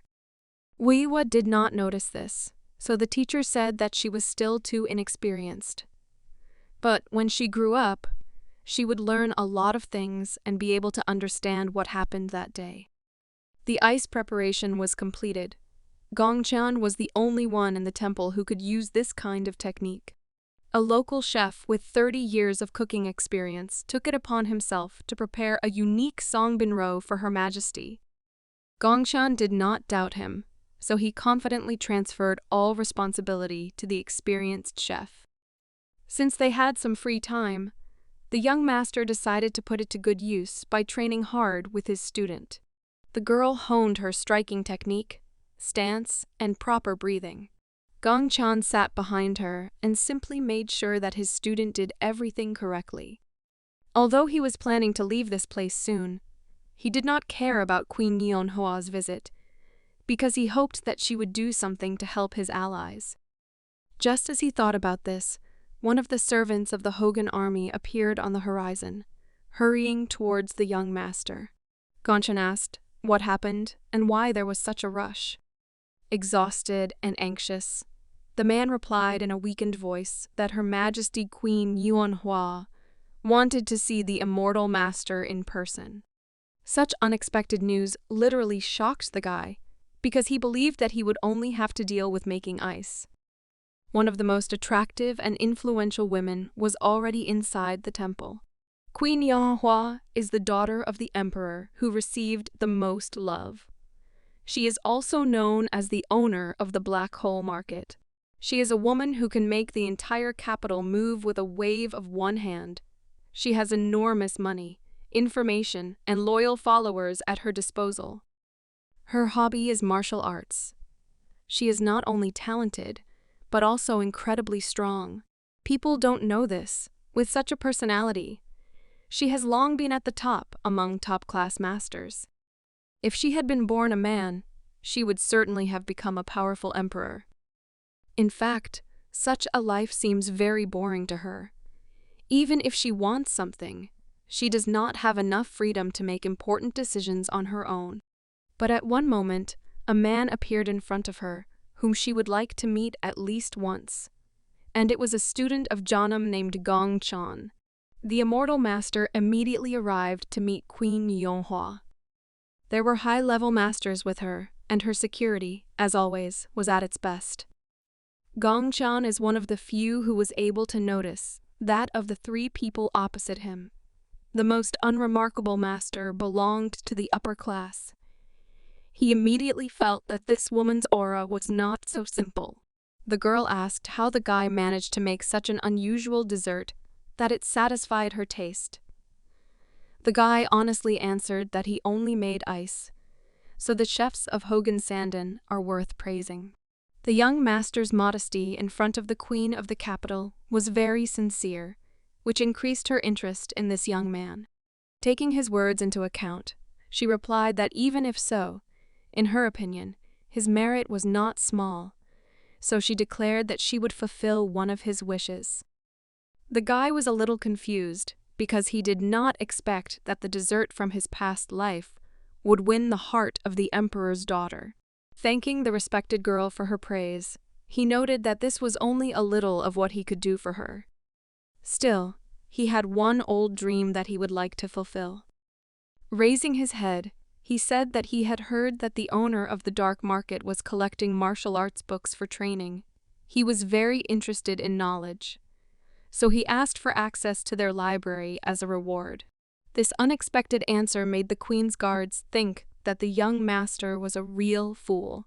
While the masters standing behind the queen were holding back their emotions, Yuanhua began to laugh loudly in genuine surprise.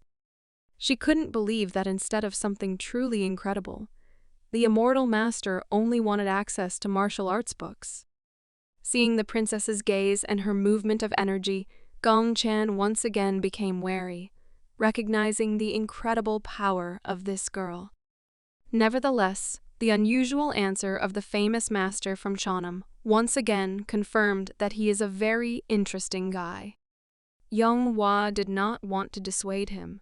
Moreover, she asked what philosophy he was a follower of.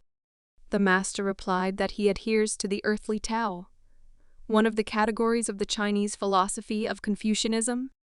In response to his words, Yuanhua promised that she would fulfill his request, asking in return to tell him what goals he pursues by studying martial arts. The guy once again thanked the queen for the honor of meeting her in person and left the room. Yuanhua made a very strong impression on him. For the first time, the guy saw such a young man that he has an incredibly strong aura. He admitted that her strength was at least 2 times greater than his. Still, he was more than pleased that he met her, because the reward was incomparably valuable. On the same day, he received permission to visit Mugo Palace. Seeing the local library, the guy could not believe that there were so many books in all of Kanho. His interest piqued as he examined each of the shelves. The librarian warned him that, according to their deal, He could only stay inside for a maximum of 12 hours. The guy believed that this was more than enough. Without wasting time, he selected several of the most interesting works for him and began to study. The libraries of the Jonam sect and the great Jigal family could not compare to what the library of Mugo Fortress was. 12 hours of studying books about various martial arts went by pretty quickly. The time was up, and the librarian approached the master to warn him about the end of the session. The guy thanked him for this opportunity and said that he had just had time to study everything he could wish for. He read a lot of the basics of various arts, thanks to which he was able to learn that he still lacks a lot to become a master of the highest level. In addition, he was able to learn that even useless martial arts are interesting, and they can also be used to improve the effectiveness of his own techniques.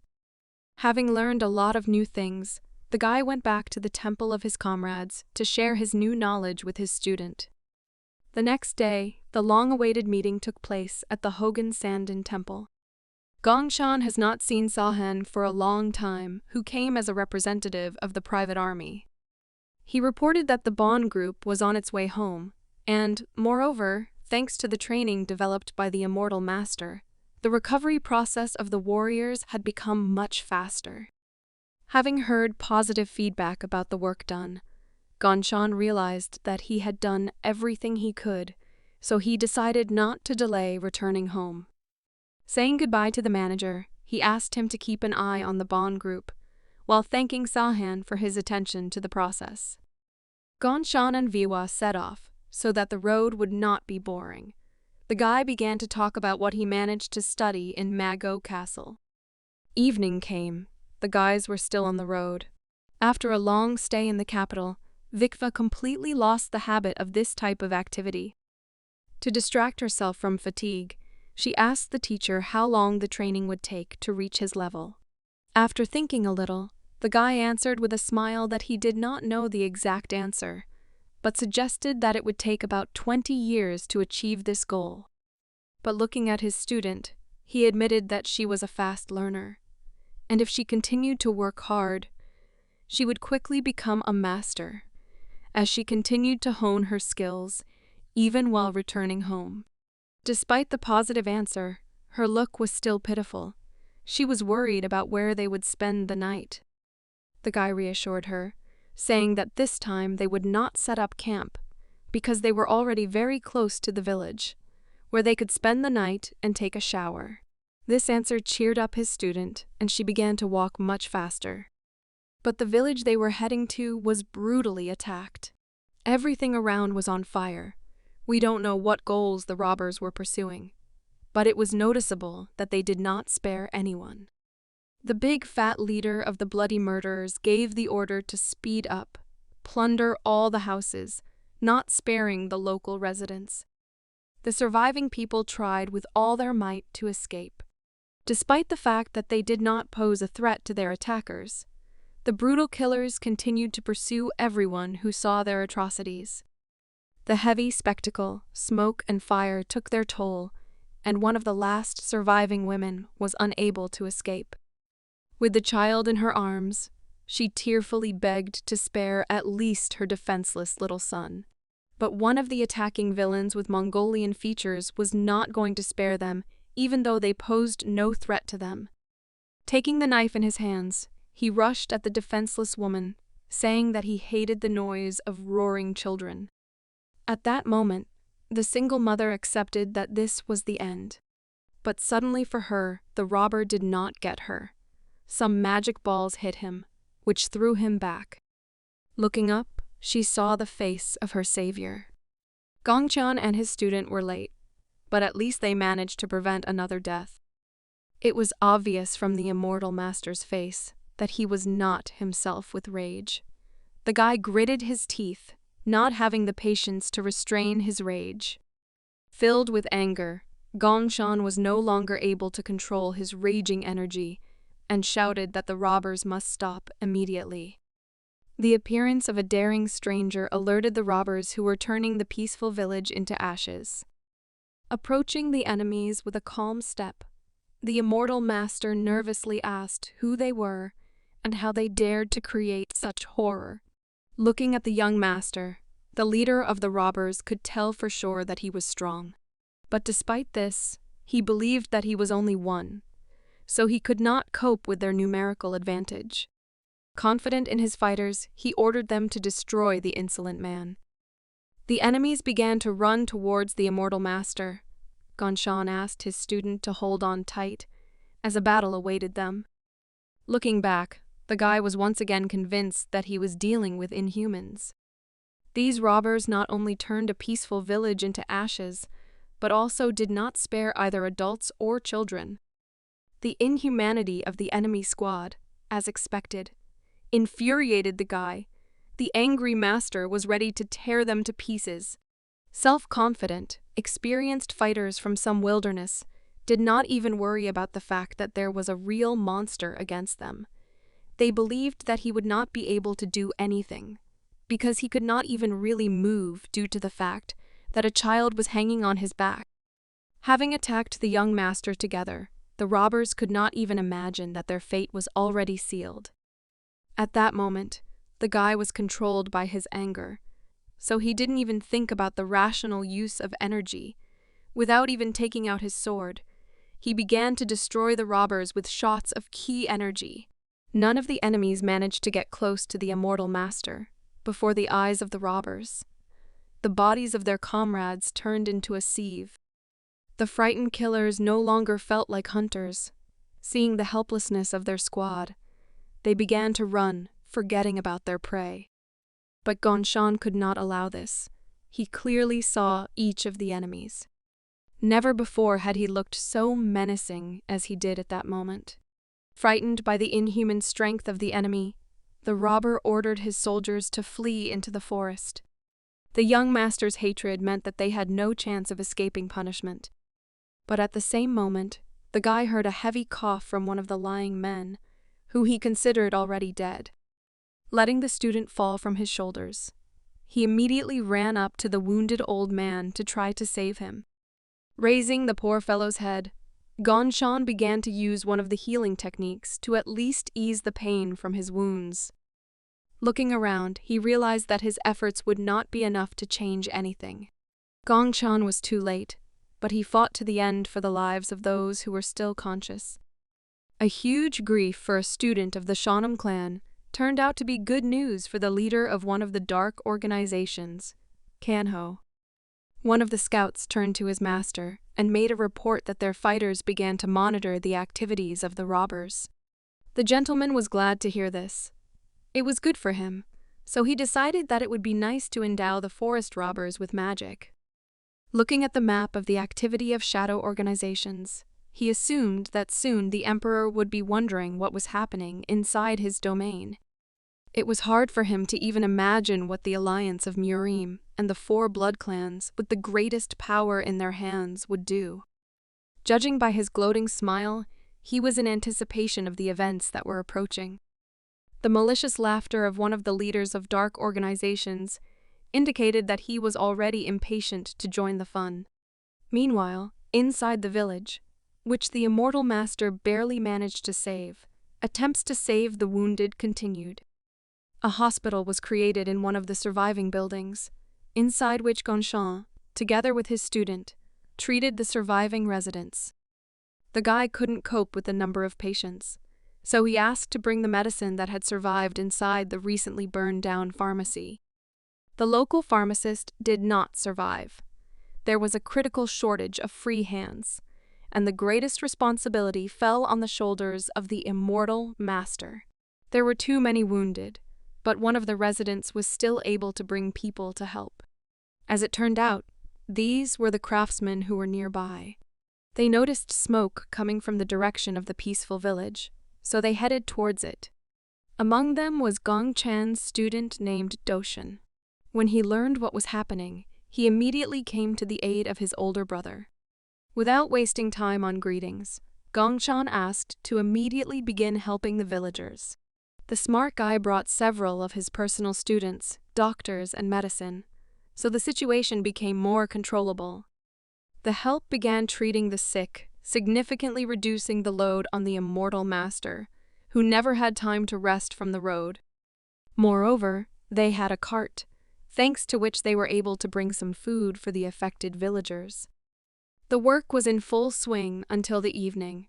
The sun began to set, and some of the participants in the rescue of civilians were finally freed. Having done everything in his power, Gong Shan and his student were finally able to lie down on the ground to rest. Remembering the conversation with his student, the immortal master asked when he managed to acquire followers.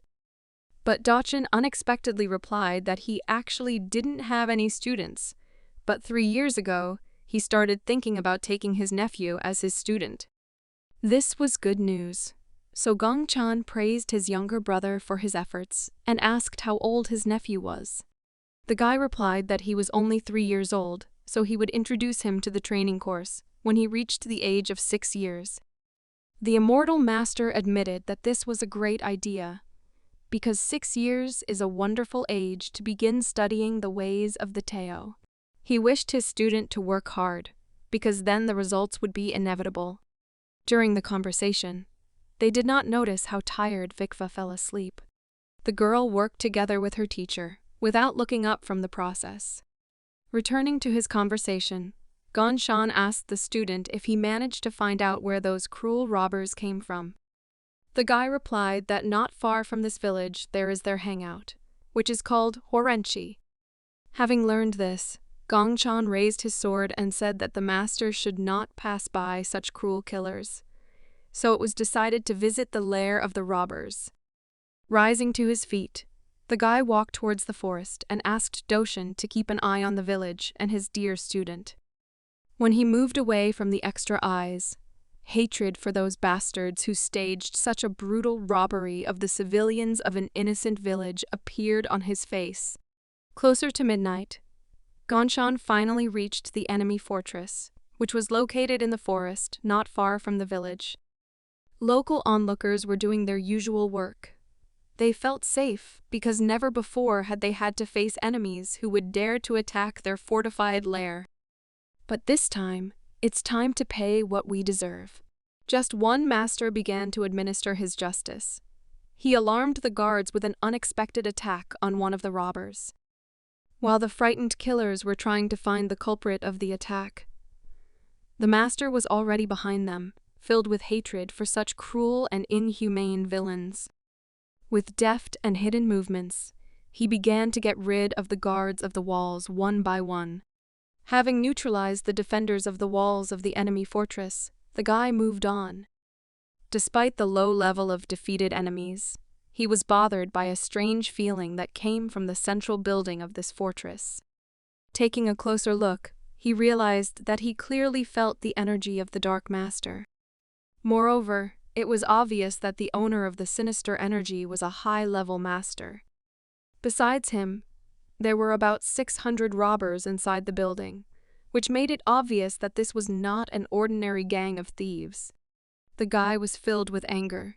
He realized that the recent crime was not the usual action of a robber. One of the Dark Masters had something to do with this.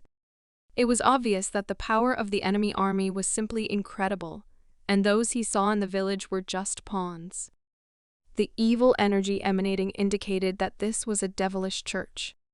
It was not just a gathering of robbers, but despite the fact that members of the devilish church were everywhere, Gong Chan believed that this did not mean that they could not be defeated. The first place where the immortal master made his way was a prison, in which there were a lot of peaceful prisoners. This place was well defended. The children who were kidnapped in front of their parents could not hold back their tears. The enraged guards could not stand the noise here, so they shouted at the poor fellows and threatened with violence. The self-confident killer with a sly smile said that if the girl did not shut up, then he would end her suffering once and for all. Despite this situation, the prisoners held on to their lives with all their might in the hope of a miracle that could save them. Such a miracle turned out to be a master unknown to them, that he sneaked inside unnoticed and was able to get rid of the guards one by one. The last of the robbers was beside himself with rage, and asked the stranger to tell him his name. But in response, the fast master only instantly shortened the distance and dealt him a strong blow to the stomach. Despite his incredible hatred for these inhuman killers, the young guy could not afford to kill them in front of children. Having dealt with the local waste, he gave the prisoners hope of salvation. First of all, he approached the frightened girl and promised that he would soon free her, but she would have to wait a little, since now it would be too dangerous. Having looked around, Gongchan admitted that this room was too big for a prison for mountain robbers. In addition, it was also suspicious that there were too many captured civilians here. The robbers captured everyone, both adults and children. It was difficult to predict the intentions of these killers. Why they brought so many people here remained a mystery. The palace was still unaware of what was happening inside their fortress. In order not to prolong events, Gongchan loudly greeted the local onlookers with a powerful explosion, with the help of which he managed to get rid of dozens of robbers at the same time. At that moment, the occultists realized that they were under attack. The robbers, busy with their business, did not expect such a sudden attack. Fearing mysterious enemies, one of the fortress fighters hid behind a cart so as not to get hurt during the battle. His surviving comrade told him that it was definitely some kind of master. Despite this, they could not understand why, with the master's canopy, he was wearing clothes alien to his status. The frightened guy replied that he did not know the exact answer, but he was sure that it was the clothes of the Janam clan. After these words, everything became clear. The robber realized that this was the same student of the famous sect whom they had met during the robbery of one of the villages. But just being aware of the situation did not help him avoid punishment. Sensing the energy of the young master's attack, he realized that they were dealing with the posthumous successor of Master Do Shin. With just one long-range attack from the immortal master, the cart with the looted valuables rose into the air. Filled with anger, said that there was no point in hiding, because he would not allow them to simply escape punishment. He promised that that night they would take upon themselves everything that they had done to innocent people all this time. The news of the Janam disciples' invasion reached the demonic church, and hearing the noise and commotion, the occultists began to come out. Their powerful aura began to spread at an even faster speed, each of them looking quite troubled. Looking at the enemy fighters, the guy understood that he would finally have to face 4 strong warriors. First, he wanted to deal with the largest of them, since he believed that it could be quite problematic. Fearing its raw, destructive power, Gongchan planned to rip it apart the first time with one lightning-fast burst. His enemy was beside himself with anger. The released dark energy began to spread throughout the entire courtyard. He promised that he would deal with the culprit of this commotion. The subordinate thugs immediately rushed into battle, leaving their master behind. Having assessed the number and strength of the enemy squad, Gongchan began to release energy. Thanks to his incomparable speed and acceleration, he got rid of all the villains in the blink of an eye. The next target was the thug who was protecting the entrance to the church. The guy immediately rushed to attack him, continuing to fight with his bare hands. Surprised by the power of the young master, the thug said that he had previously thought that he could cope with the pretty boy without much difficulty. The occultist's arrogant words made the guy act more decisively, so he began to release even more energy to put it into a strong blow. The loud sound and bright flash from the powerful explosion were noticeable even from the forest. The brute was surrounded by the energy of the immortal master, who tried with all his might to destroy him with the first blow. Despite all the efforts made, the man continued to resist. Although he was incredibly strong, his self-confidence was shaken when he had to take such an incredible blow to himself. This point-blank attack was called the Orv Strike. The thug's body began to be surrounded by steam. He withstood such an amount of energy, which was enough to cope with an entire squad of robbers. although Gongchan acted in such a way as to certainly cope with the enemy. The self-confident smile on the man's face never disappeared. Stepping aside, the immortal master continued to monitor his opponent's condition. Unexpectedly, the man raised his head and began to laugh loudly, calling the young master's attack incredible. Gongchan didn't understand what was happening. He was sure that he had definitely damaged his opponent's insides. But despite this, he was still able to stand on his feet, looking at the young master with a menacing look. The man said that now it was his turn. The occultist began to release a large amount of dark energy that was embedded in his huge sword. A strong blow caused a loud sound. A high column of dust rose above the walls of the robber's fortress. This blow was more than enough for his huge sword to cut even a stone floor.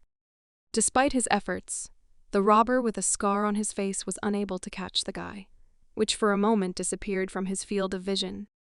Having a significant superiority in maneuverability and speed, Gongchan found himself behind the enemy. So the first blow did not bring any result.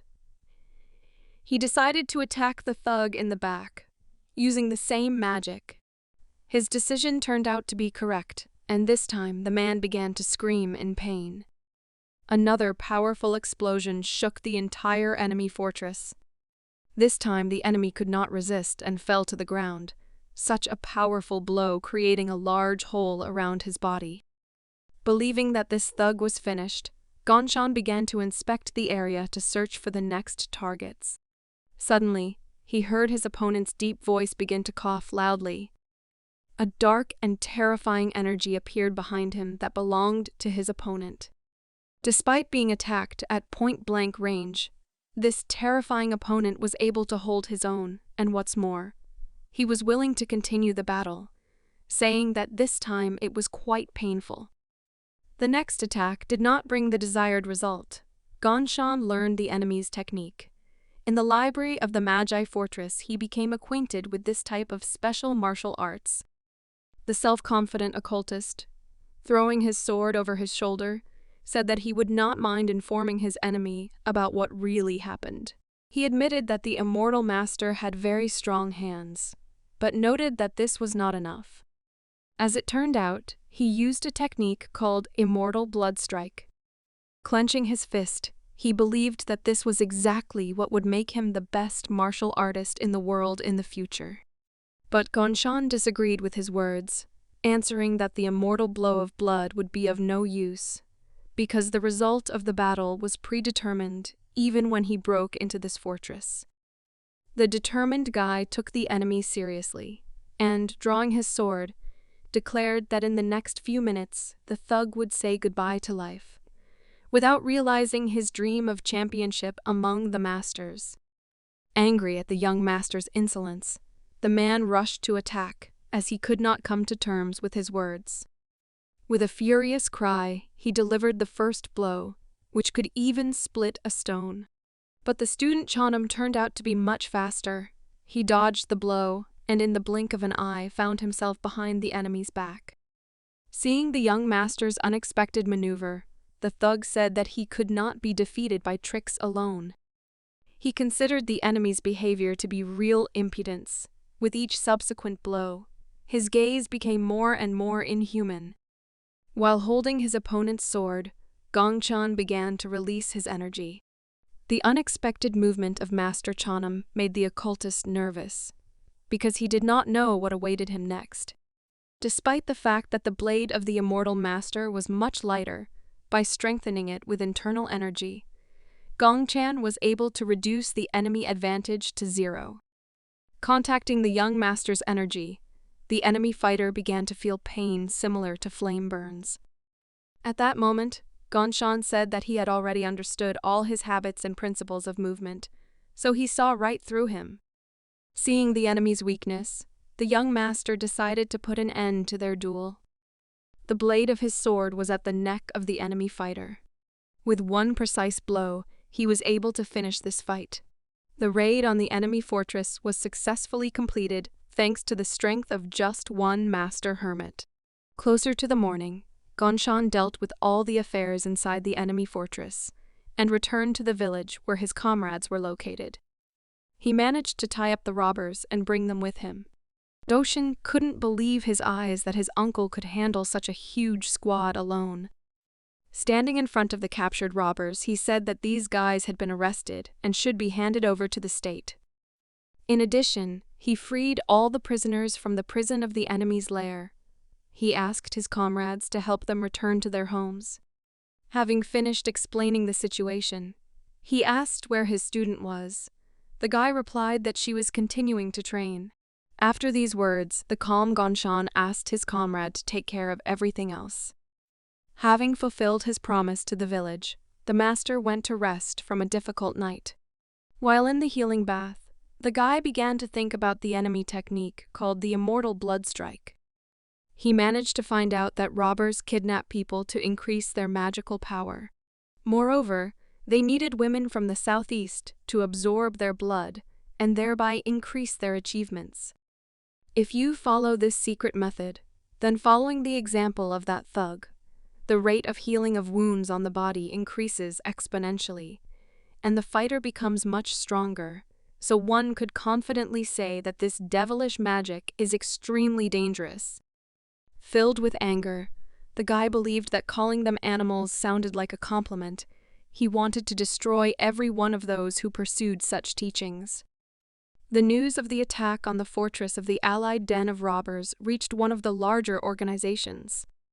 The scout began a report, during which he informed his master that the robbers were attacked by the one who is called the Lord of Life and Death. In addition, they managed to smell the scent of the attacker's clan. Despite the disappointing news, the master of the blood cult was not upset. He believed that there was nothing wrong with encouraging fighting between clans and petty bands of bandits. This was to his advantage, because the more angry the robbers were, the sooner their time would come for military action. Anticipating the moment to attack Kanho, the man began to laugh maliciously. After rest, Gonshan returned to his worries. Having completed many important tasks, he was so tired that he lay down straight on the table. He has been inside this village for a month now. Thanks to his students, it was not that difficult. The moment he remembered his followers, Dachin appeared in front of him. Gonshan asked why his student was behaving so disgracefully, reminding him that in childhood he was a completely calm guy. Dachin replied that his activity was due to an urgent matter. As it turned out, he received an order to convene a large punitive event for criminals in the Marim Alliance. Hearing this news, Gongchan asked the student to tell him more about it. The guy replied that according to rumors, even the military elite will be present at this event. He was also told that an army of more than 50,000 personnel, which included both ordinary soldiers and a small number of elite fighters, had moved there. Hearing this, Gongchan thought about it. It seemed strange to him that the military began to move to this event in order to deal with the robbers. But despite this, the Miriam Alliance was never able to intervene. Rising from the table, the guy suggested moving forward and asked the student to warn Vikva. The young master did not really like this whole situation because he believed that this was the calm before the storm. Meanwhile, the alliance members continued to fight the robbers, who had become more active recently. The next lair was destroyed. The master who defeated the strongest enemy leaned against his sword. It was a tough fight. He held his own, but could not avoid being wounded. The robber lying on the ground was defeated. In the end, he asked the name of the young man who was able to defeat him. Having risen to his feet, the guy asked the defeated killer to go to the other world, where he should name the name of his conqueror as Munju from Mersong Moon. The robber lying on the ground was infuriated by the young man's insolence, saying that such a runt like him should not be so impudent. Not wanting to listen to the nonsense of his defeated enemy, the master saved him from suffering. Looking at his opponent for the last time, he said that they said about him that he was a strong fighter. He did not expect that a man who was just a bandit leader would be so skillful in battle. Despite the fact that he tried not to make mistakes, he could not avoid being injured. Placing his palm on his wounded shoulder, the guy decided to first treat his internal organs that were wounded by enemy techniques. He did not expect that magic would spread even among the robbers. His father turned out to be right. Despite the power of the robbers, the fighting skill of Munju of Musongmun exceeded all enemy expectations. The next morning, the young master set off on the road. He was confused as to why everyone went with him. He believed that it was not at all necessary to go together, so he said that they could go separately. Dachin objected, saying that if a fight breaks out on the way, he won't be able to handle it alone. Folding his hands in front of him, Ganshan replied that this was being told to him by the one who literally crushed his opponent to smithereens. Wisely raising his finger up, the guy calmly replied that he was not the only good warrior here, noting that combat tactics were intensively practiced in the temple. Looking at his student, the young master sighed and thought that Dachin had suddenly become so secretive, even though he had been very meticulous and serious as a child. After that, he decided to inquire about the boy who, upon reaching 6 years old, Dachin would bring to them in Janam. He wondered if that guy had any talent for martial arts. The student replied that it was still difficult for him to answer this question, since the candidate was still too young. Despite this, the family already has high hopes for him in the future. Hearing this answer, Gong Chan concluded that in any case, if the boy did not become strong enough, then their hopes would be unjustified. The guy agreed with the words of his teacher, adding that it would be enough for his nephew to reach at least the level of a master. But if he could not, then disaster would await their family again. Gongshan didn't understand why Dachin was talking about this in such a sad tone. Thinking that the situation had worsened, he said that they could always count on his help. Placing his hand on his student's shoulder, he admitted that he saw that something was happening with them. He asked him not to worry and to be frank if they needed his help. Taking his hand away from his comrade, he confidently said that they were one family in which there should be no room for secrets. After these words, Gong Chan went forward. Looking at her older brother, the observant Viva was puzzled. The determination in Doshin's eyes was clear. He was ready to face problems personally, without outside help. Soon the guys reached their destination. Teacher Chun Jin and his comrades were discussing the fighting in Kanho. On their table, there was a huge map with marks on the location of enemy forces. It's hard to say what they were talking about, but it seems they had some kind of solution to this situation. Taking the words of his comrades into account, Teacher Chun Jin began to think about how the Chanam clan should act in this case. After discussing the plan of action, the man went out to meet with those clan warriors who arrived to them after receiving the letters. Addressing his fighters, Chun Jin stated that their clan could not calmly watch how the royal troops dealt with the affairs of Shaanxi province. He believed that they themselves should deal with the robbers. It was their duty, as the strongest organization in their province. His words found support among those present. The anger that he had accumulated over the recent period of observing the impunity of enemy units was clearly visible on Gong Chan's face. Having set off on the road, the guy could not help but ask his teacher a question about how he made such a decision. Gathering his courage together, he said that it was a matter of pride among their clansmen. His words slightly disappointed the student who was standing behind. But this dialogue could not be avoided. He still tried to stop his uncle, but the nervous guy replied that there was nothing good about going to the slaughterhouse in such a crowd. He was confident that the emperor's troops could cope without their help. Stopping and looking at his rowdy student, Teacher Chun Jin asked why he continued to object. The guy replied that he did not understand their motive, because the royal troops had already moved to the scene, so they should not interfere. The man replied that his student did not understand the situation. For him, the hike is a great opportunity to show everyone the seriousness of their intentions. In addition, he did not like the fact that Gong Chan dared to resist the instructions of a person standing above him. The guy, a little confused, began to justify himself, saying that he did not object to his idea, but simply urged his teacher to think more rationally. Surprised by the impudence of the young master, the teacher asked in bewilderment since when he began to argue. He believed that he should help those in need and follow orders, but as it turned out, the guy only got some kind of stupidity into his head. A little offended by the above words, Gongchan thought that he had always been like this. The master of life and death, not wanting to agree with the teacher, simply looked away. Looking at the student, the puzzled Chun Jin could not understand what was happening, believing that Gongchan was obedient as a child. But over time he turned into a real rebel. Having thought about the situation, he decided that he should somehow choose a day to teach his impudent student a good lesson. The Jeonnam clan were not the only ones who went to eliminate the bandits in this province. Representatives of the volcanic clan were also on their way to the same goal, led by an elder named Shon Hoja.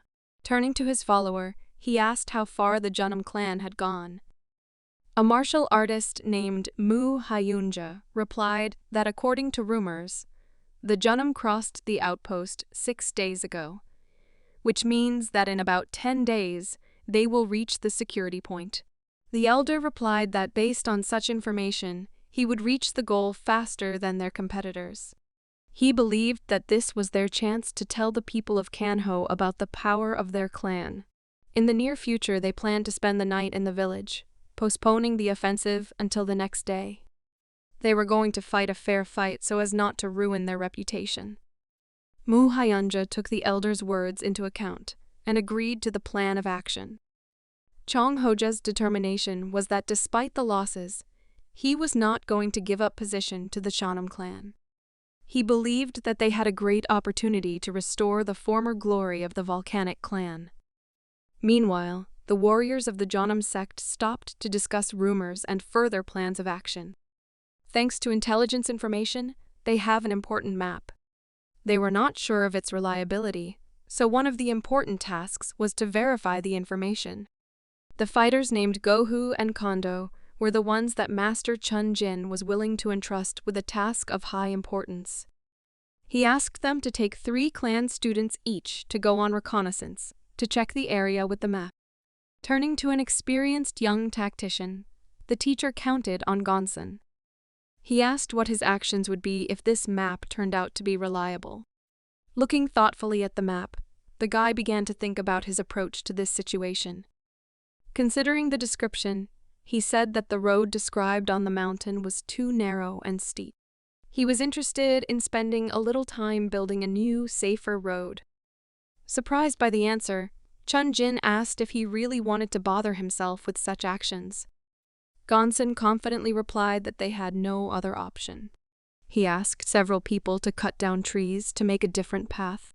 The commander-in-chief of the action was interested in the young man's decision, so he inquired in which direction their new path would go. Taking another look at the map, Gonson replied that it was worth choosing the side part, justifying this by the fact that, in this case, the enemies would not have time to defend themselves when attacking.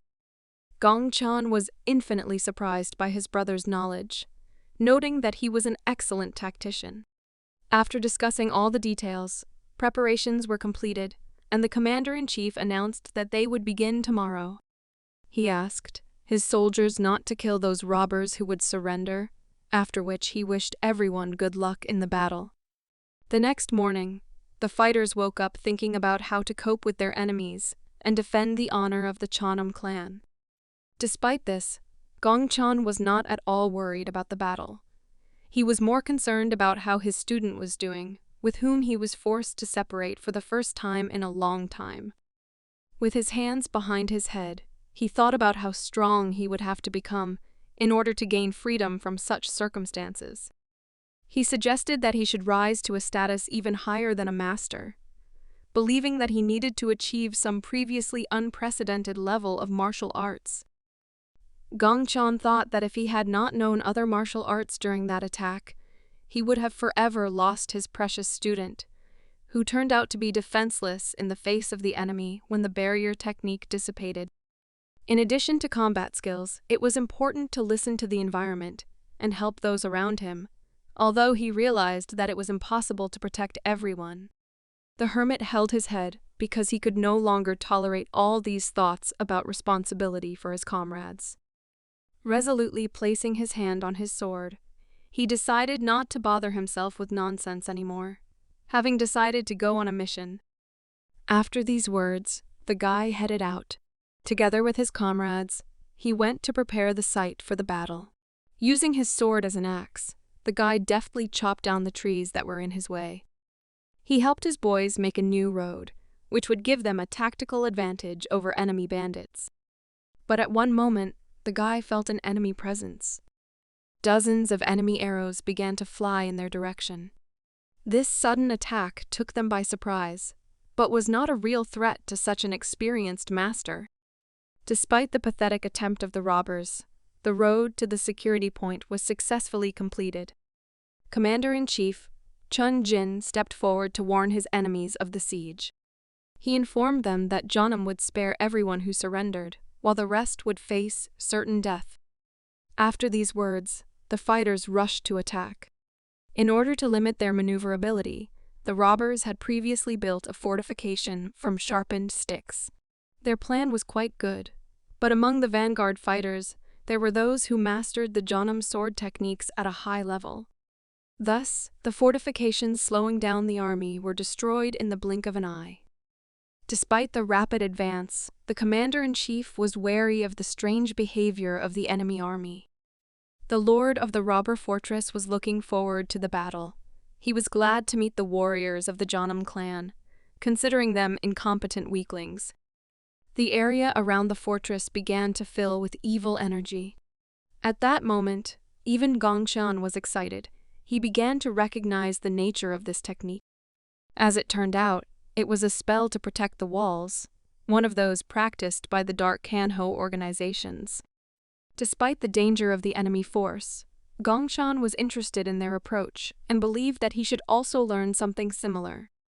In order to find out where this sinister technique comes from, the guy began to use the power of yin-yang. His senses began to sharpen, and the master began to move closer to the enemy fortress. Having made his way inside, he saw several strong fighters defending a mysterious man in long clothes. It was obvious that he was the same spellcaster. Having found out all the necessary information, the guy began to think about what he could do with the magical fog, which limited their visibility for attack and made them vulnerable to enemy arrows. Still, it didn't take him much time to think, because the decision was made to engage in real madness. Having quite good techniques in reserve, he began to create a small vortex right in his palm with the help of ki. Having accelerated the technique to the limit, the guy raised his hand and started a real tornado, because of which even his allies began to lose their balance. With a triumphant shout, he further strengthened his technique in order to get rid of the enemy caster's power. After the guys recovered from the unexpected madness on the part of their younger brother, they noticed that the fog had disappeared. The old, toothless spellcaster could not believe that among the ridiculous Jeonnam fighters, there was one who could resist his long-proven defensive technique. Despite the failure, he was glad to see such resistance. For him, the battle began to seem less boring than he expected. He clearly saw the performer of the recent tornado, since he was able to destroy his protective spell. He admitted that Gongchan is not as simple as it seems. Having stopped maintaining his technique, the Master of Life and Death was surprised that his opponent believed that the masters of the Jeonnam clan were simpletons who could be fooled. In order not to be verbose, he decided to prove the opposite, and, using a jump and instant acceleration, went inside the enemy fortress, bypassing the fence. While in flight, the determined hermit shouted that he would destroy the self-confident caster before he could lift a finger. Despite his enormous speed, the old man was able to stop Gongshan using only one hand. He began to smile, as he was looking forward to an interesting battle with the daring young man. Gongchan realized that everything would not be as simple as he thought. In order not to waste such a wonderful chance, Teacher Chun Jin gave the order to his students to immediately go on the attack. Brave warriors rushed to the aid of their energetic younger brother, who had already found himself inside the enemy fortress. Several powerful fighters from the robber fortress had already rushed to meet them. A guy with long hair and a huge muscular body was arrogantly surprised that he would have so many toys that they came to try the power of his axe. Analyzing the power of the enemy, Teacher Chun Jin was able to determine that, among the bandits, there were 3 masters of magic and martial arts. In addition, he saw how defensive dark magic greatly increased their strength. Drawing his sword, he addressed the enemies and said that on this day, Janam would put an end to them. After saying these words, he used the power of his sword and made a long-range attack. As expected, the magic-fortified bandits were able to cope with this attack. In fact, they began to mock him, saying that it was too easy for them. After this, many enemy fighters found themselves behind the Janam army's offensive commander-in-chief. Chun Jin was shocked, because he had not previously noticed the presence of 8 more masters of the bandit squad. While the main forces were trying to get inside the fortress, Ganshan was already starting a duel with the enemy spellcaster, which caused them the most trouble. First of all, he emphasized that the jokes were over, after which he asked how many masters they had among the robbers. The old charmer was once again surprised by the daring young man's powers of observation, admitting that it was supposed to be a surprise. Despite the spoiled surprise, Gangshan honestly answered that he did not expect so many dangerous criminals. With an admiring look, the caster asked the master how, among ordinary Chanam warriors, someone like him turned out to be. He described the immortal master's face as being half dragon-like, and his interest in the youth's personality continued to grow. Ganshan asked again, since he did not understand the mysterious speech of his opponent. The old man replied that the young man would not become the hero of this attack, since he would remain just a brave madman who was unlikely to live until dawn. Not wanting to listen to nonsense, the guy replied that he was too busy to listen to his chatter, so he suggested moving this conversation to the moment when they met in the next world. After these words, he rushed to the attack. Anticipating a quick victory, the arrogant caster began to release a huge amount of dark energy in order to use one of his techniques. The enormous power that was collected by the toothless grandfather headed towards the immortal master. An explosion of enormous power raised a huge wall of dust, causing visibility to deteriorate greatly. But when the ardor began to fall, instead of seeing the enemy's lying body, the caster was unable to detect a single trace. Looking up, he realized that the young master was much faster. Gong Chan switched to close combat, throwing away his sword. He relied only on the brute strength of his fists and the use of techniques that required energy. His opponent really liked this decision. The caster was ready for such an outcome. Having golden gloves on his hands, he admitted that the perky young man knows how to surprise. Being ready for any event, Gong Chan said that he is always ready for such battles. Recognizing the power of his opponent, the old man began to release ominous energy, directing it towards the Janam student. The old man began to use a dark spell, a technique that creates very dangerous magical hands, contact with which should be avoided. Understanding the maneuverability and convenience of this tactic, the young master decided not to avoid a collision and prepared to fight back. Gathering energy into a fist, he shouted the name of the technique under the name Orvikanin. His guess turned out to be correct, and this skill proved to be powerful enough to compete with the enemy spell. The tension began to increase, and the guy released an even greater amount of energy, and, having destroyed the enemy's magical hands, went on a counterattack. The old man did not have time to react, and, having taken this blow, admitted that Janam school has a good base with which it is difficult to compete. Without saying a word, the enemy caster began to use another technique, during which ominous shadows began to form that stretched towards the young master. Due to his carelessness, Gongchan was caught by one of these shadows. Despite this, he believed that it was not enough to stop him. To free himself, Gongchan began to use lightning magic, which began to compete with the shadow. Releasing even more energy, the guy reused Orvikonen, sending an incredible amount of force towards his opponent. Such a powerful technique acquired incredible dimensions in the form of a raging dragon. The powerful electric shock was unable to reach the old man caster. Despite Gongchan's attempts to finish this fight with a series of powerful blows, his opponent managed to escape. Although the young master was unable to get rid of such an inconvenient enemy, he temporarily knocked him out of the fight, which had a positive effect on the course of the fight. So without wasting time, he rushed to help his comrades. The battle between the robbers and the Cheonan students was in full swing. Magic-enhanced fighters were a serious threat. Commander-in-Chief Chun Jin was forced to take on 4 enemy fighters at the same time. He barely had time to fend off all the heavy blows of these ferocious warriors. Pressure from the enemy did not give him freedom of action. He could only hope that everything would be okay with his comrades. Due to an enemy attack outside the fortress, the main tactician of this offensive found himself in a difficult situation. His enemies outnumbered him, so they tried to cope with his incredible skill. But despite the fact that the robbers had an advantage, the tide of the battle suddenly changed. Looking around, the commander-in-chief realized what had influenced the behavior of the enemies. The appearance of Gongchan demonstrated the success of Cheonan inside the enemy fortress. Having completed his task, the hermit began to fight on the main battlefield.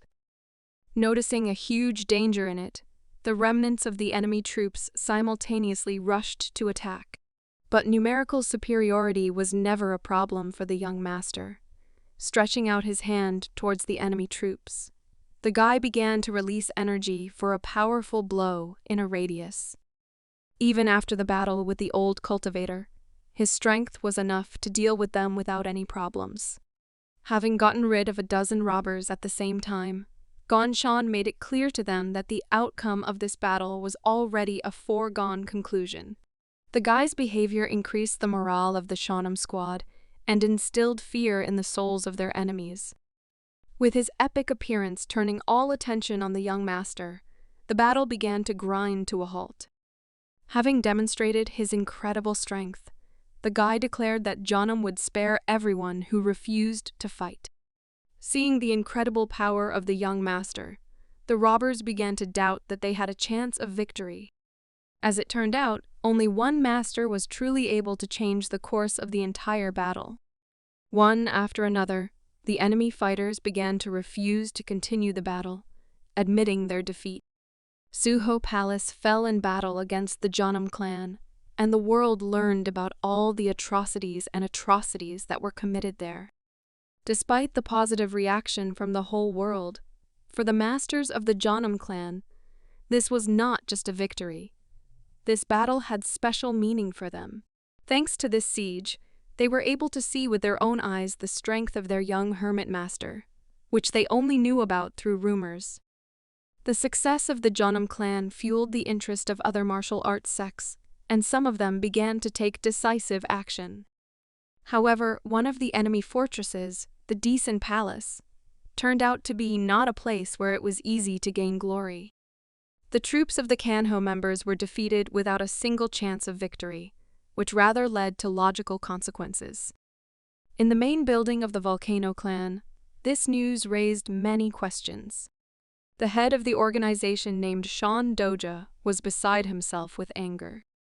According to survivors, out of 150 masters of their troops, only 3 were able to survive the clash. Reporting on recent events, the advisor asked his master to remain calm, saying that they were continuing to reconnaissance of the situation through the poor people and the Heo clan. He wanted to get more accurate data. Despite the calmness of the advisor, the head was beside himself with anger, as he could not come to terms with the fact that there were robbers who could withstand the power of their clan techniques. Nervously hitting the table with his fist, he ordered that those responsible for their failure be found. The pupils of their clan died, and they, as defenders of their pride, could not let this pass from the hands of their enemies. Filled with rage, Shan Doja was more determined than ever. He was going to make his enemies taste the real wrath of the legendary volcanic clan. Upon returning to the Janam clan fortress, Gong Chan began studying his brain. He was interested in the higher core of energy, which is responsible for the brain itself. He knew what only a few knew, the truth about what actually happens to the absorbed energy. Gong Chan examined every part of Chenjin and found that the brains of strong people with any ability were noticeably different from ordinary martial artists. Thanks to access to the best libraries of Kanho, the young master was able to acquire knowledge of the secret scriptures of wisdom, fast mind techniques, and techniques for physical strengthening and summoning the inner spirit. All of these martial arts were hidden in the Imperial Vault. They were intended to enhance the owner's mental abilities. Of all of them, Gong Chan chose the technique of physical brain enhancement. He began training in which he sends his energy impulses to the brain with extreme caution so as not to use too much force, which could lead to dangerous consequences. In this way, Gong Chan improves his brain with his own energy, similar to training in the real world. He was distracted from training by the worried Vaikva. Looking at the teacher, it seemed to her that he had fallen asleep. Having come to his senses, the guy replied that he was actually busy strengthening the higher core. The girl replied that she did not want to bother him, but wanted to share exciting rumors that the Hwaseng clan with 5,000 of its followers were preparing to invade Dizing Temple. Sighing, Gong Chan satirically called this great news. To explain his position to the student, he replied that this gave them valuable time. He believed that this time they would be able to invest more in their own training, or learning new martial arts, instead of wasting time in fighting. The Hwaseng clan's actions actually gave them more free time, and Wei Wei began to understand what was going on. She was puzzled by the passage of time and what it gave them. She suggested that since they couldn't stop time, that meant they had to make the most of it, since every second counted. But on the other hand, she did not understand whether she was managing her time correctly or not. The teacher replied that she should not worry about it, since in fact there are no truly right things in this world. He invited her to determine for herself what is important and what is not, because everything is directly related to the passage of time. The mentor's wise words forced the girl to adopt a new attitude towards life. In order to relax her overly tense brain a little, the guy suggested seeing how much she had improved her skills. The time has come to demonstrate the results of the travels and hard training of the young student of the famous master of life and death. Looking at his student, the guy was proud that she was developing so rapidly. Let's return to the disturbing events within the Hwaseng clan. A charismatic man in heavy armor and a long sword loudly burst into the inner palace of the fortress. This daring guy is an army general named Ji Onseong. He ordered his soldiers to immediately prepare for a raid. The loyal fighters, wearing the same heavy defense, respected his order and began to carry it out. According to the general, they planned to move out the next day after sunrise, so he demanded that all other fighters be ready by then. The decisiveness of his behavior was probably related to the recent failure, which greatly affected their status. Together with the master of the martial arts clan, they were ready to do everything possible to take revenge on the daring offenders. They couldn't just come to terms with what some robbers did to their fighters. Despite what seemed like the right decision on the part of the general, the gentleman did not say anything to him. But it was clear that he was also dissatisfied with the state of affairs. Their discontent was due to the increased activity of the clans that would follow Taoism.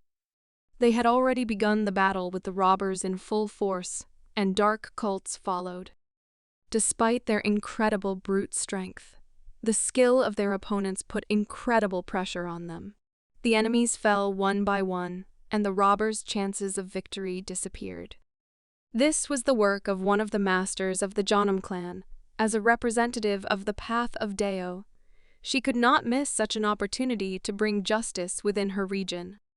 The thugs, with their bodies altered by the influence of dark magic, could not resist her skill.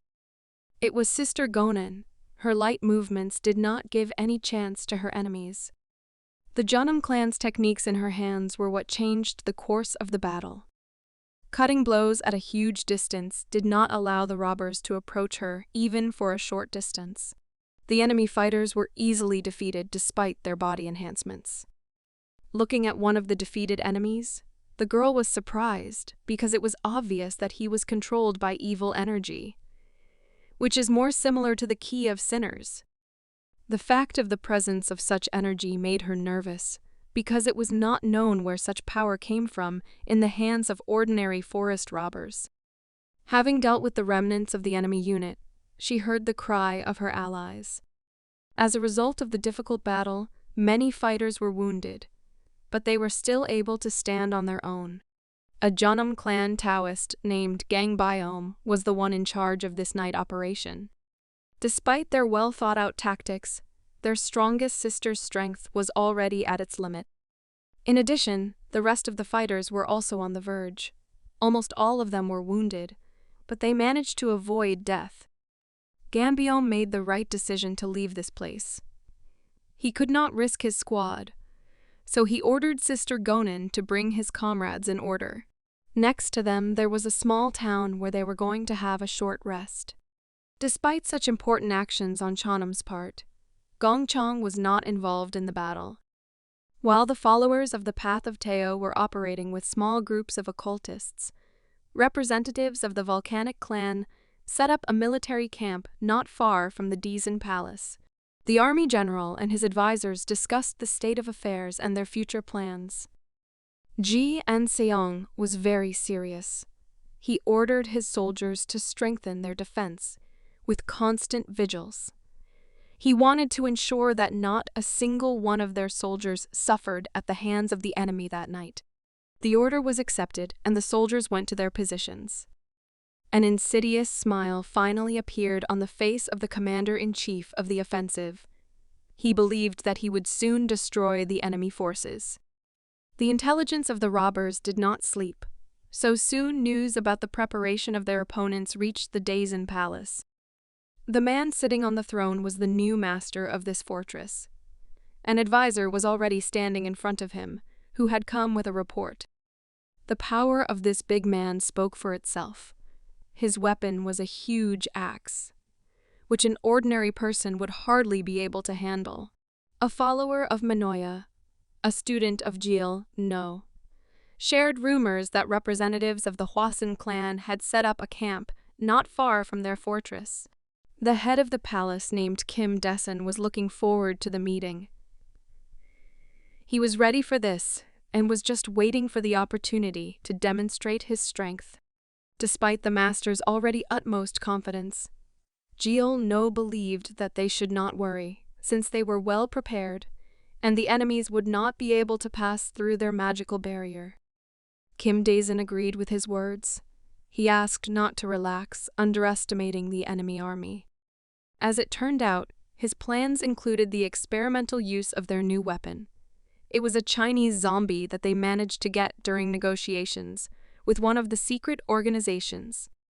Since they were not affected by the magic field, he was sure that with their help they would be able to gain some time. After that, he was going to use 800 followers of the Daesang Palace, which would presumably be enough to deal with the huge army of the Vulcan clan.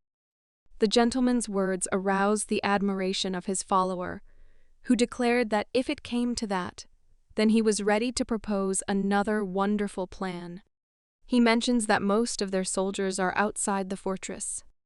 The fact is that they are all former mercenaries, who, due to personal problems, joined the robbers. He introduced to changing the tactics to having fun with the enemy's supplies instead of killing. Jil No's cunning plan made Mr. Desang smile with satisfaction.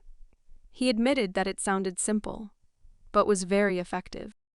The gentleman's positive reaction made it clear that this plan should be implemented in the near future. For the sake of the future of their clan, these guys were ready to take any action. Meanwhile, the army of the volcanic clan began to gather for a campaign. They encountered the magical barrier that the robbers were talking about. One of the fighters told the general that it was dangerous to go further, since this fog hides the true intentions of their occult opponents.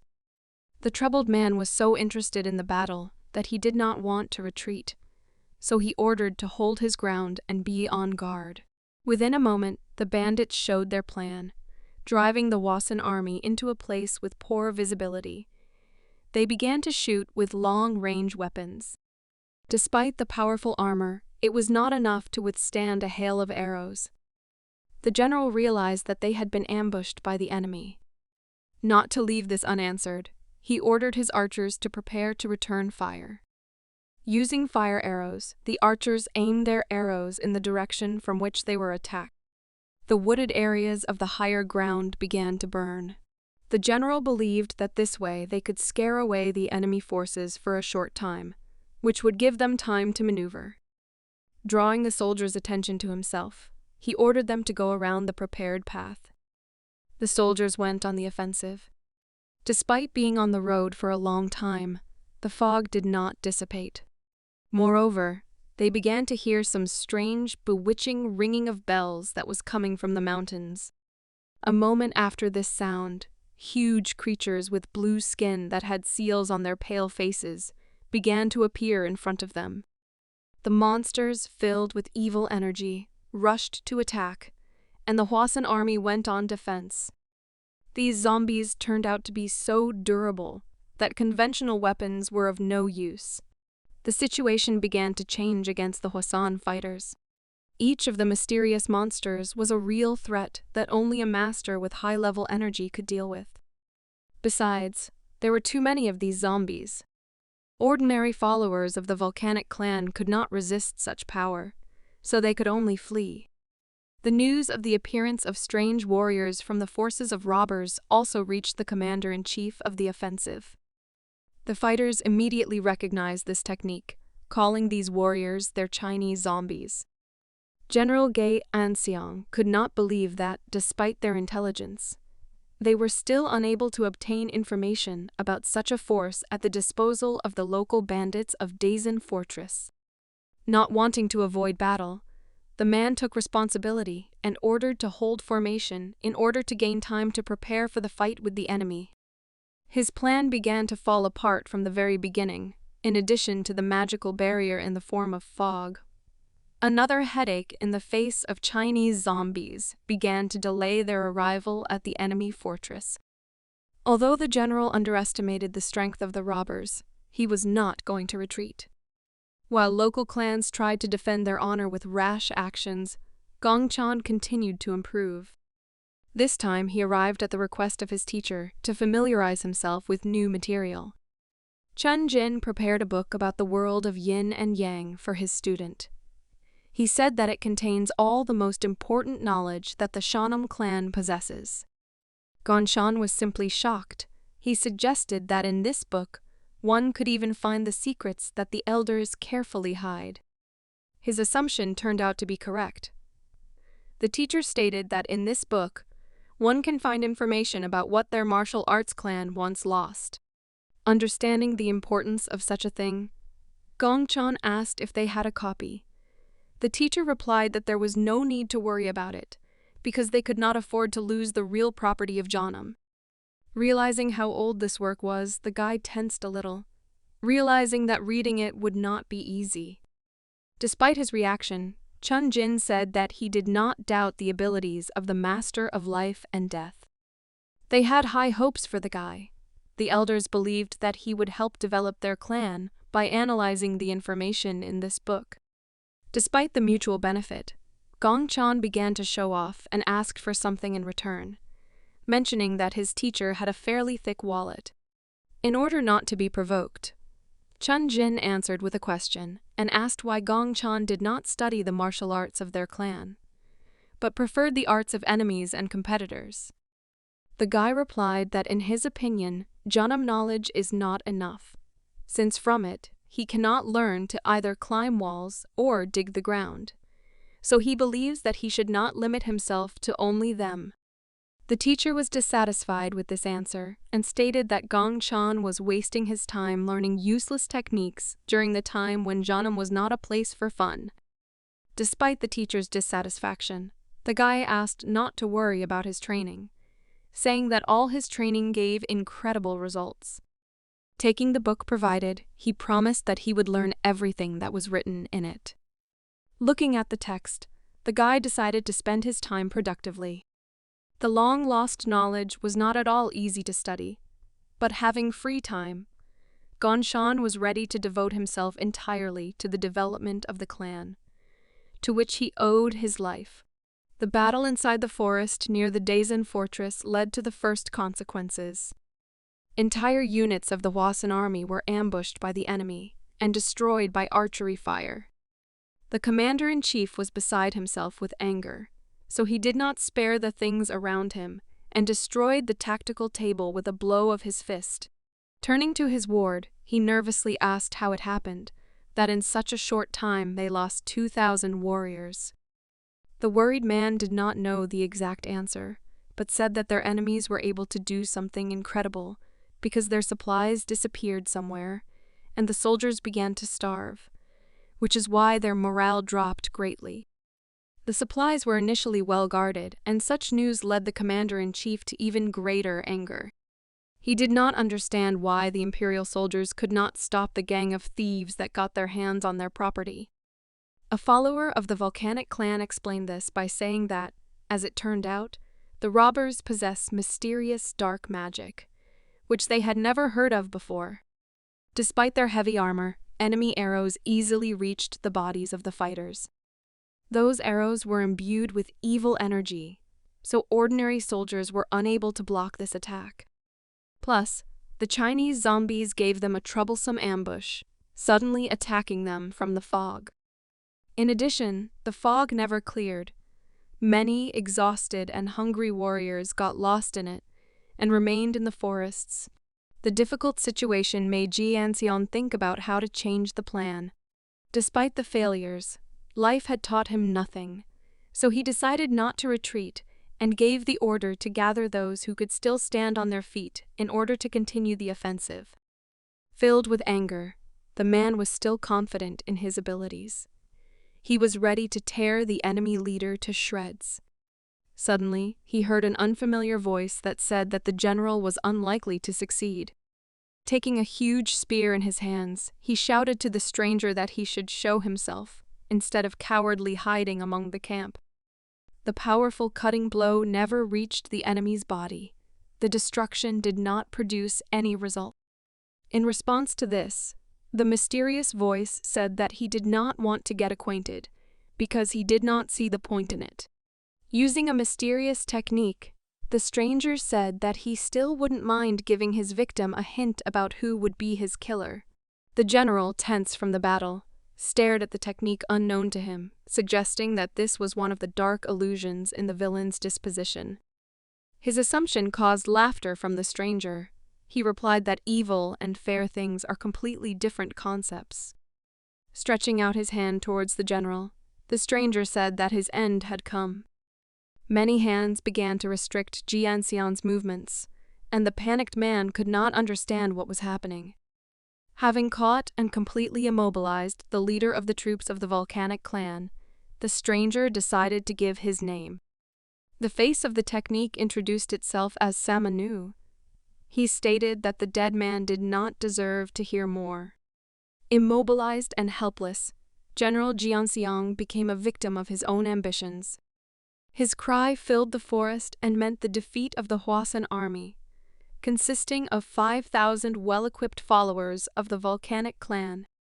While events at the Daisen fortress were going completely according to the plan of the robbers, the young master's diligent training continued within the Shanam clan.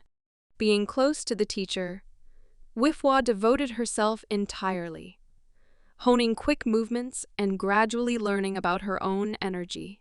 Her teacher sat in the lotus position, honing the fusion of his own yin and yang. This process was far from simple. The guy did not understand what he was doing. Scratching the back of his head, he admitted that the book was written by real geniuses, but their cryptic explanations of concepts were incomprehensible to him. Having completed the unsuccessful attempt, he distracted his student and suggested that they go eat to restore the strength spent on training. Overflowing with energy, the girl breathed a sigh of relief. Despite the difficulties in his own training for the master of life and death, the success of his student was the best reward. Heading out for lunch, Gongshan and the student joined most of the Janam followers for their meal. The hard training had noticeably exhausted the boys, and they ate the food as if they had been traveling through the forest all day.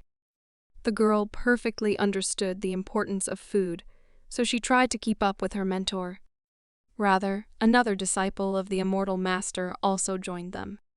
He was a little unhappy that his dear teacher did not warn about his intentions to eat, and went to lunch without him. Gongshan replied that he was not going to report on his every step, explaining his decision by saying that he wanted to eat in peace, like an ordinary person. The teacher's rudeness greatly offended his student, and he stated that Gongshan had no sense of tact at all. Surprised by the answer, the master of life and death said that his younger brother should serve his master instead of always following his older brother. As it turns out, the young fighter's master is busy training. As it turned out, after he became so strong, his mentor awakened the spirit of competition, and therefore he returned to hard training. After finishing the meal, the guy thanked the students for the company. Getting up from the table, Gongshan asked the young student if she would like fruit for dessert, with a smile on her face. The girl did not refuse sweets. The younger brother got angry and said that he was also not against fruit, but Gongshan, putting his hands on his side, replied that big boys can eat food themselves. An argument about food started a real conflict, and Gongshan declared that his teacher's behavior was inappropriate. Gongshan replied that his success is due to the fact that he is not picky about food and will never leave himself hungry. Putting his hand on the student's shoulder, he asked him to take such things more simply, because it would be easier to gain experience. Their awkward dialogue was interrupted by the appearance of a noisy student. The excited guy interrupted the master of life and death and said that he had received an order from above. The elders wanted him to return to the battlefield. Not wanting to break away from training, Gongshan asked if they had a good reason for this. The guy replied that during the recent offensive operations, the Allied troops were destroyed. The defeat of an army of 5,000 people was unexpected news that shocked the brothers. This event forced the leader of the Janam sect to gather the elders together to discuss the actions of their organization in relation to the problem in the region. From the available information, they managed to find out that the emperor was beside himself with rage, since more than 5,000 soldiers were lost during the recent operation. But that wasn't the main problem. This information only made them understand that among the enemies, there was one who could cope even with such a numerical advantage. The threat from the Daisen fortress meant only one thing: the Chanam clan was forced to face real monsters. Based on information from the Heo clan, it became known that the leader of the Daisen palace was able to subjugate Guan Hell. They also received a message that the assistant to the head of the fortress, his second hand, is a student of Jil. No, a follower of the teachings of dark magic. Hearing this name, teacher Chun Jin was beside himself with anger. He could not believe that this cruel occultist was still alive. Recent reports have also mentioned that Samano also participated in the recent defense of the fortress. The situation was extremely difficult, and it was time to make a decision. The clan leader calmly listened to the proposals of the elders, but could not hear anything that would resolve the situation without much risk. Gongshan also joined the heated discussion of the situation. He wanted to express his opinion, since it seemed to him that he understood the enemy's tactics. All attention was directed to the talented young man who had repeatedly proven his skills. In order not to waste time, Teacher Jin suggested listening to the student's opinion. Before speaking, Gongshan mentioned the words of one of the famous sages. He said that to win you need to know both yourself and your enemy, and based on this logic, he would like to study his enemies better, since it was obvious that they were not ordinary robbers. Gathering information was always a good idea, but the elders found it difficult to answer who exactly would be involved in this matter. One of the meeting participants objected, saying that a good idea is not enough. He believed that they needed a truly strong person with incredibly powerful techniques in order to resist all the tricks of the vile robbers. His words were obviously true.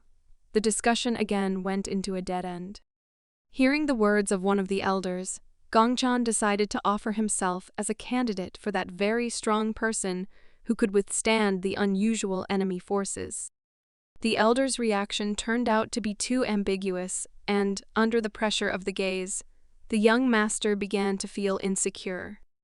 Teacher Chun Jin valued the young, talented student very much, so he said that it was better to send someone else. Despite the teacher's dissatisfaction, the master of life and death declared that he considered himself the strongest among those present. As it turned out, the elders agreed with his bold statement, but feared that if everything did not go according to plan, then their clan would be doomed. Leader Janam put an end to the discussion. He decided to listen to the opinion of the youngest participant in the meeting and decided to send him. Still, he couldn't miss the words of the other members, so he said that sending him alone was too much of a risk. He decided to ask for help from the Begara sect, asking them for a person who had achieved great heights in martial arts.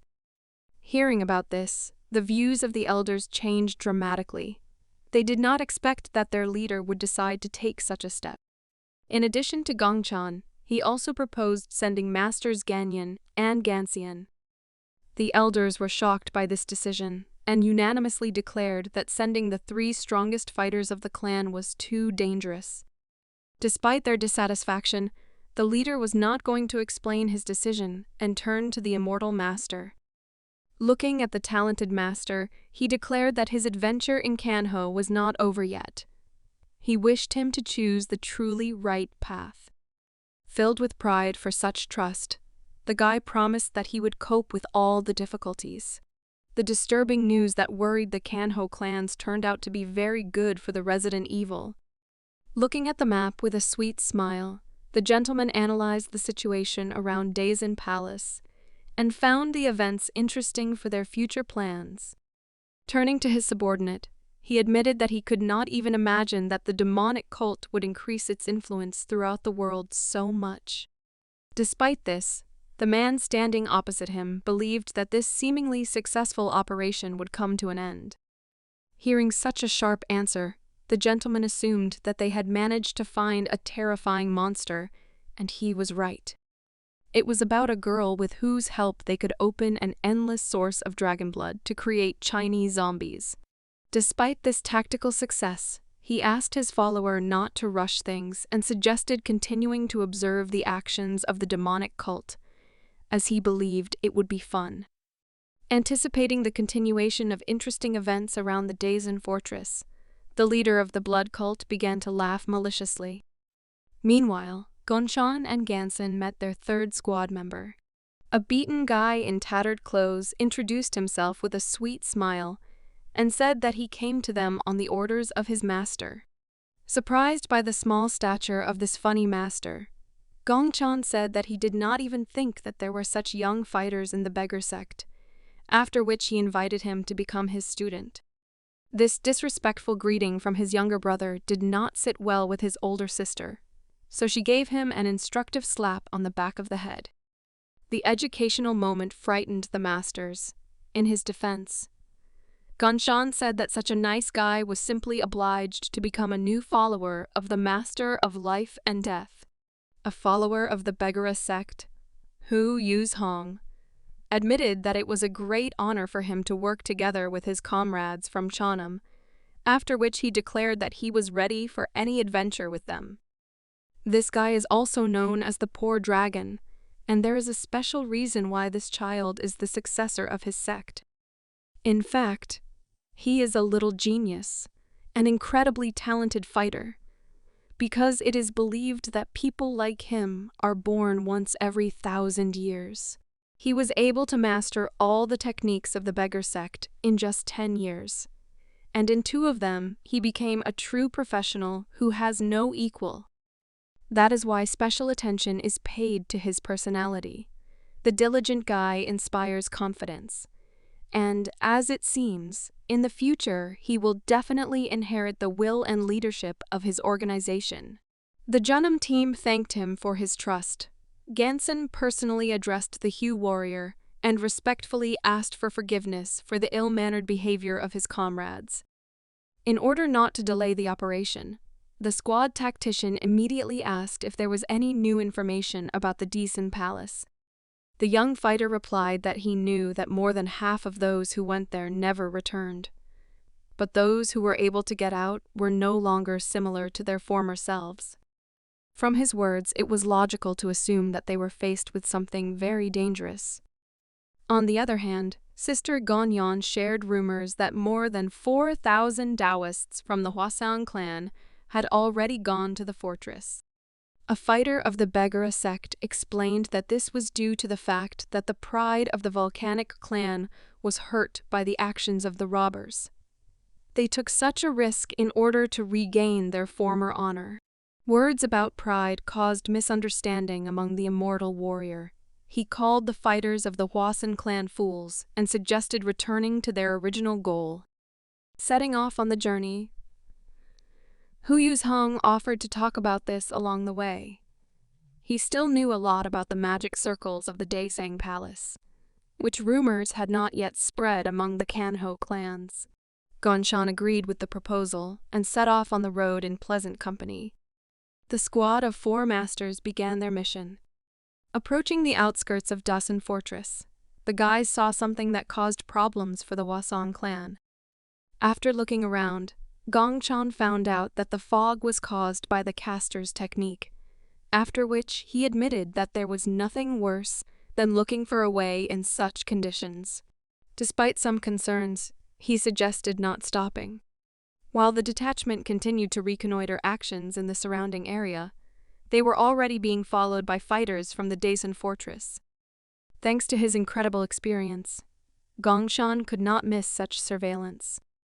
Using his excellent sense of energy, he was able to track the enemy spy who was in one of the trees.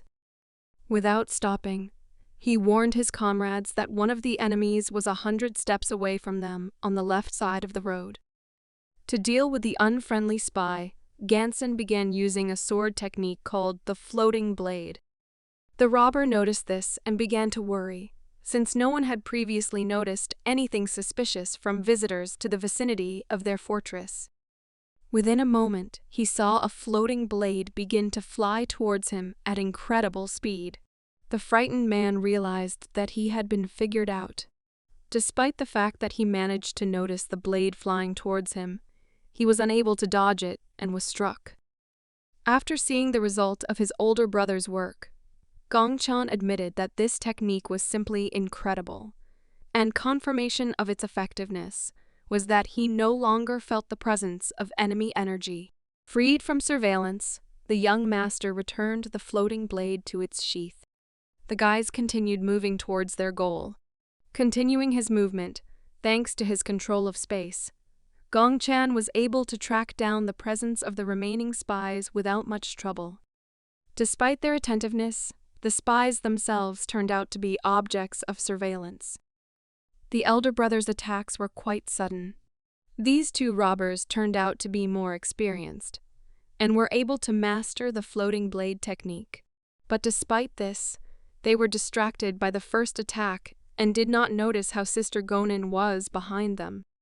The coordinated work of the 4 masters was so effective that the enemies did not have time to see their opponents.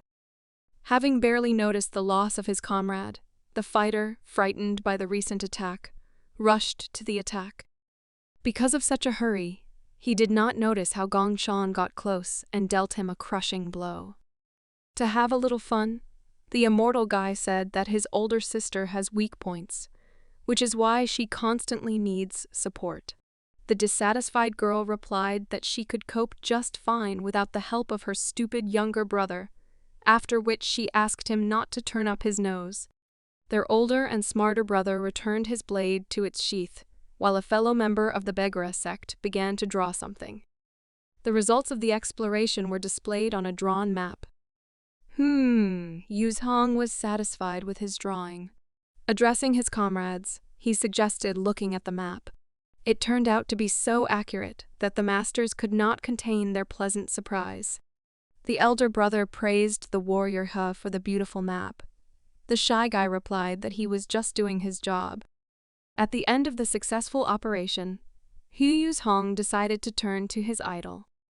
With pleasure on his face, he declared that within 7 days, he had been able to enjoy with his own eyes amazing abilities, to which he would like to express his respect.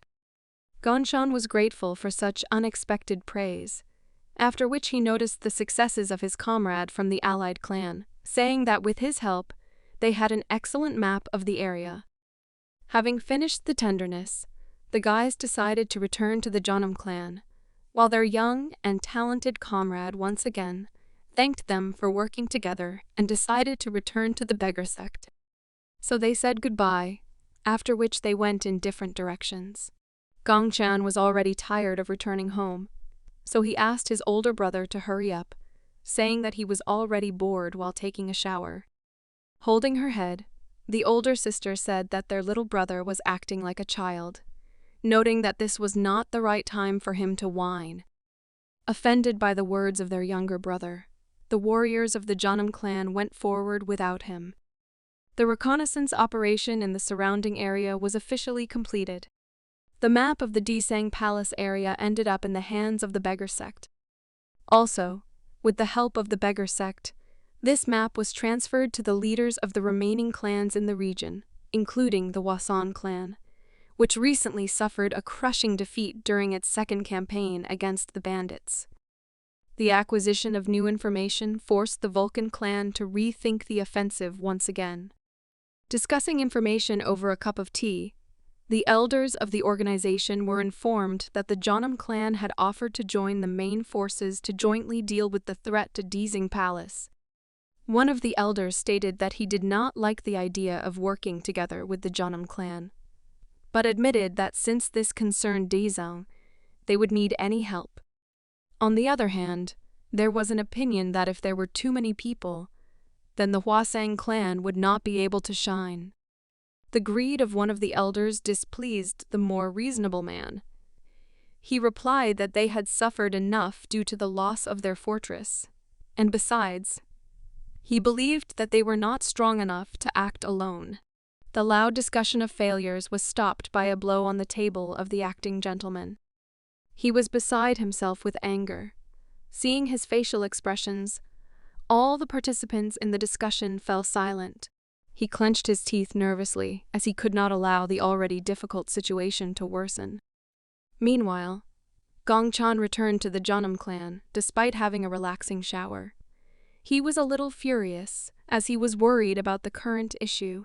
The guy did not understand whether he really no longer had any point in studying other martial arts.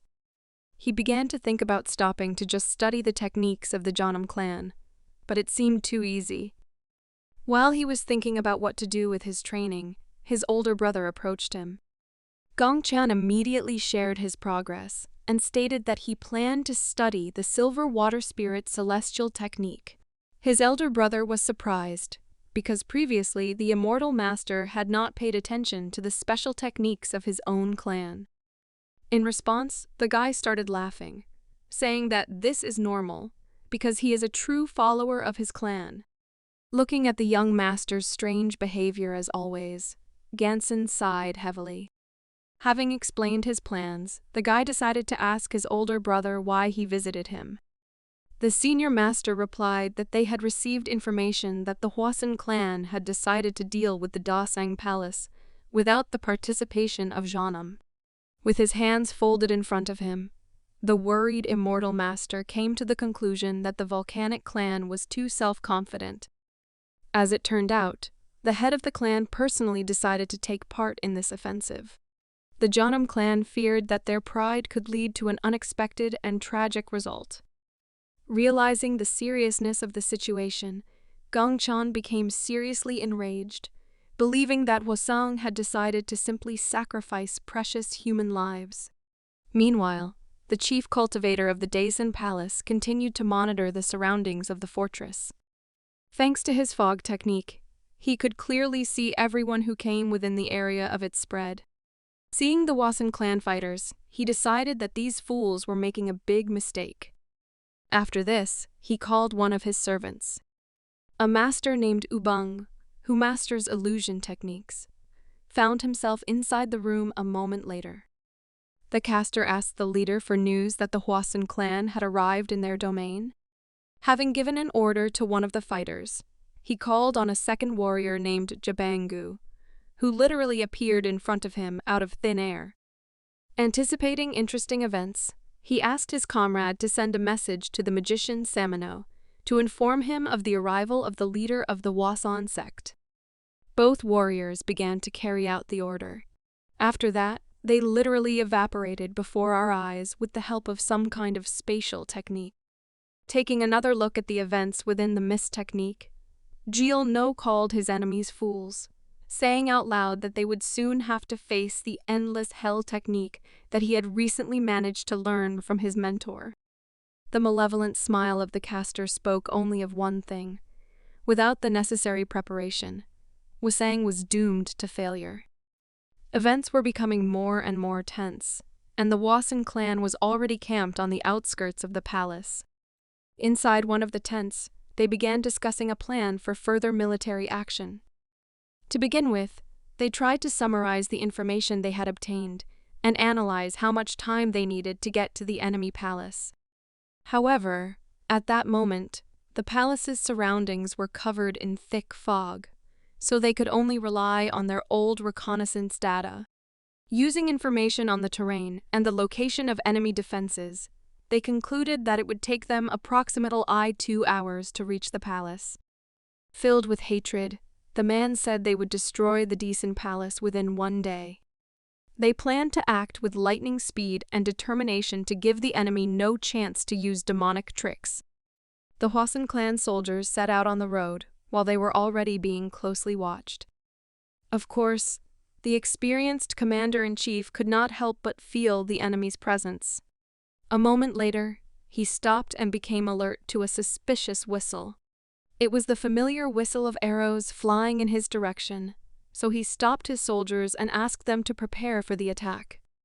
The enemy arrows failed to reach their target, and using Kui energy, the soldiers skillfully defended themselves against the threat. Addressing the enemies, the man said that they were mistaken if they thought that such a small attack could somehow slow down the Hwasun clan's advance. However, he underestimated the enemy and relaxed too soon. The arrows were just a deceptive maneuver and were not really their main attack. The enemies had prepared for the arrival of the Hwasun clan fighters in advance. It was a real ambush. A surprise air attack and huge boulders stopped the brave commander-in-chief's advance. Realizing the complexity of the situation, he turned to Mahyunja and entrusted him with 50 students to deal with the enemies rolling the giant stones into the gorge. The young fighters, led by an experienced master, set out to demonstrate the anger of their clan. The enemy attack did not stop the Hwasun fighters for long. The Daesan Palace was close by, and the brave warriors went forward. They didn't know what else to expect from the demonic occultists, but they went forward, driven by anger and a thirst for revenge. The news of the rapid movement of the Hwasun soldiers had already reached the palace of Daesan. Despite all their attempts, the occultists failed to stop the clan's advance. The commander-in-chief of the demonic sect asked his ward if he had finished preparations for the meeting of the guests. The man answered his master that he had done everything possible to meet the enemy attack with dignity. Rising from his throne, the owner of the palace, Daesan, smiled in anticipation of fun events. Everything went according to his plan. He took down his huge two-handed axe from the wall and filled it with his sinister Ki energy. Looking at his servant, He said that in this case, he would personally come out to greet the head of the Hwasun clan. Meanwhile, the clan, together with its fighters, approached the gates of the palace and gave the order to break through. Surprisingly, no one stopped them from approaching the main gate. Without much difficulty, they managed to break through. But the moment they got inside the Disong Palace, they had to stop. Confusion appeared on the faces of the inexperienced students of Hwasun School. Even their head, one of the strongest fighters of the clan, stood with cold sweat on his face and could not understand what was happening. As it turned out, the palace was completely empty. They were unable to find their enemies inside. Only the warriors of the Hwasun clan were present here. Within a moment, they heard a malicious laugh. The experienced fighters felt how powerful and evil energy began to overwhelm the entire Decent Palace. This pressure did not in any way affect the steadfastness of the commander-in-chief of the Hwasun clan. In response, he nervously asked the stranger not to be a coward and show himself. The mysterious voice introduced himself as Jil No, and stated that he was glad to welcome the head of the hostile clan. The commander-in-chief recognized this name and asked if he was Jil, but who belongs to the madmen of the bloody path. In response to such a daring question, the well-mannered man said that this was true, but politely asked not to say such rude things when meeting with their leader. The arrogance of the fighter leader Hwaseng knew no bounds, so he dared to suggest that the demonic cult was doing very badly if some mountain robber could achieve the rank of leader of the bloody path. His statement seemed funny to the mysterious voice, but he decided not to dwell on insults and offered the guests entertainment in the form of a game of hide and seek. Just such a statement immediately caused panic on the faces of the inexperienced guys. The rules of this exciting game were simple. The mysterious Jil No declared that if the fighters of the Hwasun clan could find the so-called madman from the bloody path, then they would win, otherwise they would all end. After familiarizing the guests with the rules, the man began a game on which the outcome of the battle might depend. Suddenly, for everyone, the palace began to burn. At the same moment, the head realized that they had fallen into a trap, so he gave the order to his soldiers to immediately leave the place. After some time, arrows began to fly in their direction. Such sudden attacks began to cause panic in the experienced fighter. Fighting off the arrows, he shouted to his students to escape the ambush. Suddenly, in addition to fire and arrows, mysterious and ominous spheres also began to appear inside the palace. The Hwasun clan fighters did not even have time to react to them before these spheres began to explode and spread their contents. There was poisonous gas inside them, along with fire and arrows. The occultists managed to get rid of some of their enemies without engaging in a duel with them at close range. But such tactics were not at all to the liking of the master of the Decent Palace. The man holding a huge two-handed axe slowly approached his main target. At that moment, his mysterious power was incredibly terrifying. With a powerful blow of the axe handle to the ground, he announced his presence. The head of the Hwasun clan did not yet know who he would fight with, so he asked the stranger to introduce himself. The man with the brutal look simply clenched his teeth and smiled evilly. He did not want to answer the question. Because of such a disrespectful act, the head of the Hwasun clan's eyes filled with rage. Without thinking twice, he went on the attack, saying that a simple bandit would regret that he dared to behave so arrogantly. In fact, at that moment he was mistaken, because true arrogance is characteristic of masters from prestigious clans. Arrogance always followed the leader of the Hwasang clan, causing him to consider himself superior and stronger than everyone else. Because of such self-confidence this time, Zhang Doja also did not think that he could meet someone more capable than himself. Without further ado, the lord of the palace struck with a lightning-fast and powerful blow with a heavy axe. The man had no choice but to go on the defensive. Such a powerful attack threw him back. He could not withstand the pressure of the incredible energy and brute physical strength of the enemy. Personal acquaintance with Kim Dae-sang brought cold sweat to the face of the leader of the Hwasong clan. Due to his immense pride, he had not encountered such powerful opponents for a long time. Confident Kim Dae-sang replied that his palace would become the grave for the leader of the Hwasong clan. These words provoked the man, mad with rage. He shouted that Kim would regret that he still dared to look down on their clan. In order to demonstrate his determination, Zhang Doja discarded petty techniques and immediately moved on to his trump card, the Scarlet Sunset spiritual technique. Pointing the sword towards his opponent, he spoke the name of this technique. The leader of the Hwasong clan is truly an incredible master. But all his experience could be neutralized only by the brute force and terrifying power of his internal energy, which he began to involuntarily release outward. His sinister energy covered his entire body and finally reached the axe blade. Like a real wild animal, he growled before charging at his prey. Raising his axe with one hand, he created a similar-shaped weapon from his ki. The fighters, filled with hatred for each other, rushed into battle. As expected, the arrogant leader of the Hwasong clan was unable to withstand the pressure of the enemy's energy. After his energy weakened, his sword was destroyed. Perhaps he would have had a chance of winning or escaping from the battlefield if he had not been provoked by his opponent, but the fact remains that Kim Dae-sang achieved his goal and thoroughly enjoyed such a short duel. The failure of the Hwasong clan did not interest Gongchan at all. He did not even know about it, and, as usual, continued to train hard. During this training, he emphasized developing the yin and yang spiritual palm technique. He still couldn't fully understand how this technique was supposed to work. Although he was stressed by the mere thought that performing this technique separately seemed quite strange, he still did not give up and continued to work on himself. Combining the two techniques requires not only large reserves of ki energy, but also mastery in controlling this energy. Using full concentration on this power, he decided that the most opportune time to implement this idea would be the moment of exit from the previous technique. Instead of abruptly ending his use of the yin and yang palm, he smoothly transitioned into the next technique and began using the thunder sword. This theory turned out to be working, and after using the thunder sword, he used the thunder spiritual field without much difficulty.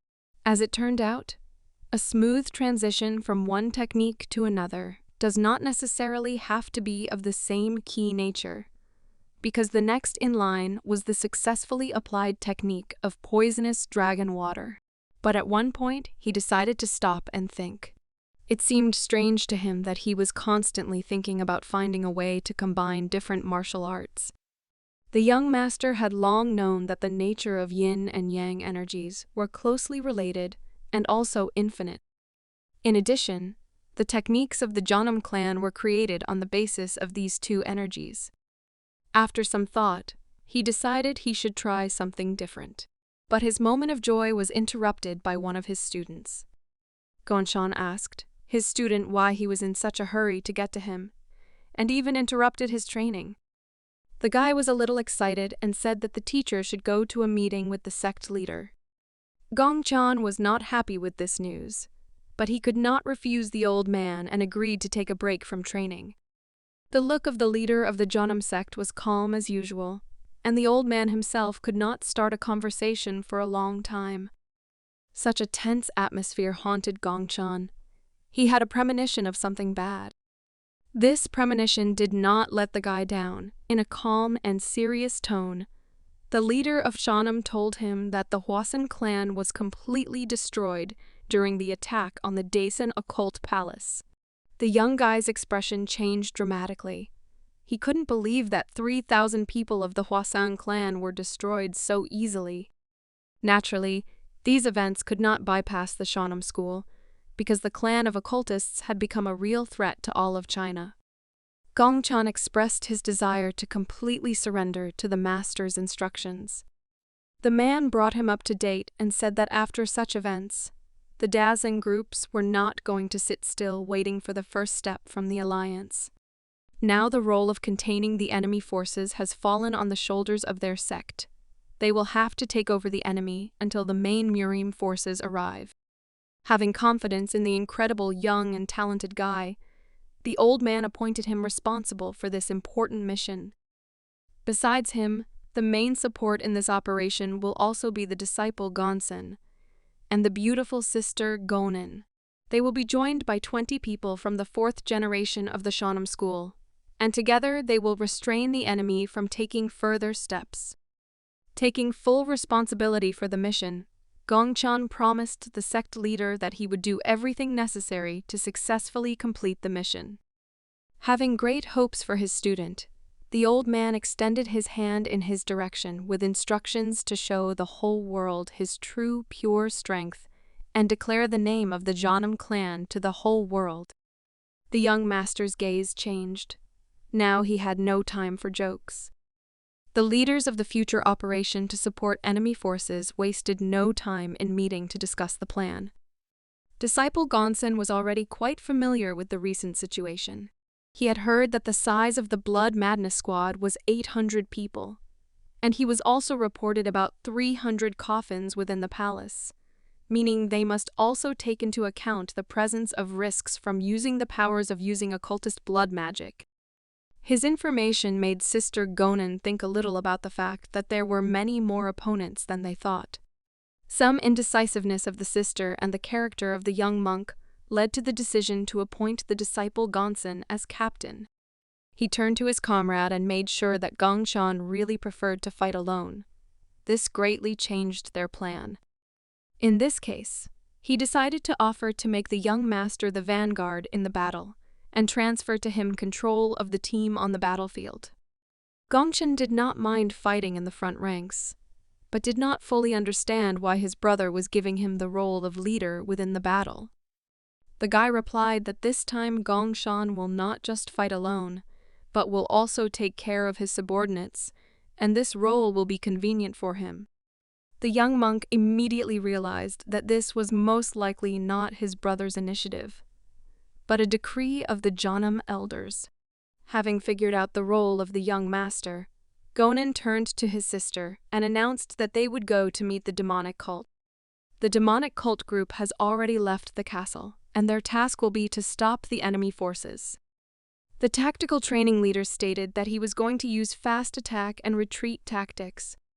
He believes the opportunity is real, as long as they have the eyes of the Beggar sect and the Hao clan people in the vicinity of CMZO Castle. There was little time since any information at that time was delivered with delays. Gonsen suggested immediately going to meet the enemy. The Daisen group was moving along the road at that moment, so they decided to use horses. The hot-blooded young guy decided to end the discussion of the plan with motivating words and said that if the tigers came down from the mountain, then this is the best time to catch them. The journey did not take very long, and soon the guys began to implement the plan. The serious faces of the occultists suddenly changed and took on a look of confusion from the awkward situation that they saw. A lone master in blue clothes stood in front of a huge crowd of fighters. He crossed his arms in front of him and looked as if he did not want to let them pass any further.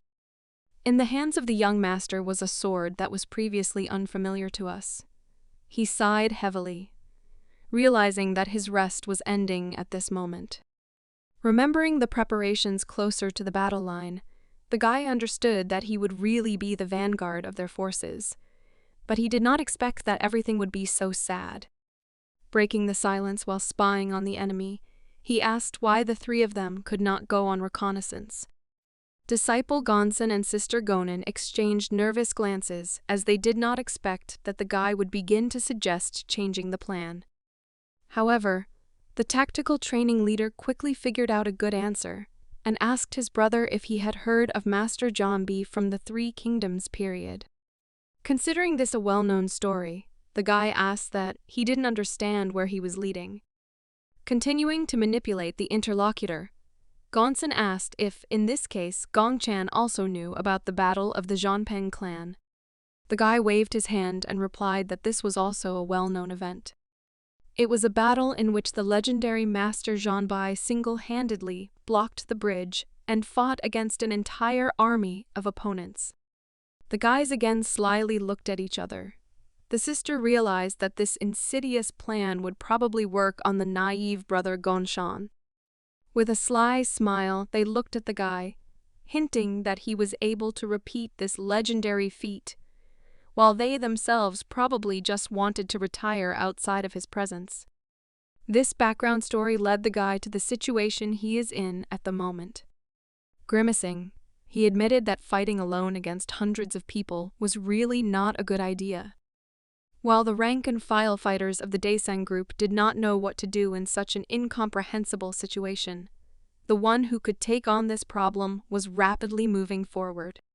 Kim Dizin, the lord of the palace with a huge and powerful body, holding his axe, shouted towards the guy that the young student of the Shanam school probably did not know how to manage his life.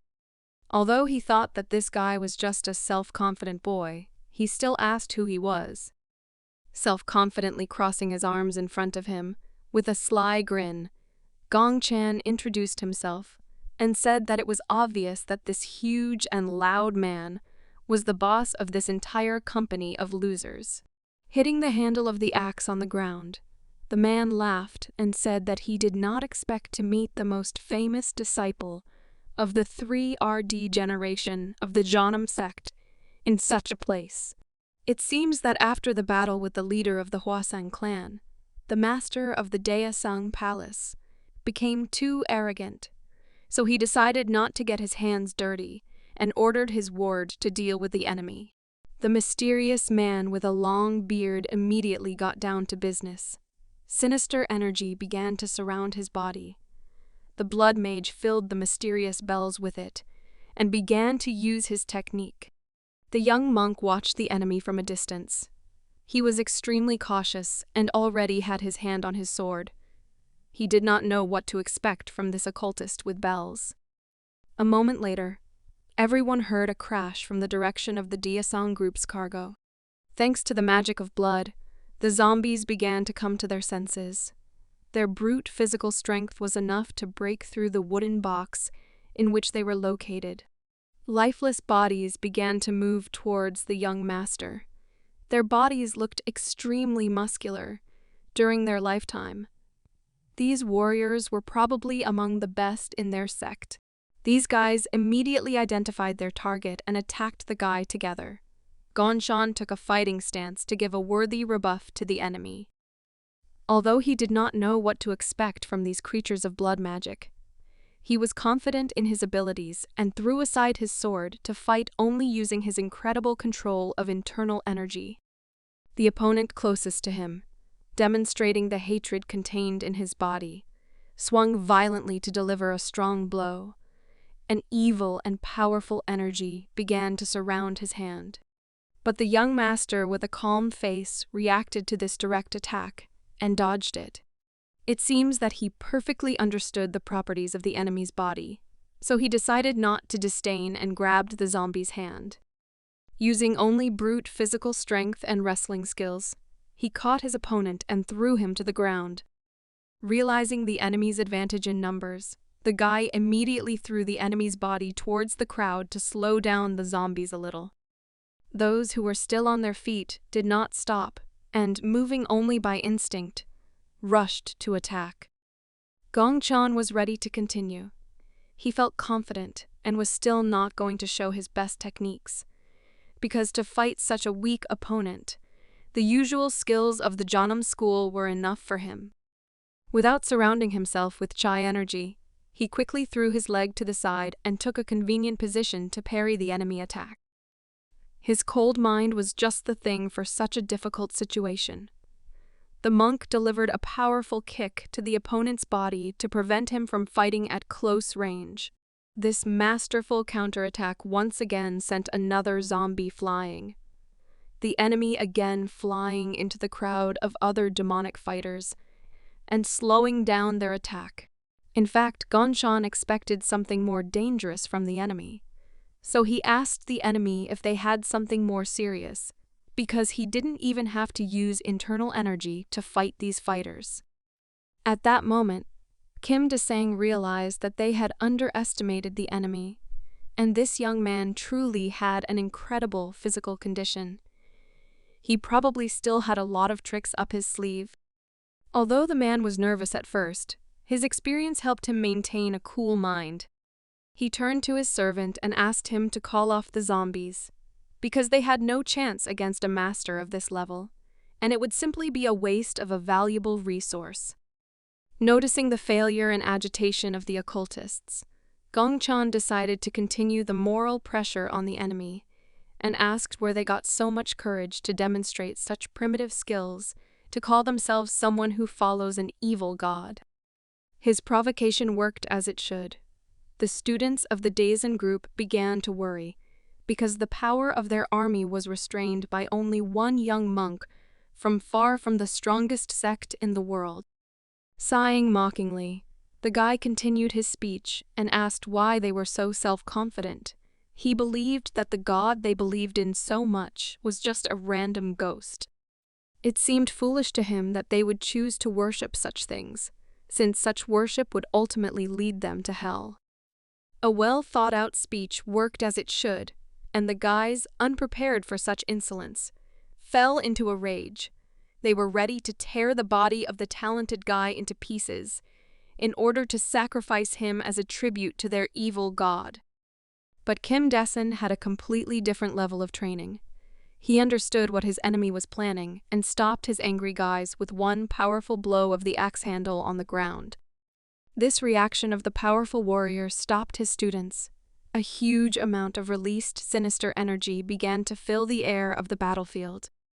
He decided not to waste the strength of his army in vain, so he turned to the daring young man and called him a brat and said that he would personally tear him to pieces. Gongchan was just waiting for this.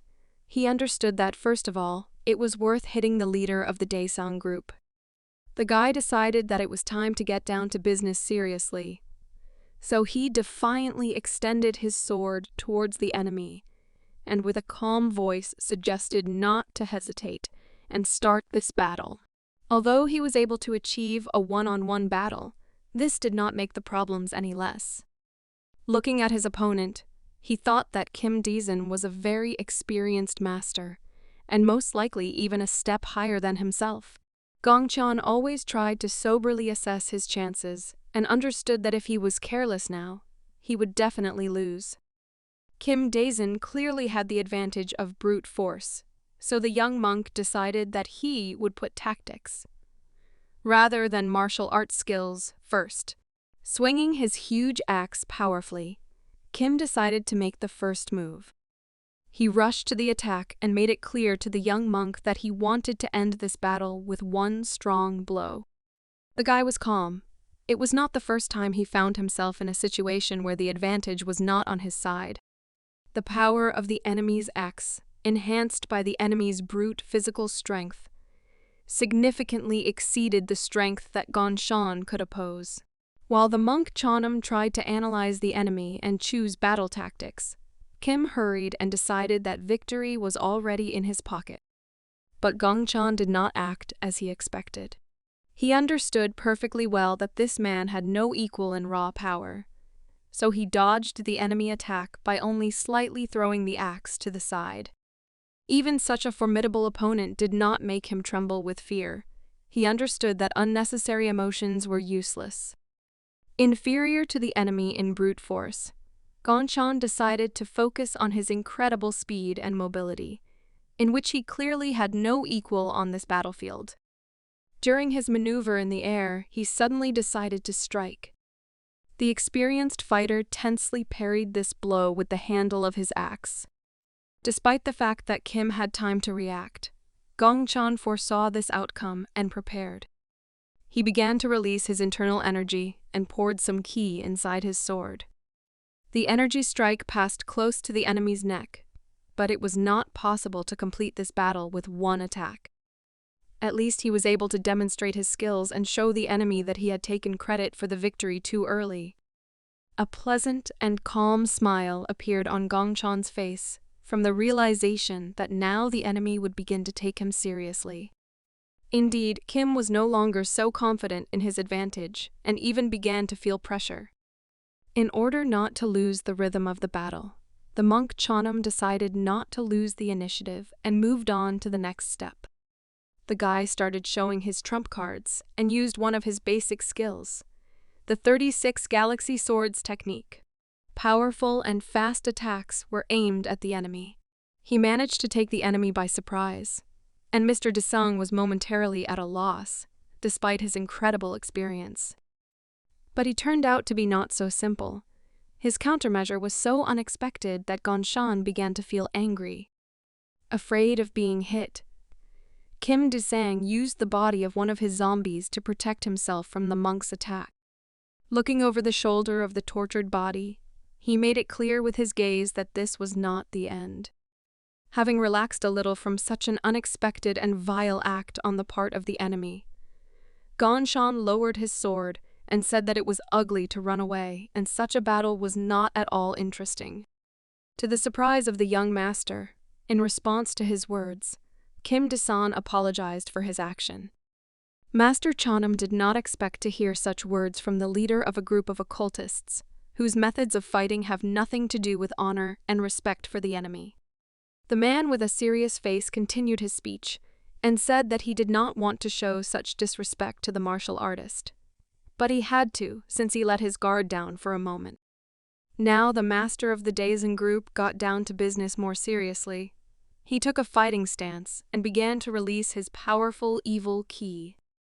His level of internal energy control was simply incredible, and he managed to fill his huge axe with power evenly and intensely. It was the first time Gongchan had seen a master with such skills, considering the opponent's skill amazing. He even opened his mouth in surprise. Jumping high into the air, Kim Daesun swung powerfully at his opponent with a scream. By warning the enemy of his seriousness, he meant that this time he would not hesitate and would use the very technique with which he managed to defeat the leader of the Hoisang clan with just one blow. The powerful blow created a huge blast wave that could be seen and heard from any side of the forest. As expected, Gongchan managed to dodge the enemy attack. He was lucky that he had a significant advantage in speed. Despite the undeniable power of the enemy, the young monk Chonam was not at all excited and did not even stand in a fighting stance. Moreover, there was a sly and not at all hostile smile on his face.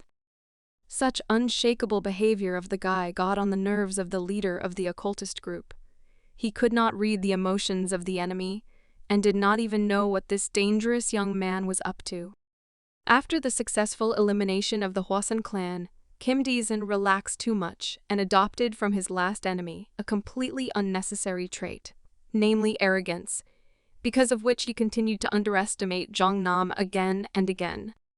He probably knew that Gongchan would not have come on his own and would simply appear in front of them in order to delay them. At that moment he realized his grave mistake. Their army fell into a trap, and huge boulders were already rolling towards their uncovered back. This tactic reminded the Daisen group's advisor of how they got rid of the Hwasang clan, who had a significant numerical advantage. Due to the fact that Mr. Diasong underestimated the enemy, he fell into a trap and found himself in a rather difficult situation tactically. While he was trying to comprehend the situation, the young monk's ki had already rained down on him, but such an attack was not a serious threat to such a powerful opponent. In fact, this was quite enough for Chonam. Gongchan decided not to continue the battle and, with a smile on his face, sheathed his sword and fled from the battlefield. Looking around at the fooled opponents, he invited Mr. Daesun to continue this battle another time and called their group fools for believing in a random ghost. One of the fighters was so furious that he decided to take control of the army and shouted that they should pursue the impudent monk who dared to defame the honor of their leader. The Daisen disciples went after the monk without any doubt.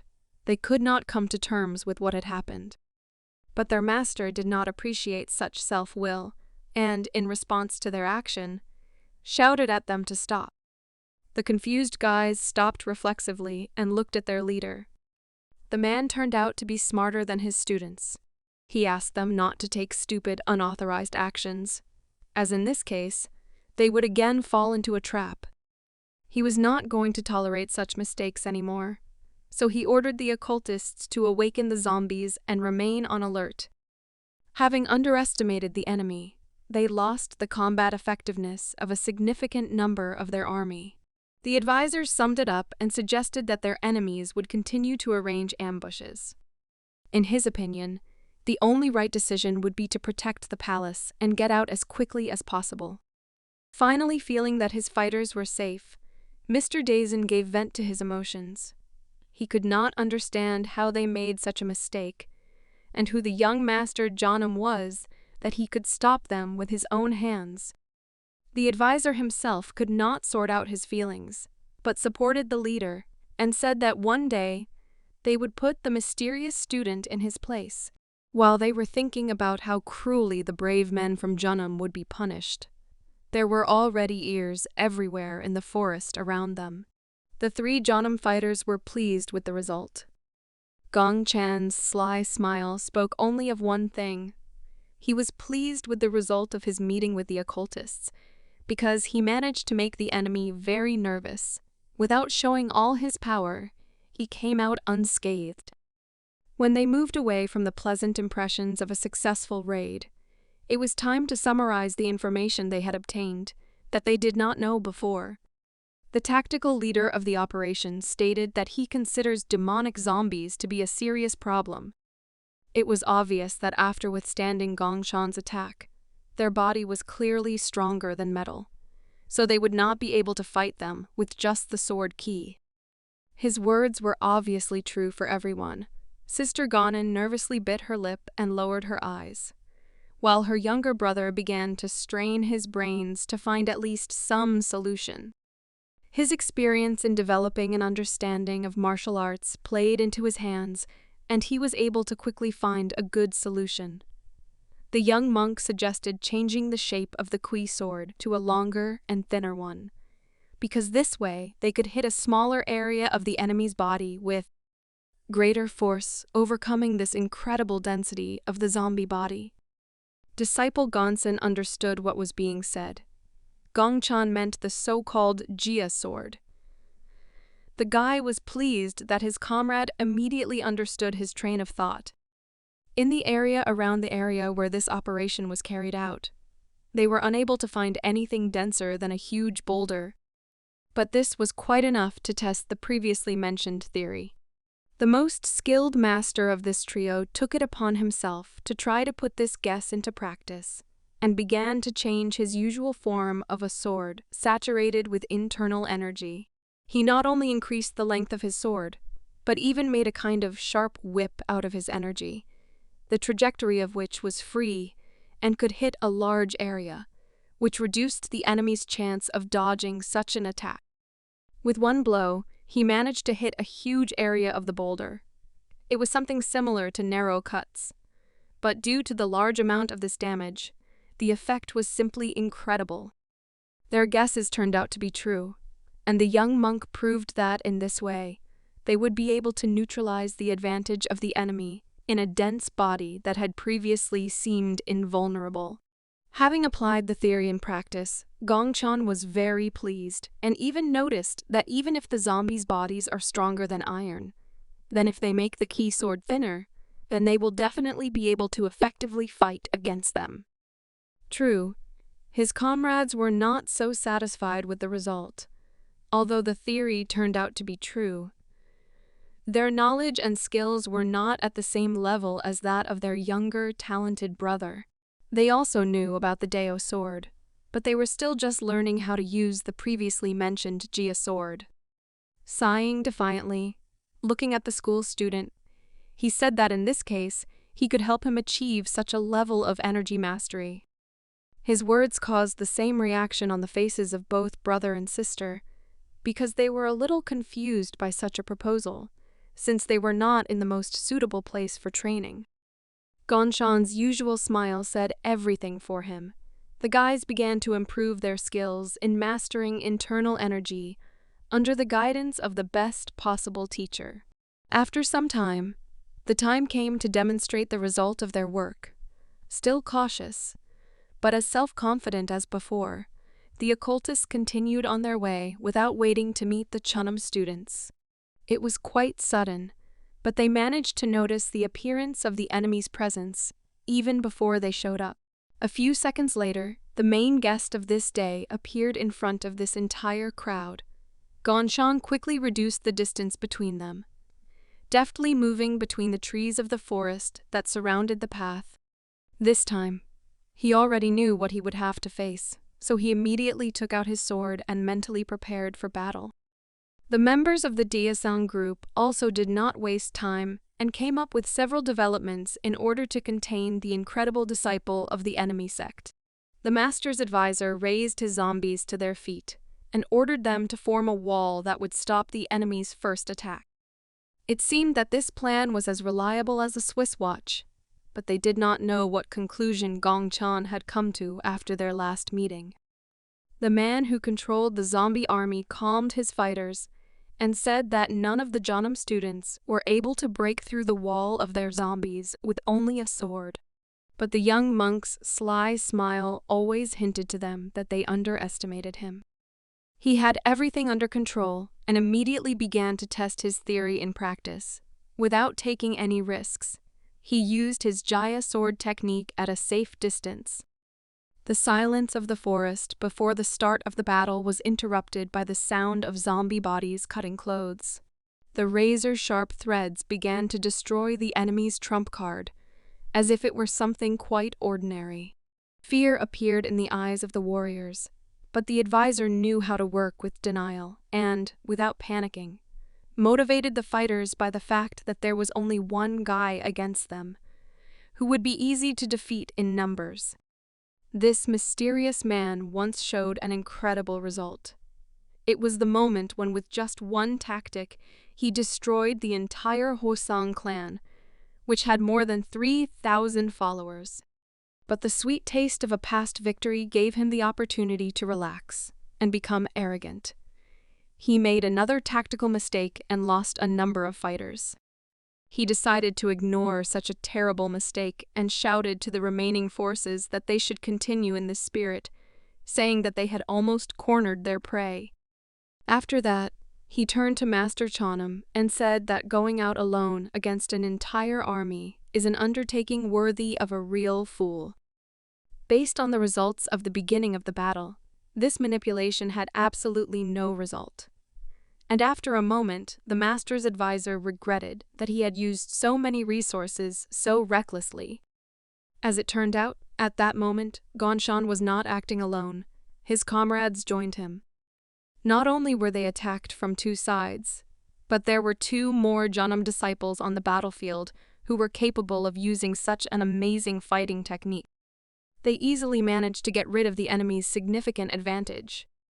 Gongshan really did a great job and made his job much easier when he taught his sister and brother such an important technique for fighting such an opponent. Forming threads from internal energy, they fought as if they were using not a sword, but a whip, which an ordinary fighter of their group was unable to stop. After a moment of anger, the loser began to be overwhelmed with panic, and he turned to his master for help. Putting aside his pride, he realized that the enemy's tactic was to gradually wear down their troops, so he said that the Janam disciples would soon retreat and their group had little time left before this happened. He did not want to lose the opportunity to deal with the three strongest fighters of this squad at once. Kim Dizin understood what was going on. He was the only one who had the strength not only to repel these masters, but also had a chance to completely deal with them. The leader of the group rushed into battle. His advisor decided to take on two fighters still unfamiliar to him. In fact, the leader of the occultists himself wanted to go into battle. Inside him, only anger grew towards the young master for the fact that their last battle ended so unsuccessfully for his army. so he shouted that this place would become the grave for the disciples in Jeonnam. Gongchan knew that this would happen, yet among the enemy army, Kim Daesun was the only real threat. Unexpectedly for the enemy, his tactics again turned out to be vile but effective, because he gave the order to his soldiers to retreat. As it turned out, this was unexpected for his sister and brother. Whether Gongchan had planned this before or not will remain a mystery to us, but Gongsun and Gonin had not heard of such a plan before, and looked at each other in surprise in response to their younger brother's words. Although Mr. Daesun heard the order of the leader of the enemy squad, he still continued the pursuit. His anger and pride did not allow him to stop. Nevertheless, the words of the angry and offended man reached the guy's heart, and he generously stopped and looked towards the enemy. But Mr. Daesun was no longer the same. His traumatized psyche told him that most likely the young Taoist of the Jeonnam sect was again going to use his cowardly tricks instead of a brutal male duel. He turned out to be right at that moment.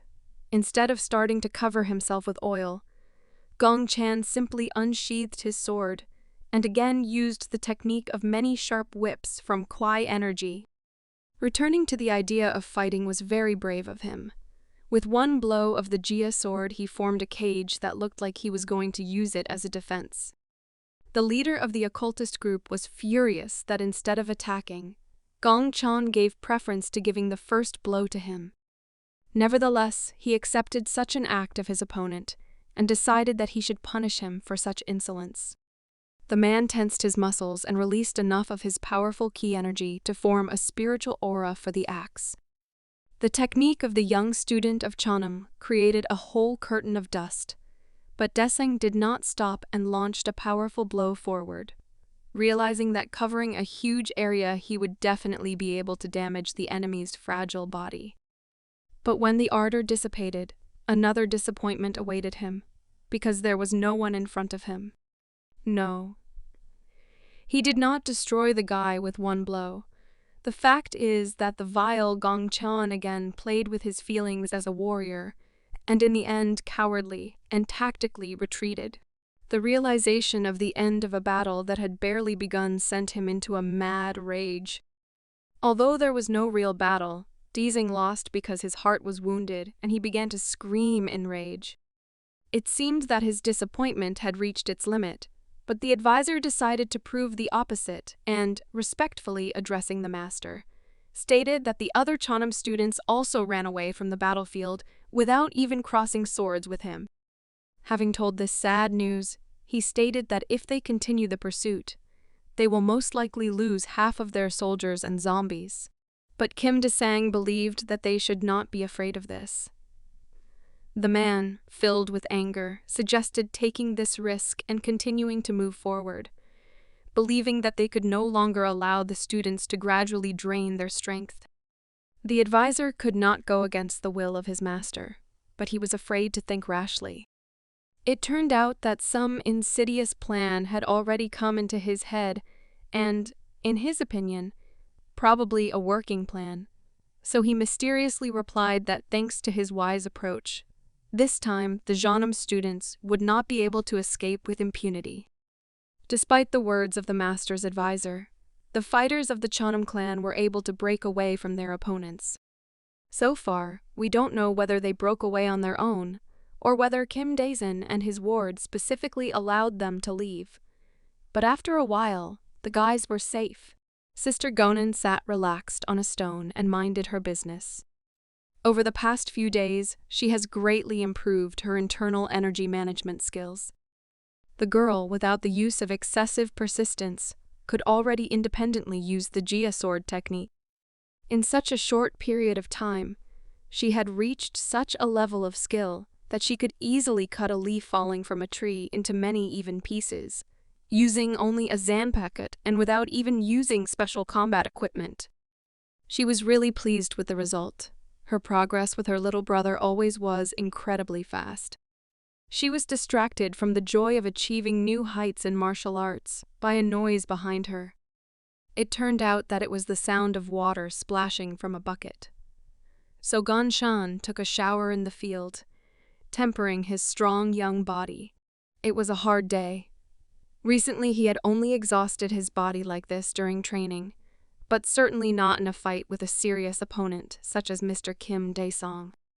This shower, after a difficult encounter with an enemy, was the only thing that could bring him back to normal. While the guy was getting himself in order, his older sister Gonin became carried away and stared at his strong male body. Her face turned red. Gong Chan noticed this ardent look and thought that she was waiting until he finished to ask something. Confused and frightened by surprise, the girl turned away and said that she didn't need anything from him at all. Gong Chan didn't understand what was going on, when suddenly his sister turned around and yelled at him for walking around naked in broad daylight. The guy probably thought again that another pretty and sweet lady had some kind of strange fever. Not understanding the hints, he demonstrated the state of his clothes, and said that because of the last battle he could no longer wear such a tattered kimono.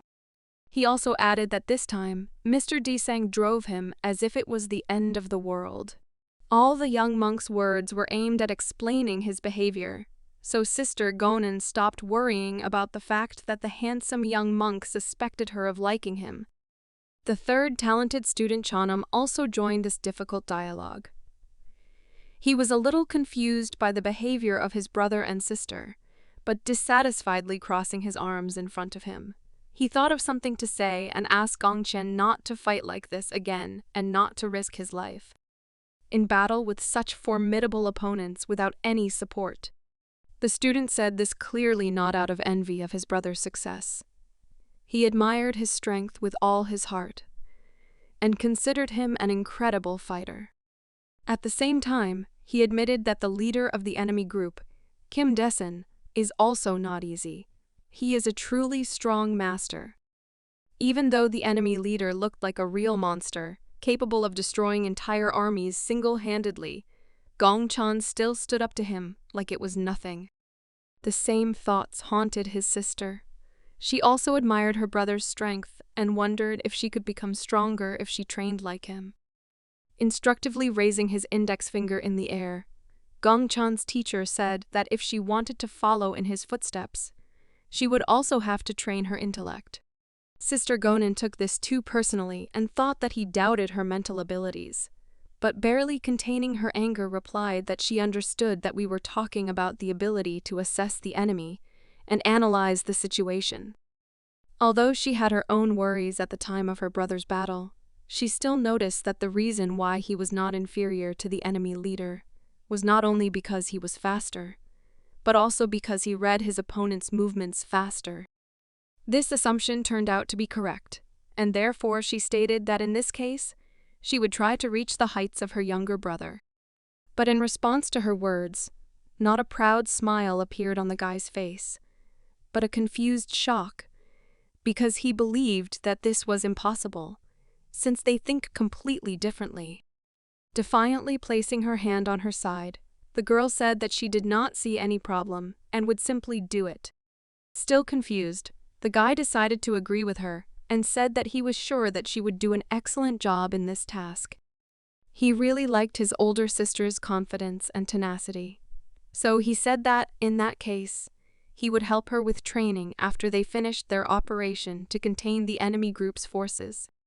At home, on the Jeonnam school grounds, I just had a couple of books, but he was also ready to teach it on his own. His words of support were pleasant for Gonin, and she thanked him for such a huge service. But Ganshan believed that this was how it should be, because they are students of the same sect should support each other in any situation.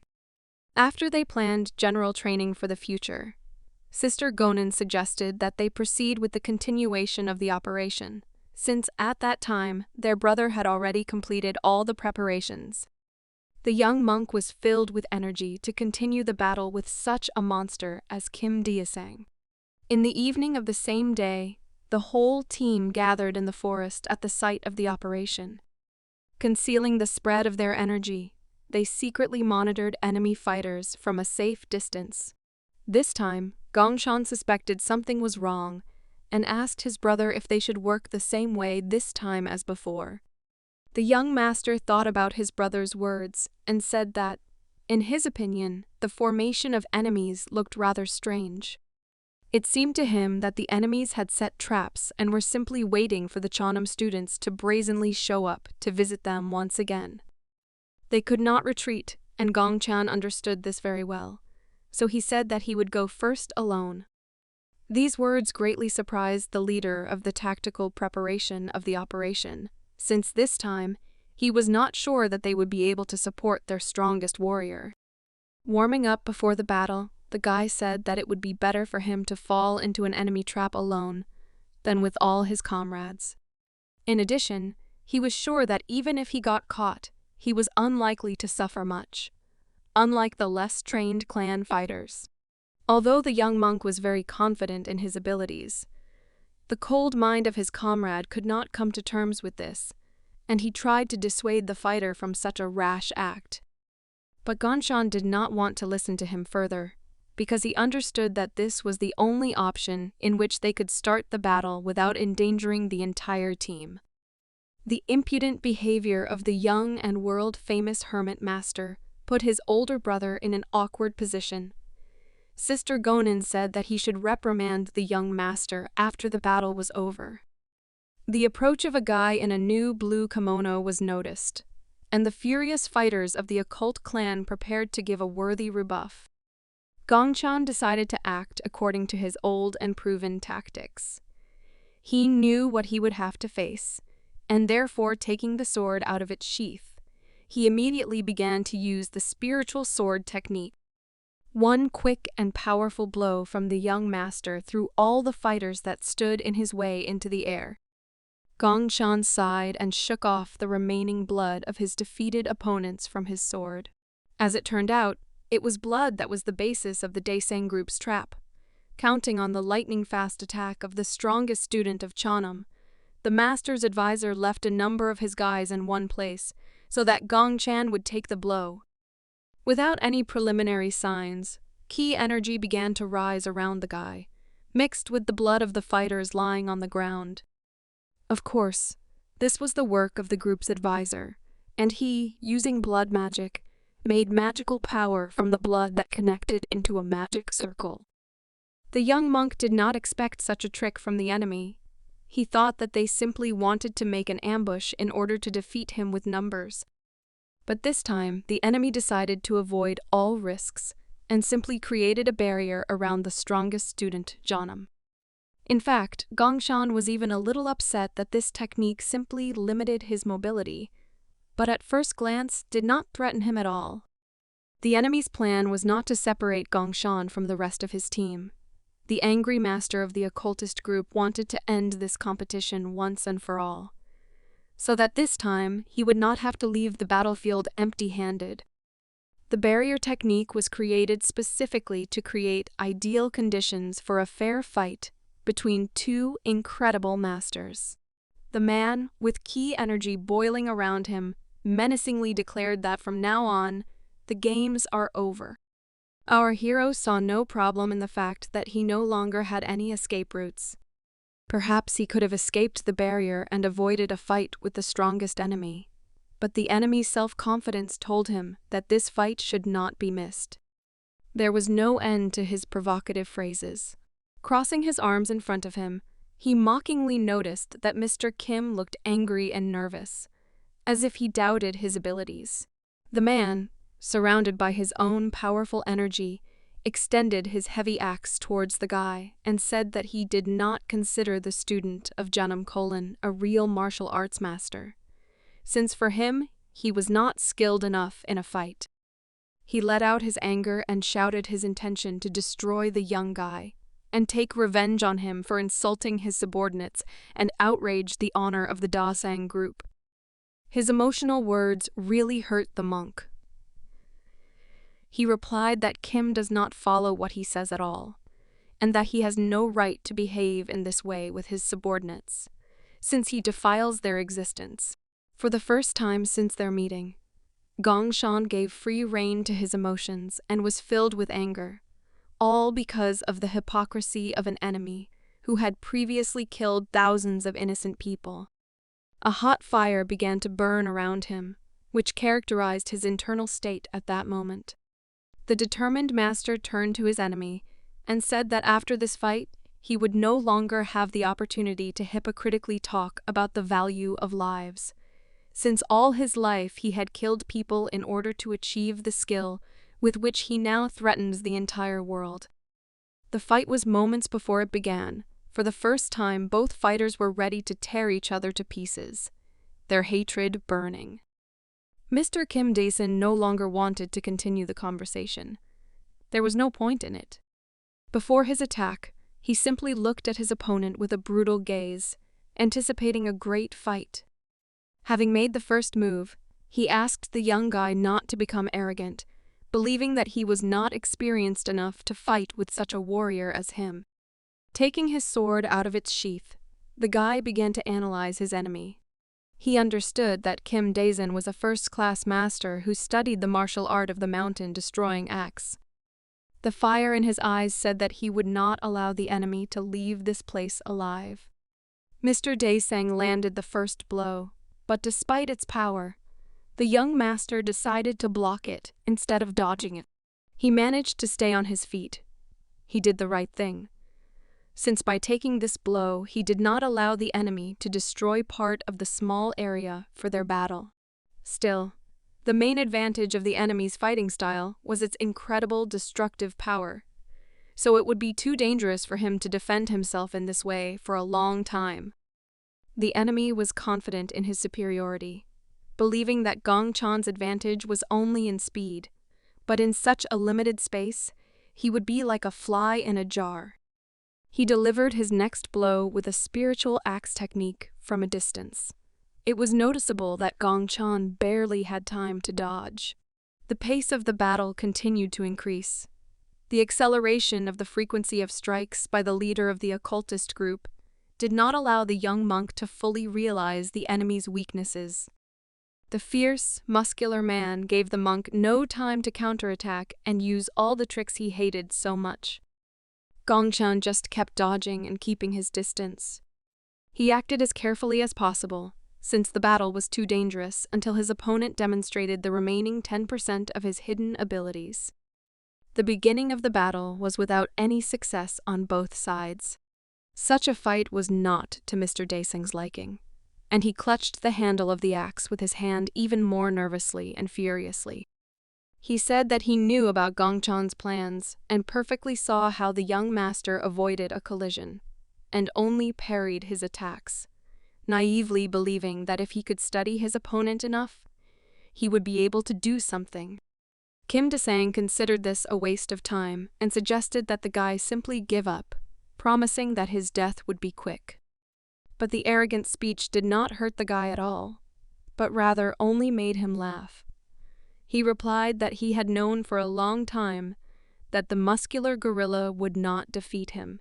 The monk's words added fuel to the fire and brought a smile to the man's face. Unexpectedly for the guy, he simply threw his axe to the ground. Gong Chan didn't know how to react to this, because he didn't understand what was happening. Kim Dae-sun crossed his muscular arms in front of him and began to release huge reserves of internal energy. Even without an axe in his hands, this skilled craftsman was able to create huge dual spiritual axes of incredible power. Gong Chan's body was succumbing to intense pressure due to the presence of a powerful force that he had not seen before. The guy decided that these twin axes were the last 10% of the potential that his opponent had been hiding for so long. Rage consumed his mind, and it was clear that his personal technique was beginning to affect his body as well. The man turned to the young monk with a brutal cry and said that this time he would not be able to evade. Within a moment, he made a brilliant throw, and an ordinary person at that moment could only see a cross-shaped bright flash. But the young guy's reflexes were on a completely different level. His calmness gave him the opportunity to avoid injury and dodge an enemy attack. The enemy was unlikely to be ready to repeat something like that, so Ganyan decided that this was the perfect moment for a counterattack. While Mr. Dae-sun managed to recreate only one spiritual axe, the sharpest whips of the spiritual sword Jia were already aimed at him. The leader of the bandits shouted to the young master that he was in vain using such small tricks that they would not have any effect against him. Indeed, he was on a completely different level compared to his zombie army. But as it turned out, this attack turned out to be a successful trap. Gongchan wanted to shorten the distance personally for the first time in the fight, so he distracted the enemy with a technique that had long been known to him. At that moment, Kim Desang was driven into a corner. There was anger towards the enemy on the young guy's face. At point-blank range, he decided to use the 36 Galaxy Swords technique. One of the strongest opponents in the entire life of the legendary hermit student of the Jeonnam school could not avoid this attack. On the other side of the barrier were our hero's excited comrades. The elder brother tried to find out if there were any weak points in this barrier created by blood magic. He came to the conclusion that this demonic technique was very strong, so he was not sure that even Gongchan could destroy the barrier from the inside. The guys began to get nervous. This was bad news, since they could not allow their older brother to remain in danger alone, with a real savage with terrifying power. But Sister Gonin turned out to be the smartest of all those present. She had already seen a person who was capable of creating such a barrier, so she suggested finding the creator of the technique in the enemy camp. This idea was no less dangerous, but they had no choice. Gongsan ordered his brother Song Jin to lead the rest of the fighters into battle. The leader of the operation turned to his soldiers and offered to find the person responsible for this magic circle. Their new goal was to eliminate the enemies around and destroy the students of GL. No. The guys went into battle in search of someone who dared to perform such a cruel technique, for which they had to sacrifice their own fighters. The culprit of their troubles already realized that if he did not do anything, he would be in danger. With the number of followers of the Mad Blood group and zombies, he had no chance to resist the fighters of the Jeonnam sect. He was within a special ritual circle, and if he left it, then the demonic barrier would disappear. He admitted that this time he had miscalculated. His only hope was the Lord who would come to his rescue if he could deal with the monk who had mysterious potential. They really underestimated their opponent, and because of this, they began to lose their advantage. But Gongchan was never in a hurry. Even at the moment when it seemed that the enemy was defeated, he was still carefully in his stance to protect himself from an unexpected but unlikely counterattack. Then the guy discovered what the result of this well-thought-out attack actually was. The demon blood technique user was able to defend himself. Kim Dae-sang looked menacing. He managed to survive thanks to his defense and the incredible amount of internal energy expended on defense.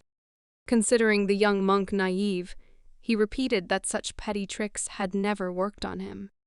But Gongchan was happy with this outcome, because they both understood why he carried out such an attack. Even knowing that such a formidable opponent would survive, he still used these techniques, believing that this would give him an advantage in the future, since righteous martial arts are more convenient than demonic ones when it comes to maintaining the stability of internal strength for a long time. Moreover, he was proud to claim that the Jeonnam clan's martial arts were the best in the business, something he continued to demonstrate with every encounter with the arrogant occult master. Drawing attention to the results of his successful attacks, he stated that Jeonnam students were already close to becoming the strongest masters in the world. Mr. Daesun did not want to listen to this. He was already well aware that the enemy's plan was very good. Nervously clenching his fist, he admitted to himself that he had made a mistake and lost all the reserves of ki that he had in this battle. The angry man began to scream out of control. Squeezing out the last drops of internal energy from himself, he shouted that only a small rat could fight like that. But he was sure that he would have time to tear the enemy into pieces, since he guessed that Gongchan's energy reserves were also running out. After these words, he showed all that he had left. It was still a huge amount of ki with a very powerful aura. The young monk was surprised and thought that he was not mistaken when he called his opponent an incredible master. To his surprise, the time was coming to an end, as a completely serious opponent was already flying towards him to launch an attack that could give him an advantage to destroy the Taoist's plan. He decided to use all the remnants of his energy irrationally and began to throw countless spiritual axes towards the enemy. The young master had difficulty blocking all these attacks. The affected area was so dense that the guy had no way to evade. The axes kept flying towards him, and he had to block them all. His sword could not withstand even one of them, so this was already a battle to deplete the energy of one of the fighters. Outside the magic ball that held the heads of both sides, there was another battlefield. Sister Gonan also fought with the enemy. Following her younger brother's example, she used the Jia sword and easily destroyed the enemy army despite her numerical advantage. The rest of the students were less skilled, but without their help in such a situation, it would have been much more difficult. Gonson was in control of the situation. He was looking for the enemy spellcaster and realized that they should move faster towards his camp to help their strongest fighter. True, the enemies quickly found the most dangerous students and approached their surroundings with preparation. Even 3 zombies were not enough to incapacitate the tactical training leader, as he had also learned the Jia sword. Their younger brother took on a small number of profound energy masters to attack the Mad Blood Warriors' camp from the rear. The skill of the Jonam fighters helped them not only survive, but also neutralize the numerical advantage of their enemies. The Daesing clan was on the verge of losing, and ordinary fighters realized this. One of them burst into the caster's tent in panic and warned him that the enemies had broken into their camp. Time was running out. His master was still fighting. Jiel No gave orders to his soldiers to hold off the enemies as best they could. Things were simply terrible for the occultists. Only Kim Dessen could save them. Although he had very little internal energy left, it would be enough to cope with the rest of the Jonam fighters. The proud warrior still stood on his feet, even despite the intense pace of the battle. His axe attack didn't work. As it turned out, the young master still had tricks up his sleeve and formed a protective barrier around himself. It also turned out to be difficult for him. Mr. Kim Daesun decided to go with his plan to the end, hoping that his opponent's ki would run out much earlier. His tactics were the same as before, to exhaust the enemy, forcing him to defend himself. The occultist's body was at its limit, but he could not give up and continued his series of attacks. Gong Chan had no other choice and activated the Jia spiritual sword technique again. The battle has evolved from using tricks and surprise attacks to a clash where the most energy will win. Their forces turned out to be equal, and the power of attacks was in balance. Although Gong Chan looked confident, he did not expect such a situation. Despite exhaustion, the experienced fighter tried to the end to crush the young monk with his incredible power. To get out of this situation, the guy decided that he should combine several techniques. He understood that he would not be able to block the enemy's attacks for a long time, so he had only one option left. Only to break the clan's ban by using the sword technique called Dark Zhongwan. Kim Daesun had never seen such a technique from his enemy before, so he did not have time to react in time, and only after the first missed attack did he reach for one of his spiritual axes. The enraged man was already coughing up blood. His body was on edge, but he had no intention of surrendering to an opponent like Gong Chan. He had no more trump cards up his sleeve, so he relied only on superiority in strength. But at the moment when his energy was running out, this advantage was neutralized. The student continued to hit the axes. His defense seemed excellent. Out of despair, the exhausted Kim Daesun screamed loudly. His beastly cry was a harbinger of the end of this battle, because his ki energy had run out, so the spiritual axe technique had dissipated. The second time the Dark Zhongwan Zampakut was used, it completely achieved its target as the occultist leader could no longer protect his back. The young master was able to defeat his experienced enemy, even though he was playing by his opponent's rules. Kim De-sang's internal energy ended, filled with hatred for his pathetic opponent. The Taoist of the Jeonnam clan again used the secret technique of his sect.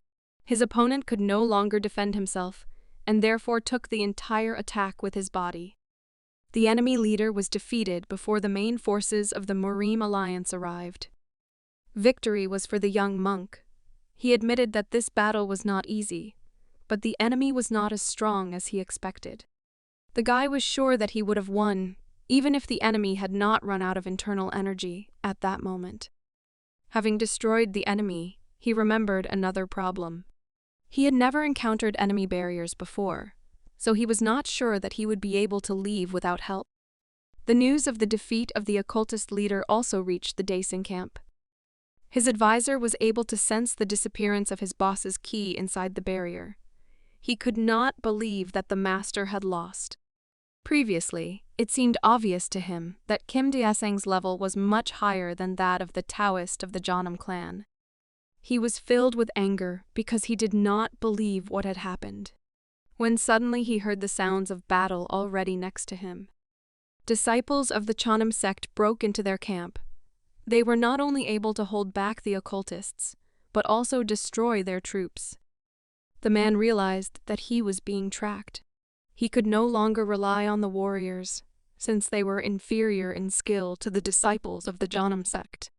Understanding the complexity of the situation, he decided to use resources to the fullest. He had nothing to lose, so he put all the zombies he had left to defend his camp. The Jeonnam clan fighters were ready to break through further, with Jia Gonin and Gonsong, trained in the Zanpakut, standing in front. Although they looked like they were being used for the first time, the tactical training leader was already aware of the number of fighters in the enemy's reserves. He warned his fighters that no more than 30 zombies remained under the control of the students of the Jil, no teachings, and said that most likely these are the last dead that separate them from the caster.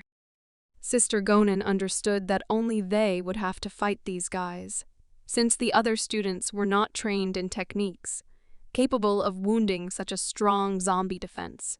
The leader suggested they try since they had no choice and couldn't leave Gongchan inside the barrier. 2 students of our young monk went into battle in order to get him out of captivity. All the zombies jumped into the air at the same time to make them harder to stop.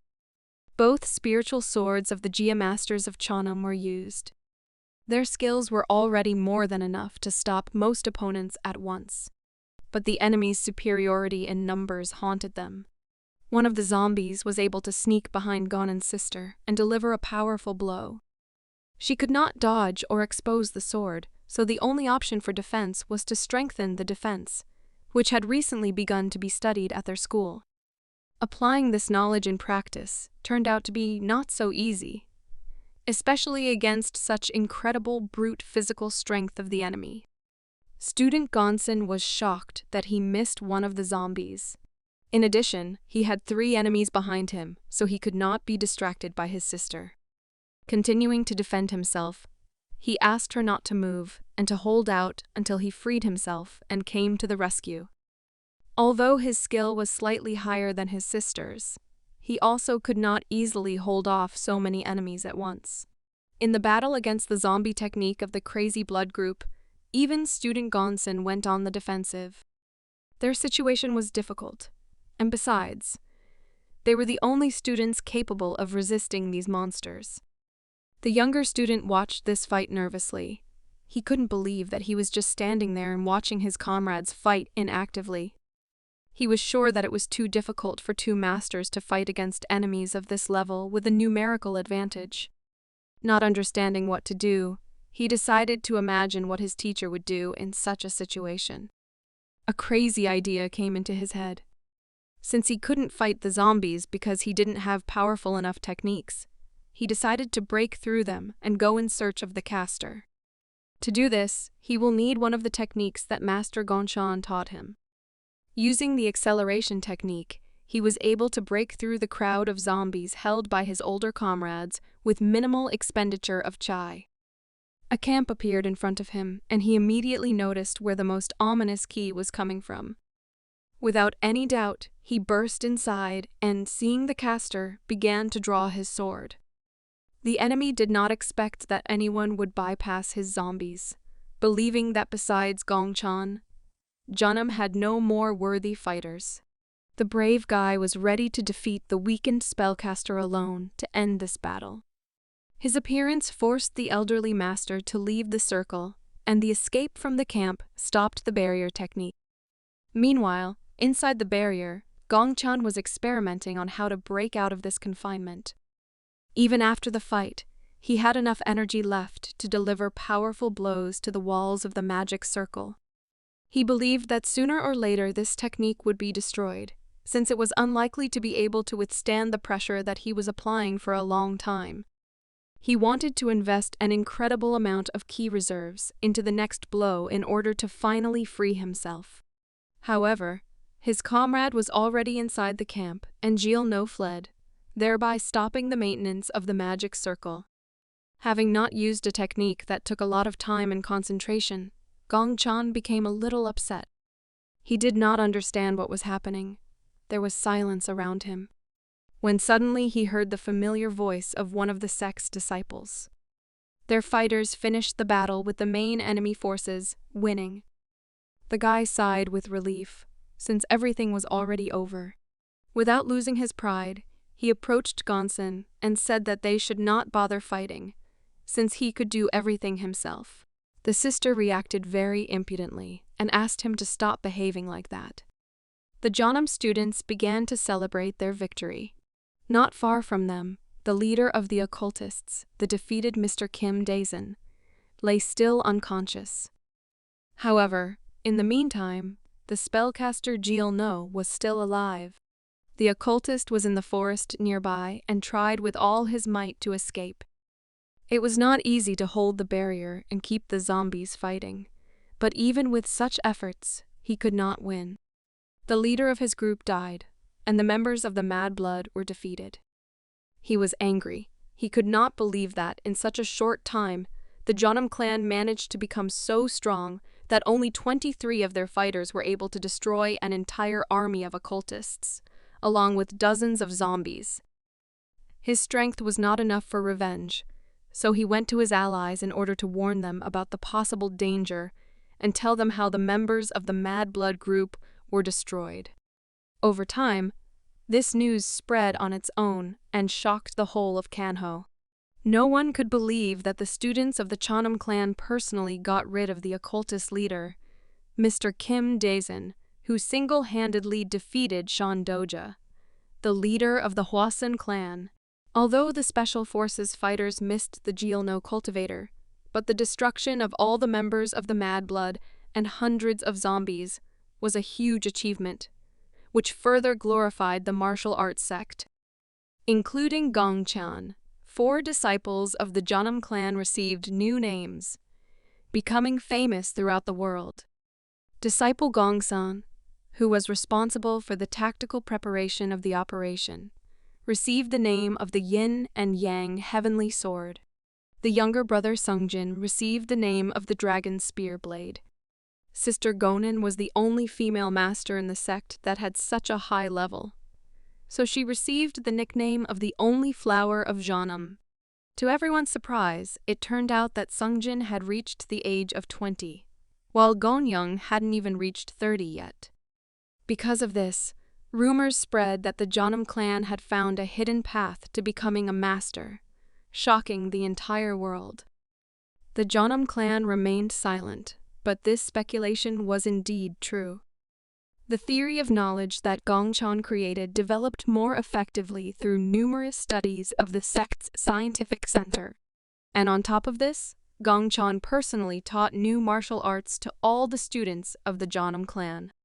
First of all, he wanted everyone to take care of their own safety and succeed in defense, since the use of the celestial iron technique at that time gave an advantage over most opponents. Releasing his energy, he began to show the results of his training. The guy seriously addressed the students and said that if they mastered this technique, then wounds that could lead to death would become nothing more than insignificant for them. In addition, he also spread his knowledge about the internal technique of yin and yang poison. Thanks to such protection, most poisons could not cause significant harm to a master with such skill. The next was the technique of heavenly perception of ki, which made the user's perception much sharper, thereby making it easier to control ki during battle, giving an advantage in the rational use of energy. In addition, he invited the students to learn the techniques of various magics in order to use them to protect their allies. The two guys began to panic. It seemed to them that all these techniques were something insignificant, and it was unlikely that their teacher gained his fame thanks to such skills. The attentive master could not miss this dissatisfaction and turned to his distrustful students. He explained the need to learn these skills by saying that it would be very rational. Since they used the yin and yang life technique as the basis, they will be able to become a master in a short time, and learning those so-called minor martial arts will allow them to react more flexibly in various situations. After a short presentation of his new program, he invited the students to begin learning. The guys got to work. Ganshan watched their progress. He was pleased with his work, because after their recent success, the Jeonnam clan's numbers began to increase very quickly. Rumors continued to spread further and further, and clans all over the world began to think about how to steal the secret of the Jeonnam clan's success. Inside the fortifications of the Muriam Alliance, the leader of the organization and his military advisor went for a walk to discuss events in the world. Sword King Namgu Muja asked his comrade if he really believed that the Jeonnam clan had found a way to raise many great masters in such a short time. Military advisor Jigal Jongmun confirmed the rumors and said that he was more than confident that it was true. He was sure that it was Gangshan who was able to find a new way to achieve the heights of martial arts. The Sword King began to worry, realizing that this was a problem, and that the balance of power in the world would soon change dramatically. They understood that all the people in this world would be eager to get their secret. And if the Jeonnam acted rashly, then the reputation of their clan would fall to the ground, and they would end up fighting with themselves. The leader of the organization stopped and asked his advisor if he knew what they should do in such a difficult situation. This was a very difficult question. It was hard to imagine how the rest of the dark martial arts clans would act now. Although he was not entirely sure that his idea was good, he still proposed forming a detachment. This proposal surprised Namgung Muja. He understood that this would not be difficult to accomplish, since the Jeonnam clan was located next to the Moen family, whose power was their serious weapon. The warlord continued his speech and said that his Jiggle clan, along with the Moen family, could lend a helping hand to their comrades. Namgung Muja guessed what his comrade was not saying. He realized that Jigal Zhongmun was offering to get the secret technique of the Jeonnam clan in order to prevent unrest.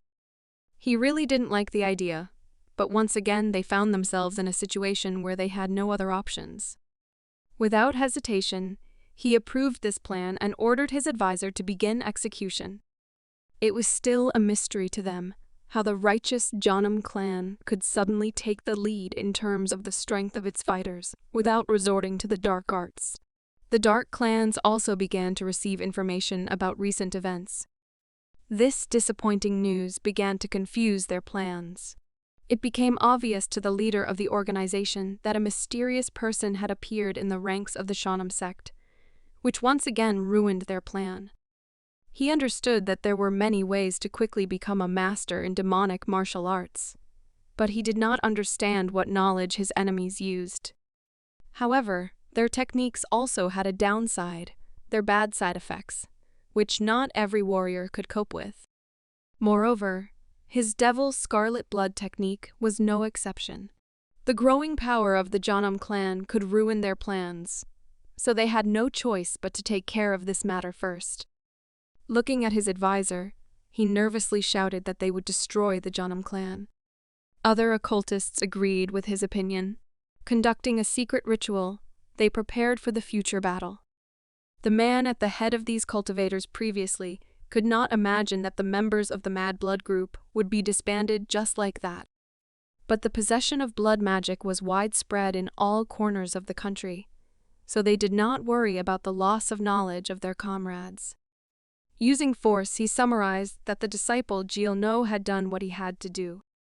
Together with his charges, the caster began to use a secret cursed technique.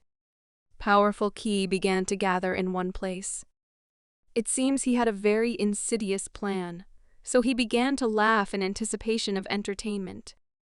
A huge butterfly composed of his cultivator's ki appeared in the air.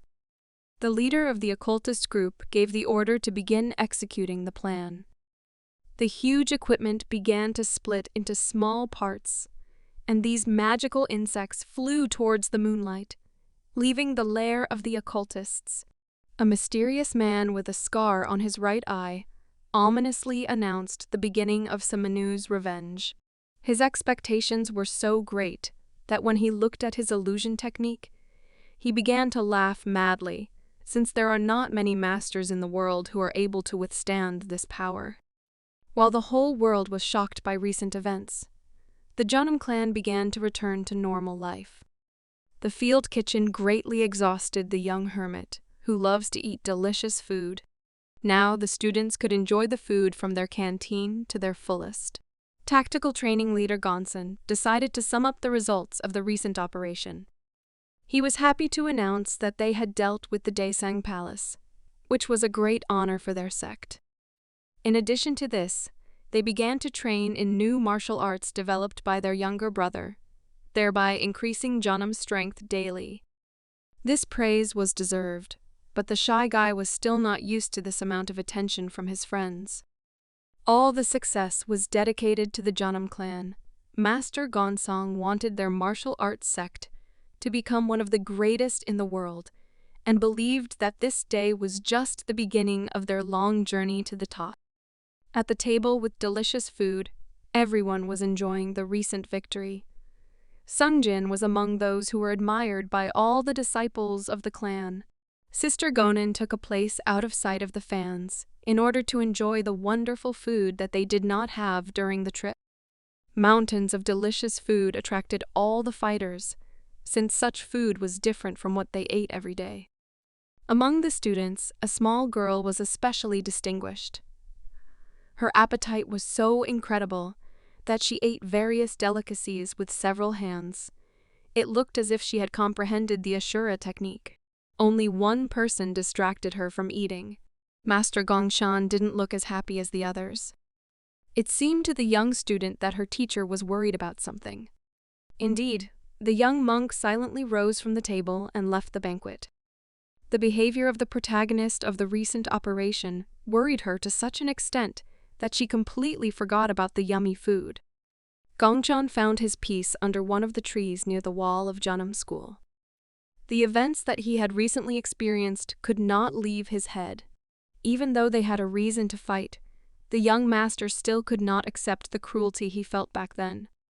He had to kill again, and again he had no choice.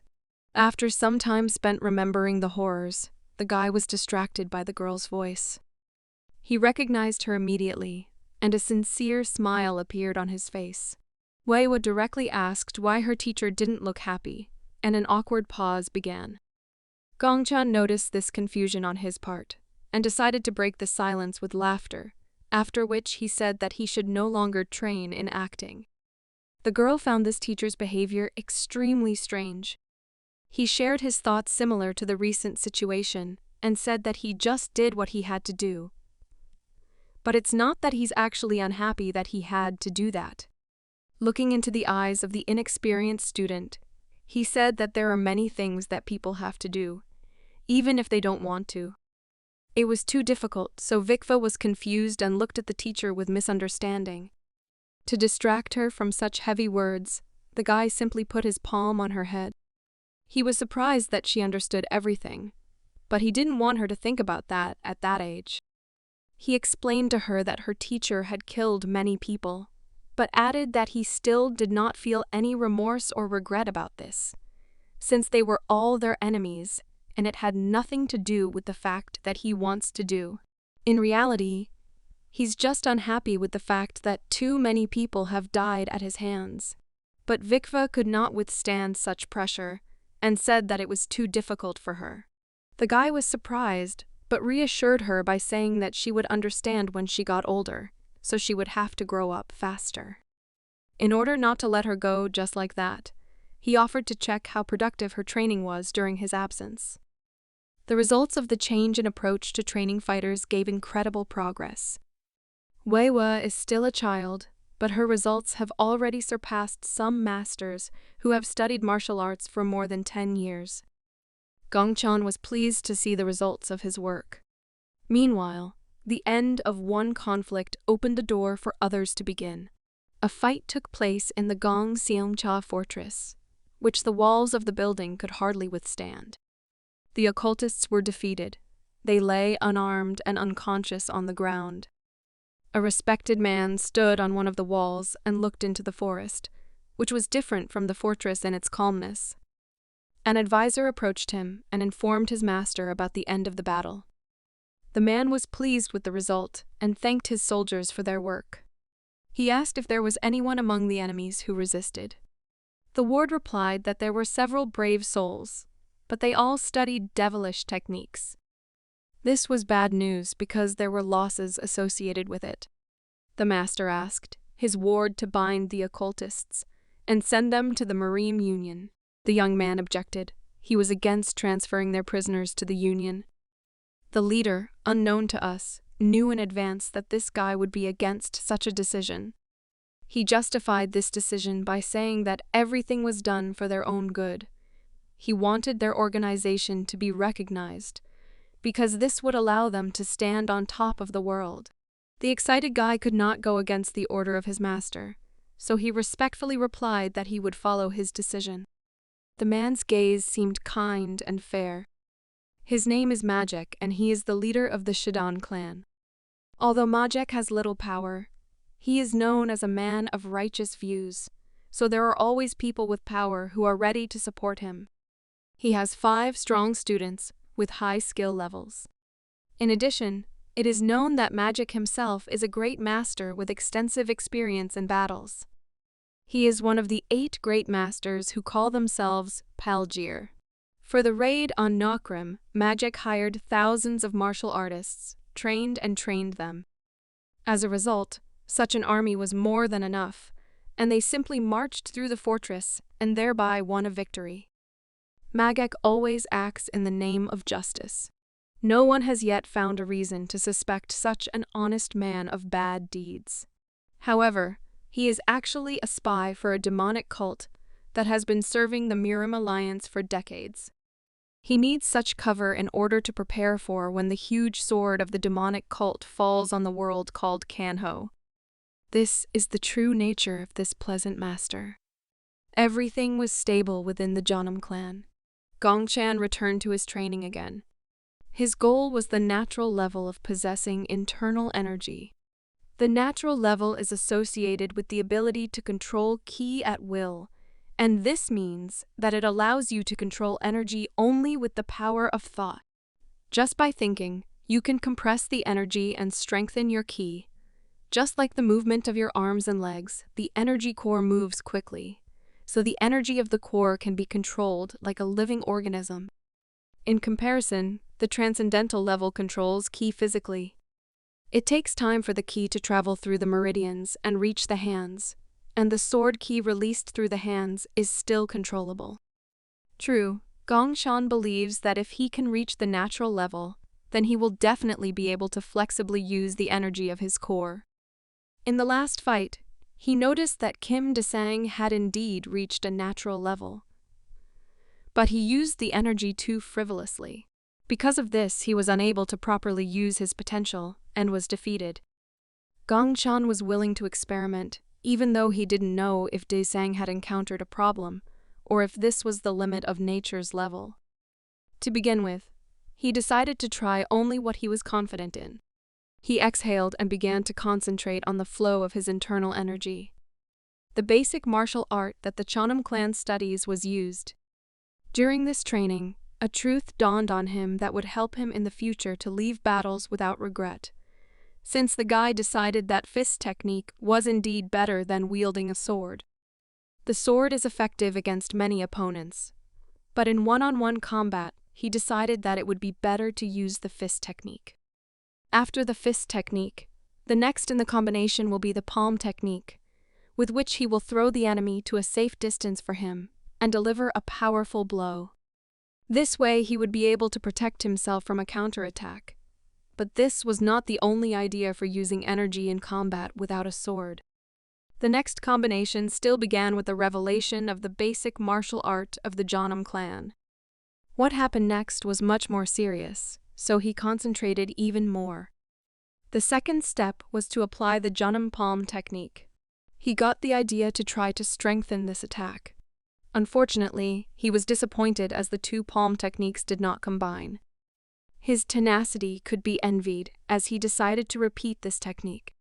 The guy started again as before. The second step was again the second movement of the Jeonnam palm technique. A powerful shockwave of ki was sent forward from the master. On the second attempt, he still managed to implement his planned combination. The guy screamed with joy and decided not to stop there and try other techniques. One of the students watching the teacher's training asked his friend what Gongxan was doing. But the guy was just as confused and didn't know what to answer. They had not yet reached his level of skill to understand such things, but they understood that teacher Gongxan was a very special person. When it was quiet and calm in the fortress of the Jeonnam clan, chaos began again in different parts of China. The warriors of the next clan were defeated. Apparently, it was the work of occultists. Information about these events has already reached Sashan Palace. At a small round table, 4 influential men were discussing recent news. According to the intelligence report, Deng Songyai from the Sashian Deng family died, and this time the death was caused by a heart attack. This was not the first time they had seen this handwriting in recent times.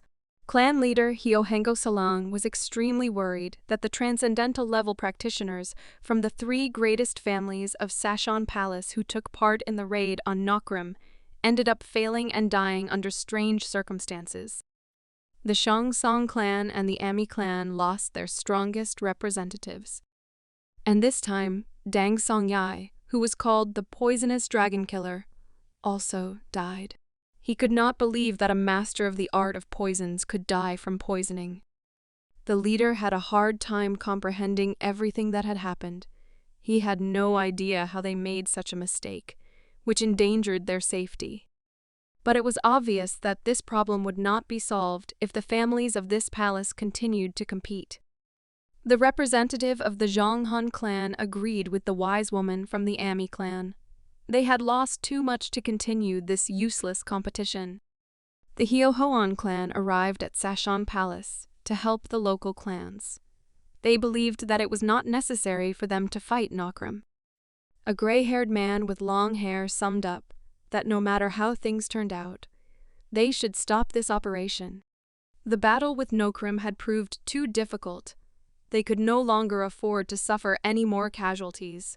Losing a significant number of troops would put their clans in jeopardy, so the Shongsong clan representative agreed with his colleague's idea. The leader of the meeting had the last word.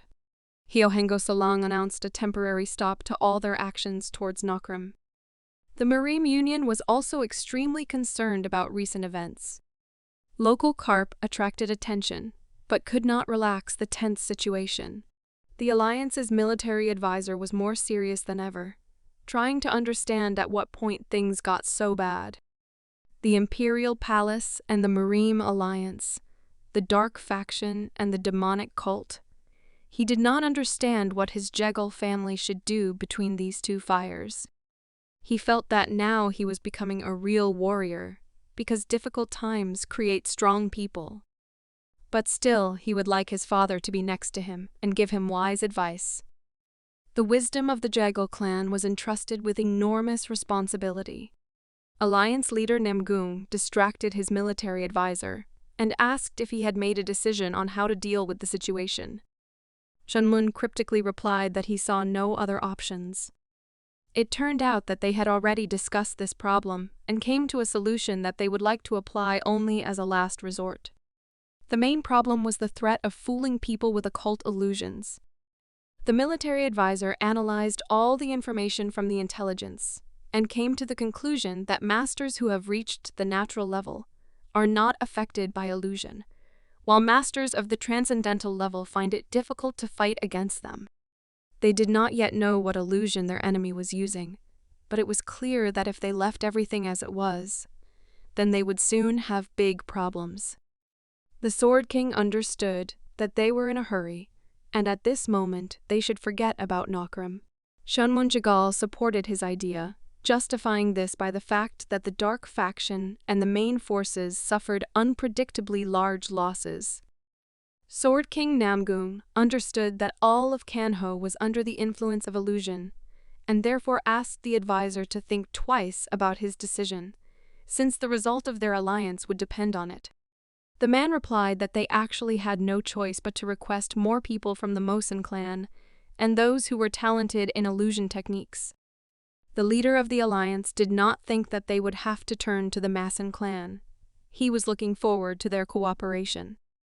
The Marine Union finally weighed all the risks and made a response move. Meanwhile, the Jonam clan, despite its success in training masters, was also concerned about what was happening in the world, so it was decided to hold a gathering of elders, among whom Gongchan was. The sect leader asked the main question of these gatherings, whether they could remain safe in such conditions. The teacher was the first to express his opinion. He was bold to say that he considered their clan to be sufficiently prepared so that the devil's illusions could not penetrate their territory. But one couldn't help but remember that 15 transcendental level masters had died because of this illusion. The results of the recent attacks on Nikram were summed up by his comrade on the left. The elder was afraid that if things really were as they were told, then even the large clans could be in danger, and this was a very serious threat to the balance of power. Jonam was forced to develop its own plan of action. The leader asked if they had the necessary resources to help the Marine Union. The master replied that only 3, including himself, are familiar with devilish techniques. And this number is still not enough to send help to the alliance and remain safe themselves. They had to make decisions carefully, because they had to be ready before the threat reached their clan. Our monk's teacher believed that the only thing they were sure of was that the devil's illusion did not work in a place prepared with magic circles. In addition, all the killed masters were outside such circles, which meant that their masters would be in danger as soon as they left the boundaries of Shanam. In a calm tone, the teacher stated that they had no choice, and teaching students inside the fortress was the only wise decision. But one of the elders responded to these words with objections. The leader noticed that the discussion was about to reach a dead end and turn into conflict, so he stopped the discussion and took this responsibility upon himself. He gave instructions and asked from now on to begin researching the devilish technique while not forgetting about training students. The elders agreed with his opinion.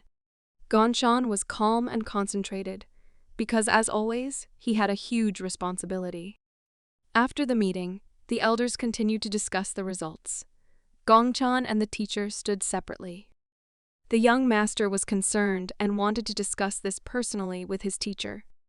He told him of his desire to study the technique of illusions. This was unexpected, so he added that he had previously planned to learn this skill from Uncle Shangsul.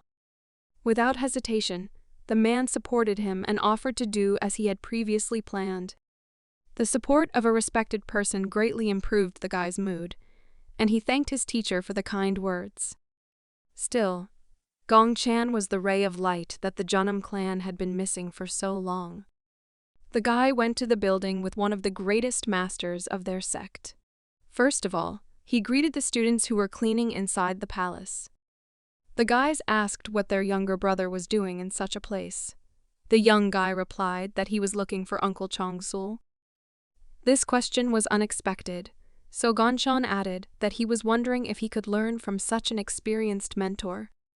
In order not to waste time on guessing, he said that he was going to learn the technique of illusion. Of course, such power was unusual for the Shana masters. So one of the men asked why the respected young monk needed this. This question took him by surprise, so he made the excuse that he didn't know much about illusion techniques, and was simply driven by the fact that new knowledge is always an advantage. The school students did not pay attention to their younger brother's awkward behavior, but agreed with his words since Gongchan's theories really work and Jeonnam owes him for improving the education system. The elder brother went away to inform the master about the arrival of the young monk, and asked the guy to wait a little. Turning away from the talented guy, his emotions changed dramatically. It was not easy for him to realize that his younger brother Gongchan is considered the forerunner of martial arts, which is surprising at such a young age. In addition, now he has gone even further and is trying to study even the technique of illusions, which only 3 people in the entire clan master. Inside the building that belonged to Master Shangsul, there were a lot of ritual paraphernalia. The man was ready to listen to the conversation of his younger comrade. Taoist Gongchan introduced himself with incredible respect as usual, and said that he was honored to welcome his dear uncle. The respected master replied that he had heard a lot about such a student, after which he invited him to sit down. It was an honor for the monk, and he sat down at the same table with the master. A serious conversation awaited them ahead, so the master closed his book so as not to be distracted. First of all, he asked why the young master should study the technique of illusions. The guy replied that he lacked this knowledge in order to complete his martial art. The man did not understand what he was talking about and how this technique could be related to such a task. The answer turned out to be mysterious. The guy said that he believed that he could find the missing detail that he could not track down along the long journey. Studying illusions is the shortest path to becoming stronger. In addition, he believed that thanks to this technique, one could quickly achieve the natural level of mastery of internal energy. He was sure that there was a shortest path that everyone could follow. Uncle Shangsul thought about it. He was interested in hearing that theory of the brilliant student, which he had not yet told the other prefects about. After the student's words, he paused for a moment, which made Gongchan worry about the teacher's future decision. Still, he had no reason to refuse, so he announced the beginning of their classes and asked them to prepare properly. The negotiations went much easier than Gongchan expected. He thanked the master for agreeing to become his mentor and said goodbye. Meetings with our monk always give people something to think about. Uncle Shangsul was no exception. He realized that Gongchan is truly a unique guy, and the rumors about him are not an exaggeration. Remembering his uncle, he thought that it would be good if he were entrusted with looking after such an interesting and talented young man. The next day, Gongchan went to his first class in the illusion technique class at Jeonnam School. He had to start with theory, so first he studied the materials that were available in their martial arts library. Before he could get involved in the process, he was interrupted by the stormy appearance of his nieces. The guy was surprised to see them and asked when they managed to arrive. His words hurt the feelings of the ladies. The older sister lowered her gaze and sighed heavily, while the younger one, as usual, started the conflict, and first of all reminded that they contacted him a week ago and clarified the date of their arrival. Gongchan began to wave his hand, trying to calm down the young lady's ardor, and said that he forgot about it because he was too busy training. The daughters of the Moen family were already fed up with this excuse. The hot-tempered girl nervously hit the guy on the table, and he almost fell out of his chair from fright. This was a common thing, because all their conversations looked something like this. But this time, they stopped in time to discuss really important things. The girls were worried about rumors that the Jeonnam clan had acquired a secret technique. This information shocked the whole world and set organizations in motion. All the Kanho clans wanted to take possession of the secret technique for quickly achieving the transcendental level. This knowledge could, in a short period, bring any organization to the pinnacle of power in the world. Gongchan understood what they were leading to and assumed that they had arrived to receive secret equipment as representatives of the allied Moan clan. Such a frank assumption hurt the feelings of the youngest niece, and she burned with resentment towards her uncle. But the younger sister turned out to be more rational, so she simply confirmed this information without further ado. At her sister's words, Ren's younger niece simply became inflamed. She didn't want to say it so directly. But Ren knew very well that it was better to be honest with their uncle, especially when it comes to the relationship between the Moan clan and Jeonnam.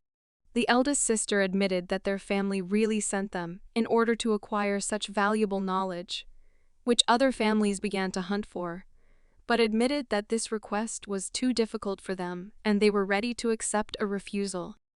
It was about knowledge that, due to proliferation, they could completely change the balance of power in the world. Gongchan looked at the girls and began to think about what to do, because the future of many families associated with martial arts would depend on his decision.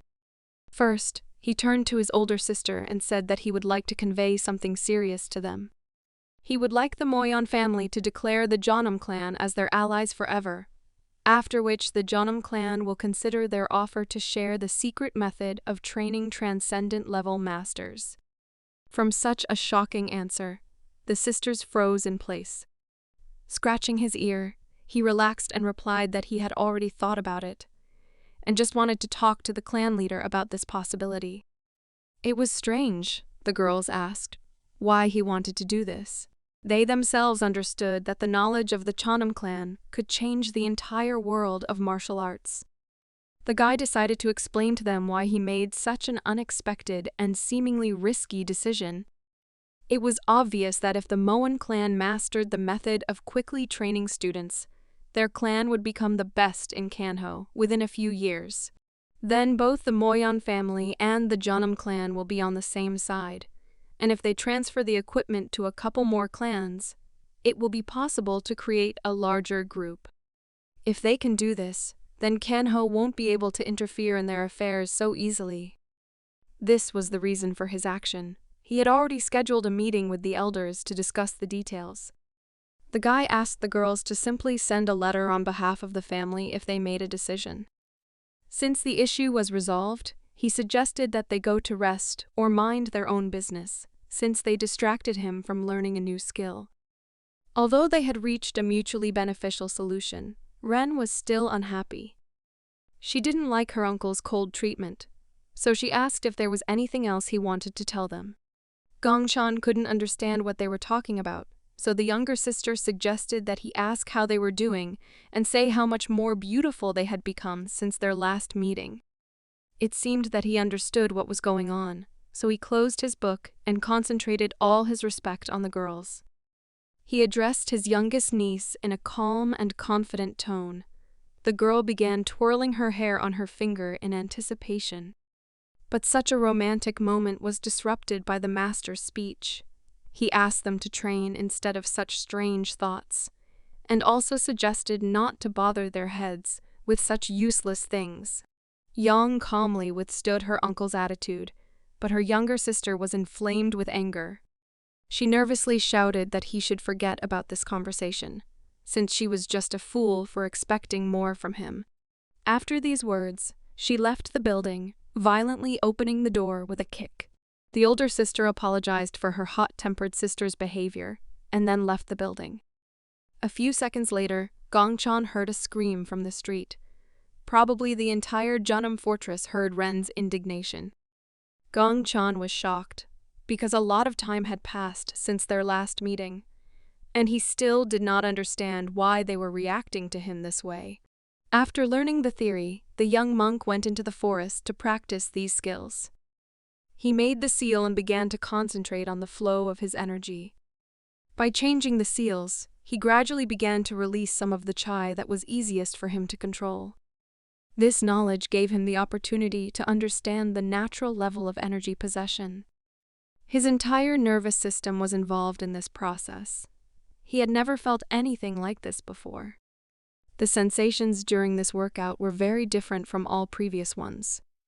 Having completed the exercise, he gradually relaxed his concentration and exhaled with relief.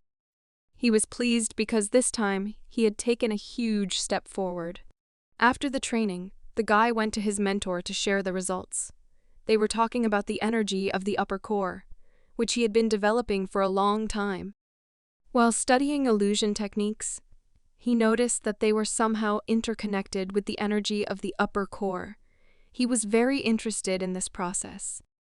In fact, in his conversation, he simply chose to use the term upper core instead of brainwaves, hoping that this would be enough for Zhang Sul. The man was shocked by the student's assumption, but decided not to show it and said that using the energy of the upper core is probably one of Gongshan's theories. Based on this assumption, he asked whether there had been any progress in confirming this theory. The young monk replied that after realizing the influence of the energy of the upper core, he began to learn new things much faster. Thus, he managed to learn flame magic, fields of vision, and even disappearing illusion. At this moment, he knows 5 spells. For the teacher, this was an incredible result, since not even a month had passed since the start of training. The guy agreed with these words, but admitted that, given the fact that this is something completely new to him, he will need more time to study other techniques. Zhang Sul felt that he had nothing to support such a talented student, so he reminded him that in order to learn spells more effectively, he needed to constantly repeat them. Gongshan thanked his uncle for his support and advice, and left the building. It was already evening outside, and the guy was getting ready to return home after such a busy day. But on his way home, he saw a strange thing that made him stop and freeze in place. This was a battle between 2 girls, which he did not expect to see since all the training was already over. As it turned out, it was a fight between Weiwa and big sister Yan, while Ren didn't interfere and just watched. The young girl still lacked the physical strength to fight on equal terms with the experienced fighter of the Moen clan. The elder sister looked very cold. She controlled this fight perfectly. To make up for the age difference, Wifwa jumped into the air to deliver a surprise and powerful attack. But Ren's experience was enough to predict such a move. The girl from the Moen family was able to dodge Vikva's powerful blow without much difficulty. After that, she began her counterattack. But punching a child was not so easy. Fear appeared on the young girl's face. She realized that she would not be able to defend herself. In reality, this fight was just some friendly training, so the fight ended lightly and with a funny feeling in the back of the head. While Wifwa was trying to comprehend how she made such an obvious mistake, big sister Yan praised her for her excellent skills and noted that she had definitely become stronger. Ren was delighted with this fight and therefore offered to fight the second one with her. Viwa was very happy to compete with another beautiful older sister from the Moen clan. Gongchan didn't understand what was happening and sullenly asked his nieces why they were still in Jeonnam. To attract attention, he shouted in a nervous tone that they should not behave like that in his yard. Vikva was the first to notice her teacher and immediately ran to meet him. Sighing heavily, the cunning Ren replied that the girl simply had older sisters who were not indifferent to her success in training, unlike her teacher, so they simply decided to help her. The girl began to feel embarrassed and laughed awkwardly, while Gongchan was a little confused by the words he heard. Still, the guy was not in the mood, so he simply answered irritably that it was their personal choice, and he was going to learn spells, so now he was not interested. Ren decided to finish him off, so she provocatively asked the nervous guy to teach this technique to her and her sisters. Gongchan could not stand it, and replied that it would be easier for him to throw them out of his yard. But the calm and insolent Ren replied that he could do that, but there was no point in it, since they were going to leave anyway, albeit a little later. Because of such obsession, the guy simply flared up. He wanted at least a little peace in order to advance in the field of illusions, so he nervously asked them to just leave so as not to disturb him. The next morning, the young master's court received guests. His sisters came to visit to study the basics of the new art, while Gongshan continued to familiarize himself with the theory. The young master's mind was filled with thoughts of how to fully master the natural level with the help of his nervous system. In fact, he was not discouraged, because his progress was so significant that no master in history could compare with him in the speed of learning. The girls continued their training. Their movements were so masterful that leaves flew away from the air currents. The elder sister suggested stopping and resting. She was afraid that Viwa would hardly be able to keep up with their pace, but the girl with a smile on her face replied that she could still continue. Vikva's answer greatly inspired the sisters, so they, with sincere smiles on their faces, suggested not to stop and continue training even more diligently. Such dedication on the part of the girls greatly pleased their teacher, since he thought that they would only distract him. Independent nieces did not interfere with his work, so he concentrated and continued to learn illusion techniques and his inner energy. Gongchan and his students continued to train, and winter came. Ren had already begun to see Waiwa as a worthy adversary and began to take her more seriously. Their teacher also did not stand still, and it seems that he significantly improved his understanding of the natural level of energy. Time passed, and spring began, at that important moment for their lives. Early cherry blossoms had already bloomed, and the Moen sisters wove a beautiful wreath for their little sister. Their communication was beneficial for the girl's development as a master. Their teacher's possession of natural energy became more and more advanced. The guy was very concentrated and worked on his consciousness and control of his nervous system. Little by little, he began to release and use his internal energy with just one seal and the power of thought. His drawn little man was no longer just lying on the table moving. Gongshan was able to suddenly lift him to his feet. This was just the beginning, since such an exercise is aimed at controlling energy. But he will still have to learn to influence the external environment with even greater force. Still, he was very happy, because this success would allow him to develop even faster. There were also some changes within the Janam sect. Teacher Chun Jin finally received some mysterious scroll that he had been waiting for a long time. It seems he received the information he had been waiting for a long time. Gongchan and his students gathered together to relax after productive training. As usual, the master used his ice magic skills and made fruit ice for the girls. This dessert was a common treat for the protagonist in his past life, but during the heyday of martial arts, it did not yet exist, so the sisters begged him to make even more delicious and cold popsicles. Gongshan refused, believing that Ren and En were already capable of using ice magic on their own to create sweet ice. He moved away from this mundane question and asked if Nokrim had been calm lately. Yan replied that after stopping the raids on the occultist's lair, they did nothing more. This was good news, but Gongshan was sure that Nokrim was still walking around Kanho calmly. The impunity of the enemy masters was obvious, and the elder sister agreed with her teacher. The guy was busy training, but he was infuriated by the fact that despite the fact that Nokrim was out of control, Kanho still ignored this problem. Their discussion was interrupted by the arrival of one of the students. He respectfully addressed Gongshan and said that he had an important request. It turned out that Master Chun Jin asked to find his talented and independent student. Most likely this was due to the scroll he received earlier. Without wasting time, Gongshan arrived to his teacher and immediately drew attention to the letter, which, according to the teacher, arrived from the Mirim Union. The Shanams were informed that the Union was gathering people who were good at spells. And of course, in this case, Gongchan was the first to whom it was decided to offer to take part in this. The guy was incredibly happy about this offer, since he had already mastered several new spells that he had not yet used in practice. The student's answer satisfied Zongjin, but he warned Gongxian that he should find a few more people in order to create a group of fighters that would represent the whole of Jeonnam. This proposal became a problem, since the young master was accustomed to relying only on his own strength, without endangering the rest of the fighters.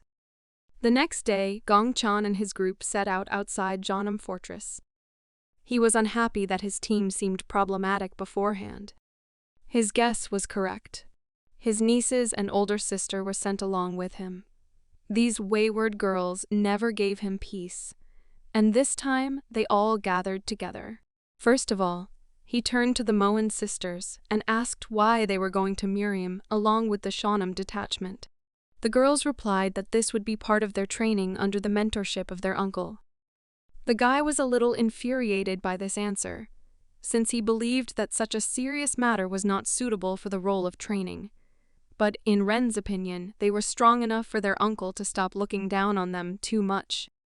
On the whole, she was right, and the guy agreed with her and reduced his anger a little. But on the other hand, he was also worried that his older sister also decided to go on such a dangerous task. The girl sighed heavily and replied that she was going to protect her younger brother. The guy understood that he was younger, but it seemed strange to him that someone like him was going to protect him. He boldly replied that he did not fully understand who else would protect whom. These words hurt the feelings of the elder sister, who had previously taught a young, talented master, who had recently become a mentor for many students. Instead of words, she chose the path of violence, and with a blow to the ribs, demonstrated to the monk her dissatisfaction with his words. Gongxian fell to the ground and writhed in pain. His nieces stood aside and quietly laughed at him. The determined and confident elder sister suggested that they not delay and go on their way, since they planned to reach Jeonju from Hanam Palace by the next day. The angry guy began to shout displeasedly at her that she shouldn't behave like that with her former student, but he never heard an answer, because these words only brought a kind smile on the girl's face. After some time, they reached their goal. Jeonju and its Hanam Palace began to be visible on the horizon. The city was located near the river, and therefore trade developed well here. This place was unusual for the joint detachment of Jeonnam fighters and the Moen family, so there was a pleasant smile and admiration on the faces of the fighters. Without wasting any time, they went to the area of one of the branches of the Jeonju clan, namely the representatives of the Jeonbul clan. They were met by a kind and pleasant monk, who respectfully greeted the world-famous Taoist of the Jeonnam clan. This was the leader of the Jeonbul clan named Bulzong, and for Gongxian, this meeting was long awaited. The man admitted that he did not expect to meet the young Kanho star as their guest, but the young monk behaved modestly, as usual, and asked not to flatter him, since he is much younger. The modesty and politeness of the young, talented master caused the leader of the Jeonbul clan to laugh sincerely. He was glad to see such an amazing student of the prestigious clan. Without wasting any time, the guy introduced the girls who stood behind him, saying that his older sister and nieces from the Moen clan had arrived with him. The pretty girls joined the conversation, and the elder sister thanked the leader of the allied clan for the honor of meeting him.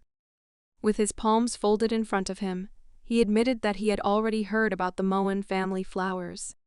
He thought they were as beautiful as the rumors said. The acquaintance came to an end, and the leader of the Jeonbul clan asked the dear guests on what business they came to see him. Gongxian replied that they were on their way to the Marine Alliance, since they were gathering people who were good at spells. Therefore, they wanted to ask if it was possible for them to make a small pass inside their fortress to spend the night before continuing the road. These words greatly surprised the master. He did not expect that he was also good at spells. Still, he was pleased to hear that such respected young masters had decided to stay with him as guests, and he happily allowed them to stay the night. He also admitted that he had actually wanted to build a relationship as the eldest and youngest of Kangho for a long time. In addition, the rooms were already ready, so the man invited the dear guests to rest. The guys thanked the great warrior Bulsen for such an honor and went to their rooms. The girls immediately went to bed, as they were quite tired from the journey. But Gongshan had long been accustomed to such movement, so he felt great and, lying on the bed, decided to practice his energy control. He couldn't sleep and was too bored to spend time just relaxing. Using ice magic, he cooled the tea to a pleasant temperature and poured it into a cup. This was a short break, since training inside his consciousness all night was comparable to hellish efforts for him. For the first time, he noted the slow pace of development.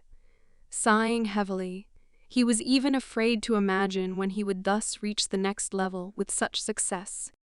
It seemed to him that one day he would have to go to the Mosin clan to ask them for help. When suddenly his keen senses noticed something was wrong. It was not the first time that the guy got into trouble during the trip. He didn't even want to guess what happened this time, but he had no choice to stand aside. The other monks of this fortress were not so skilled in controlling energy, so they still did not know what was happening. Gongchan climbed onto the roof of a tall building in the city to explore the surroundings. Despite the fact that not every master managed to sense the threat, it was hard not to notice it, since thick violet clouds visually appeared around the fortress. This was not the first time Gongchan had encountered such a feeling, and was sure that this was some kind of devilish spell. A moment later, a mysterious, huge red dragon appeared among these terrifying clouds. The monk standing on the roof of one of the buildings understood that he was here on time because this threat looked really serious. Pulling his hand under his kimono, he realized that this was a real hunt, because of which many people had already died. He had no idea how the enemy managed to find him, but he did not want to waste time thinking and decided to start the battle. The guy took out those same paper men on which he trained his natural level of ki. He tossed them into the air before making his next move. The caster began to use dolls for the first time in his life and summoned spirits with energy between heaven and earth. His paper warriors scattered throughout the fortress to defend the local warriors. The local monks were shocked, as they had never seen such a spell before. By spreading his energy, he used his natural level of control to order the spirits to take control of his dolls. Within a moment, the dolls began to move. Controlling a spell of this magnitude required incredible ki control and vast reserves of internal energy. Gongchan was ready to demonstrate the results of his training in practice.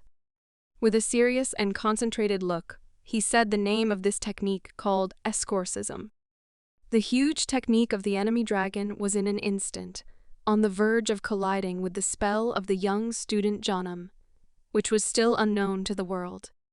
While the clan warriors' jaws dropped in surprise, the lord of the fortress ran out into the streets of the city, and first of all asked to tell them about what was happening. The spectacle was terrifying. The enemy decided to act openly, and his presence was noticeable to the naked eye. Huge red clouds and a large dragon were here for only one purpose. They showed up with the desire to destroy the talented monk from Shanam. Even the legendary warrior Bulsen was shocked by the amount of dark energy that surrounded his fortress. Gongchan was in the vanguard, and he was serious about giving battle to the enemy. His first attack was not enough to deal with the enemy, but he did not worry, because otherwise it would not be interesting. While the guy was looking for the weaknesses of the enemy equipment, the dragon was already rushing towards him. But suddenly he unexpectedly changed the trajectory of his flight. Now everything has become clear. Gongchan was wrong. It seems that he was not the main target of the enemy troops. Warrior Bulsen was excited. He would have to join the battle. We still don't know what he's capable of, and besides, the enemy spell brought real horror to everyone present.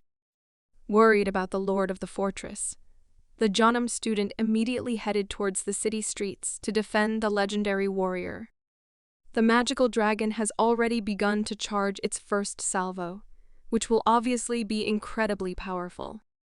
Such a powerful pressure of dark energy nearby had a huge impact on all the fighters of the Chanbol clan, the leader of the organization tried to resist. Gongchan rushed to his defense. He immediately began to put a seal in order to cast another spell. Jumping towards the enemy dragon, he again turned to the spirits and uttered the words of the spell. His sea became the second flash in the visibility zone of the clan fighters. Wasting no time, he asked the leader of the Chongbul clan to begin his prayer, asking the disciples to support their master. The man was clearly not ready for this battle. He did not know what to expect from such a terrifying technique, but still began his prayer. All his disciples also cast aside their fear of the enemy and continued to recite the prayer to Buddha along with their mentor. Rushing into battle, Gongchan again turned to his spirits and asked them to destroy evil and stop the atrocities of the enemy. It was an exorcism technique again, but this time he put a lot more ki into it and it became much more powerful. The incredible power prevented the enemy spell from carrying out its attack. The sound of a powerful explosion spread throughout the entire area. The enemy equipment stopped. Heavy purple smoke hung in the air, and the excited fighters of the Chonbul clan looked in anticipation in the direction where the dragon was. The smoke began to clear, and it became clear that the young monk's second blow was not enough to destroy this dark spell. The legendary warrior began to get nervous and bit his lower lip. The surviving enemy vehicles attacked him to defeat him with brute force. He grimaced as if he was preparing for an awkward death in front of his subordinates. But as it turned out, Gongchan managed to stop the enemy spell, and a doll of enemy technology ended up in his hands. The basis of the enemy attack was an ordinary, brutal snake. Gongchan was surprised by her self-confidence, because even after losing her energy boost, she continued to attack despite the lack of any prospects. By squeezing the snake's body in his hands, he prevented the enemy from renewing this technique. Unexpectedly for him, the health of the leader of the Chonbul clan deteriorated sharply. The legendary warrior fell to the ground unconscious, and Gongchan immediately ran to him to help. Raising the body of Mr. Bolson, he turned to the local soldiers and asked to urgently take the monk to their infirmary. The news of the unsuccessful attack had already reached the enemy camp, which was located among the forest and rocks. Despite the failure, the enemy leader simply began to laugh, which greatly excited his charges. Despite the occultists' concerns, the mysterious man asked them not to do anything stupid or make a fuss over such a minor setback. Before summing up, the man with the scar on his right eye sighed heavily. This was strange for him, since he did not expect that the weaklings from the Marine Alliance would be able to destroy the spell of the bloody dragon slayer, on whom he had high hopes. He could not even imagine such an outcome, so he turned to his fighters and asked them to find out the reason why their rather powerful spell could not cope with the task. In addition, he also asked his wards if there was any news from Manoia. One of the hooded occultists replied that they had a letter saying that chaos had broken out in the third world countries. It seems that this news was so pleasant that it distracted this gentleman from his recent failure and caused him to smile evilly. It was obvious that this was connected with the first step in the blood cult, which was unexpected for the Christian warriors. Still, he did not want to be distracted by the successes of other organizations, and stated that they still have enough to do in the near future. Stretching his hand forward, he urged his fighters to hurry and prepare for the next step of their cult. He was very interested in what was happening in the world, and looked forward with anticipation to new news regarding the activities of the blood cult. Morning came, and all night Gongchan remained next to the lord of this fortress. Doctors at the local hospital have already begun treating their commander-in-chief. It seems that this religious clan practiced needle healing. The doctor wiped the sweat from his forehead.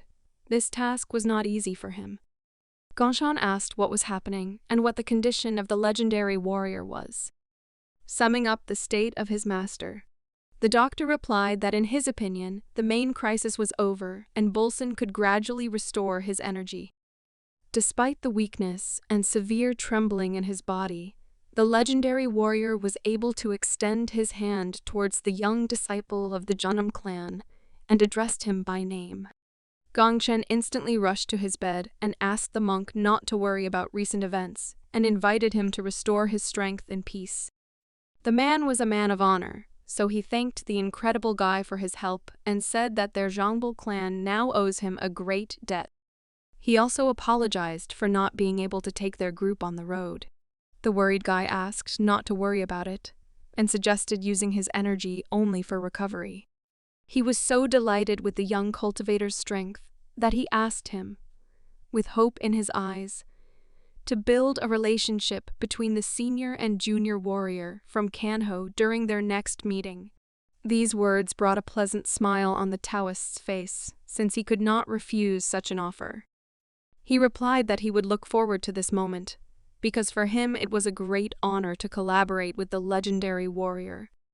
Having dealt with the issues inside the Zhongbul fortress, the guy gathered his squad of women to continue his journey.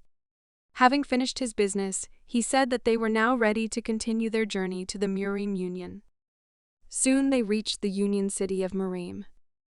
The road turned out to be calm, and they met no more enemies. Inside the city, there was a completely different situation compared to the fortress of the Zhongbul clan. Local beauties whispered about their affairs. It seemed that the situation in the world had passed them by. Such an amazingly calm atmosphere did not go unnoticed by Gongchen. With a smile on his face from the gaze of the beauties, he declared that even the air is different in the Murim Union, which greatly angered his companions, who probably liked him. Sister Gonin understood that these words were associated with a large number of free beauties, and therefore answered with a threatening look that he was talking nonsense, since a similar atmosphere now reigned in all the cities where they were. Such evil treatment made the guy tremble, and he awkwardly replied that he accidentally said it out loud. The disapproving glances of the nieces spoke for them. The elder sister said that Gongchen probably touched his head, but the guy again made excuses and said that most likely he was just too tired. But a passing beauty again changed his train of thought, and he said that a few cups of tea would certainly help him. Despite the beauty of his companions, he was fascinated by some passing girl. He got so engrossed that he completely forgot that he was not in this city himself. He was again distracted by Gonin. She noticed that his eyes looked too suspicious. Ren agreed with the words of the eldest sister from the Jeonnam clan, and Yan simply stated that she was disappointed in her uncle. 3 intimidating and condemning glances put the guy in such an awkward position that the promising master had to go on the defensive and make excuses. He decided to get out of this situation by changing the topic of conversation, so he suggested that the girls go to the guest room of the Jeonnam clan to get plenty of rest after the hard journey, since he believed that everyone was simply too tired. It seems his efforts did not change their opinion much, and therefore the girls unanimously answered that their teacher was an ordinary pervert. In search of at least someone less aggressive than his companions, Gongchen came to his comrades who lived in the Jeonnam area. The guys were glad to see one of the most talented students of their sect, and gladly invited Gongchen and his team to go inside the building to relax. The guy asked if any of the elders were there. The guys responded with surprise that there was no one at the moment. The young master quickly changed the topic of conversation and hurriedly asked not to worry and just bring them tea. While talking, Sister Gonyang could not recall the recent incident inside the Zhongbul clan fortress. With a calm look, the master replied that it was a spell in the form of a red dragon, which had as much energy as after 600 years of practice. These words simply shocked Ren. The eldest of the nieces concluded that if that dragon really carried an amount of energy that was equal to 600 years of practice, then there is no doubt that such a technique is too complex for most of the strongest masters. Sister Gonin added that she was sure that it was incredibly difficult to handle such a challenge with Gongchen's level of spell proficiency.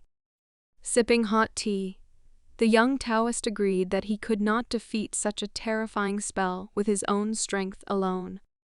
His first step was to distribute all the lost spirits throughout the territory of the Shanbul clan fortress. All the spirits went to the places where magic circles were installed in the clan. After that, he changed the existing protective circles to strengthening ones, and then used them on himself. In addition to all this, the prayer of the great warrior Bolzong and the disciples of the Zhongbul clan was added. Even though it was a high-level spell, it could not withstand such a noticeable numerical superiority. Ren could not hide her delight and asked her uncle how he came up with such an idea in a matter of moments. It was noticeable that Sister Gonan began to get nervous from such an incredible story. She believed that Gongchan was currently just a low-class spell user, but he managed to easily adapt to the situation and find a way out. The conversation was interrupted by one of the clan's students. He had business with teacher Gongchan. He said that representatives of the Marine Union wished to meet with him personally. It was a serious matter, so the guy immediately put down his cup of tea. Gongchan stood up decisively from the table and replied that he was ready for this meeting. The guy went to the meeting. He was received by the leader of the union himself. The King of the Sword admitted that he had heard a lot about him. First of all, Namgung Muja inquired about a recent incident in which Gongchan himself also took part. He asked how he managed to break the incredibly powerful spell of the Red Dragon. The young Taoist of the Chanam clan told everything exactly as he told his group.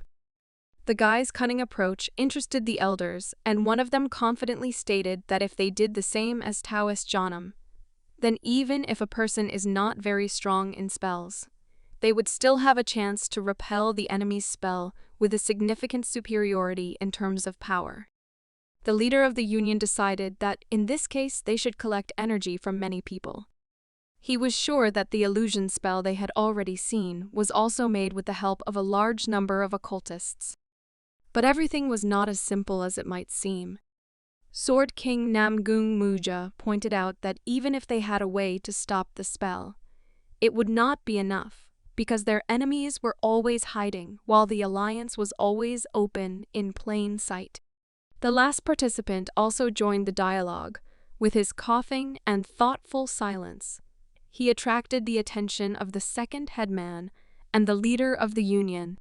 Scratching his beard, the old man reminded that enemy spells of this kind only harmed 5 people a day, which means that enemy forces have a limit on the strength and distance of using such techniques. Gongchan understood what was going on. He was interested in the words of this man, since he knew very well that this was the former leader of the Mosin clan, from whom he really wanted to learn experience in using energy at the natural level of possession.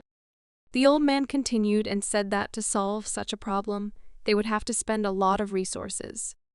What he meant was that if they took well-made gold and a spell with them, then it would be enough to repel the enemy's techniques.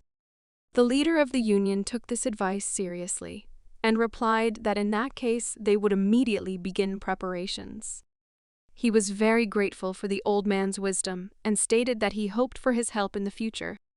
The atmosphere of this meeting once again demonstrated the seriousness of the union's attitude to what is happening in the world.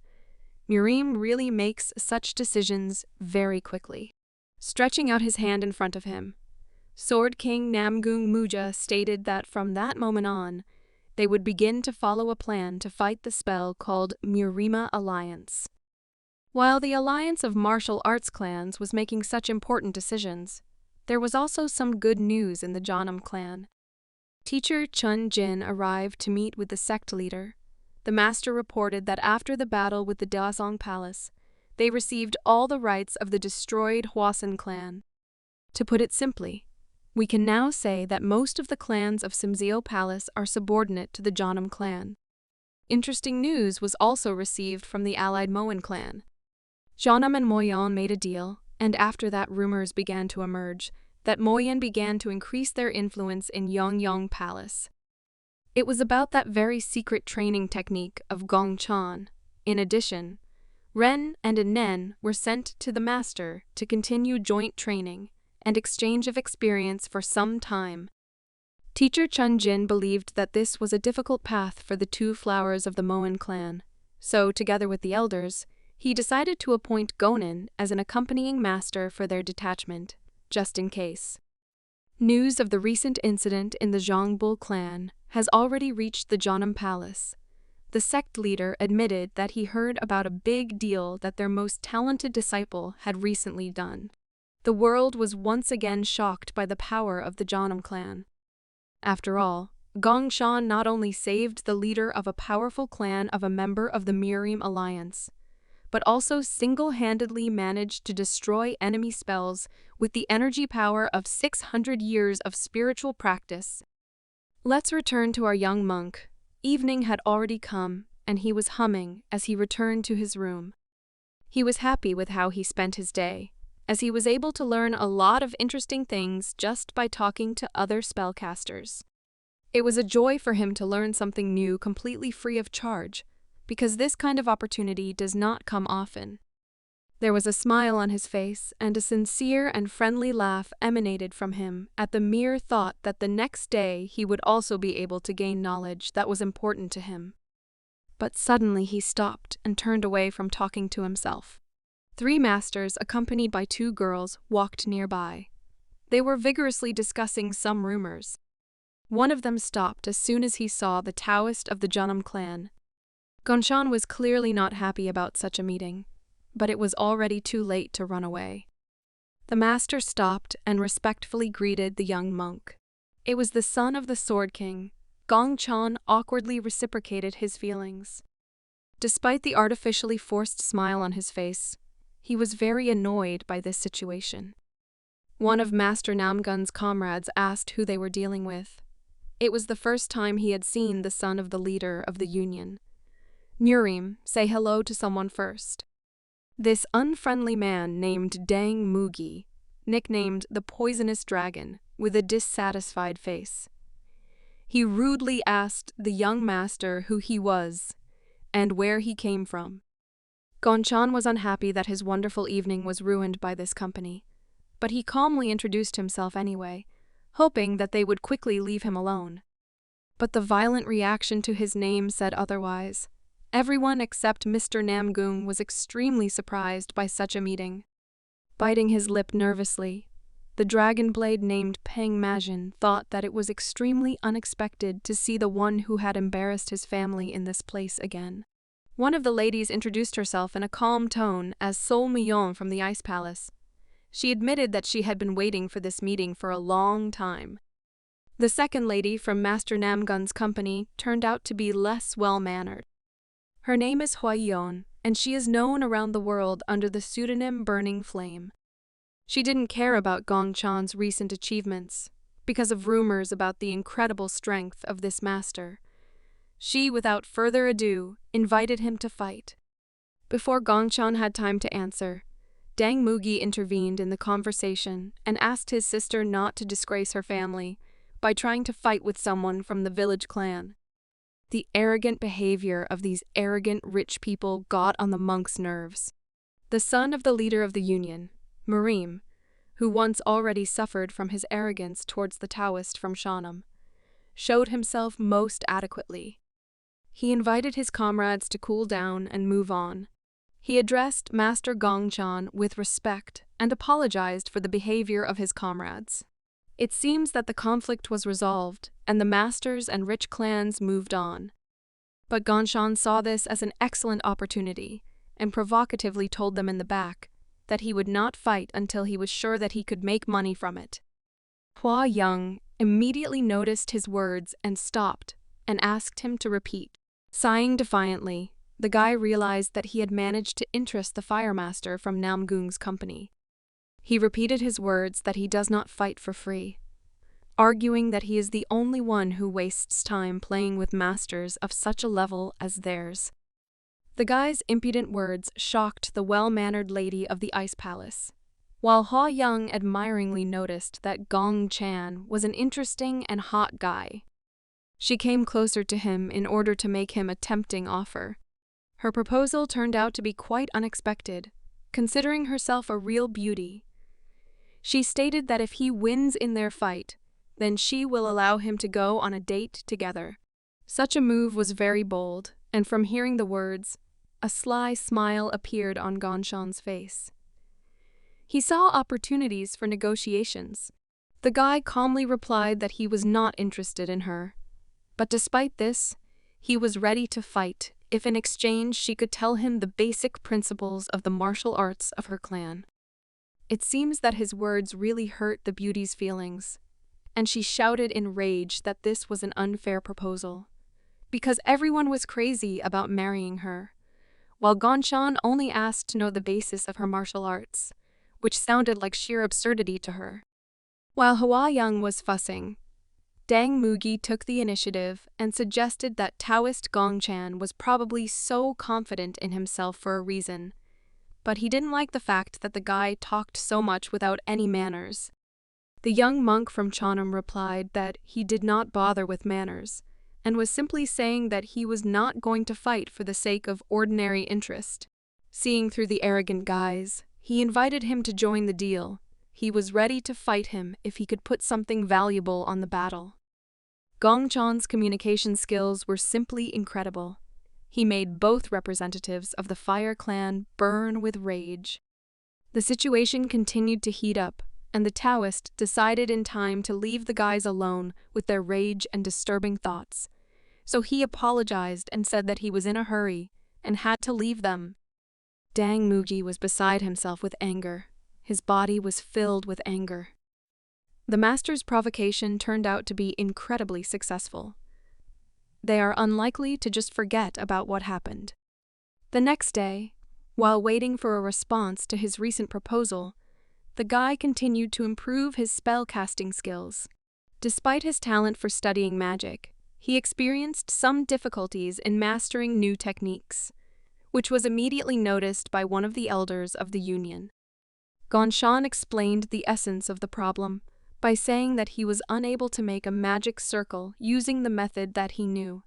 He looked so upset that the man decided to help and invited him to come closer. The old man believed that the young master was missing one detail. In such a case, he additionally used another seal. Having applied the second seal, he concentrated on it and began to release energy, making signs with his palms, which Gongchan was closely following. After a moment, he managed to realize a large magic circle within the radius where they were located. Gongchan was amazed by the incredible power of this spell after just one edit and execution. But he was still puzzled by how this method differed from what he himself had tried to accomplish. The old man laughed mysteriously in response to his question. With a smile on his face, he explained that the spell actually needed to be slightly modified, depending on the time and place of its use. This is a common practice as the energy in that location is a bit unique compared to other locations, and because of this, he was forced to change the spell and paper, specifically for that location. The confused Gongchan was surprised, and replied that in this case, he should learn many more theoretical details regarding the execution of such techniques. The man agreed with him and said that this was normal, since the young Taoist Cheonan had just begun his journey of comprehending martial arts. He really hoped for the young master's rapid development, realizing that they needed more magic circles to stop the devilish spell.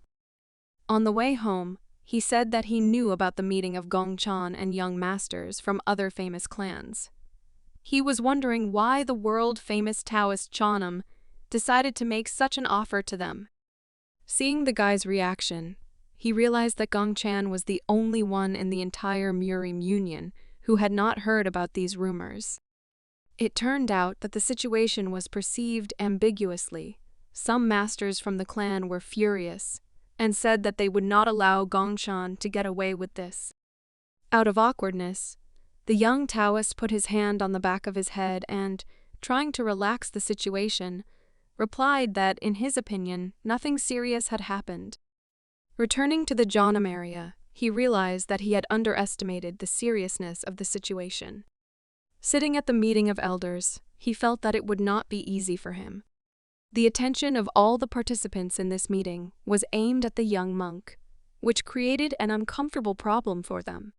The situation was so tense that the hermit Gongchan began to worry greatly. He did not take into account the responsibility for his actions, and therefore all he could do was smile awkwardly. One of the elders complained that because of the Taoist performance, people started talking about the Jeonnam clan too often. Repeating the same mistake, he began to make excuses and said that they were the first to start. His lie was easy to recognize, so they all unanimously said that it was time for him to grow up. From these words, the guy drooped into himself. He did not yet know that due to a recent incident, the Sacheon-dang family challenged the Jeonnam clan to a duel. The guy was very surprised, although he expected that this would happen, but no one personally told him this news. Remembering those guys, he realized that the same daring guy named Songyi spoke on behalf of the Sacheon-dang family. The headman decided that Gongchan had set them all up by coming all the way to the Murim Alliance just to create more problems. He ordered him to immediately apologize to the aforementioned clan and not make the problem even bigger. As an argument, they reminded him of his own wise words, that the ability to restrain himself is equal to victory in battle. Unexpectedly for everyone, he demonstrated the seriousness of his intentions and firmly declared that he would accept the challenge to a duel. The elders were furious with the guy's self-will. They could not believe his arrogant and impudent answer. In his defense, Gongchan said that they were the first to disrespect the Jeonnam clan, and after that he could not stand aside. He believes that it would be absolutely wrong for a Taoist from the Jeonnam clan. One of the disgruntled elders stated that the monk primarily came to the alliance to fight against devilish illusions with the help of his spellcasting skills, and not to fight and conflict with other clans. Another argument was that they were worried about their strongest student. After these words, the young monk calmly asked the elders not to worry about him. With a self-confident smile, he replied that in any case, winning would be a piece of cake for him. The representative of the conflict clan is a poisonous dragon named Dang Mugi. He is the grandson of the poisonous King Dang Chong, former head of the Sacheon-dang family. To make him the heir to take the place of the poisonous king, the Sacheon-dang family fearlessly invested huge amounts of money in him. In return, Dang Mugi gained incredibly great strength from a young age by practicing with Kanho's best mentors. Therefore, he believed that he was the strongest of the 10 true Kanho dragons. This was the reason why Dang Mugi looked down on other masters. His arrogance was primarily due to his early acquisition of power.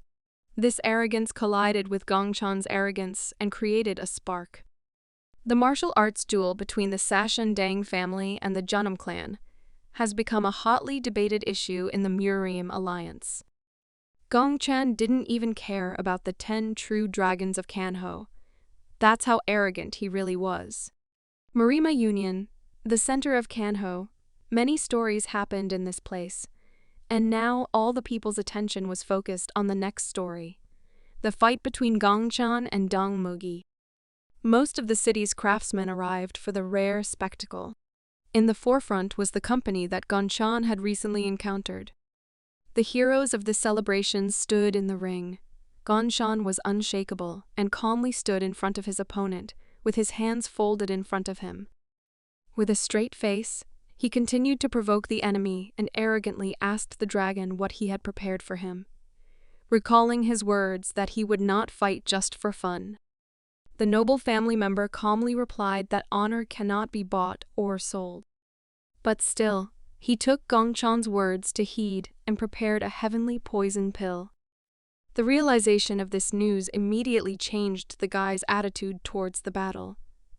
He knew that this was the best of the best pills, which instantly gave internal energy equal to 30 years of practice. Satisfied with the enemy's response, the monk said that in this case, he was ready to start the battle. Their judge was very surprised, but Dragon Dang said that before they began the fight, he would like to ask for one condition. Filled with rage, the guy shouted that he wanted to be allowed to kill the enemy in this battle. He believed that in order to fully utilize their family's martial arts, this was a necessary condition.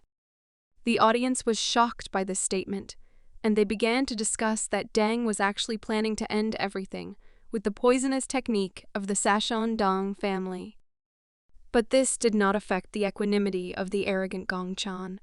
No one knew about his incredible resistance to poisons, so he calmly replied that he did not object to such a condition of the duel. The judge did not like this calmness at all, but the guy assured him that there was no need to worry, because the heavenly poison pill was at stake, and for him it was worth the risk. Gong Chan did not even doubt his words, which made the judge worry that everything was fine with his head. Still, he had no other choice. So he folded his hands in front of him and said that he hoped that the members would not do anything that was against the rules of Kanho.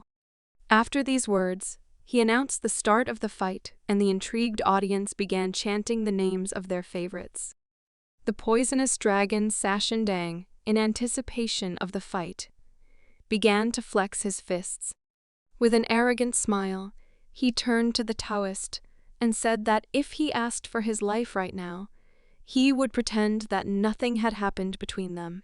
With a serious look, Gong Xian offered to repeat these words again if he could win.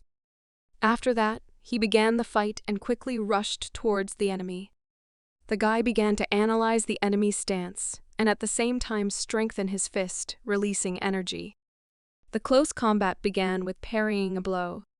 The guy who mastered poison techniques turned out to be difficult. He easily managed to block the first blow of the young monk. This was followed by a counterattack that took Gong Chan by surprise.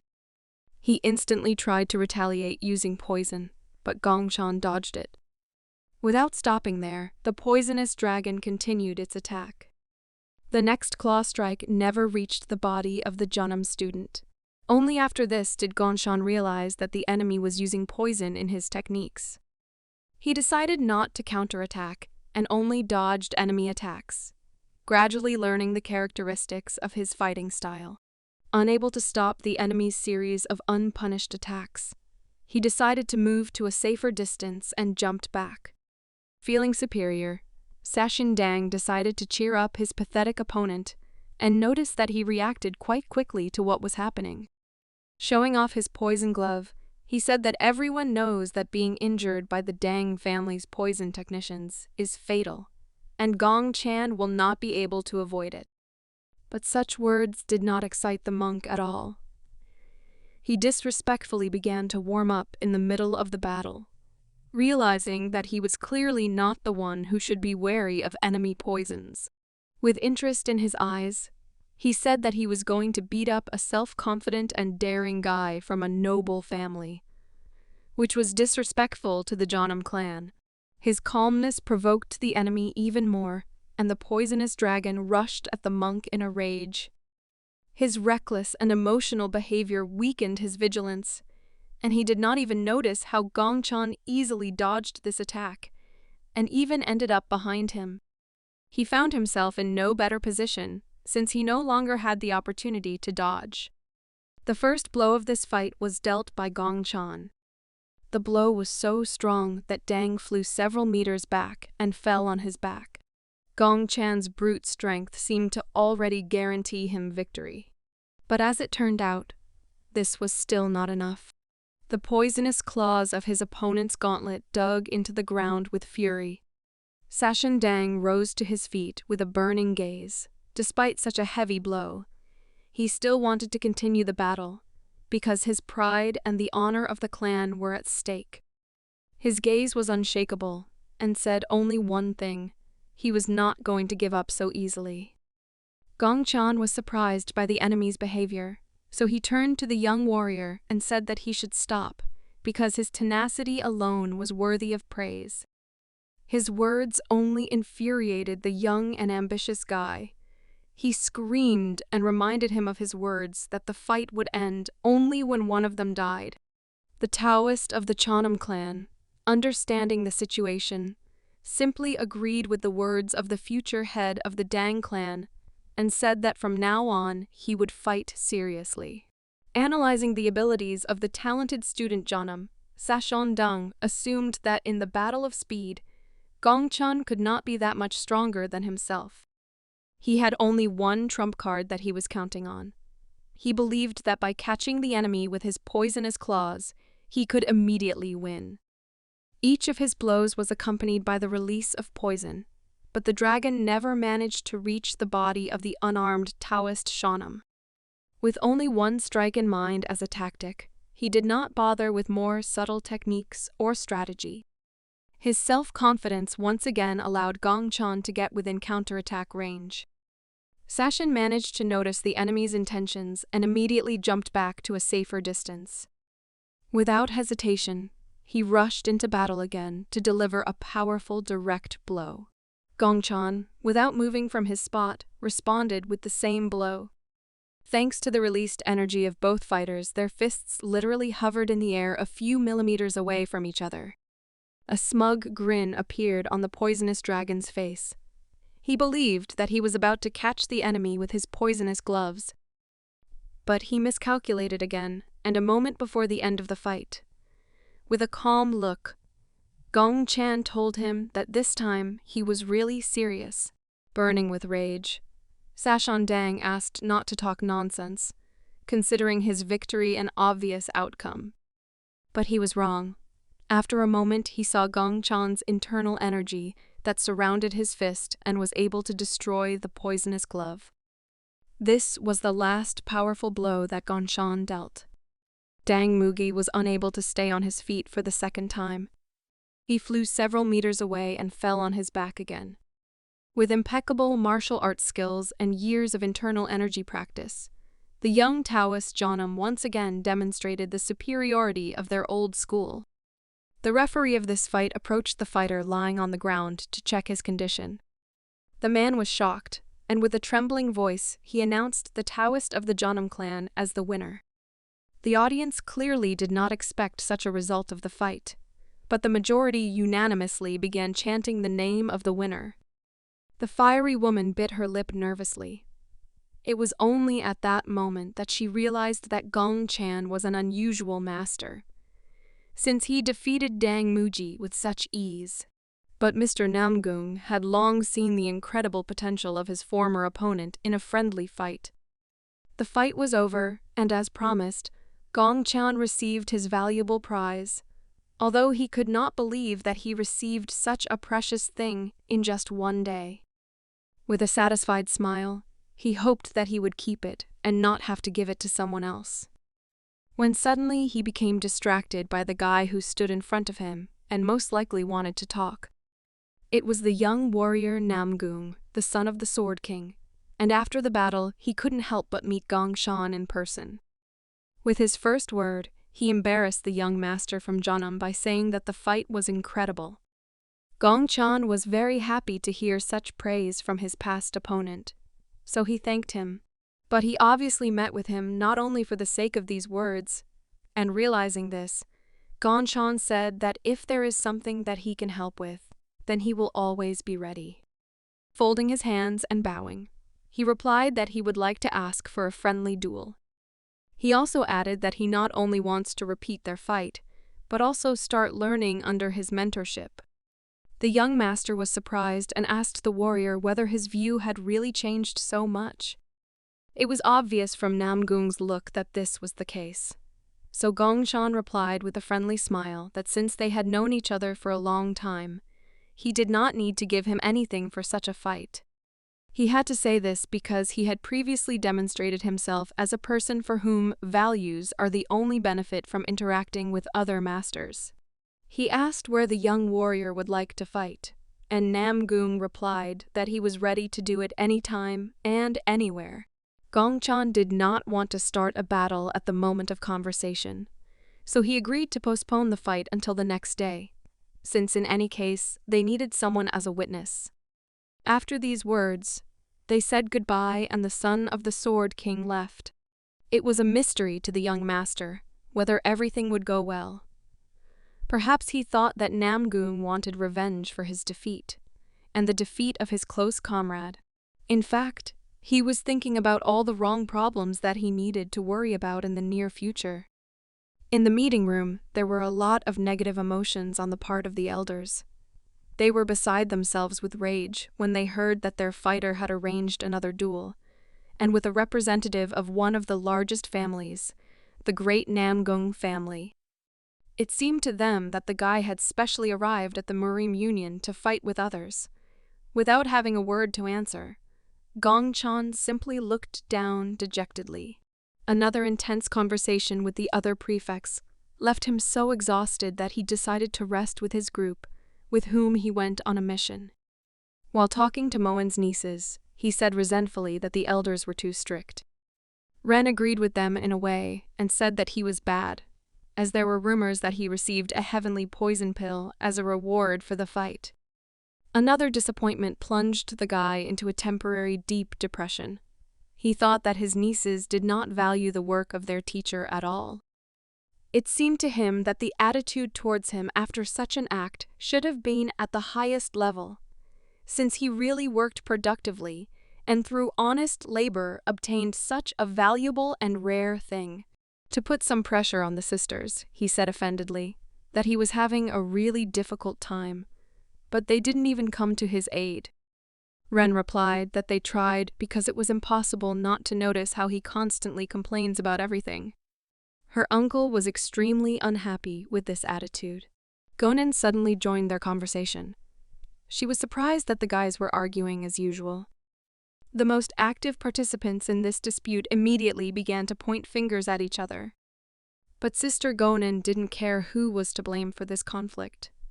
She, as a more reasonable and mature girl, asked them to stop this farce before no one saw it. Then she moved on to her question. She had already heard that her younger brother had a duel planned for the next day. Gong Chan said that he was really going to fight against the young warrior Namgung. As it turned out, she came with unexpected news. Their clan sent an order to Gong Chan's group to return home. This was quite logical for the young master, so he decided not to challenge this decision, since he had already taken part in the Murim Union meeting and had an excellent opportunity to learn a lot from other masters. He replied that he understood everything and agreed to return, but intended to collect his things just after the fight with his next opponent. The next morning, the time came for the battle, and Gong Chan, as planned, met with the young warrior Namgung. Without further ado, they both charged with swords in their hands. In this fight, both sides looked like they were equal in strength. At some point, Gong Chan even felt some superiority in strength on the part of the enemy. In fact, he even had to hit several times just to parry one of his blows. This time, the young warrior Namgung looked like a more serious opponent. It was obvious that his sword had become much heavier. The beginning of the battle was a battle of endurance. Despite the enemy's advantage in strength, Gong Chan was able to parry each blow several times for a long time. The audience was fed up with the spectacle, as after Gong Chan's recent fight with the Dang warrior, they were able to see Jonam's sword skills. It was hard for them to believe that the sword could be so fast, but at the same time it was hard not to notice how powerful the attacks of the Namgung warrior were. Avoiding a pointless long battle, Gong Chan jumped to a safer distance to analyze the enemy. Gong Chan was satisfied with his opponent's abilities, while Namgung understood that this battle would not be easy for him. Pausing for a moment, the talented fighter of the Junam clan noticed that his opponent had progressed a lot since their last meeting. According to the warrior Namgung, he only made a little progress, but he also noticed that Gong Chan had become stronger. They both seemed to have noticed the progress they've made since their last fight. Gong Chan suggested continuing and asked his opponent to show him everything he could do. The Sword King's son rushed to attack the opponent he truly admired. To him, Gong Chan looked so strong that he couldn't even hope to defeat him. But for the sake of his goal, he was ready to give it his all, despite the result of the fight. The experience he would gain in this fight would be priceless, and everyone understood that. Gongchan couldn't believe that Namgung had become so much stronger, because the mere presence of his internal energy made everything around him collapse, right before his eyes. Taoist Janam recognized the incredible fighting spirit of his opponent in the friendly duel. It was obvious how he was trying to suppress the surrounding area, in order to prevent Gongchan from using some techniques. The shocked audience couldn't believe what they were watching. This was the technique of the imperial sword, and it was incredible that at his age, the young warrior had already achieved such skill. Gongchan was not familiar with the assortment of techniques of the great Namgang family. But after hearing whispers about the technique of the imperial sword, everything fell into place for him. He realized that the enemy was able to improve this sword incredibly, because now it was definitely different from what he had heard. Having created ideal conditions for the duel, the young warrior turned to Gongchan and warned him that he would now begin to attack. Gongchan replied that he was ready to continue the fight, and also asked the enemy to show everything he was capable of. After these words, he began to release his internal energy. The young warrior Namgung had already rushed to attack when suddenly Gongchan's powerful technique was visualized on the battlefield, which took him by surprise. The spectators were shocked for the second time. In a friendly duel, they were able to see the legendary technique of the Janam clan, namely the conquering sword of Zhonghua. The Sword King's son's plans changed dramatically. He didn't expect his opponent to resort to this technique so early.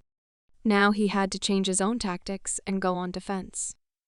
Gongchan was much more experienced. Remembering his fight with the Lord of the Occultists, he decided to use his tactics and began a battle to attrition the enemy. An incredible number of blades flying towards the son of the leader of the Union did not allow him to relax. He had to fight off the endless attacks of the subduing sword Kanavan performed by Taoist Janam. Despite the young master's determination and tenacity, there was no end to the spiritual blades. Over time, it became harder and harder to resist. At one point, he was unable to stop the swords at a safe distance, and therefore had to parry them at point-blank range. He understood that if he did nothing, then soon he would not be able to keep up with the attacks of his future mentor. It looks like Gongchan decided to teach his opponent a lesson, showing that even constant use of one technique can lead you to victory if you surpass your opponent in terms of endurance and speed. The audience began to scream in admiration. Before their eyes, the shape of the imperial sword of the warrior of the great Namgang clan began to disappear. The superiority of the Janam sect's sword was hard to deny. The pressure from the young monk brought his opponent closer to the edge of the arena. Looking at the enemy, everything became obvious to the Namgung warrior. Gongchan's superiority was simply undeniable. The guy continued the battle without any tension. Within a moment, the imperial sword technique was exhausted. The young warrior Namgung could no longer continue to resist, so he decided to accept defeat. Gongchan breathed a sigh of relief. In fact, he did not expect his opponent to be so persistent. The son of the Sword King respectfully folded his hands in front of him and thanked his comrade for this duel, saying that he managed to learn a lot. With a friendly smile, Gongchan replied that it was truly a great fight, and he would look forward to doing it again in the future. Despite the incredible efforts of the young warrior Namgung, without even budging, Gongchan deservedly won this friendly duel. In the evening of the same day, Gongchan and his sisters had already packed their things and were ready to return home. But unexpected guests were waiting for them outside the door. The emotional Ren and Gongchan simply froze in place in surprise. In front of them was a huge crowd of new fans of the famous Taoist of the Shanam clan. They called him the Master of Life and Death, begged him to spend some time to talk, and even offered him marriage with his clan. Sister Gonan noticed that Gongchan's popularity was no longer some kind of joke. In response, the guy only laughed in confusion. The hermit monk probably regretted that, for the sake of his goals, he became such an attractive person. because now he had to deal with fans who had no end. Still, they managed to break away from the fans, and Gongchan and his team went home to Jeonnam Fortress on a cart. Returning home, the hermit monk admitted that it was very tiring for him to meet so many people. And his popularity also had its downsides. The eldest niece reassured her uncle by saying that this kind of thing was very important for the growth of their clan. The guy replied that he was aware of this approach, and therefore gave the best performance for such an influential audience from the entire Murim Union. Being the daughter of a large family, Yan advised him to refrain from such words. Otherwise, he might lose his face and other masters would treat him with caution. But the young master had a completely different attitude, so he said that when a warrior becomes strong enough, everyone begins to treat him just as well. But Yang did not agree with his words, and replied that there is nothing more unsightly than a classless master. Her pride put the guy in an awkward position, and he answered offendedly that he expected such words from a descendant of the great Mirong family. Such an impudent speech brought the girl to her senses, and with a serious look, she asked her uncle to watch his words. This tension in the cart made everyone present feel uneasy. Gonan's more reasonable and mature sister asked her younger brother to immediately apologize to his niece.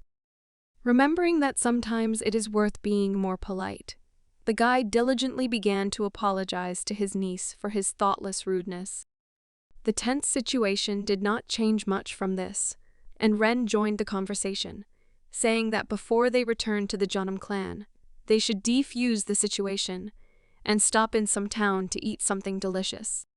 Confused, Gongchan saw hope in this proposal and asked where a suitable place might be. The younger sister suggested stopping in the Yangtze, where she saw a good restaurant. With a smile on his face and relief, the guide turned to the driver and asked him to change the route a little.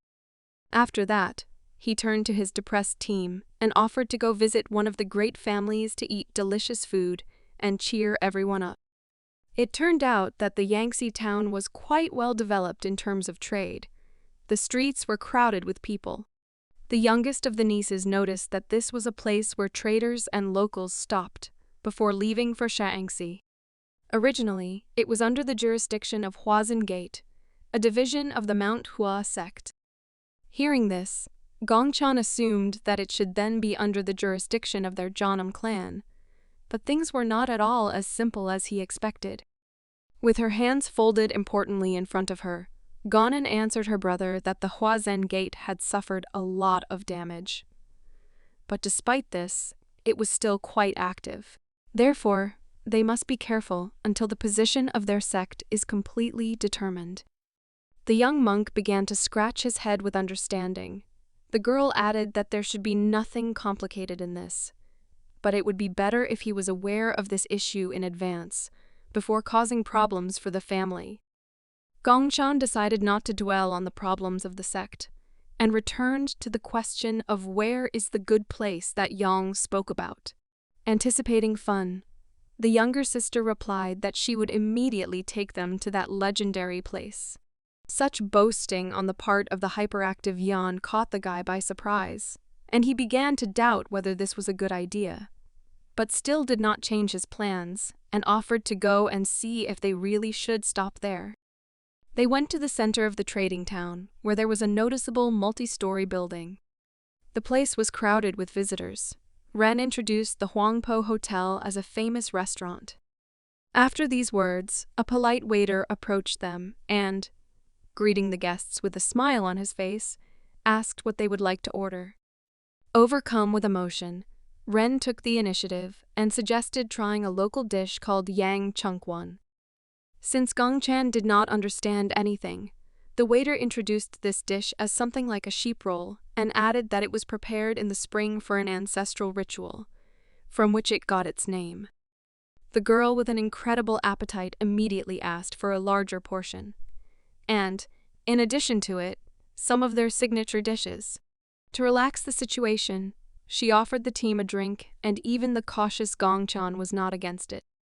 Hearing support from her comrades, Yan added 3 more bottles of liquor to her order, which goes very well with the recently mentioned sheep role. Gongchan was surprised by such proactive behavior of his hyperactive niece, and noticed that she really takes what she eats seriously.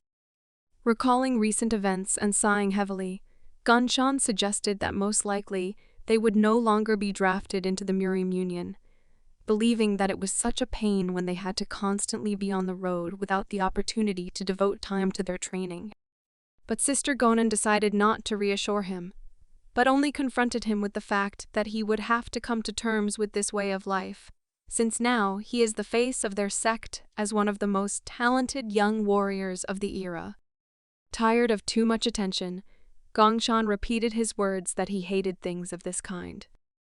Ren joined the conversation again, dissatisfied with the behavior of her irresponsible mentor. The girl turned to her uncle and asked him to give himself at least a little dignity. The guy began to bow deeply for the second time that day, apologizing for his inappropriate behavior. After that, their order was brought to them. The rolls looked very appetizing, and everyone immediately pounced on the deliciousness. The most active members of the team immediately recognized the unsurpassed local dish. Ren started eating the delicious food and immediately realized that she had made the right choice. She was overwhelmed with feelings from such an incredible combination of lamb and aromatic vegetables. It seemed to her that the juice was exploding in her mouth, and a real feast was beginning inside. She was truly glad that they stopped in the Yangtze. Her sister also calmed down and enjoyed the incredible delicacy. While everyone was enjoying a delicious lunch, Gongchan noticed something unexpected. His surprise was noticed by his youngest niece, and immediately asked if everything was okay with him. It turned out that the guy felt the presence of powerful energy inside this establishment, which came from 3 strangers. It was definitely a dark energy, and the most gloating came from the old man who stood in the middle of an unfamiliar group of visitors. After analyzing his feelings, Gongchan realized that next to them was a master of the dark arts, and he, at least, was at the level of lightning, which was previously called the natural level of energy mastery. Gongchan asked his companions to be on guard, since that mysterious man was obviously not a simple spellcaster. Not wanting to create new problems for himself, the guy with a smile on his face called the waiter and asked for the bill for the meal. Leaving the hall, his team had to meet the gaze of strangers whom they were not very happy with. Gongchang was worried that those people were obviously from the Hawazin Gate, and if a conflict arose, fighting them in this place could cause serious harm to all the visitors. As he passed by, he hoped that no attention would be paid to them, and that a conflict would not arise. But the old wolf could not miss the feeling that arose from the presence of the young hermit monk. He turned around and looked at the backs of the Junam team, which caught his attention. Meanwhile, the same polite and smiling waiter approached them, saying that he had prepared their seats and was ready to take them to the table. But the master of the dark arts did not listen to him at all. He looked towards the exit, where Taoist Chanam and his team were directed. His companions were concerned about the senior master's strange behavior, but the mysterious man asked them not to pay attention to it. But in reality, he was filled with anger. The Dark Caster mentally promised the Janam clan that this time he would not let them go. While in the carriage, Gongchan breathed a sigh of relief, believing that all the troubles were over, and they managed to avoid a collision with the mysterious spellcaster. He turned to his companions and said that he could not believe that he would meet a man who had trained his dark art to the level of enlightenment. He admitted that he was so nervous that it even made his stomach hurt. His words made Ren laugh, and she noticed that most likely he was not nervous, but simply scared. The proud warrior could not accept these words and immediately became indignant, after which another argument began. Upon returning to the Shanam clan fortress, the young hermit monk could not stop thinking about that meeting in the Yangtze restaurant. Even with a fairly advanced intelligence network, they were still unable to find anything about the mysterious old man he had to face. He was also haunted by the fact that the stranger had a high level of internal energy, and more precisely, he was a master of the level of enlightenment. The even more frightening fact was that he had reached this level by practicing dark martial arts techniques. Such an enemy on the horizon caused real concern in the guy. With a serious expression on his face, he realized that he no longer had time to hesitate, because this was not a problem that he could solve on his own alone. Gongchan came to the conclusion that he could only relax when their Jeonnam clan became even stronger. This time, he would have to think carefully about how to make the clan even stronger this time. This was the stage when he would have to return to his memories from his past life, believing that that experience had helped him out more than once after rebirth. First of all, he went to meet his teacher, who, as always, pleasantly hosted him over a cup of tea. From that moment on, he understood that he would have to talk more responsibly and carefully, because the first phrase of his mentor was to mention the situation within the Murim Union, where Gongchan took quite risky actions for the sake of money. In his defense, the monk replied that he also remembers that obsession with money is a direct path to death, but on the other hand, he believes that their clan is already facing a crisis due to their own traditions. He was talking about the incredible waste of money after the fall of the Manhwa sect.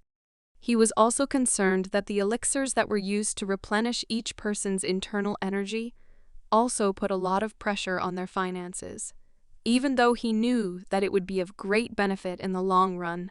But for him, all this seemed useless if they could not overcome the crisis that would overtake them in the near future.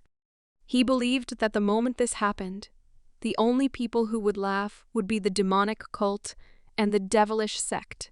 Teacher Chun Jin agreed with his student's words, but clarified that there was something he was missing. He was worried about how Gongchan was going to make money and whether it would be harmful to the reputation of the entire sect. As it turned out, Gongchan was already thinking about how he could be useful. He believed that the big problem in this world is the issue of health, since this is what the needy and sick lack most. Therefore, he suggested that medicinal herbs are sometimes even more valuable than doctors, and after an already rare herb crosses the continent, it will be sold at a price that ordinary people will not even dream of. His idea was to take responsibility for all drug production and distribution networks. The monks stated that if they could grow it and sell it directly at a low price, then it would certainly help them solve their financial problem, and, moreover, increase the influence of the A clan throughout Kanho. Teacher Chun Jin admitted that this idea looked good, and it would be great if they could implement such a plan. Still, they could not make a decision so abruptly, since they still had many worries that would be worth setting aside free time for. Gongchan replied that he understood everything perfectly, but continued to pour out a bunch of his ideas on how to solve the financial crisis of the clan. His stream of thoughts out loud was greatly loaded by Chun Jin, and the man did not know when it would end.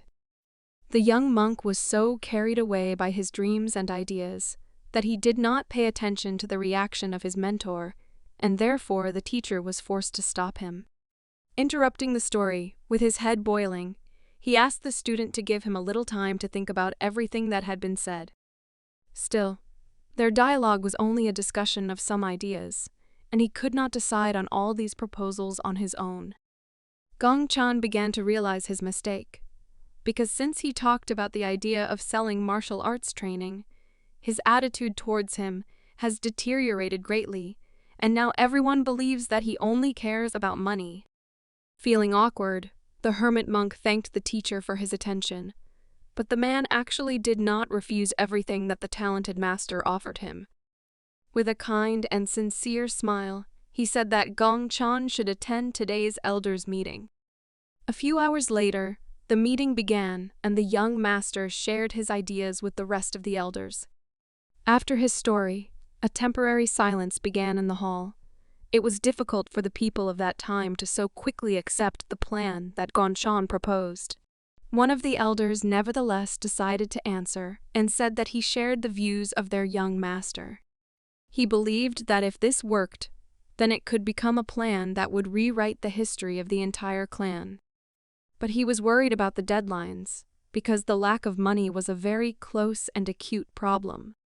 Gongchan responded in his defense that he was focused primarily on the final goal. He, like no one else, knew that financial problems spare no one, and even despite the rich history of the clan, it could fall only because of money problems. The elders were puzzled by his words, so the guy decided to explain this in more detail. As an example, he said that he had a lot of first-class martial arts in his mind, and if they sold them on the black market, then everyone would earn at least thousands of gold taels. Everyone was shocked by the young master's intentions. He was going to refine the techniques and sell them to small and medium-sized martial arts sects. Analyzing the market, he decided that the exception would be devilish sects and demonic cults. Moreover, if they could exchange with other clans on a friendly basis, then they would even be able to enlist their support, including financial. One of the puzzled old men interrupted the young Taoist's speech, for fear that this might become an unbearable burden for the rest of the clans. Moreover, he was afraid that their customers would be hesitant knowing how openly they were selling martial arts. Rising from the table, Gongchan demonstrated that he had already thought of a solution to the problem of trust on the part of their future customers. He stated with a smile that while studying martial arts, he would visit his partner sect as part of the paid deal. In addition to the weight of his name, he believed that if they personally saw the martial arts power they could obtain, they would have no choice but to believe in the deal.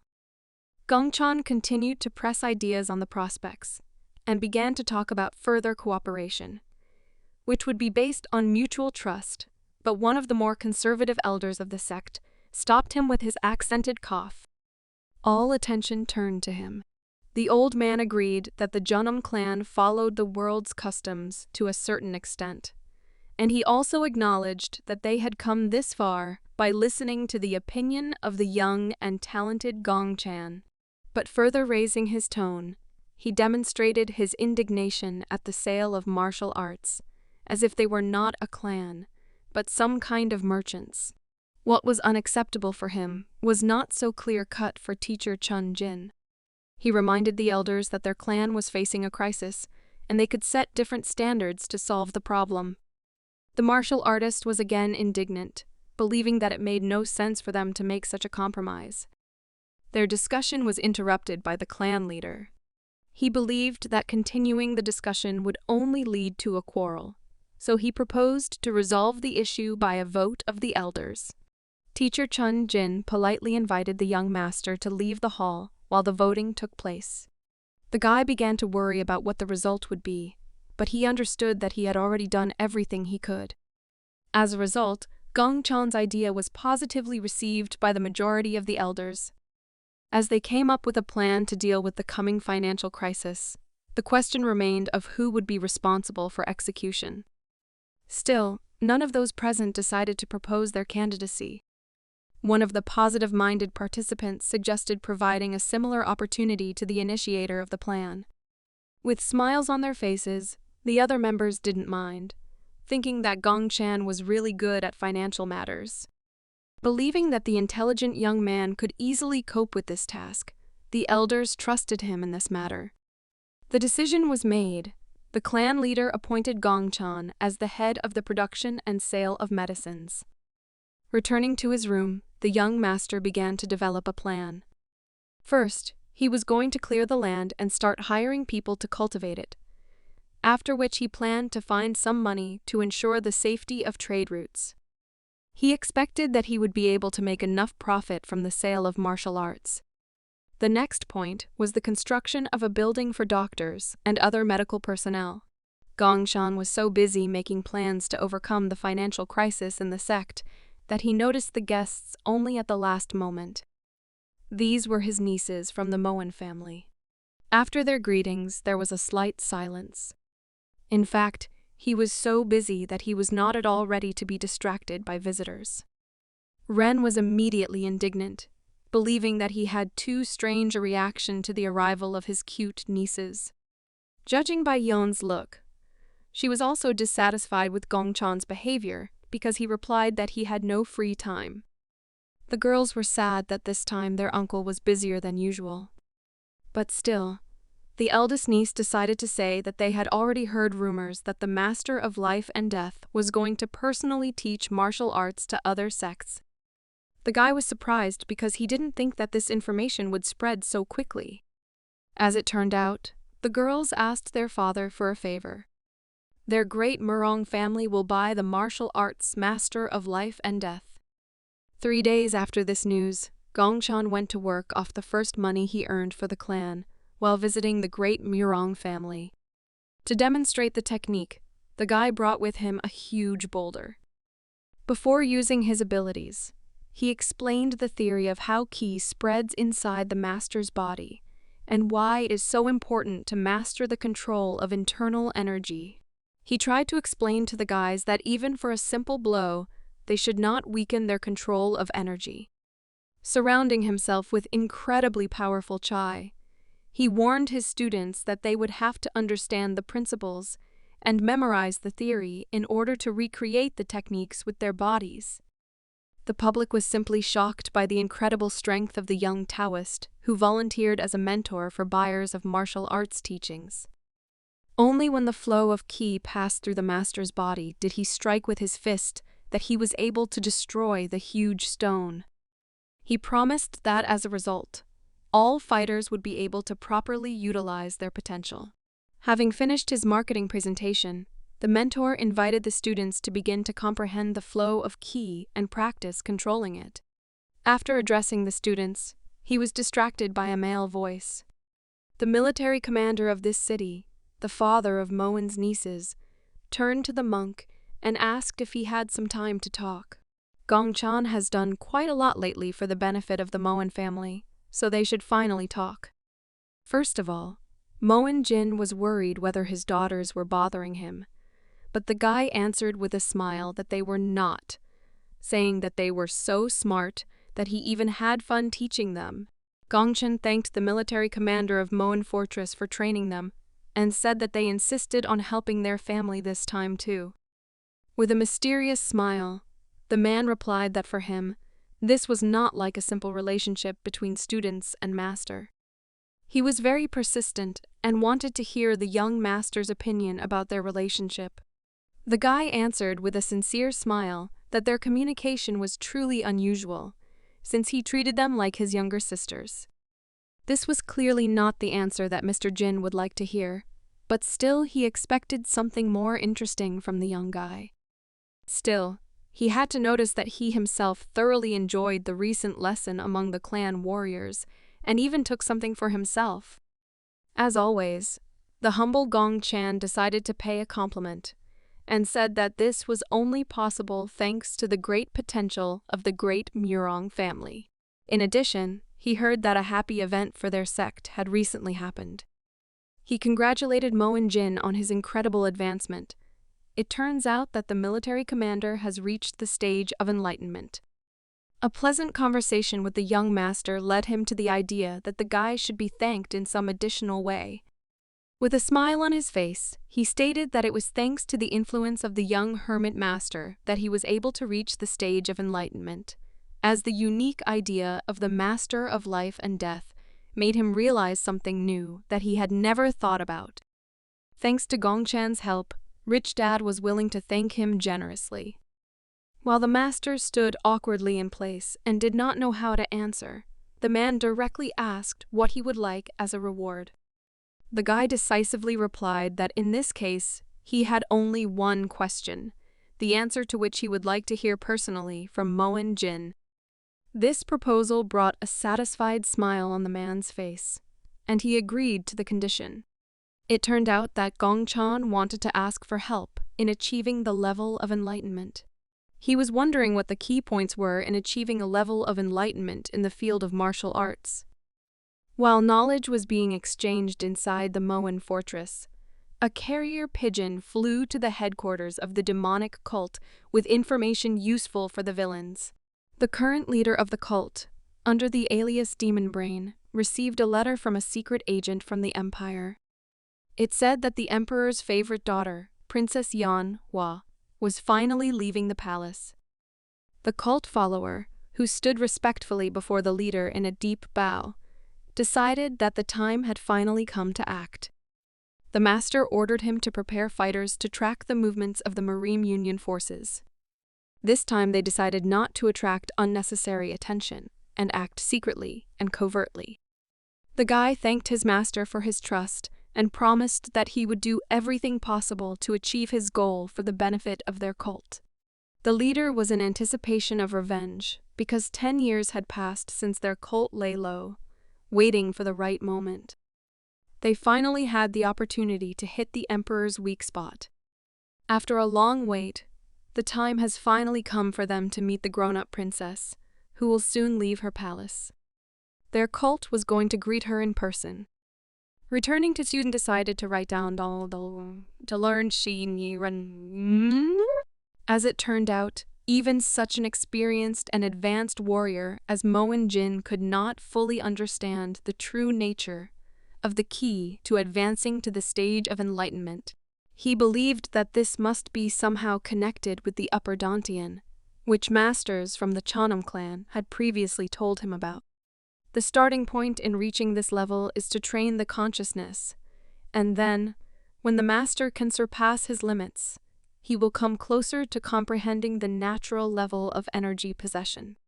First of all, Gongchan set himself the goal of bringing consciousness to the limit of possibilities. It's been 10 days since he completely focused on work without rest or sleep. From fatigue, his head ached as if it was ready to explode at any moment. But it seemed to him that he was on the right path and the development of his consciousness was almost at its limit. His training turned out to be completing paperwork for a medical business.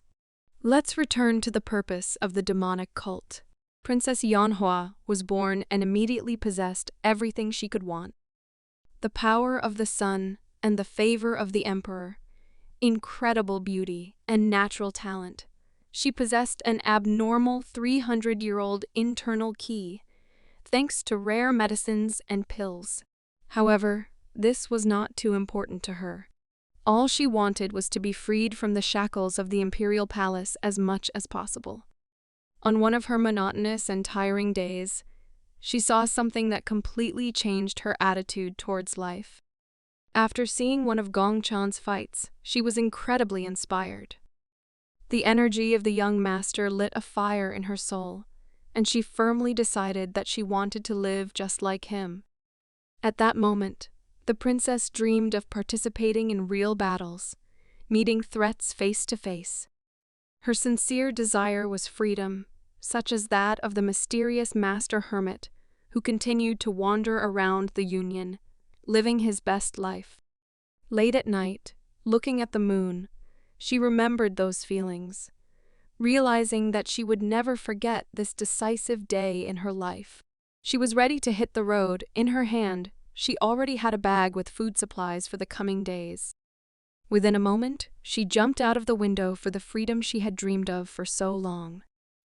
Some mysterious Kanoshi saw this. The news that the princess had left her fortress had already reached the Devil Blood faction. The leader of the Devil Blood faction, Salma Kenshin, ordered to find her and bring her back alive at any cost. His plan was to brainwash her using their secret dark arts. His advisor, who stood respectfully with a bow, agreed with the order. The master of the dark faction asked not to neglect her abilities, and therefore left these concerns to his 3 dragons of devilish blood. But the advisor told his lord that most likely this would not be enough. He respectfully asked to send 5 dark dragon swords along with the 3 fighters. The leader was surprised by his advisor's fears, as he believed that she was not that strong. First of all, he thought that the old man was worried about what happened to their crazy blood squad after meeting with the young Taoist of the Shanam clan. In reality, the man's excuse was that he was simply trying to avoid the possibility of failure entirely. The gentleman decided to listen to his advisor's proposal and gave the order to also send 5 dark dragon swords, after which he declared that they would destroy anyone who dared to stand in their way. Salma Kenshin was confident in his abilities for a reason, because the three dragons of devilish blood are absolute masters secretly raised by a bloody cult. Each of them is a monster that has already reached the stage of enlightenment. At the same time, the 5 dark dragon swords were also a huge threat, because each of them is an elite spy that was carefully selected by the bloody cult. All of them achieved a level of transcendence, while at the same time developing incredible abilities for assassination and stealth. It was a truly overwhelming force that could wipe out 1 or 2 clans in just one night. This time, he had no fears in case Taoist Gongchan spoke out against them again. After all, now he will simply take this opportunity and get rid of it in order to avoid problems in the future. The demonic cult also knew about this operation and had already obtained the location of Princess Yan Hua. According to their information, the Devil Blood faction had begun to move, and this meant that their move should be next. With a smug laugh, he said that all they could do was wait for the Murium Union to respond. Meanwhile, with a plan in hand, his advisor stood in shock after learning how large an army his master had prepared for this campaign. He justified his decision by saying that he was not going to make another mistake by underestimating the strength of the alliance. Moreover, the Devilish Blood faction also resorted to using its best resources. For the sake of an advantage in the confrontation, he was willing to put in a lot of effort. Standing in front of the huge army, he was sure that with all these forces moving to meet the princess, they had nothing to worry about. While the whole world was on the verge of clashes between powerful armies of the forces of good and evil, Gongchan and his student went to an expensive restaurant. Weihua was worried about whether it was normal for them to visit such expensive restaurants, but the guy reassured her by saying that they had completed an important task, and in order to celebrate their success, they should do it beautifully. He trusted that the head of finance could take care of everything else, while he allowed himself a little break. After such comforting words, the already calm Vikva reached for the tasty treat. Gongchan showed special concern for her and asked if there was anything she would like to do in the near future. The young student followed him wherever he went, and so he decided this time to visit the place that she would like to visit. He asked her not to be shy, so Viwa thought seriously. Her voice began to tremble, because it was hard for her to admit a desire that no one else knew about. In fact, she dreamed of meeting her mother. Gongchan understood her sadness like no one else, and therefore immediately inquired about her former place of residence. Y is from Exion, and this was great news for the young master. He suggested that she immediately go to visit her mother. The young student was stunned by such a sudden proposal. After realizing this possibility, she agreed to the proposal and smiled sincerely. While Gongchan was looking for an excuse to take time off from work, rumors about the actions of enemies had already appeared in the Murium Alliance. The alliance's military advisor, Jagal Chunmun, was surprised by the highly unusual movements of the Kanho underground world. He was worried about the appearance of a large number of strong masters about whom they knew absolutely nothing. At first glance, it might seem that they were acting chaotically, and that an experienced warrior already understood that they definitely had the same goal. The neat and precise movements of the spies were only confirmation that they were killers sent by the demonic brain. He didn't know exactly why the demonic cult, which was under special supervision, sent them inside the empire. But whatever their goal, he knew for sure that they would never allow them to achieve what they wanted. A minute later, he was distracted by one of his charges. He came to bring the report that his master asked him to draw up. He marked on the map the expected movements of the suspicious people mentioned earlier. The commander eagerly looked at the map to see the answers to his questions. What he understood from the information given was a surprise to him. He realized that dangerous strangers were heading to the same place where his daughter had gone. The matter was immediate, and therefore he immediately gave the order to gather all capable warriors and send them to a place where the enemy troops were expected to unite. He also asked that a messenger be sent to Exian to warn his daughter of the impending danger. Meanwhile, a mysterious master, about whom no one here knew, was calmly walking along one of the streets of the city of Exian. He was extremely dissatisfied with the sweet that he bought on the way, because in his opinion, it didn't taste very good. This was not strange. The master admitted that, as expected, there was no one in the city who could compare with the chefs from her home palace. It was only a slight disappointment that could not change her mind about escaping. This mysterious person who was hiding under the guise of an energetic young man was none other than Princess Yanhua, who had escaped from her palace. With the thousand-face transformation technique, which she learned in the secret library of the imperial palace, she was able to avoid unnecessary attention. She transformed herself into a handsome young man by controlling her muscles and bones. Her dream began to come true, but nothing interesting happened on the streets of the city. At one point, she noticed a cart that seemed familiar to her. She was sure that she belonged to the Jegal family. She had no idea what the Jegal family had forgotten in the city, but it was clear that something fun was planned. The carriage actually belonged to the previously mentioned family, and inside it was one of the clan's daughters.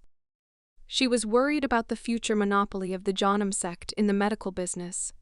She understood that if they left them alone, then this entire territory would fall into their hands. Moreover, the Marim Alliance has been focusing all its attention on tracking down the evil factions, and therefore they cannot afford to pay attention to places like Exian. She came all this way in order to get at least a little useful information about what is happening in the world.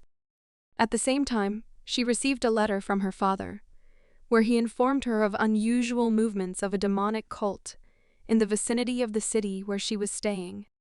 His concern was not a joke, because he wrote that he had sent several strong warriors to her under her leadership in case she was in danger.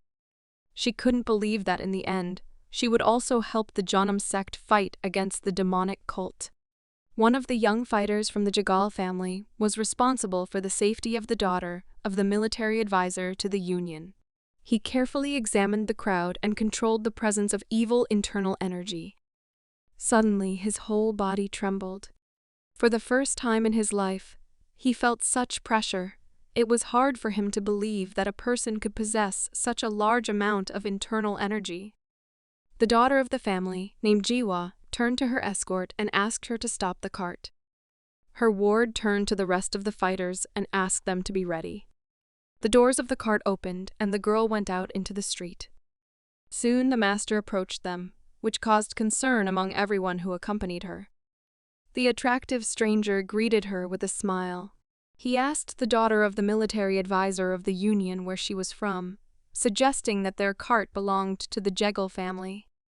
The pressure of being next to such a strong master did not give the girl peace. She was afraid that this welcoming stranger might be the master of the demonic cult that her father had warned her about. The polite, handsome young man introduced himself as Hua Yunji, the current head of the Wutong clan. He said that he came to this place as soon as he saw the carriage of the great Jegal family, because he wanted to see if he could make new friends. With a smile on her face, Jegal Jiwa replied that this meeting was unexpected for her, but very pleasant. She admitted that she had heard that the Hua Yunji clan was a mysterious clan with a tradition of passing on their martial arts to only one successor. She also assumed that about 200 years had passed since their last appearance.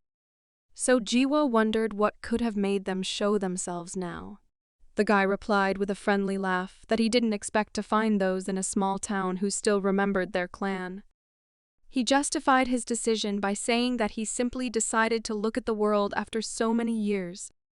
Mrs. Jegal was surprised, because in her opinion, Ixian is not the place to look for adventure. Hua Yunji admitted that he was actually on his way to the Janam clan fortress. This answer was quite unexpected. Jiwa admitted that she was actually passing through the city, as she was also heading to Janam. A young warrior from a mysterious clan asked if he could join them in this case. With this question, he greatly strained the entire convoy. The military commander's daughter was also a little puzzled. The mysterious stranger with an incredible amount of internal energy was not even afraid of their great family. Still, she had no other choice, and so she simply agreed to the proposal. With a smile on her face, Jiwa admitted that she was glad to meet someone with whom she could talk during the long journey. To add some variety to the day's plans, Hwayuji offered to treat the lady to lunch to express his gratitude. Jiwa thanked the stranger for the offer. After this, Yuji decided to go in search of the best establishment in this small and unremarkable city. Still, the Jiggle family's convoy was on guard. The young fighter understood that all the stranger's words were just a lie. He was worried whether their mistress had acted correctly when she agreed to this proposal. The girl still wasn't sure if she could trust this mysterious man. But in any case, she had no chance of resisting. At the same time, in another part of the city, Vihwa was finally able to meet her mother. On her face, there was sincere joy at the meeting that he had been looking forward to for so long. Her mentor was pleased to see her so happy. If he had known that this would happen, he would have brought her to meet her mother much earlier.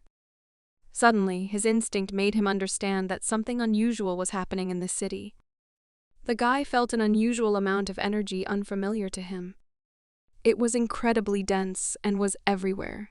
Using energy control, he began searching for the person who could heighten his senses so much. Among the people he had known for a long time, Mrs. Desagle was here. Next to her was an unfamiliar young man whose amount of internal energy was at an incredible level. In addition, in the forest near the city, there were 3 more mysterious strangers whom he had not noticed before. It was obvious that the situation was serious and something could happen soon. Handing forward a bag of supplies to his student, he invited her to go into the house first. Gongchan said that he was going to go to the store for a while, so he asked the student to take good care of her mother. The girl thanked him for the opportunity to meet the person dearest to her, and said that she would look forward to the return of her mentor. After these words, Gongchan turned around and walked towards the city center. The amount of incredibly powerful energy in Exian was off the charts, and it gave him no peace. This small town was not at all the kind of place that could interest the craftsmen from the Marine Union. Because of this, he couldn't understand why so many incredible masters were heading to such a small town. While Gongchan went to find out what was going on, Yuji and Jiwa found a good place. By the time they entered the establishment, they were already being followed. The demonic cult spies could not understand the princess's intentions.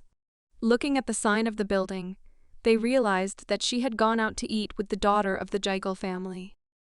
The 3 mysterious masters were looking forward to having fun. The guy in the purple kimono suggested that young Hua didn't even understand what situation she was in. After this, the young warrior turned around and, looking at the eldest fighter from their company, asked what they would do next.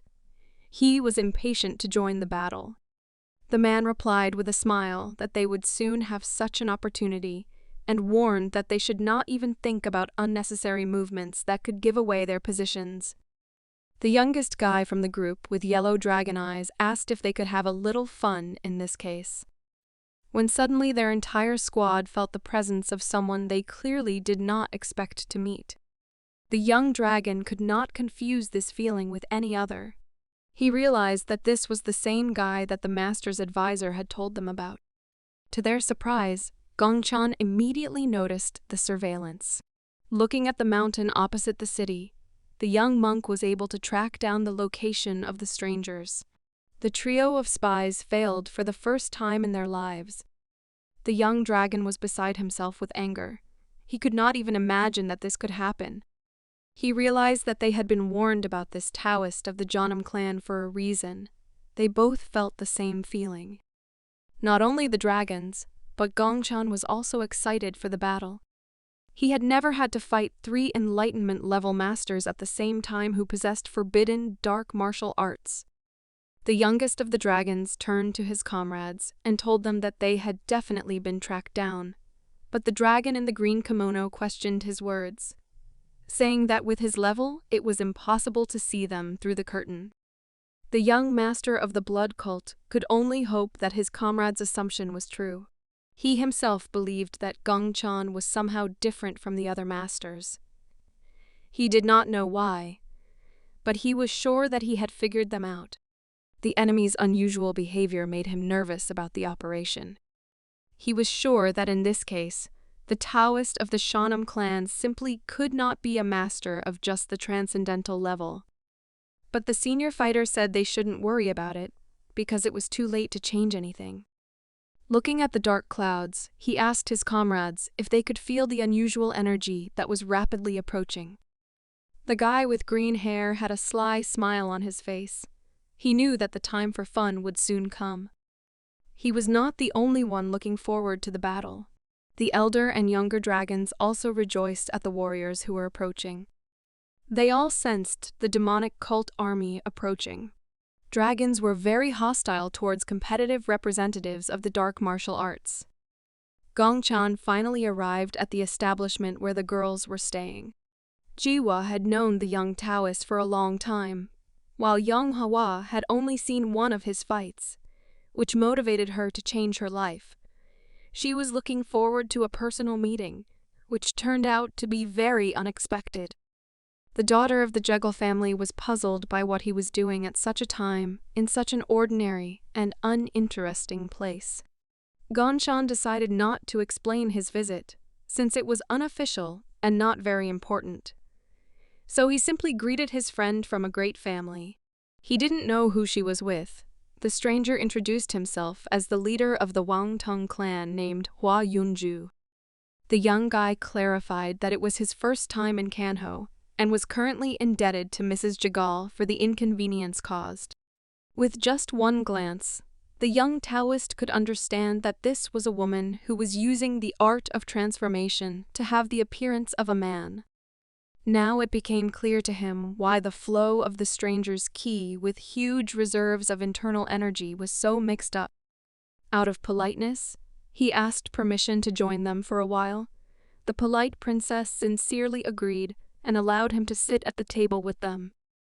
It was hard for her to hide the joy of this meeting. She could not believe that she would be able to meet her idol from the Janam clan so easily and unexpectedly. The daughter of the Jagal family asked how Gongchan was able to find out where they were. The guy replied, "He can feel the energy of a transcendental level master, even from a distance." This was amazing to Jiwa, because the monk said that he sensed the ki of the great Jeggle family, and because of this, he went to the meeting. As it turned out, thanks to his training, he became so fulfilled that he can now sense energy within a radius of 1,200 meters. But he also had to tell him that their ki was not the only thing that attracted his attention. The princess was surprised, because she did not manage to spot anyone else interesting. The hermit monk replied that murderers from a blood cult were hiding in the nearby hills. He also clarified that the 3 fighters that he managed to track down have a natural level of energy mastery. Their progress in learning martial arts is at the stage of enlightenment. With a serious look, he asked his companions if they knew anything about those who might be pursuing them. Jiwa replied that she had no idea what they forgot here. Gongchan assumed that they were aimed specifically at them. In addition, he clarified that he himself could not be a target, because on the way to Exian there was absolutely no trace of the killers behind him. The princess realized that in this case, a fight could not be avoided. Continuing to act out the role of the leader of the legendary clan, she said that she had been eager to meet the Enlightenment Stage Master for a long time. But she didn't even think about the fact that battles between fighters of their level could endanger the entire small town. He said that if they decided to take the fight inside Exian, then the entire city would be devastated by the consequences. The daughter of the great family asked the young master if he had any ideas on how to avoid such a worst-case scenario. Her behavior was strange for the daughter of an emperor. She could not believe that the young lady from the proud great Jigal family would leave the decision to an outside master. Looking at the door, Gongshan suggested leaving the restaurant as if nothing had happened.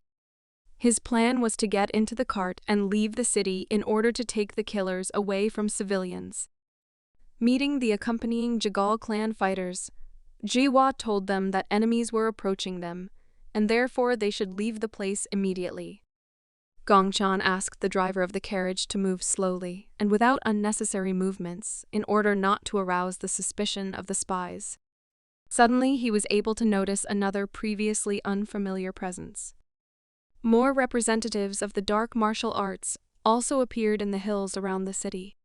The young monk did not expect this, but he told his companions that he suddenly began to feel the key of the devilish cult.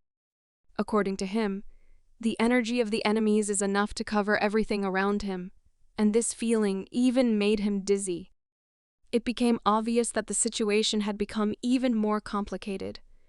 They were surrounded, and now they would definitely not be able to avoid battle.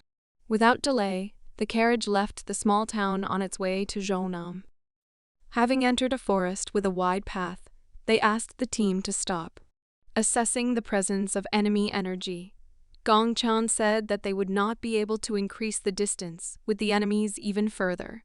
There were so many enemies that even Jiwa could notice the pressure. Gongshan offered to go outside with the leader of the Wangtong clan to guard the cart. While they were outside the carriage, the fighters of the Jigal family were ordered to make the structure in such a way that the carriage would be in the center. Everyone prepared to welcome uninvited guests. Jiwa took out all the necessary things to perform the magic ritual. Surrounding herself with incense, she began to concentrate on creating technology. A magic circle was drawn in front of her, which began to fill with her key energy. A thick fog began to spread around the cart. These were excellent conditions for taking the fight in the minority. Looking towards the forest, the commander of the demonic cult detachment realized that the guys from the Marim Union had decided to catch them in their trap.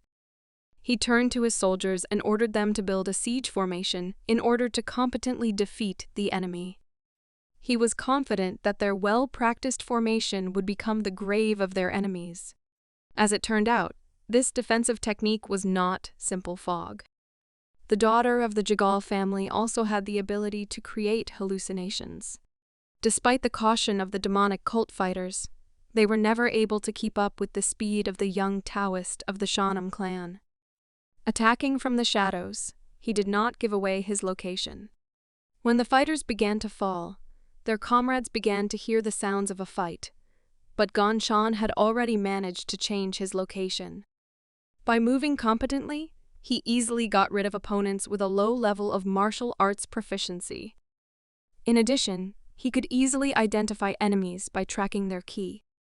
Picking up the sword of one of the fallen enemies, he threw it in the direction of the next enemy. With little difficulty, the occultist was able to fend off this attack, calling it a cheap trick. But Gongshan didn't really expect that this would be enough, so he also managed to close the distance with the enemy and got close to him. With one powerful blow, he got rid of another enemy fighter. The princess also had good spatial awareness and was also able to repel several enemy attacks. Turning to the cart, she asked her friend how long this protective fog would last. The daughter of the Jigal family replied that the fog would not clear until the cart was destroyed. This technique is the secret art of the Jigal family, which combines phantom illusion formation and disorienting fog formation. Even enlightened stage masters will not be able to find the way to the location of the cart. Realizing that this technique was expensive, Yang Ho replied that they should hurry up.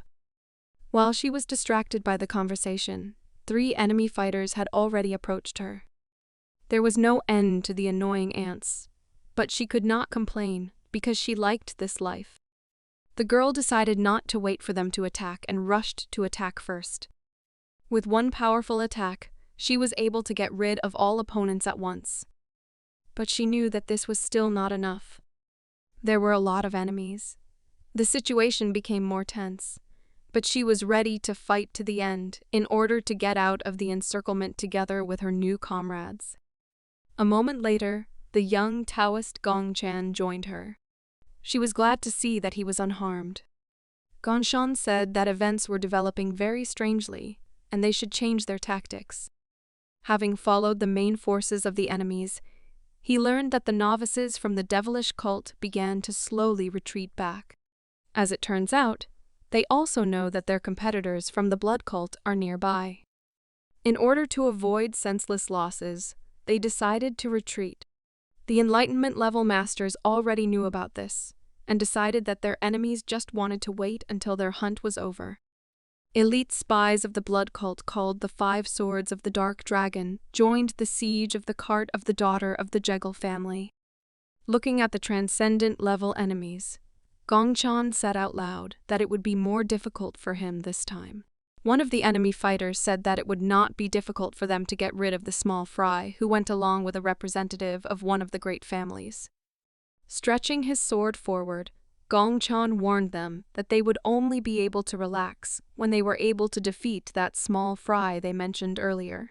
The young master's provocation, as usual, worked with unrealistic efficiency. He easily infuriated the enemy. Gongchan stood alone, and this seemed too suspicious for the killers. Before the start of the battle, they asked where the other fighters were. It is clear that they never heard the answer to their question. Despite this, the arrogant Five Dragon Swords fighter stated that their enemies would show up anyway right after he destroyed the enemy formation. Looking around, Gongchan realized that it would not be easy for him. As a true hermit, he was used to fighting alone, so as not to worry about the rest of his comrades. Earlier, he turned to the brave warriors accompanying the Jegal cart and asked them to take care of the rest.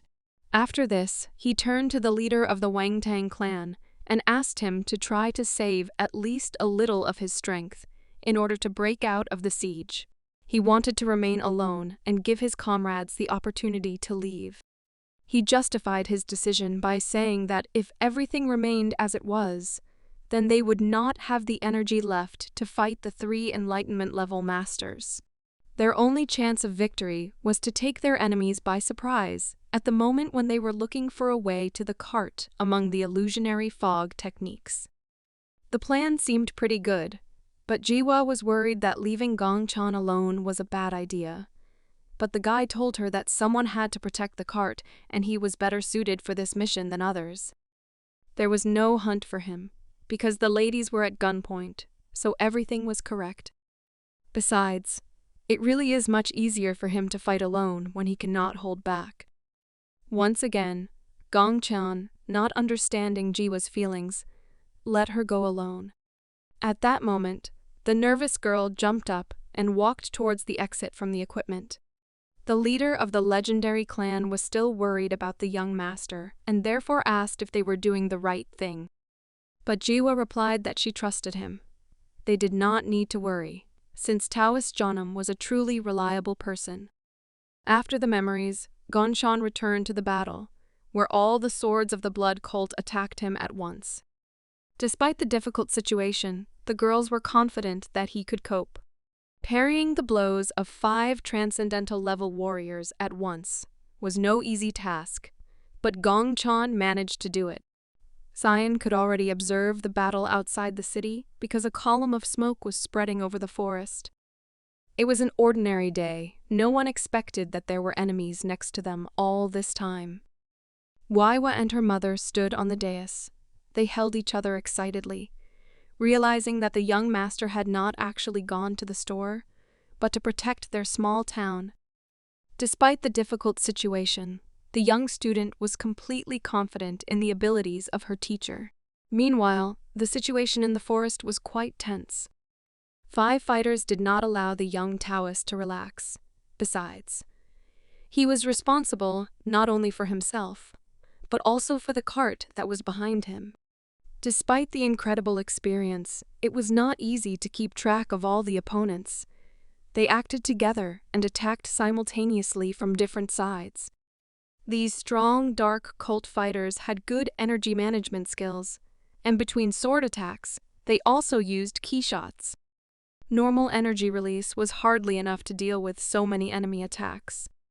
Gongchan decided to take it to another level and started using the Zanpakuh. With the help of the G-sword, he always easily dealt with opponents who pressed him in numbers. But these 5 fighters were different from his previous opponents. One of the swordsmen easily escaped the key thread of Gongchan's sword. Despite this, the guy still benefited from this blow, as he expanded his visibility area around the cart, cutting through the extra trees between which his enemies were maneuvering with one blow. After each attack, he was met by other members of the enemy squad, who had time to regroup and come up with a new method of attack. The 2 guys who were above the hermit monk began to release energy in order to make a shot. The joint attack had a much larger radius, which would have been difficult to defend against. Gongchan managed to jump away. First of all, he began to worry about the safety of the cart, since due to the constant pressure he did not have time to monitor whether there were any enemies near it. Due to the fact that the master was distracted, the enemies managed to regroup for the next attack. Their incredible speed could easily take even a master like Gongchan by surprise. While he was thinking about protecting his back, there were already 2 more fighters in front of him. Avoiding all enemy attacks was not an easy task. Meanwhile, the young master's comrades tried to escape. The daughter of the Jagal family calmed Yanhua and said that she knew where exactly the life gate formation was. They were already close, so they felt a little calmer. But on the other hand, the princess was not sure whether they would be able to break through the encirclement of enemies, because they were threatened not only by the fighters of the demonic cult, but also by 3 masters of the enlightenment level. Jaewa replied that there was no need to worry about this, because with them there were escort soldiers who had gotten out of similar situations more than once. Behind her were 2 transcendent-level masters, enough to protect her from several layers of surroundings. But at one point, her confidence came to an end just when the enemy appeared in front of her. This was the youngest fighter of the 3 dragons of the blood cult. He hid his incredible energy in order to prevent the enemy from discovering himself. Stretching his hand forward, he began to release the Chai energy before firing a powerful shot. The shocked girl could not do anything, but one of the escort masters managed to save her. The shot turned out to be so powerful that the dense forest did not interfere with it. Looking at his enemies lying on the ground, the young dragon said that this was a rather nice attempt to protect his mistress. He hoped to finish off her technique by killing her with one blow. The guy began to furiously complain that he was very annoyed by the fog of the Jegal family, because he did not allow them to calmly meet and have a decent battle. Despite his dissatisfaction, he stated that Jaewa made a big mistake when she gave them the opportunity to go inside. He believed that their team should have forced the enemies to walk around the equipment. The arrogant dragon believed that the daughter of a great family had only briefly delayed her death, and the death of the comrades who accompanied her to Chanam.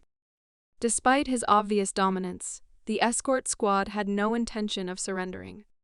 They found themselves in difficult situations many times, and always managed to find a way out. The fighters, accustomed to the illusory fog, rushed to the attack, using their numerical advantage. They didn't feel threatened as well as their mistress. Raising her trembling hand, she tried to stop her fighters to prevent unexpected losses. But her trembling voice could not convince her comrades. It was too late. With a terrifying smile on his face, the Enlightenment level master from the blood cult got rid of all the fighters in a matter of seconds. Shiwa couldn't believe what happened to her trusted fighters. All that was left of them were their swords, their blades pointed at the ground.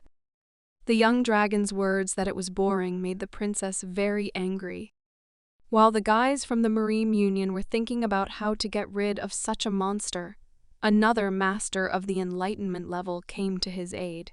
The guy in the green kimono turned to the younger dragon named Bu Quan and asked him not to be so arrogant, because he again silently left alone without warning his team.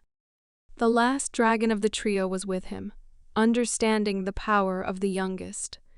It was hard to imagine how dangerous the eldest of them was. In his defense, the arrogant Buquan replied that he encountered small insects that were not even suitable for a good workout. The incredible, overwhelming power of each of the trio of dragons cast doubt on any chance of escape. With all their threatening appearance, they showed that they wanted a battle worthy of their level. Most likely, now the young dragon will not be able to finish his work, because his older brothers were offended that he left on his own. The eldest of them counted on the fact that no one would object if he himself put an end to the poor fellows. The guy in the green kimono didn't mind, but in return, he asked to leave him with the army of a rival devilish cult. Although fighting against transcendent-level masters was just fun for them, there was nothing they could do about how stubborn the representatives of the Murim Alliance were. The physically developed dragon introduced himself as the terrible devil, Jomin, and asked the name of his rival. The girl prepared for battle and replied that her name was Jagal Jiwa. Having learned that the opponent was from a great family, Jomin began to hope that her strength would be enough to amuse him enough. The incredible enlightenment-level dark martial arts master began to release his vast reserves of energy, destroying everything around him. The situation at the cart was also very difficult. Gong Chan was pinned in a corner. He was unable to cope with the simultaneous pressure of 5 transcendental-level masters, and for the second time in his life, he found himself in a situation from which it seemed that only a miracle could save him. The blood cult swordsman called him stupid and said that this was the price for fighting against them, while being burdened with the protection of the cart. One of them offered a deal. He said that before he died, they would give him a chance if he confessed which way the rest of his company went. Unexpectedly for the blood cult warriors, Gong Chan's reaction turned out to be very strange. Despite the hopeless situation, he provocatively began to laugh at their self-confidence. After that, looking at his enemies, he declared that in fact they were the only fools. Being in a terrible position with the sword of each of them at his own neck, he said that they were the ones who fell into the trap because he deliberately lured them closer to the cart. His plan was that now he has less work to do and can control everything that happens on the battlefield at the same time. At the moment when it seemed that he would die from the simultaneous blow of 3 swordsmen, the guy began to release his internal energy. Despite the powerful explosion, the guys with swords at arm's length still hoped that they managed to complete this mission without any difficulties. But within a moment they were shocked. Their swords were destroyed. After this, the hermit monk made an incredibly fast lunge using a destruction technique that completely disarmed his opponent. He put an end to this fight by destroying everyone around him with the technique of the conquering sword of Zhongwan. Let's return to the girls' fight, where, as it seemed, the enemy's superiority was undeniable. This was indeed the case. Jiwa was so uncomfortable that she defended herself, even from a banal explosion of the release of the internal energy of the eldest of the masters of enlightenment. In fact, this use of ki was only necessary to distract her from the main attack, because in a short period of time, the enemy was in range to deliver a fist blow. All that the daughter of the Jagal family could do was only protection, enhanced by her energy. It was incredibly difficult to parry such a blow, and she understood that she would not be able to withstand the next one. She did not have a chance to counterattack. At such a difficult moment, the leader of the Wangtang clan unexpectedly joined them. Yuji had already closed the distance to deliver a powerful blow with his swords. But as it turned out, an ordinary sword was not enough. Even 2 blades were easily deflected with one hand, protected by the internal energy of the occultist. Jomin considered this disrespectful and said that there was no point in trying to hurt him with such a blunt weapon. After that, he released the Chai energy from his right hand, forcing the princess to go into defense against the enemy's powerful shot. There was a powerful explosion that could be seen from any corner of the forest. As expected, Despite the incredible amount of internal energy, the girl was unable to parry this blow and ended up on the ground. Doc turned to his cocky older brother and asked him not to overdo it, as such blows could kill them, while their mission was to capture the princess alive. After analyzing the princess's strength, Joman replied that with such reserves of internal energy, she is a real monster and will not die. But he believed that it would be much easier if in this fight he broke her spirit so that she would no longer think of resisting. While the occultists were distracted, Jiwa began her next attack, using a fan for the techniques of her great Juggle family. With one powerful blow, she threw the enemy away from her comrade and rushed towards him to complement the combination with another powerful blow. In fact, it was just a deception maneuver. At the last moment, she changed her trajectory and picked up the young warrior Yuji to regroup. She believed that this was their chance, and now they would be able to run away as far as possible. But as it turned out, she overestimated herself and underestimated the enemy's stability and speed. Joman was only disoriented for a moment by her attack, after which he immediately rushed after them and managed to grab the girl by the leg. Furiously shouting that they would not be able to escape, he threw the daughter of the great family into the nearest tree. Then the emperor's daughter flew to the left. At that moment, Jiwa was faced with a reality that she had not previously noticed. Peaceful life did not give her experience in battles, and she had never been so close to death as now. The incredible superiority of the enemy spoke of only one thing. They not only had no chance of victory, but also no chance of escaping. The only option that seemed real was to kill the enemy with one powerful and unexpected blow. All she had to do was find the right moment for Joman to lower his defenses. As a diversion, she threw a fan at his face to limit visibility. After that, releasing her ki, she struck through the fan towards the opponent's face. Unexpectedly for her, at one moment the sword simply stopped, probably not reaching its target. Grabbing his fan with an angry look, Joman angrily declared that they had greatly disappointed him. With one powerful blow of his right hand, he broke the girl's sword and at the same time struck her in the face.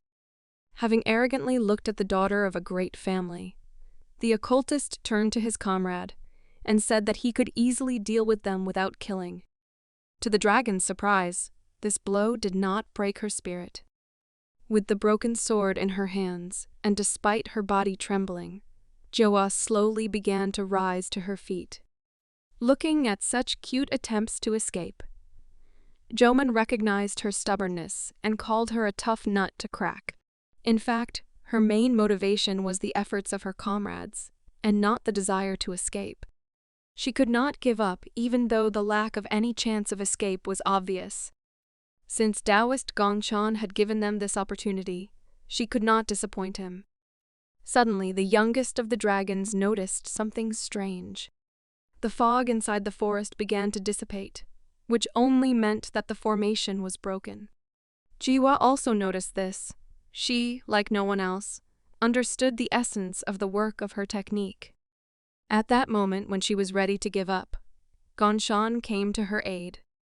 Lowering her sword, he wordlessly invited her to leave the rest to him. The guy was proud of his student for her resilience and strength to resist such a monster as Joman. The surprised girl could not believe that Gongshan had dealt with 5 transcendental-level fighters and came to their aid. The eldest of the dragons did not expect that help would come to his enemies, because he alone had to fight with a whole squad of professional spies who never left their enemies a chance to escape. Despite this, he still wanted more than anything to continue the battle, and it seemed like this was a chance to continue the fun. Gongchan introduced himself as the Taoist of the Janam clan and stated that from now on he would be their opponent. The elder dragon immediately understood what was going on.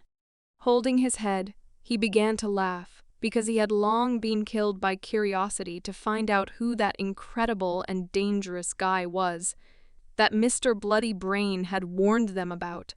Full of arrogance and desire to fight, the dragon's eyes lit up in an instant.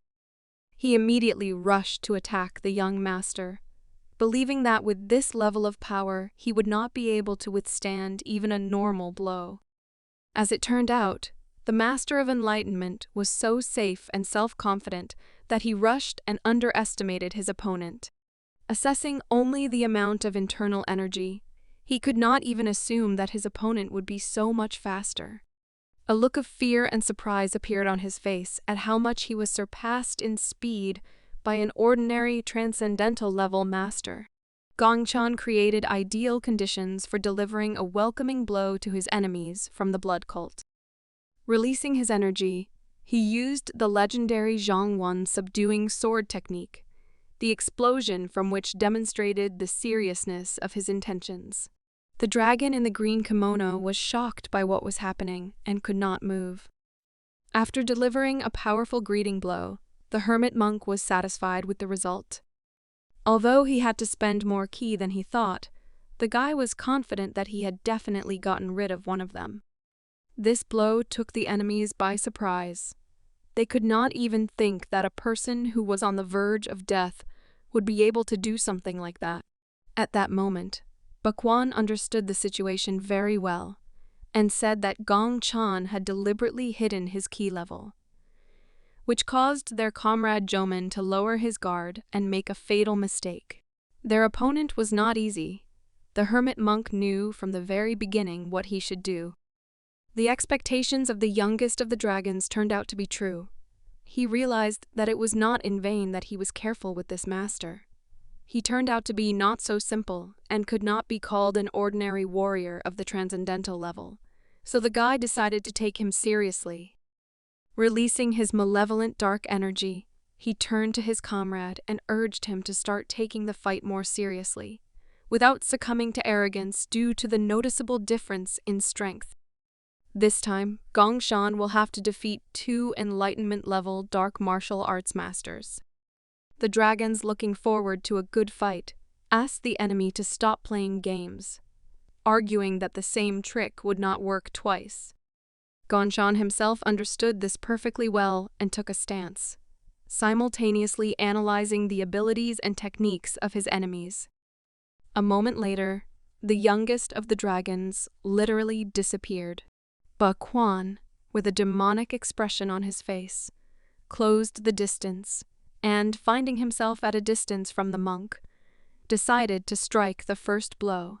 From his incredible amount of invested energy, a powerful explosion occurred, the sound of which spread throughout the entire forest, reaching Exian. To his surprise, he failed to achieve his goal. The warrior Yuji, who was in fact the imperial daughter, again joined the battle. Having withstood such a powerful blow, she threw her opponent several meters away. Bakuan decided to act like his enemies in tandem with a comrade, so he himself jumped into observation distance. Doc immediately rushed to replace him, making a powerful attack towards the fighters of the Murium Union. Pushing the girl aside, Gongshan stepped forward to protect him and evaluate the abilities of the second fighter. Despite the powerful pressure from the green dragon, the guy was able to fend off his series of blows. The enemy's strength was so incredible that Gongchan could not find a moment to counterattack. At that moment, the last fighter of their small detachment joined them. With her sword broken, Jiwa began to use her spirit fan techniques, striking her opponent with the intent of breaking his streak. Although they were unable to strike back, together they were quite capable of dealing with enemy attacks. Their efforts seemed pointless to Doc, and he shouted with a malicious smile on his face that their attempts were simply ridiculous. While the enemy was thinking about a fiery speech to suppress the spirit of the warriors of the Union, Gongshan wasted no time asking the girls to listen to him. He threw the spiritual items to the girls and asked them to use them at that moment. As it turned out, these were medicinal pills that were supposed to help heal their wounds and, in a sense, replenish their ki energy.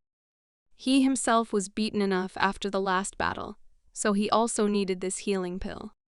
In an instant, his energy level increased and all his wounds were healed. Buckwan was delighted in his opinion by their futile attempts, so with anticipation of continuing the battle, he asked them to try their best. After these words, he rushed towards the most dangerous of the opponents to deliver a powerful blow. This high kick destroyed the area around him, while Gong Chan's speed was enough to jump to a safe distance. The young dragon asked the enemies to try, because only in this case their battle would not end too quickly. After this blow, he immediately rushed to attack, closing the distance with Gong Chan floating in the air. He turned out to be inattentive and fell into a trap, because behind him there was already a princess with incredible reserves of internal energy. When he was distracted by her presence, a monk's sword was already pointed at him from the other side. It seemed that he would not be able to get out of this situation. But the Enlightenment level master was able to easily stop both attacks by deflecting the swords with the palms of his hands. During the battle, he admired the level of opponents he had never met before. He praised the princess, calling her internal energy incredible, and said that her sword ki was at a fairly high level. But even despite this, he shouted that even such a ki sword could never harm him, and began to release his energy to shoot the girl. The princess could not cope with this attack and flew to the side. While fighting Doc, Jiwa was also distracted by her comrade's failure, and this turned out to be a big mistake. A green dragon was already rushing towards her, saying that she didn't have time to look around. The girl's last weapon was destroyed, and with her possession of internal energy, she found herself defenseless. Gong Chan was not at all used to fighting together with other masters, and this made it a little difficult for him to plan the fight. Moreover, in this battle, even he did not have superiority over the enemy. His sword was grabbed and his efforts were not enough to escape from the enemy's clutches.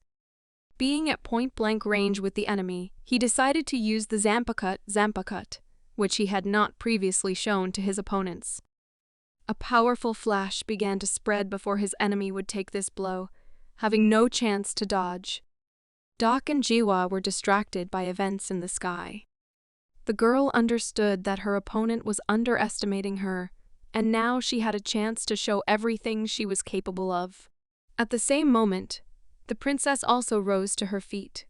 With an incredible desire for battle, she was about to strengthen Gong Chan's attack to guarantee the result. The powerful explosion from the monk's technique began to destroy their battlefield. This was the first time Buckwan had met such decisive resistance. This blow was the most powerful of those that he had to cope with. After the strike, the battlefield was clear. Dust rose into the air and impaired visibility. The broken sword of the great family's daughter fell to the ground. It was obvious that she had done all she could and was no longer able to continue the battle. Despite all their efforts, their enemies were visible through the fog. The dragons stood calmly on their feet. Having withstood the attack of the hermit monk from the Janam sect, Buquan extended his hand forward to show what a real blow should be. Using dark martial arts, the young dragon in the purple kimono released an incredible amount of terrifying, profound energy. Jiwa's morale was broken. She couldn't even think that they still had any chance. Moreover, she was shocked that the purple dragon still had so much internal energy left to create such a huge shot. Rising to his feet, the exhausted Gongchan tried to force himself to think about how to get out of such a difficult situation, where it seemed that their fate was already predetermined. The task before him was not an easy one, but he did not despair. There had to be at least some way to defeat these blood cult monsters. As it turned out, Buquan had not had enough fun yet and had no intention of ending the fight with this attack. He turned to the young monk and said that he was not going to change the direction of the attack, and the shot would go straight in the direction he was aiming. He asked if he could dodge this, while Gong Chan turned around and realized that the possible worst outcome was much worse than he could have imagined.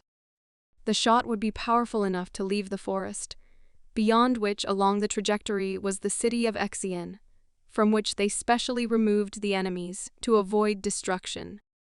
Moreover, he felt that after passing through the city buildings, this shot would hit his student, who stood with her mother and excitedly watched the explosions from the forest.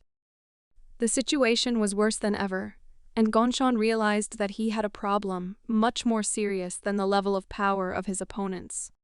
He was already beginning to be surrounded by the energy of the enemy, which was a moment before the attack. Gongshan knew that he needed to stop this attack by any means necessary. Otherwise, he would not be able to prevent the destruction of the city and the death of hundreds of innocent people. The concentration and seriousness in the eyes of the young monk gave the young dragon a feeling of euphoria. To him, Master Janam looked simply amazing. This was an excellent opponent for a battle-hungry master of the enlightenment level.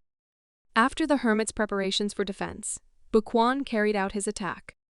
For the first time, Gong Chen came face to face with such an incredible amount of energy, possessing terrible destructive power. It seemed impossible to simply parry this blow. The pressure was so great that the guy could barely hold his sword. The powerful technique reached its limit and an explosion of enormous power occurred. Gongchan was able to protect the city and his student. But after such a heavy attack, it was difficult for him to stay on his feet. The princess lying on the ground was beside herself with rage. She could not help her idol in any way. Her hands were shaking, and her strength was running out. The girl did not see a way that would help defeat such monsters.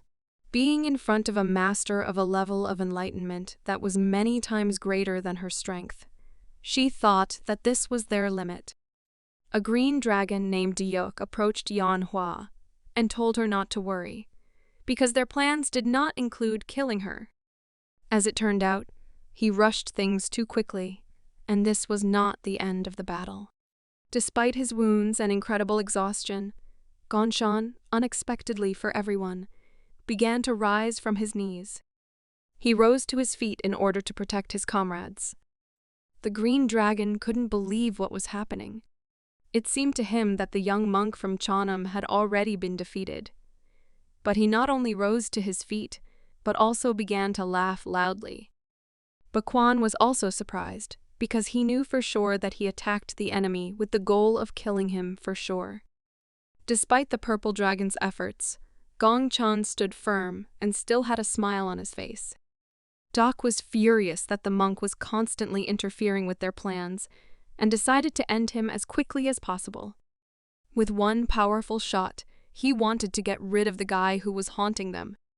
But fighting on emotions, he did not notice one thing. Gongchen had changed a lot. Moreover, this time he was able to easily deflect a key shot from a dark master of the enlightenment level. This outcome was unpredictable, and the green dragon could not move from its place in surprise. For the first time, they faced a fighter who could resist for such a long time. Filled with the desire to fight, Baquan wasted no time in furiously rushing to attack. But this time, Gongshan didn't even dodge his non-destructive overhead kick. The young monk caught his leg with a smile. One look from him said that this trick would no longer work. Having caught his opponent by the leg, Master Gongshan first struck him in the stomach with his fist. The enlightenment-level master flew several meters back and could barely stay on his feet. He felt pain for the first time during a battle. This unusual feeling made him think about what was really happening. Besides the dragons, the daughter of the great family Jagal was also simply shocked by how the guy began to fight, who seemed defeated. The fight was still going on, and Gongshan decided to become more serious. So he picked up his sword from the ground. Looking at her comrade, Jiwa felt that he had literally become a completely different person. Unsettled with rage, Buquan was ready to tear his opponent to shreds. This was the first time he had fought someone who could resist his strength with such confidence. To ensure the end of this duel, both dragons attacked their opponent together. Despite the seemingly difficult situation on the battlefield, Gongshan did not think about his enemies at all. As Doc flew towards him with a sly smile, he thought about how he had never actually fought with all his strength. In reality, Gong Chun always hid his strength and fought, trying to be as effective as possible. It was only in this battle that he first reached his limit using efficiency tactics. For the first time in his life, he fought without any restrictions. He gave his all in the battle against such terrifying monsters. Even though he missed heavy blows from the Enlightenment level master, there was still a smile on his face, his body enjoying the fight. Fighting as a pair, Doc managed to get close and began to release ki to strike. He also admired this fight and shouted with pleasure that this was the end. Gong Chun was ready for his attack and managed to defend himself with his sword. But this time, the weapon failed, and his sword, with which he had come all this way, was destroyed. All the obstacles that Gong Chun had overcome in the past had trained his intellect to the extreme. But the most terrible test he faces at this moment was stimulating his suppressed instincts. He experienced incredible pain and despair, and for the first time knew the exhilaration of battle. His instincts and reason are connected, even if they are opposed to each other. At that moment, when his stream was subjected to a strong shock, what he had been trying to achieve for so long happened. The mind of the young hermit monk has finally become pure and has reached a new limit.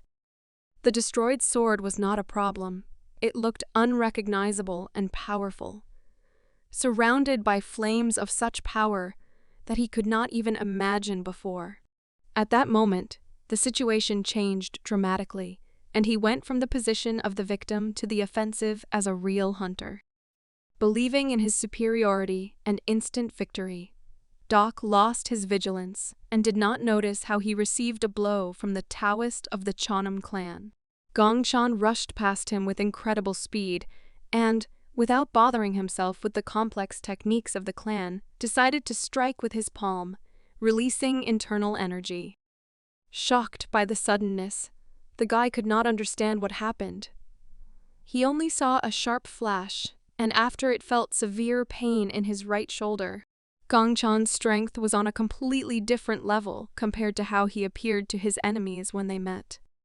Jua's surprise was due to the fact that she had not previously seen her comrade from the Janam clan use enhanced ki so skillfully. Enraged by this turn of events, Bakwon began nervously shouting to his comrade that he should not relax underestimating the enemy. But the fear on his face said otherwise. As it turned out, he did not weaken his defense at all. Doc glared at his opponent with hatred as he realized how much their superiority had deteriorated since Bakwon's attack. It's hard to believe, but he made tremendous progress during this intense battle. Gong Chun has finally reached the pinnacle of martial arts and reached the stage of enlightenment. No longer seen as a weak opponent to be toyed with, Gong Chun became a real threat in the eyes of his enemies. His already incredible speed reached its possible limit. The hermit monk was simply playing with his opponents of the level of enlightenment that together they could destroy a small clan from Kanho without any problems. In an instant, he found himself behind the green dragon. Although Doc managed to notice how the enemy was behind him, he was unable to dodge the blow. Angered by the failure of his comrade, Bakwon gathered all his determination into another destructive shot, which he was going to direct at the elusive Gong Chun. Moving into the air, he directed his attack at Gong Chun, who was calmly standing on the ground.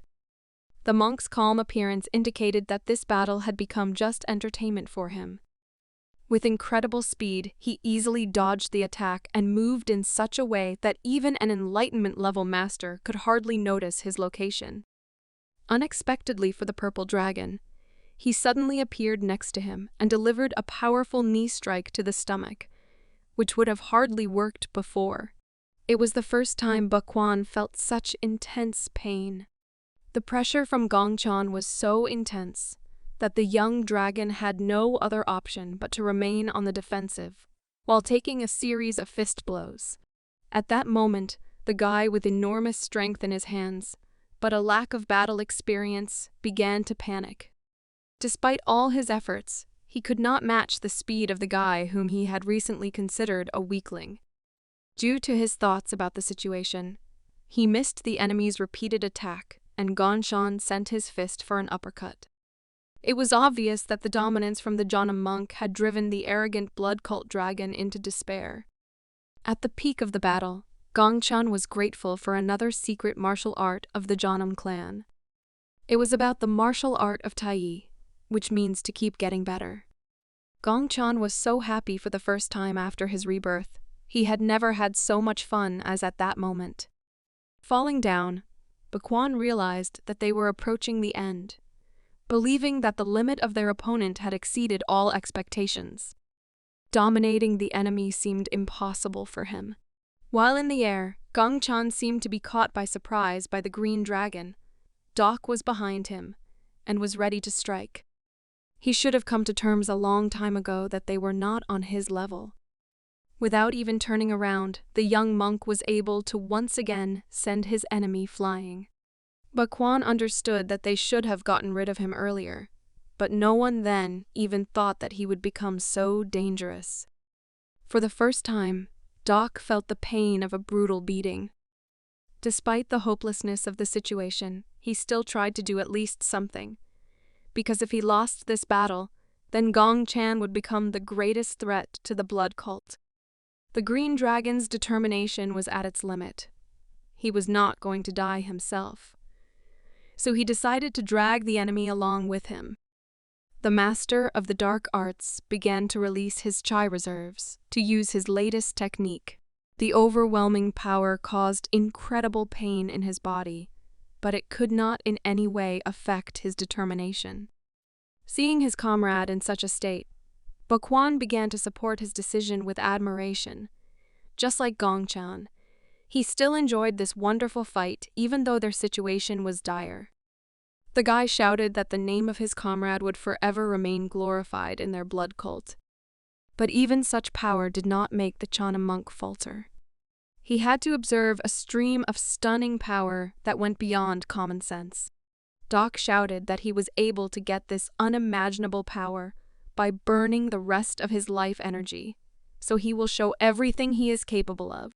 A master of the enlightenment level put his life on the line in order to put his last strength into just one blow that could destroy everything in its path. Gongshan had never been so close to death, but despite this, he still calmly stood in place, waiting for the distance to the enemy to close. Approaching the monk, Doc tried to deliver his last decisive blow to the fight, but his hand suddenly became weak, and everything around him began to float. The green dragon couldn't comprehend what was happening. For the first time, he lost control not only over the situation in the fight, but also over his own body. Being on the verge of death, he began to panic, because he did not understand why he could not reach the enemy's body. The calm Gongshan decided to explain the situation to him and said that this is a secret space controlled by the technique of the Janam clan, a heavenly martial art called Inhushi. At that moment, Doc realized that he no longer had the ability to resist. Gongshan was behind him.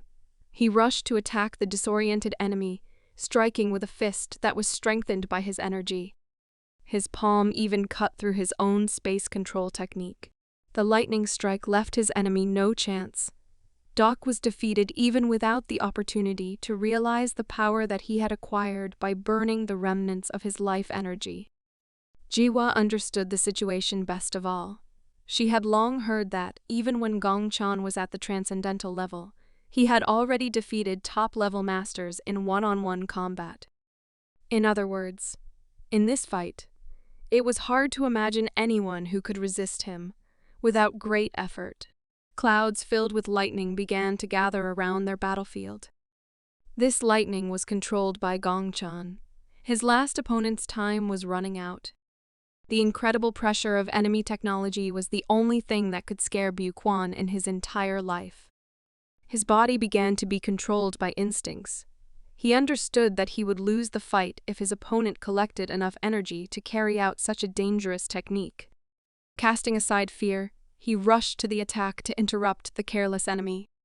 But the monk with a calm expression told him that it was too late. He instantly gathered the natural energy that had accumulated in the cloud above him. Gathering all the power into his hand, he directed the 5 Thunder Seal technique at Bu Quan.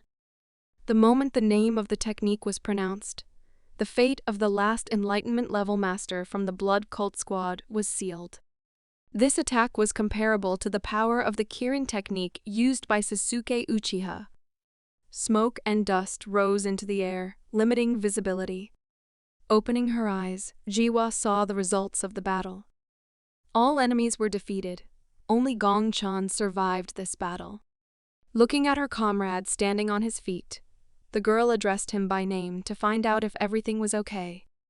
Like a true hero and savior, Gong Chan turned around and asked if she was injured. Jia was glad to see the smile on Master Janam's face, considering that all the trials were over. She sighed with relief. But the young monk had one more thing to do. This time, the remnants of the forces of the demonic cult came to them, who had regrouped after their first skirmish with the masters of the Murim Union.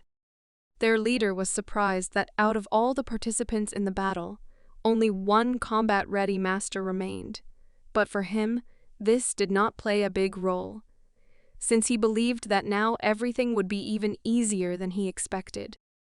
With a smug grin, he said that their goal was to allow the Marine masters and blood cult fighters to fight each other to the death, so that they could easily dispose of the exhausted winner. Looking arrogantly at the wounded enemies, he said that they had no way to escape alive, so he suggested simply surrendering. Turning to the exhausted daughter of the Jago clan, Gong Chan asked her to rest and allow him to calmly finish the job. His strength was more than enough to get rid of masters of this level. A moment later, another explosion occurred, which became the final point in the battle in the forest near the small city of Xian. For us, the result was known in advance. The surviving leader of the demonic cult returned to the organization's fortress to talk about why they failed to complete the task. His plan was perfect from start to finish, but he could not predict the outcome that happened. In order not to show his anger, the master of the organization looked out the open window and only inquired about how this could happen. He was confident that he provided enough strength to complete a task of this level. Besides providing the army, he was also the one who carefully planned the attack from start to finish. As a result, of all his people, less than half returned, and their goal was missed. The beaten fighter wanted to justify himself, but his master stopped him and said that he did not want to hear anything. His hatred was due to the fact that he believed that from now on, their faction would look like a laughingstock in the eyes of their dark blood cult rivals. After these words, his ward admitted that, in fact, the blood cult also failed, and all their troops were completely crushed.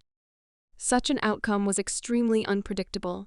It was hard to imagine that the armies of the 2 strongest dark organizations could not cope with one transcendent level master from the imperial family. One of the surviving fighters brought clarity to this situation. He said that the one who captured the princess was Taoist Gongchan from the Chanam clan. It was he who personally dealt with the warriors of the bloody cult, and even after that was able to easily defeat their large army. This outcome made it clear that Janam's level exceeded all their expectations. The leader of the demonic cult was beside himself with anger, and could not even believe that there were few people left in Kanho that could fight against the young monk. Gongchan and Waiwa returned back to Janam Fortress. The hallway of the local hospital was filled with screams. The heavy battle left many wounds on the monk's body. He asked his teacher to be more gentle with him, which was unusual to hear from a master who had broken through to a new level of perfection of body and mind. As Gongchan's attending physician, Master Chun Jin ordered him to undergo treatment for a month of bed rest. Such prospects did not please the enlightenment-level young master, and he replied tensely that this was problematic since he still had many things to take care of. The teacher replied that if we are talking about their trade, then there is no need to worry about it. Thanks to Gongchan's efforts, all areas of production, logistics, and sales of goods worked perfectly. The clan masters no longer want the young monk to work alone, so they work hard to replace him. Having calmed the guy down, he invited him to stop thinking about unnecessary things and asked him to wait until he brought him lunch.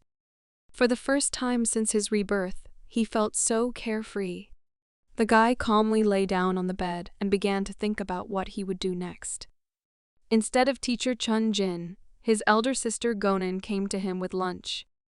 She was glad to see her younger brother and first of all, inquired what it was like to reach the stage of enlightenment. Instead of saying that it was amazing, he boringly replied that it greatly expanded his horizons and understanding of the world in general. With a smile on her face, Gonin admitted that as a master, he stood out even as a child. So it was not surprising to her that he would one day reach the pinnacle of martial arts. Feeling free, the young monk said that he could teach her a little, giving her an example of a breathing technique. But the girl politely refused and asked her to forget about it, since she did not want to break herself trying to imitate the best. In addition, at that time, his training was already practiced not only throughout the clan, but also throughout the entire Murim Union. Thanks to him, the union has become much stronger, because many new talents have appeared everywhere. The guy was truly surprised. He could not even imagine that the martial arts that he sold for money would give such a significant result in such a short period of time. Feeling a little better, Gongchan went to the medical department to see how the system for creating and marketing goods worked without him. The new leader was glad to see the honorary master of the clan and congratulated him on his recovery. He warned his dear guest that he did not need to worry about the pharmaceutical business because he was doing everything in his power to maintain good revenue figures. Gongchan noted that the scale had become much larger than he had planned, which could not but please him. Having free time, he asked if they were completing all the plans on time and offered his help. With a smile on his face, the guy replied that they had everything ready and admitted that if they allowed him to help, then they could find a place to hide their shame. Their gratitude knew no bounds and Gongchan was satisfied with the results of his work. Having visited all the places that interested him, the hermit monk went into nature to retire with his thoughts. He began to think that he had already done everything that depended on him. The success of the pharmaceutical business greatly expanded their clan's power, making it a household name not only throughout Kanho, but also in the countries they traded with. By strengthening his friendships with other families and clans during his training, he managed to achieve a strengthening of the righteous faction, and the dark organizations were no longer such a serious threat as before. From that moment on, even the demonic cultists could not act rashly. They were afraid of making a mistake and again lay low, accumulating strength before their next appearance in Kanho. In addition, the guy was proud that he had reached the stage of enlightenment, and it seemed that he was able to do everything that he needed to do. With a calm soul, he could consider that this was enough. Having done everything he could wish for, it was time for him to leave Kanho. Rumors about Master Gongchan's decision to leave the clan quickly spread. One of his students was so excited by this news that he came to visit the master to find out about it personally. At that moment, the world-famous Taoist of the Chonam clan was already packing his things. He asked the student not to worry about it, and said that he would visit them sometimes, telling them about his adventures outside Kanho. But the guy didn't take it the way Gongchan expected. He was unhappy that his teacher sounded like he was going to leave forever. Without turning around, the master replied that although he was not forever, he was still leaving the clan. These words greatly hurt the young warrior's feelings, and he could not come to terms with his teacher's answer. The guy nervously shouted that, in this case, it would be better for them not to meet for eternity. This behavior of the student greatly alarmed Gongchan. He couldn't understand his feelings and believed that there really shouldn't be any reason to be angry. The next guest was his student named Vikva. Before his departure, he decided to give her some instructions for the future. He explained his decision by saying that the closer you get to the top in any field, the freer you become. For example, having a lot of money, a person can buy whatever he wants. Another example was that, if you are strong enough, then wherever you go, you will not find danger, no matter how much you look. At that moment, Gong Chan could rightly be considered the kind of person who could not care about money and danger. His business developed successfully, and he himself reached the level of martial arts that he dreamed of. Clenching his fist with joy and admiration, Gong Chan finally said that he had received the freedom he had been looking for so long.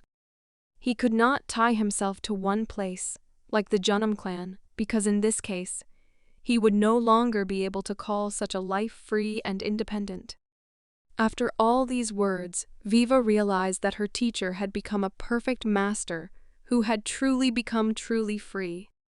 The master believed that he had fully paid off his debts to the Junam clan, and he was completely right. Having done everything possible for the benefit of the clan, Gongcha was finally able to live his own life. The excited girl shyly admitted that, in this case, the Junam clan and she personally would no longer mean anything to him. Her words put the teacher in an awkward position, and he began to think about how to justify himself. But his speech was suddenly interrupted by another guest. With a smile on his face, Chun Jin came to visit his disciple, before they bid farewell indefinitely. It was so sudden that Gong Chan didn't know what to say to him. In order not to escalate the situation, they decided to go outside and take a short walk. First of all, Chun Jin said that Gong Chan had already saved him from having to ask questions. His words were too mysterious for the young master, so the teacher explained with a smile that he heard the answers to his questions when he stood at the entrance to his room. Gong Chan began to laugh because his teacher was eavesdropping on the conversation at the door, but the man with a smile on his face justified himself that he had no such intentions and it happened unconsciously. Despite this, he still had a lot to talk about. Gong Chan immediately became wary, because lately he had not had a single calm conversation. The master immediately asked what the conversation would be about and assumed that the teacher was going to stop him. Chun Jin responded with a question and asked whether the master's opinion would change even after he personally asked him to stay. His question was so correct that the young monk could not find words. In fact, Chun Jin admired his idea of leaving Kanho to seek freedom. He saw in this the real romance of the life of a master hermit, which Gong Chan was. Recalling his life, he said that although he had lived for quite a long time, he had never seen such an unusual child as Gong Chan. The guy replied that he was determined to leave. The teacher did not mind and agreed with him. Chun Jin just wanted to tell his student that he was proud of him. Usually, Kanho people, under the pretext of cultivating their Teo, are always blinded by the prospect of new heights. But in his eyes, Gong Chan was an exception. Previously, he could not even think that the talent that had grown so quickly as his student would stop before a new peak with even greater strength and honor. The man suggested that it was possible for his student to decide to be satisfied with what he had already achieved, and in fact, this is the path to the pinnacle of true mastery. After these instructions, he once again congratulated his student on the acquisition of true freedom and said that he had nothing more to teach him. Before saying goodbye, he asked to remember that the road to the top of mastery does not have only one correct answer, and from now on, he will personally have to decide his future. He wished him to go around the whole world, filling his heart with new wisdom and doing whatever he wanted. But if he suddenly changes his mind, he can always come back whenever he wants. After parting words from the teacher, the guy returned to his room to complete unfinished business only late in the evening. There was no end to his meetings, and besides, no one warned him about the arrival of guests from other clans. This time he was visited by nieces from the Moen clan, and from the expression on the emotional Ren's face, it became clear that their uncle was in for a serious conversation. Defiantly hitting the table, she personally asked if he really intended to leave the Chonam clan. His answer did not suit the hot-tempered girl, and she asked him to think longer about the decision. But the guy calmly replied that he had already decided everything a long time ago, and was not going to change his mind. The more reasonable Yen politely asked what was the reason for such a sharp and unexpected decision. Gongchen looked really tired because he had to answer questions of this kind all day. Without being verbose, he simply replied that this was just the desire of a free man. He sincerely admitted that it would be enough for him to walk along the street, eat delicious food, stay in a hotel, and relax, live in peace, reading books. With a smile on his face, he added that it would be nice to find love. His words didn't immediately register in Ren's head, but realizing his phrase about love completely clarified it. To understand everything completely, she asked whether there was any point in dissuading him. Gongchan replied that she was the first one who was going to spend her time on this. The older sister, with a more reasonable attitude towards her uncle's decision, understood that nothing could be changed. Looking at Gongchan, it became clear to her that she could not stop him, no matter what she said. Having no other options, Yan suggested that her little sister return home. But seeing the expression on Ren's face, she was simply shocked. Her younger sister was planning something dark. It seems that some insidious plan has arisen in her head that will prevent her uncle from leaving with Kanho. Rumors about the departure of the Master of Life and Death from the clan reached Jiva Jagal. Next to her was the princess of the imperial family, who still hid her identity and called herself the leader of the Watang clan named Yuji. She was surprised, saying that Gongshan was an extremely strange guy. Yonhua couldn't understand why someone who had reached the enlightenment stage would just leave all their progress behind and leave the country. The youngest daughter of the Moyon family agreed with her words and showed her dissatisfaction. The angry girl quoted her uncle's words that he wants freedom and love, and also said that she couldn't bear to see how embarrassed he was by saying such things. A representative of Gongchan's fan club said with serious intentions that they should unite and somehow force their uncle to change his decision. Yang understood her younger sister's dissatisfaction, but on the other hand, she didn't want to stop Gongchan from living the life he had long dreamed of. She replied that their uncle just wanted a quiet life and they shouldn't interfere with that. Naturally, Ren didn't care much about her uncle's wishes, and she simply couldn't come to terms with what he was going to do. She hoped that if they did everything possible, then the master would begin to doubt the correctness of his plan. Her younger sister's determination got on Yon's nerves, but she could never keep up with her in terms of energy and temper. Ren continued her speech and emphasized that the most important problem for them would be to come up with a plan that would help return the master to his place. Her final proposal for the fan club was the idea of everyone getting together on the day of Gongchan's departure. While the girl tried her best to change her uncle's decision, Sister Gonin watched this farce. She marveled at how brave her nieces from the Moen clan were. Looking up at the sky, she realized that she herself did not have enough determination to do something like that, since she simply could not muster up the courage. The next day, Gongchan was already ready to depart. One of the assistants reported that all his things were already loaded into the cart. Looking around at the Shanam fortress, he wished that all the people dear to him would take care of themselves and take care of each other. Having left the walls of the fortress, he had no doubt that he had made the right decision. He believed that if he stayed in Junam, then new problems would be only a matter of time, and he did not want to have any long-term attachments, because it would take away the freedom that he valued so much. Gongchan really hurried to his cart in order to quickly leave towards a free and calm life outside the cult of martial arts masters, where violence and battles for power would always reign. Opening his carriage with his things, there was a sincere smile on his face. At that moment, he clearly did not expect that his nieces from the Moen clan would be inside. At that moment he began to feel tense and awkwardly asked how they ended up there. As it turned out, even his dear student Vikva was inside. She shyly replied that they were setting off with their master. Looking to the left, the guy saw several more problems that he did not expect. There was even Lady Jagal and the leader of the Wang Tong clan inside. There were sly smiles on their faces. The red-haired guy with a smile on his face replied that it looked like fun, so he asked the master to let him join.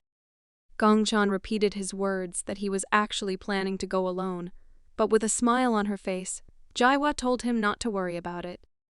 She said that they were just following the same path as Taoist Gongchan, so he didn't have to worry about them interfering with him. This answer put the guy in an awkward position. He had no argument that they could somehow help him avoid traveling with them. As it turned out, Gongchan's sister also wanted to join his escort team. Perhaps she mustered up the courage to come at the last moment, and first of all asked her younger brother why he didn't climb inside.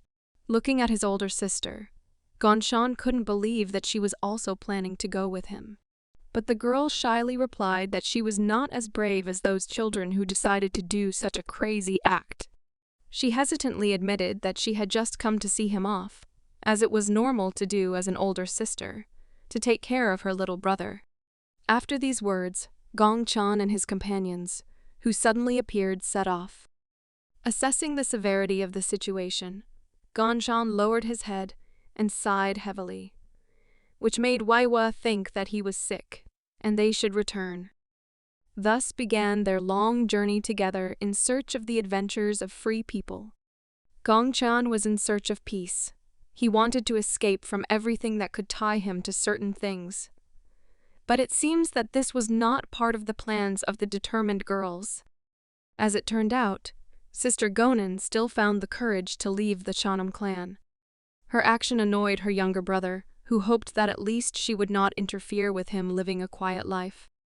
After a long silence, the guy decided to ask if she had said that she would just show him off. The cunning girl replied that this is exactly what she was doing. The presence of the girls from Kanho was impossible to avoid. The intrusive Ren, who walked behind the master of life and death, asked her uncle if he liked the noodles in the last establishment, believing that they were not so tasty. She managed to increase the provocation by saying that in Jeonnam, the food was much tastier. Hopes for a free and quiet life began to gradually dissolve in the environment in which he found himself. He could not calmly do the things that he had planned, because from the company of his accompaniment, there was always someone who spoiled the whole thrill of the holiday. He didn't have a moment's peace. The girls continued to talk to him without even receiving an answer.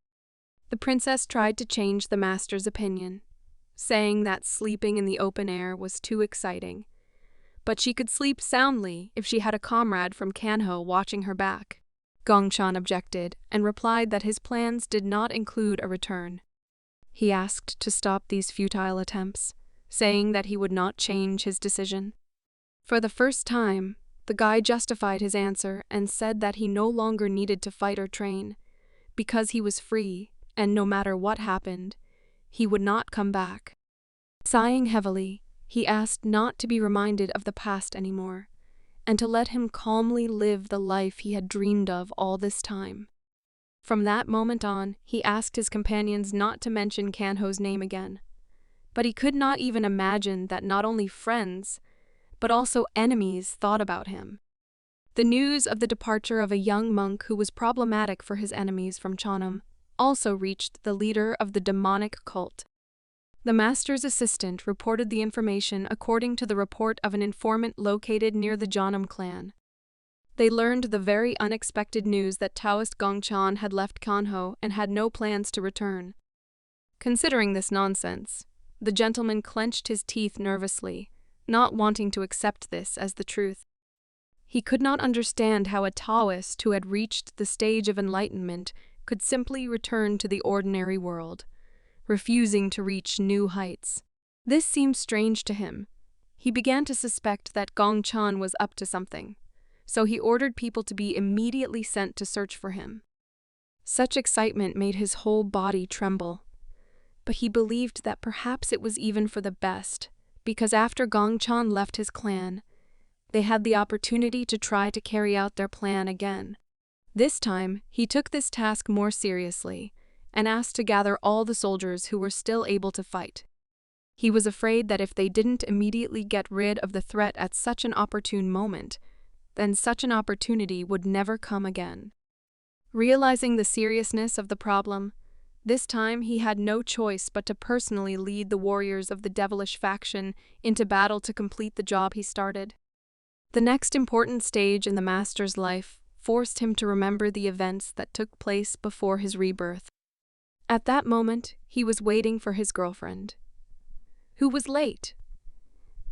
And to be honest, his view has not changed since then, even despite being reborn in a completely different world. The girl was a little late and brought her friend ice cream as an apology. She noticed that the guy was not bored and was focused on the phone, so she asked what exactly he had been doing all this time and what he was looking at so enthusiastically until the moment she arrived. The guy replied that he was just reading a manhwa about martial arts, and, as it turned out, back then he liked to dream about such things. He asked his friend if he was right in thinking that she only focused on her studies and only read textbooks while she was a student. His assumption turned out to be correct, and the girl agreed with him. She replied that, according to her observations, guys really like things like martial arts mangas. She even suggested that her friend wanted to become as strong as the main character of the exciting comic book that he was reading at that moment. Gongchan replied that he actually reads this just for fun and doesn't really want to live like the heroes of such comics. He admitted that it would be boring for him, because a real master must cultivate his knowledge and constantly fight to develop and achieve new heights. He did not see any charm in such a life full of worries. Looking into the girl's eyes with a smile, he admitted that he would happily live a normal life, especially if it included such pleasant moments as a walk with a loved one. They were enjoying their walk, since a lot of time had passed since their last date. This was very relaxing for the guy. He liked that moment. Besides, all his learning problems had just been resolved, and he could feel truly free. Remembering the last moments of that ideal meeting with the girl he loved, he realized that life as a Jhana master was not originally his destiny. After dying under a mysterious truck, he immediately found himself in a martial arts world similar to the one in his favorite comic book. From the very beginning, things didn't quite go according to plan. Even his name wasn't what he liked. Because of a sense of duty, he was forced to become a Taoist of the Chanam clan. Everything did not go the way he wanted. Ever since his rebirth, he decided that as soon as he became stronger, he would definitely find the freedom and peace that he valued so much in his past life. But when he managed to achieve his goal, everything was not as simple as he expected. It was just a dream. He woke up only when his hyperactive younger niece Ren began to pester him. The girl was surprised that her uncle slept for so long despite the fact that the sun was quite high. Ren went to help her older sister. Sleepy Gongchan could not figure out what was happening around. He could not move away from those emotions of devastation that haunted him after a heavy dream about the past. During the trip, Sister Gonan found the determination to ask her younger brother what he was thinking so deeply about in the morning. The guy replied that he simply could not remember his dream.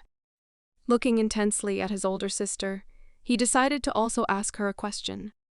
They had been traveling for over 2 weeks now, and so he wondered how much longer his sister planned to accompany him. The girl, with a sly smile, suggested that perhaps she would be around until the very moment when the master returned to the Shanam clan. Her words got on his nerves, and he once again reminded her that they had agreed to stop talking about Kanho, avoiding conflict. The girl simply agreed with his words. They were already close to their destination, and the curious student Vikva looked out of the window to admire the picturesque views of nature. She admired what she saw. The mountain range she observed was famous for its breathtaking views that attracted tourists from different countries. The guys couldn't pass by and decided to stop in one of the small towns near these beautiful mountains. The caring teacher first went for local delicacies and bought a stick of caramel strawberries for Vikva, warning that since it was harmful to her body, she could only eat one berry. Jawa sat down next to her satisfied little sister and noticed that she was jealous of her because the famous master of life and death bought sweets just for her. This problem worried not only the daughter of the Jagal family, but also the hot-tempered and obsessive Ren.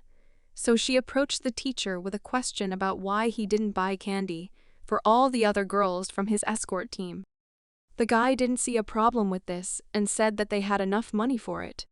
The cold and callous answer really hurt the young girl's feelings, and she decided to furiously remind him that he ate mountains of frosted candy every time he visited their Murong family. Mentioning Kanho was unnecessary. It provided an opportunity for Gong Chan to turn the conversation in his favor. But there was no point in arguing with Ren. Her fury forced the master to buy sweets for all the girls who accompanied him during the trip. After he broke down and bought candy for everyone, Ren merely patted him on the shoulder and remarked on the generosity of the great master of life and death. Still, he enjoyed what was happening at that point in his life, so he decided not to worry about what he heard in his dreams. He guessed he was a little devastated at the moment, but things started to change. A carefree life without training in battles was calm and comfortable for him, so he wanted to enjoy this time to the fullest. Gong Chan was still genuinely glad that he had left the Jeonnam and Kangho clan. The interesting places in the small town quickly ended, and the girls suggested going on a hike to the famous mountain that was located very close to them. This was not part of the master's plans on vacation. He replied that during his life, he had worked and trained a lot, so now he just wanted to rest a little. Despite the small size of the town, at that time, it was quite lively. But even despite this, Gong Chan continued to be careful, and could not help but notice the person who was carefully monitoring their movements. Suddenly, Gonan said that she would like to look around in search of some good restaurant. The princess did not mind, but asked her friend not to linger. The attentive and experienced Gong Chan could not miss the strange behavior of one of his companions. He noticed some unfamiliar master in the backyard, but he was sure that he sensed the key of the great family from him. The guy suggested that it could be the messenger who was following Lady Jagal. This worried the master a little, and he asked Ren if everything was fine within the great Jagal family. He made a big mistake, because when he uttered the name of the family from Kanho, the girl's face appeared in satisfied surprise, because of which he had to make excuses. Nevertheless, the experienced master turned out to be right, and the master possessor of the key of the great family really turned out to be a messenger. He met with Lady Juggle and informed her that movements of a demonic cult had been discovered in her area. Moreover, the scale of their movements was unusually large, indicating that they were willing to take risks to achieve their unknown evil goal. He arrived to convey the request of the head, since being in that area was dangerous. She was ordered to immediately return to the great Jegel family. The girl asked to wait a little longer, explaining that she still had unfinished business. Jaiwa returned back to her comrades and was first greeted by the smiling leader of the Watang clan. He asked his friend if she was able to find at least some good restaurant, but seeing the girl's look, it became clear to everyone that she was not at all in the mood for pleasant discussions. Gonshan immediately realized that a serious conversation awaited him. After receiving news from her family, Jiwa was determined to speak up. She approached the Master of Life and Death and asked if he was sure that he did not want to return back to Kanho. The guy was confused and in response asked why she suddenly started talking about it again. Jiwa had never been so serious before, and not wanting to answer a distracting question, she emphasized that she was asking him for the last time. She was afraid that the master would regret his decision, but perhaps at that moment it would be too late. Gongchan did not believe that he was obliged to make such sacrifices and return to the clan, since he had fully paid all his debts to those who saved his life. He did not regret his action at all, since in fact he did the right thing and was honest, first of all, with himself. All the efforts of the escort team did not produce the desired result, which is why Ren fell into herself for a moment. Politely bowing her head, she suddenly shouted to her uncle not to leave. Confused, Gongchan asked her to stop behaving this way and said that she had no reason to stop him. Ren was happy to live this way. She admitted that she genuinely liked his facial expressions during training. She enjoyed spending time together, even when he risked his life and was in the middle of battles, protecting the rest of his comrades. Continuing her speech, the girl talked about a simple desire to see how he tries to give his best to become better, not paying attention to the limits of his body. All this was the reason why she always stayed with him. She liked it and was part of her happy life. Looking at the extremely upset girl, Gongchan could not find words and simply replied that he was sorry. He asked not to perceive him the same way before, justifying this by the fact that he is not as sincere as they think. To lower the girl's opinion of him, he said that he only worked hard in training because he wanted to be popular with women. Gongchan called himself real exactly as he was at the moment of their conversation. He was simply returning to his previous life, continuing to put emotional pressure on his companions. He said that up to this point, all the hard work he had done was for the sake of freedom and not being responsible for anything. That is why he finds it strange to continue to stay in Kanho, where there are a lot of events that will not allow him to stand aside. Jawa couldn't stand it and agreed to accept it and give up. But she had one condition, under which she would no longer pester the Master of Life and Death about returning to Kanho. She wanted to see his true determination and asked him not to interfere in Kanho's internal affairs from now on. The guy replied that it would be so, but the girl objected to emphasize the seriousness of her words. Her condition was a complete lack of communication with Kanho, literally no participation, even regardless of what atrocities the devilish cult or blood cult commits.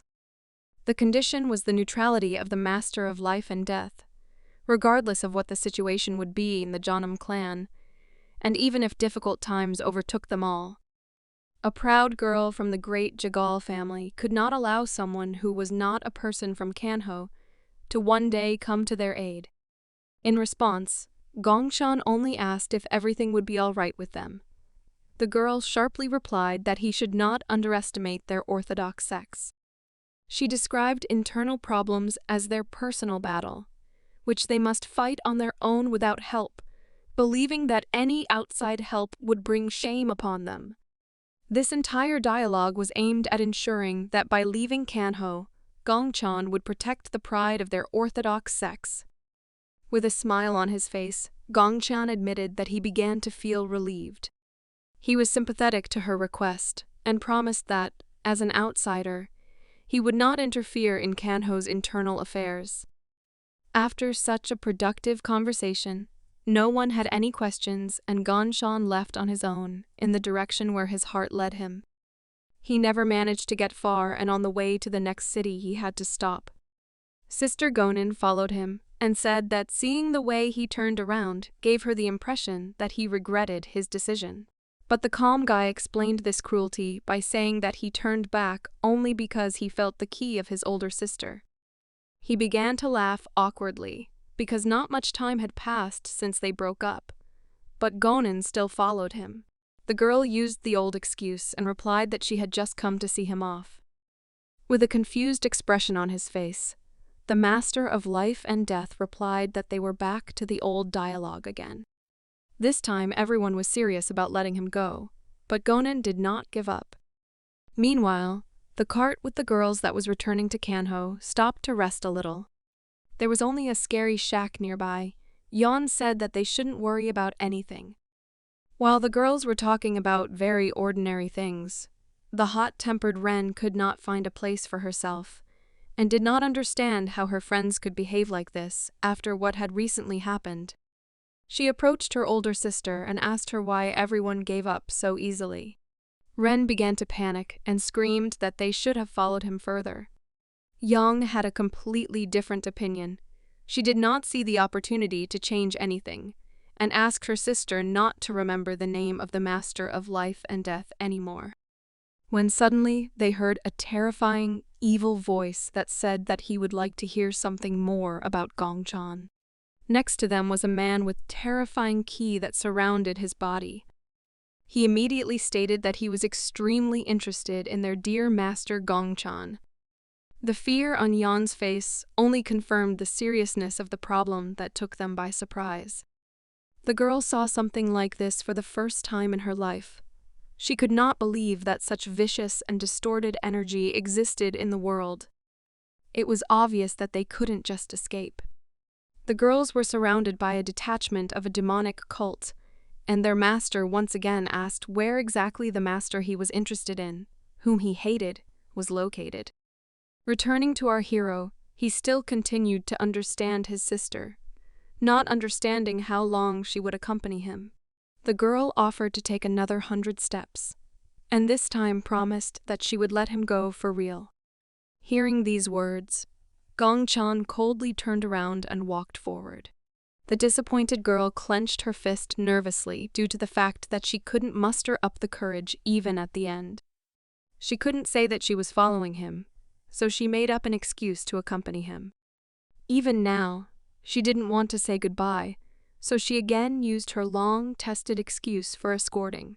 She could not forgive herself for not finding the courage to at least once ask him not to leave. But there was no more time for excuses, and she realized that if she just said goodbye now, it would be impossible to change it. She was afraid of losing him, and so she delayed the moment until the very end. Having found the determination within herself, she firmly told herself that she would not remain a coward incapable of anything. Gongchan didn't even know about her difficult internal dialogue, so he looked back carefree and said that there were only 5 steps left that he had promised his sister. But at that very moment the blade of his sister's sword was right at his throat. The confused guy could not understand what was happening, and only smiled awkwardly. Filled with determination, Gonin shouted that she was challenging the Master of Life and Death to a duel. While delivering her first blow, she said the only condition of the duel, the one who touches the ground first will lose. This time she promised that if Gongchan wins, she will release him completely. But if victory is hers, then Gongchan will be forced to give them another chance to convince him. The final duel between brother and sister from the Jeonnam clan has begun. Gonin was very serious and fought with all her might, even despite being greatly outnumbered by her opponent. She put all her determination into each next blow. While fighting with her brother, she began to remember the past. She was the first real partner of the young, talented master, who, in a short time, was able to change the entire country of Kanho. As a child, she could not even imagine that he would become as incredible as he is now. But even despite the low chance of victory, she was ready to do anything to bring him home. Meanwhile, the silence of Gongchan's other friends brought the demonic cult into action. Despite the fact that they were all transcendental level masters with good reserves of internal energy, it was not at all easy. The demonic cult's numerical superiority was obvious. Such pressure was too difficult to control. Having already fought with this army once, the princess could say for sure that compared to the last time, not only the number, but also the strength of the enemy warriors had increased. While the girls were holding back the attacks of their enemies, Lady Jagal was busy implementing the techniques of her great family. She did everything to create conditions for the protection of her team. Having completed the preparations, she called on her comrades to immediately go inside the house. Having fought off a wave of attacks, the girls rushed inside. They were surrounded, but despite this, there was still a chance to escape. Jaiwa had finally finished performing her technique, and was ready to defend herself with the others. The protective equipment should not allow warriors of dark cults to enter. The princess praised her friend for her excellent work, noting that now the enemies really cannot get inside. But as it turned out, things were completely different. And in fact, they found themselves locked inside, surrounded by an army of enemies. This gave them some time to recuperate and plan their escape. Gathering her thoughts, Ren said that if the four of them join forces, then one of them will definitely be able to escape from the enemy encirclement. She reminded them that the only chance for salvation was Gongchan.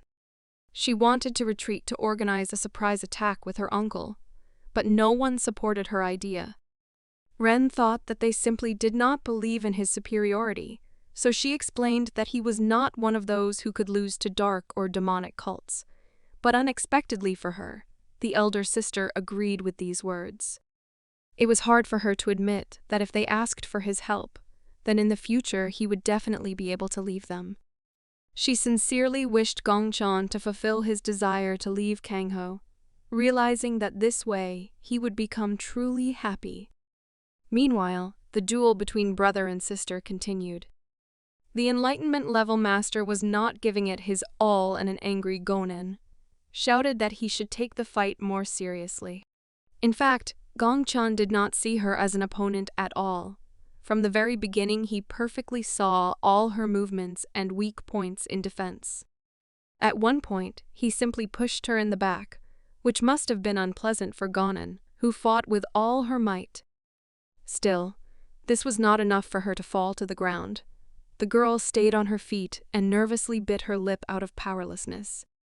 Not seeing the point in all this, Gongchan asked how long he should repeat it, so that she would finally give in and fulfill the terms of their agreement. Without turning around, the proud girl apologized and replied that she would never give up. Rushing into battle again, the elder sister shouted that she was not going to listen to such a stubborn liar as Gongchan, even if he repeated his words thousands of times. Her words hurt the feelings of the master of life and death, and defending his pride, he said that he did not remember when he lied. At that moment, the girl recalled his words that he accidentally learned martial arts, despite the fact that he did not want to. She wasn't sure about the others, so she said she would never believe those words. Remembering her younger brother's life, she reminded him that the first thing he thought about all night was practice and how to make a strike that would reach his opponent. She still remembered how happy he was after every success in learning martial arts. She also did not agree with his words that he only trained to be popular with women. The girl saw his whole life and understood that he did not just become stronger for a reason. After a series of blows that brought the master to a comfortable distance with their pressure, the girl began to use one of her techniques. It was the yin-yang technique that he used to catch her off guard during their first major battle. Surprised by the unusual sight, Gongchan hovered in place. Gonen said that this was her improved version of the technique that he had forgotten about a long time ago. Its value was unimaginably great for Gonen, because she created it after 3 years of training under the guidance of her dear younger brother. The fight was over. With a small laugh, she couldn't believe that her brother had been feeling sorry for her all this time. Gonen understood that in a real fight, Gongchan would not allow her to be hit even once. But in this fight, everything was different. After these words, the exhausted girl began to lose her balance. Despite the terms of the bet, Gongchan couldn't let her fall to the ground. Hugging his older sister, he admitted to her that her technique was simply incredible. While praising this fight, he said that he still has a lot to learn, something he only realized through this fight. In the end, Gongchan still admitted defeat. He felt somehow strange. Despite the admitted defeat, he did not feel bad at all. He admitted that he really wanted to leave, but because of his promise, he would still fulfill the terms of their deal. Gonen's courage bore fruit, and the girl was still able to achieve the result that she could only dream of. The sister and brother from the Janam clan hurried back to meet the rest of the boys. Gonan felt that all the guys were already waiting for him, but she couldn't even imagine what situation they were in at that moment. The leader of the demonic cult was running out of patience, so he immediately warned the girls that if they were thinking about stalling for time, it was useless. He did not want to waste time on their attempts, which he considered pathetic. He asked to stop the pointless fight and offered to leave, promising to let them go if they told him where Gongshan was. Still, he did not expect anything different from the followers of the Orthodox sects. The girls still did not give up and continued to sit inside the shack, which was protected by the Jegal family's equipment. The leader of the demonic cult had no choice but to do it his way. He sent his fighters and with anger in his eyes ordered them to destroy the house into dust. Their efforts did not have much result, but every technique has its limit.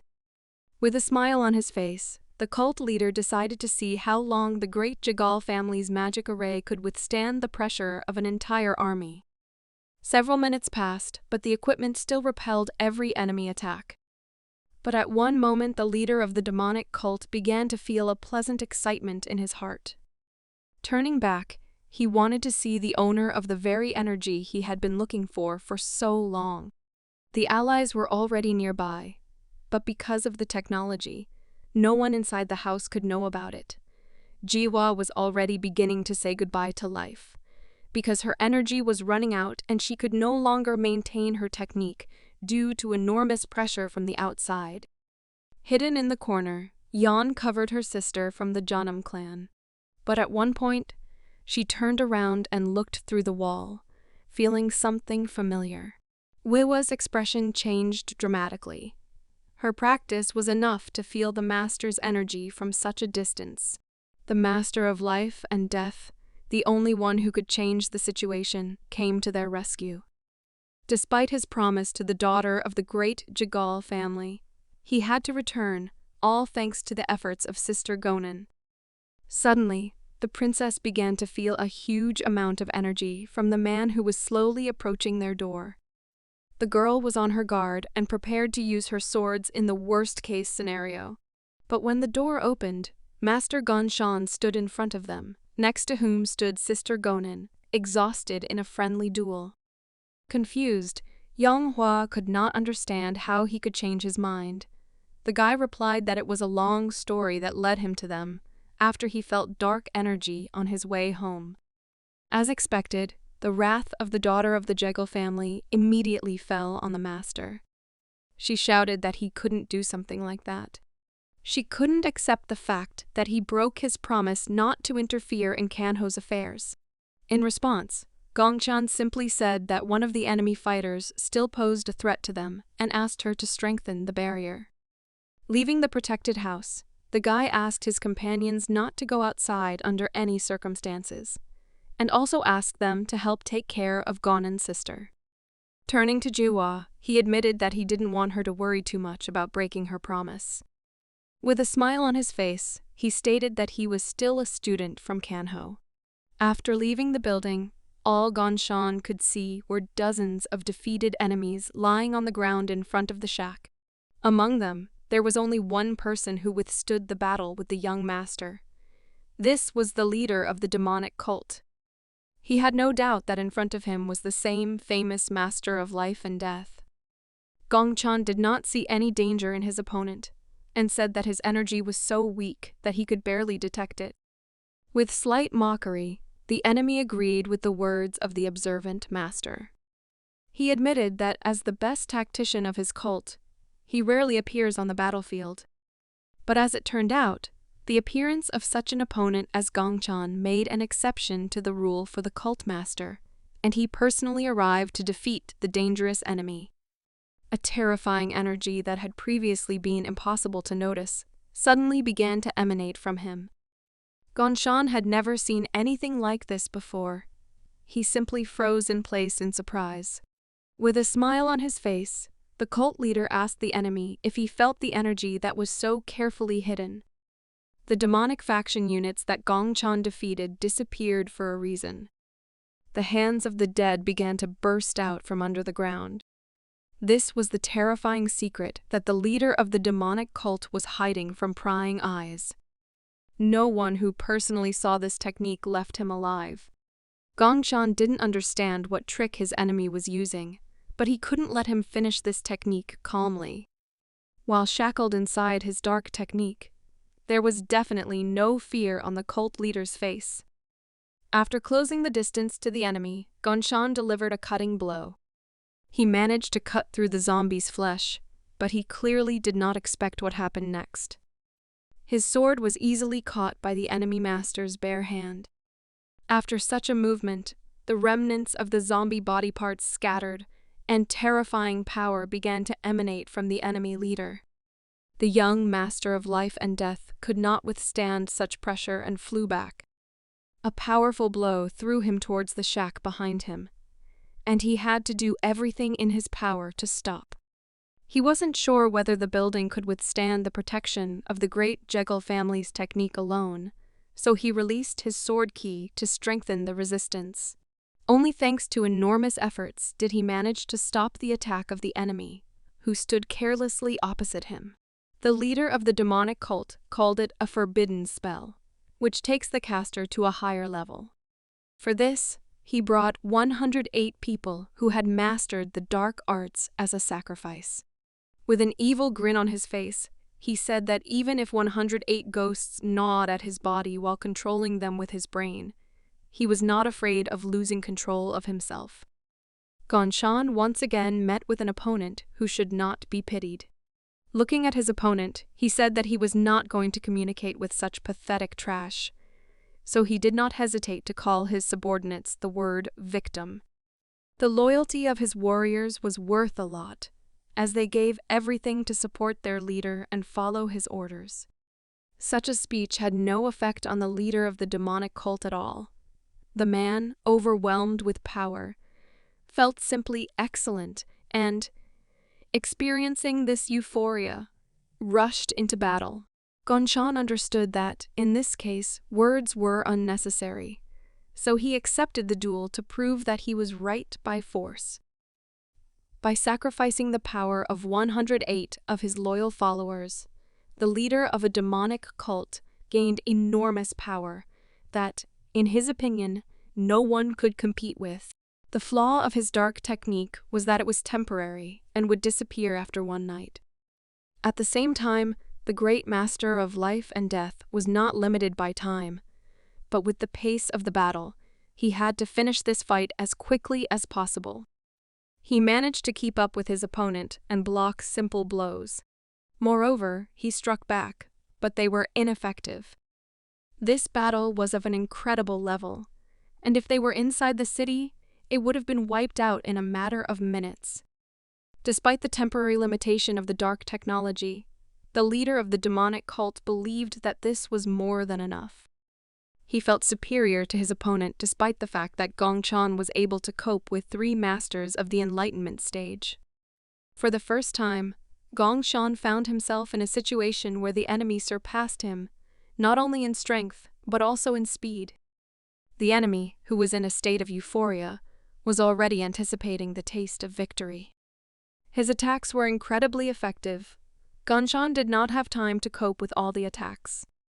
The battle had only started a few minutes ago, but the young master was already wounded. Meanwhile, the enemy did not let up the pressure and continued to attack. The biggest problem for the hermit was his allies who were in the building behind. They were his real weak point. Realizing this, Gongshan decided to move away from his comrades in order to lead the enemy to a more suitable battlefield. But he underestimated the tactical intelligence of his enemy. Considering the young master's motives, the demonic cult lord did not change the direction of his attack, and fired a volley of energy directly towards the hut. At that moment, Gongshan realized that he had seriously screwed up. He could no longer waste time and change position, so he immediately rushed to the defense of his comrades. Gongshan managed to land in front of the building, but the enemy attack was still a big problem. The power of the enemy equipment was so great that it was simply impossible to repel it or disperse it. At the last moment before the collision with the building, an explosion occurred. Looking towards the enemy from the Marine Union, the leader of the enemy organization said that the student of the Jeonnam Martial Arts School should take this battle more seriously. He turned to the Master of Life and Death with the words that fighting and protecting the weak is something that only the strong can afford. He did not doubt his opponent's abilities, but at that moment he was sure that Gongshan was definitely weaker than him, and in other words, this battle was completely in his favor. Having withstood the enemy attack, Gongshan himself admitted that the enemy's words were true. Even though his attacks reached the body of the demonic cult leader several times, he still looked unperturbed. Being in a dire situation, the young Master of Life and Death made a risky decision. He believed that his only hope of victory was to concentrate all his energy in one hand in order to deliver a blow capable of destroying such a monster. This also meant that after this blow, his strength would be completely drained. Despite the risks, he was willing to bet everything for a small chance of winning. The great tactician in the person of the leader of the demonic cult recognized the decision of the student Jeonnam as very good. Suspecting nothing, Gongshan began to close the distance with the enemy in order to realize his plan. But he miscalculated and realized it too late. Dodging the blow, the enemy said that the power that Gongshan would gather did not matter, because it was useless if he could not hit him. The realization of this simple truth was quite unexpected for the young master, because before he had never been inferior to his enemies in speed. Due to an unsuccessful attack, he opened his back for a counterattack. Even despite the technique of protecting the body, this blow was too heavy, and for the first time in his life, the guy felt such incredible pain. The leader of the demonic cult decided not to play around and, fearing to make a mistake, supplemented the series of attacks with a powerful kick. Gongshan realized that he had screwed up again due to his carelessness. The power of the enemy's dark technology did not allow him to relax. The pressure from the enemy was so strong that Gongshan began to miss too many blows. A trembling ran through his whole body, looking at the enemy. He realized that he was unable to find any gap in his defense. Looking around at the still-standing building, Gongshan tried to come up with at least some option to get out of this situation. It seemed that he was already running out of strength, without any resistance. He simply lay on the ground. Approaching the young master point blank, the leader of the demonic cult extended his hand in his direction and began to release energy to strike, saying that he would send them all to hell. After these words, another powerful explosion occurred. The leader of the demonic cult stopped for a moment, saying that he did not understand the behavior of his opponent at all, because Gongshan did not at all prevent him from carrying out a series of attacks without any interruption. As it turned out, at the last moment before the enemy master's attack, Gongshan managed to catch his hand. Thanks to this capture, he changed the trajectory of the attack, and once again saved his comrades, who, trusting him, remained inside the hut. The efforts of the young master were hard to miss. Having a huge advantage in brute strength, the enemy pinned Gongshan to the ground. Looking into the eyes of the student Jeonnam, he said that he saw his efforts and would still break what he so diligently protects. Grabbing the guy by the head, the villain said that he would allow him to do what he was so afraid of. With one powerful movement, he threw Taoist Jeonnam towards the hut. It was simply impossible to resist such a monster, and Gongshan, having destroyed the building, fell with his back on the floor. There was a column of dust around him, and the leader of the demonic cult defiantly stepped on his chest with his foot and said that this was the end. With a smug smile on his face, he was glad that he was about to get rid of the annoying master from the Jeonnam clan. In fact, he considered it the only problem that had been bothering him for the past few years. He was sure that once Gongshan disappeared, then no one would be able to resist Kanho's dark forces. Having lost his vigilance, he did not even notice how his back was exposed, so he received an unexpected blow. Looking around, he saw two girls standing next to each other, with extremely worried expressions on their faces. Jiwa looked like she had learned a few new karate moves a few minutes ago, while the leader of the demonic cult yawned in surprise. The three accompanying female masters of life and death grabbed his arms and back, thereby immobilizing the enemy, opening his body to attack. Having difficulty holding the enemy, the elder sister Moen turned to her mentor in panic and asked him to hurry up with his decisions. Weakened, but not broken, Gongchan began to see what he had been unable to see during the intense battle. Gritting his teeth, he was finally able to see the occultist's weak spot.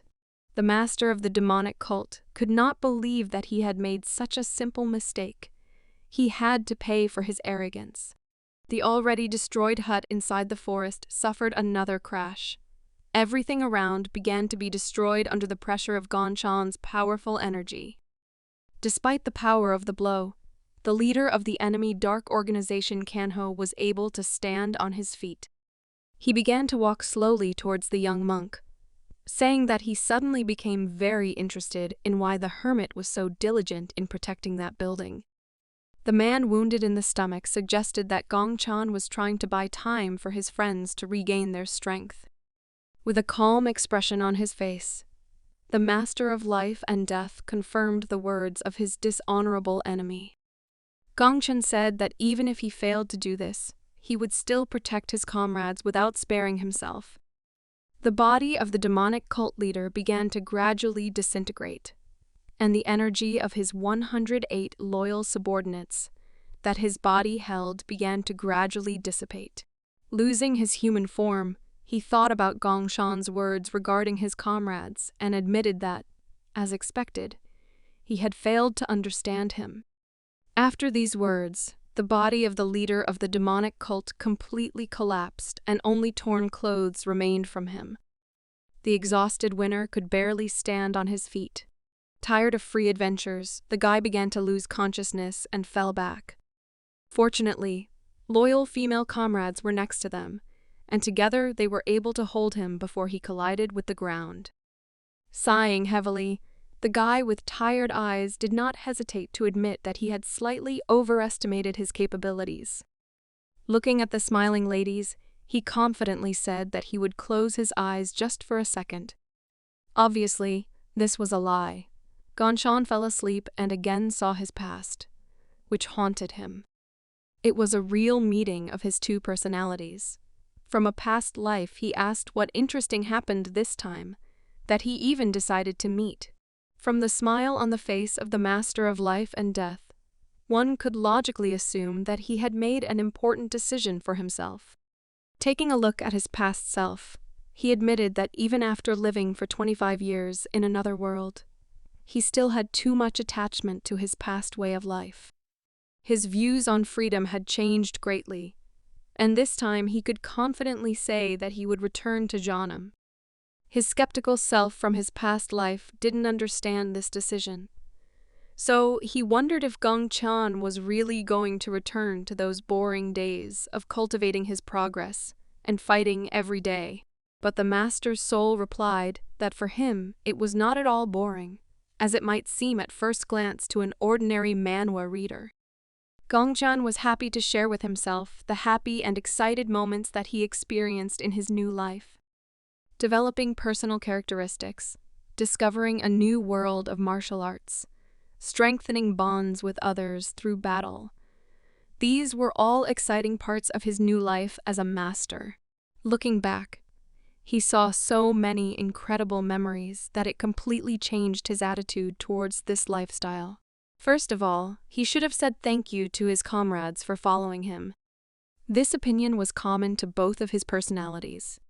Their pleasant conversation was interrupted by his girlfriend from the past, who finally showed up for their date with ice cream in her hands, a little embarrassed because she was late.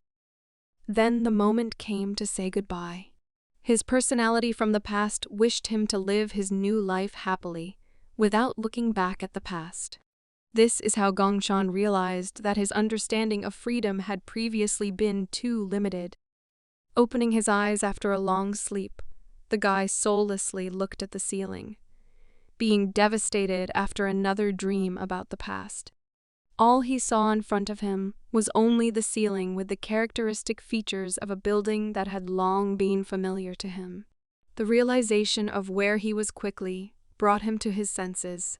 The guy stood up sharply, and after the familiar ceiling, he noticed a blanket that had long been familiar to him. Looking up, he saw that standing in front of him was Sister Gonin, the teacher and the youngest student, as well as dozens of warriors of the Janam clan. Gongchan immediately felt that he was at home. The entire crowd began to bombard him with questions about how he was feeling, as well as about his unexpected last victory over the leader of the dark organization Kanho. Looking at her younger brother, Sister Gonin asked if he was going to leave the clan anymore. The other guys were also excited about this question, since all this time they were very worried about his condition. With a sincere smile on his face, Gongchan admitted that he was pleased to be at home. 3 months later, he returned to his normal life. Sister Gonin had just come to him. Earlier, she had received the task of finding all the information from the meeting of Orthodox sects. The guy apologized for not being able to pick up the report earlier, justifying that he was too busy with the schedule of fight. Opening the sheet with the current issues of the meeting, Gonin first mentioned the dark factions, saying that their power had weakened significantly. The most important thing was that they practically disappeared after losing their tactician. It was likely that the enemies would hide for a while in order to again gather strength for a new blow. The news was great, but the Master of Life and Death said that they still could not relax, because the remaining enemy forces were still a threat, and there were still many dark cult leaders who had not been defeated. The second interesting news was a message from the great Jegal family. They weren't going to leave out the slightest detail, so Jiwa sincerely wanted Gongchan to believe in the power of the Orthodox sects. Regarding the leader of the Wangtong clan, he went to help other sects with the destruction of the blood cult. He couldn't wait to go through a real battle again, so that he could imitate his idol and become stronger. Having finished her report, Gonin warned her younger brother that he had some annoying guests who needed to be taken care of. It was obvious that they were talking about the hyperactive Ren and her silent but capricious older sister Yeon. The surprised guy said that he sees them in Janam even more often than when he was with the Morong family. With a smile on her face, Ren stated that they would come even more often, until they could defeat their uncle in a fair spar. The elder sister complimented her sister's speech by saying that this time they had prepared something new. After these words, their beloved little sister from the Janam clan appeared behind them and sharply declared that they could not fight that day. A little embarrassed, she uttered the words of the master that a sparring was scheduled for that day with a warrior named Vikva. Ren was shocked that they were late. The calm Gongchan replied that on this day he would test his youngest student for the first time. Even though Wifwa stole her precious uncle's time, Ren still couldn't resist and lifted her little sister into the air, saying that she had wanted to see her for a long time. Looking at the noisy youth, Gonin remembered that she was waiting for a quiet and calm day. Gongchan also did not expect the arrival of his noisy nieces, but the unexpected visit evoked only positive emotions in him. In fact, he began to admit that he found it more fun when there was such a friendly buzz around him. It was moments like these that made him fall in love with his new life inside Kanho.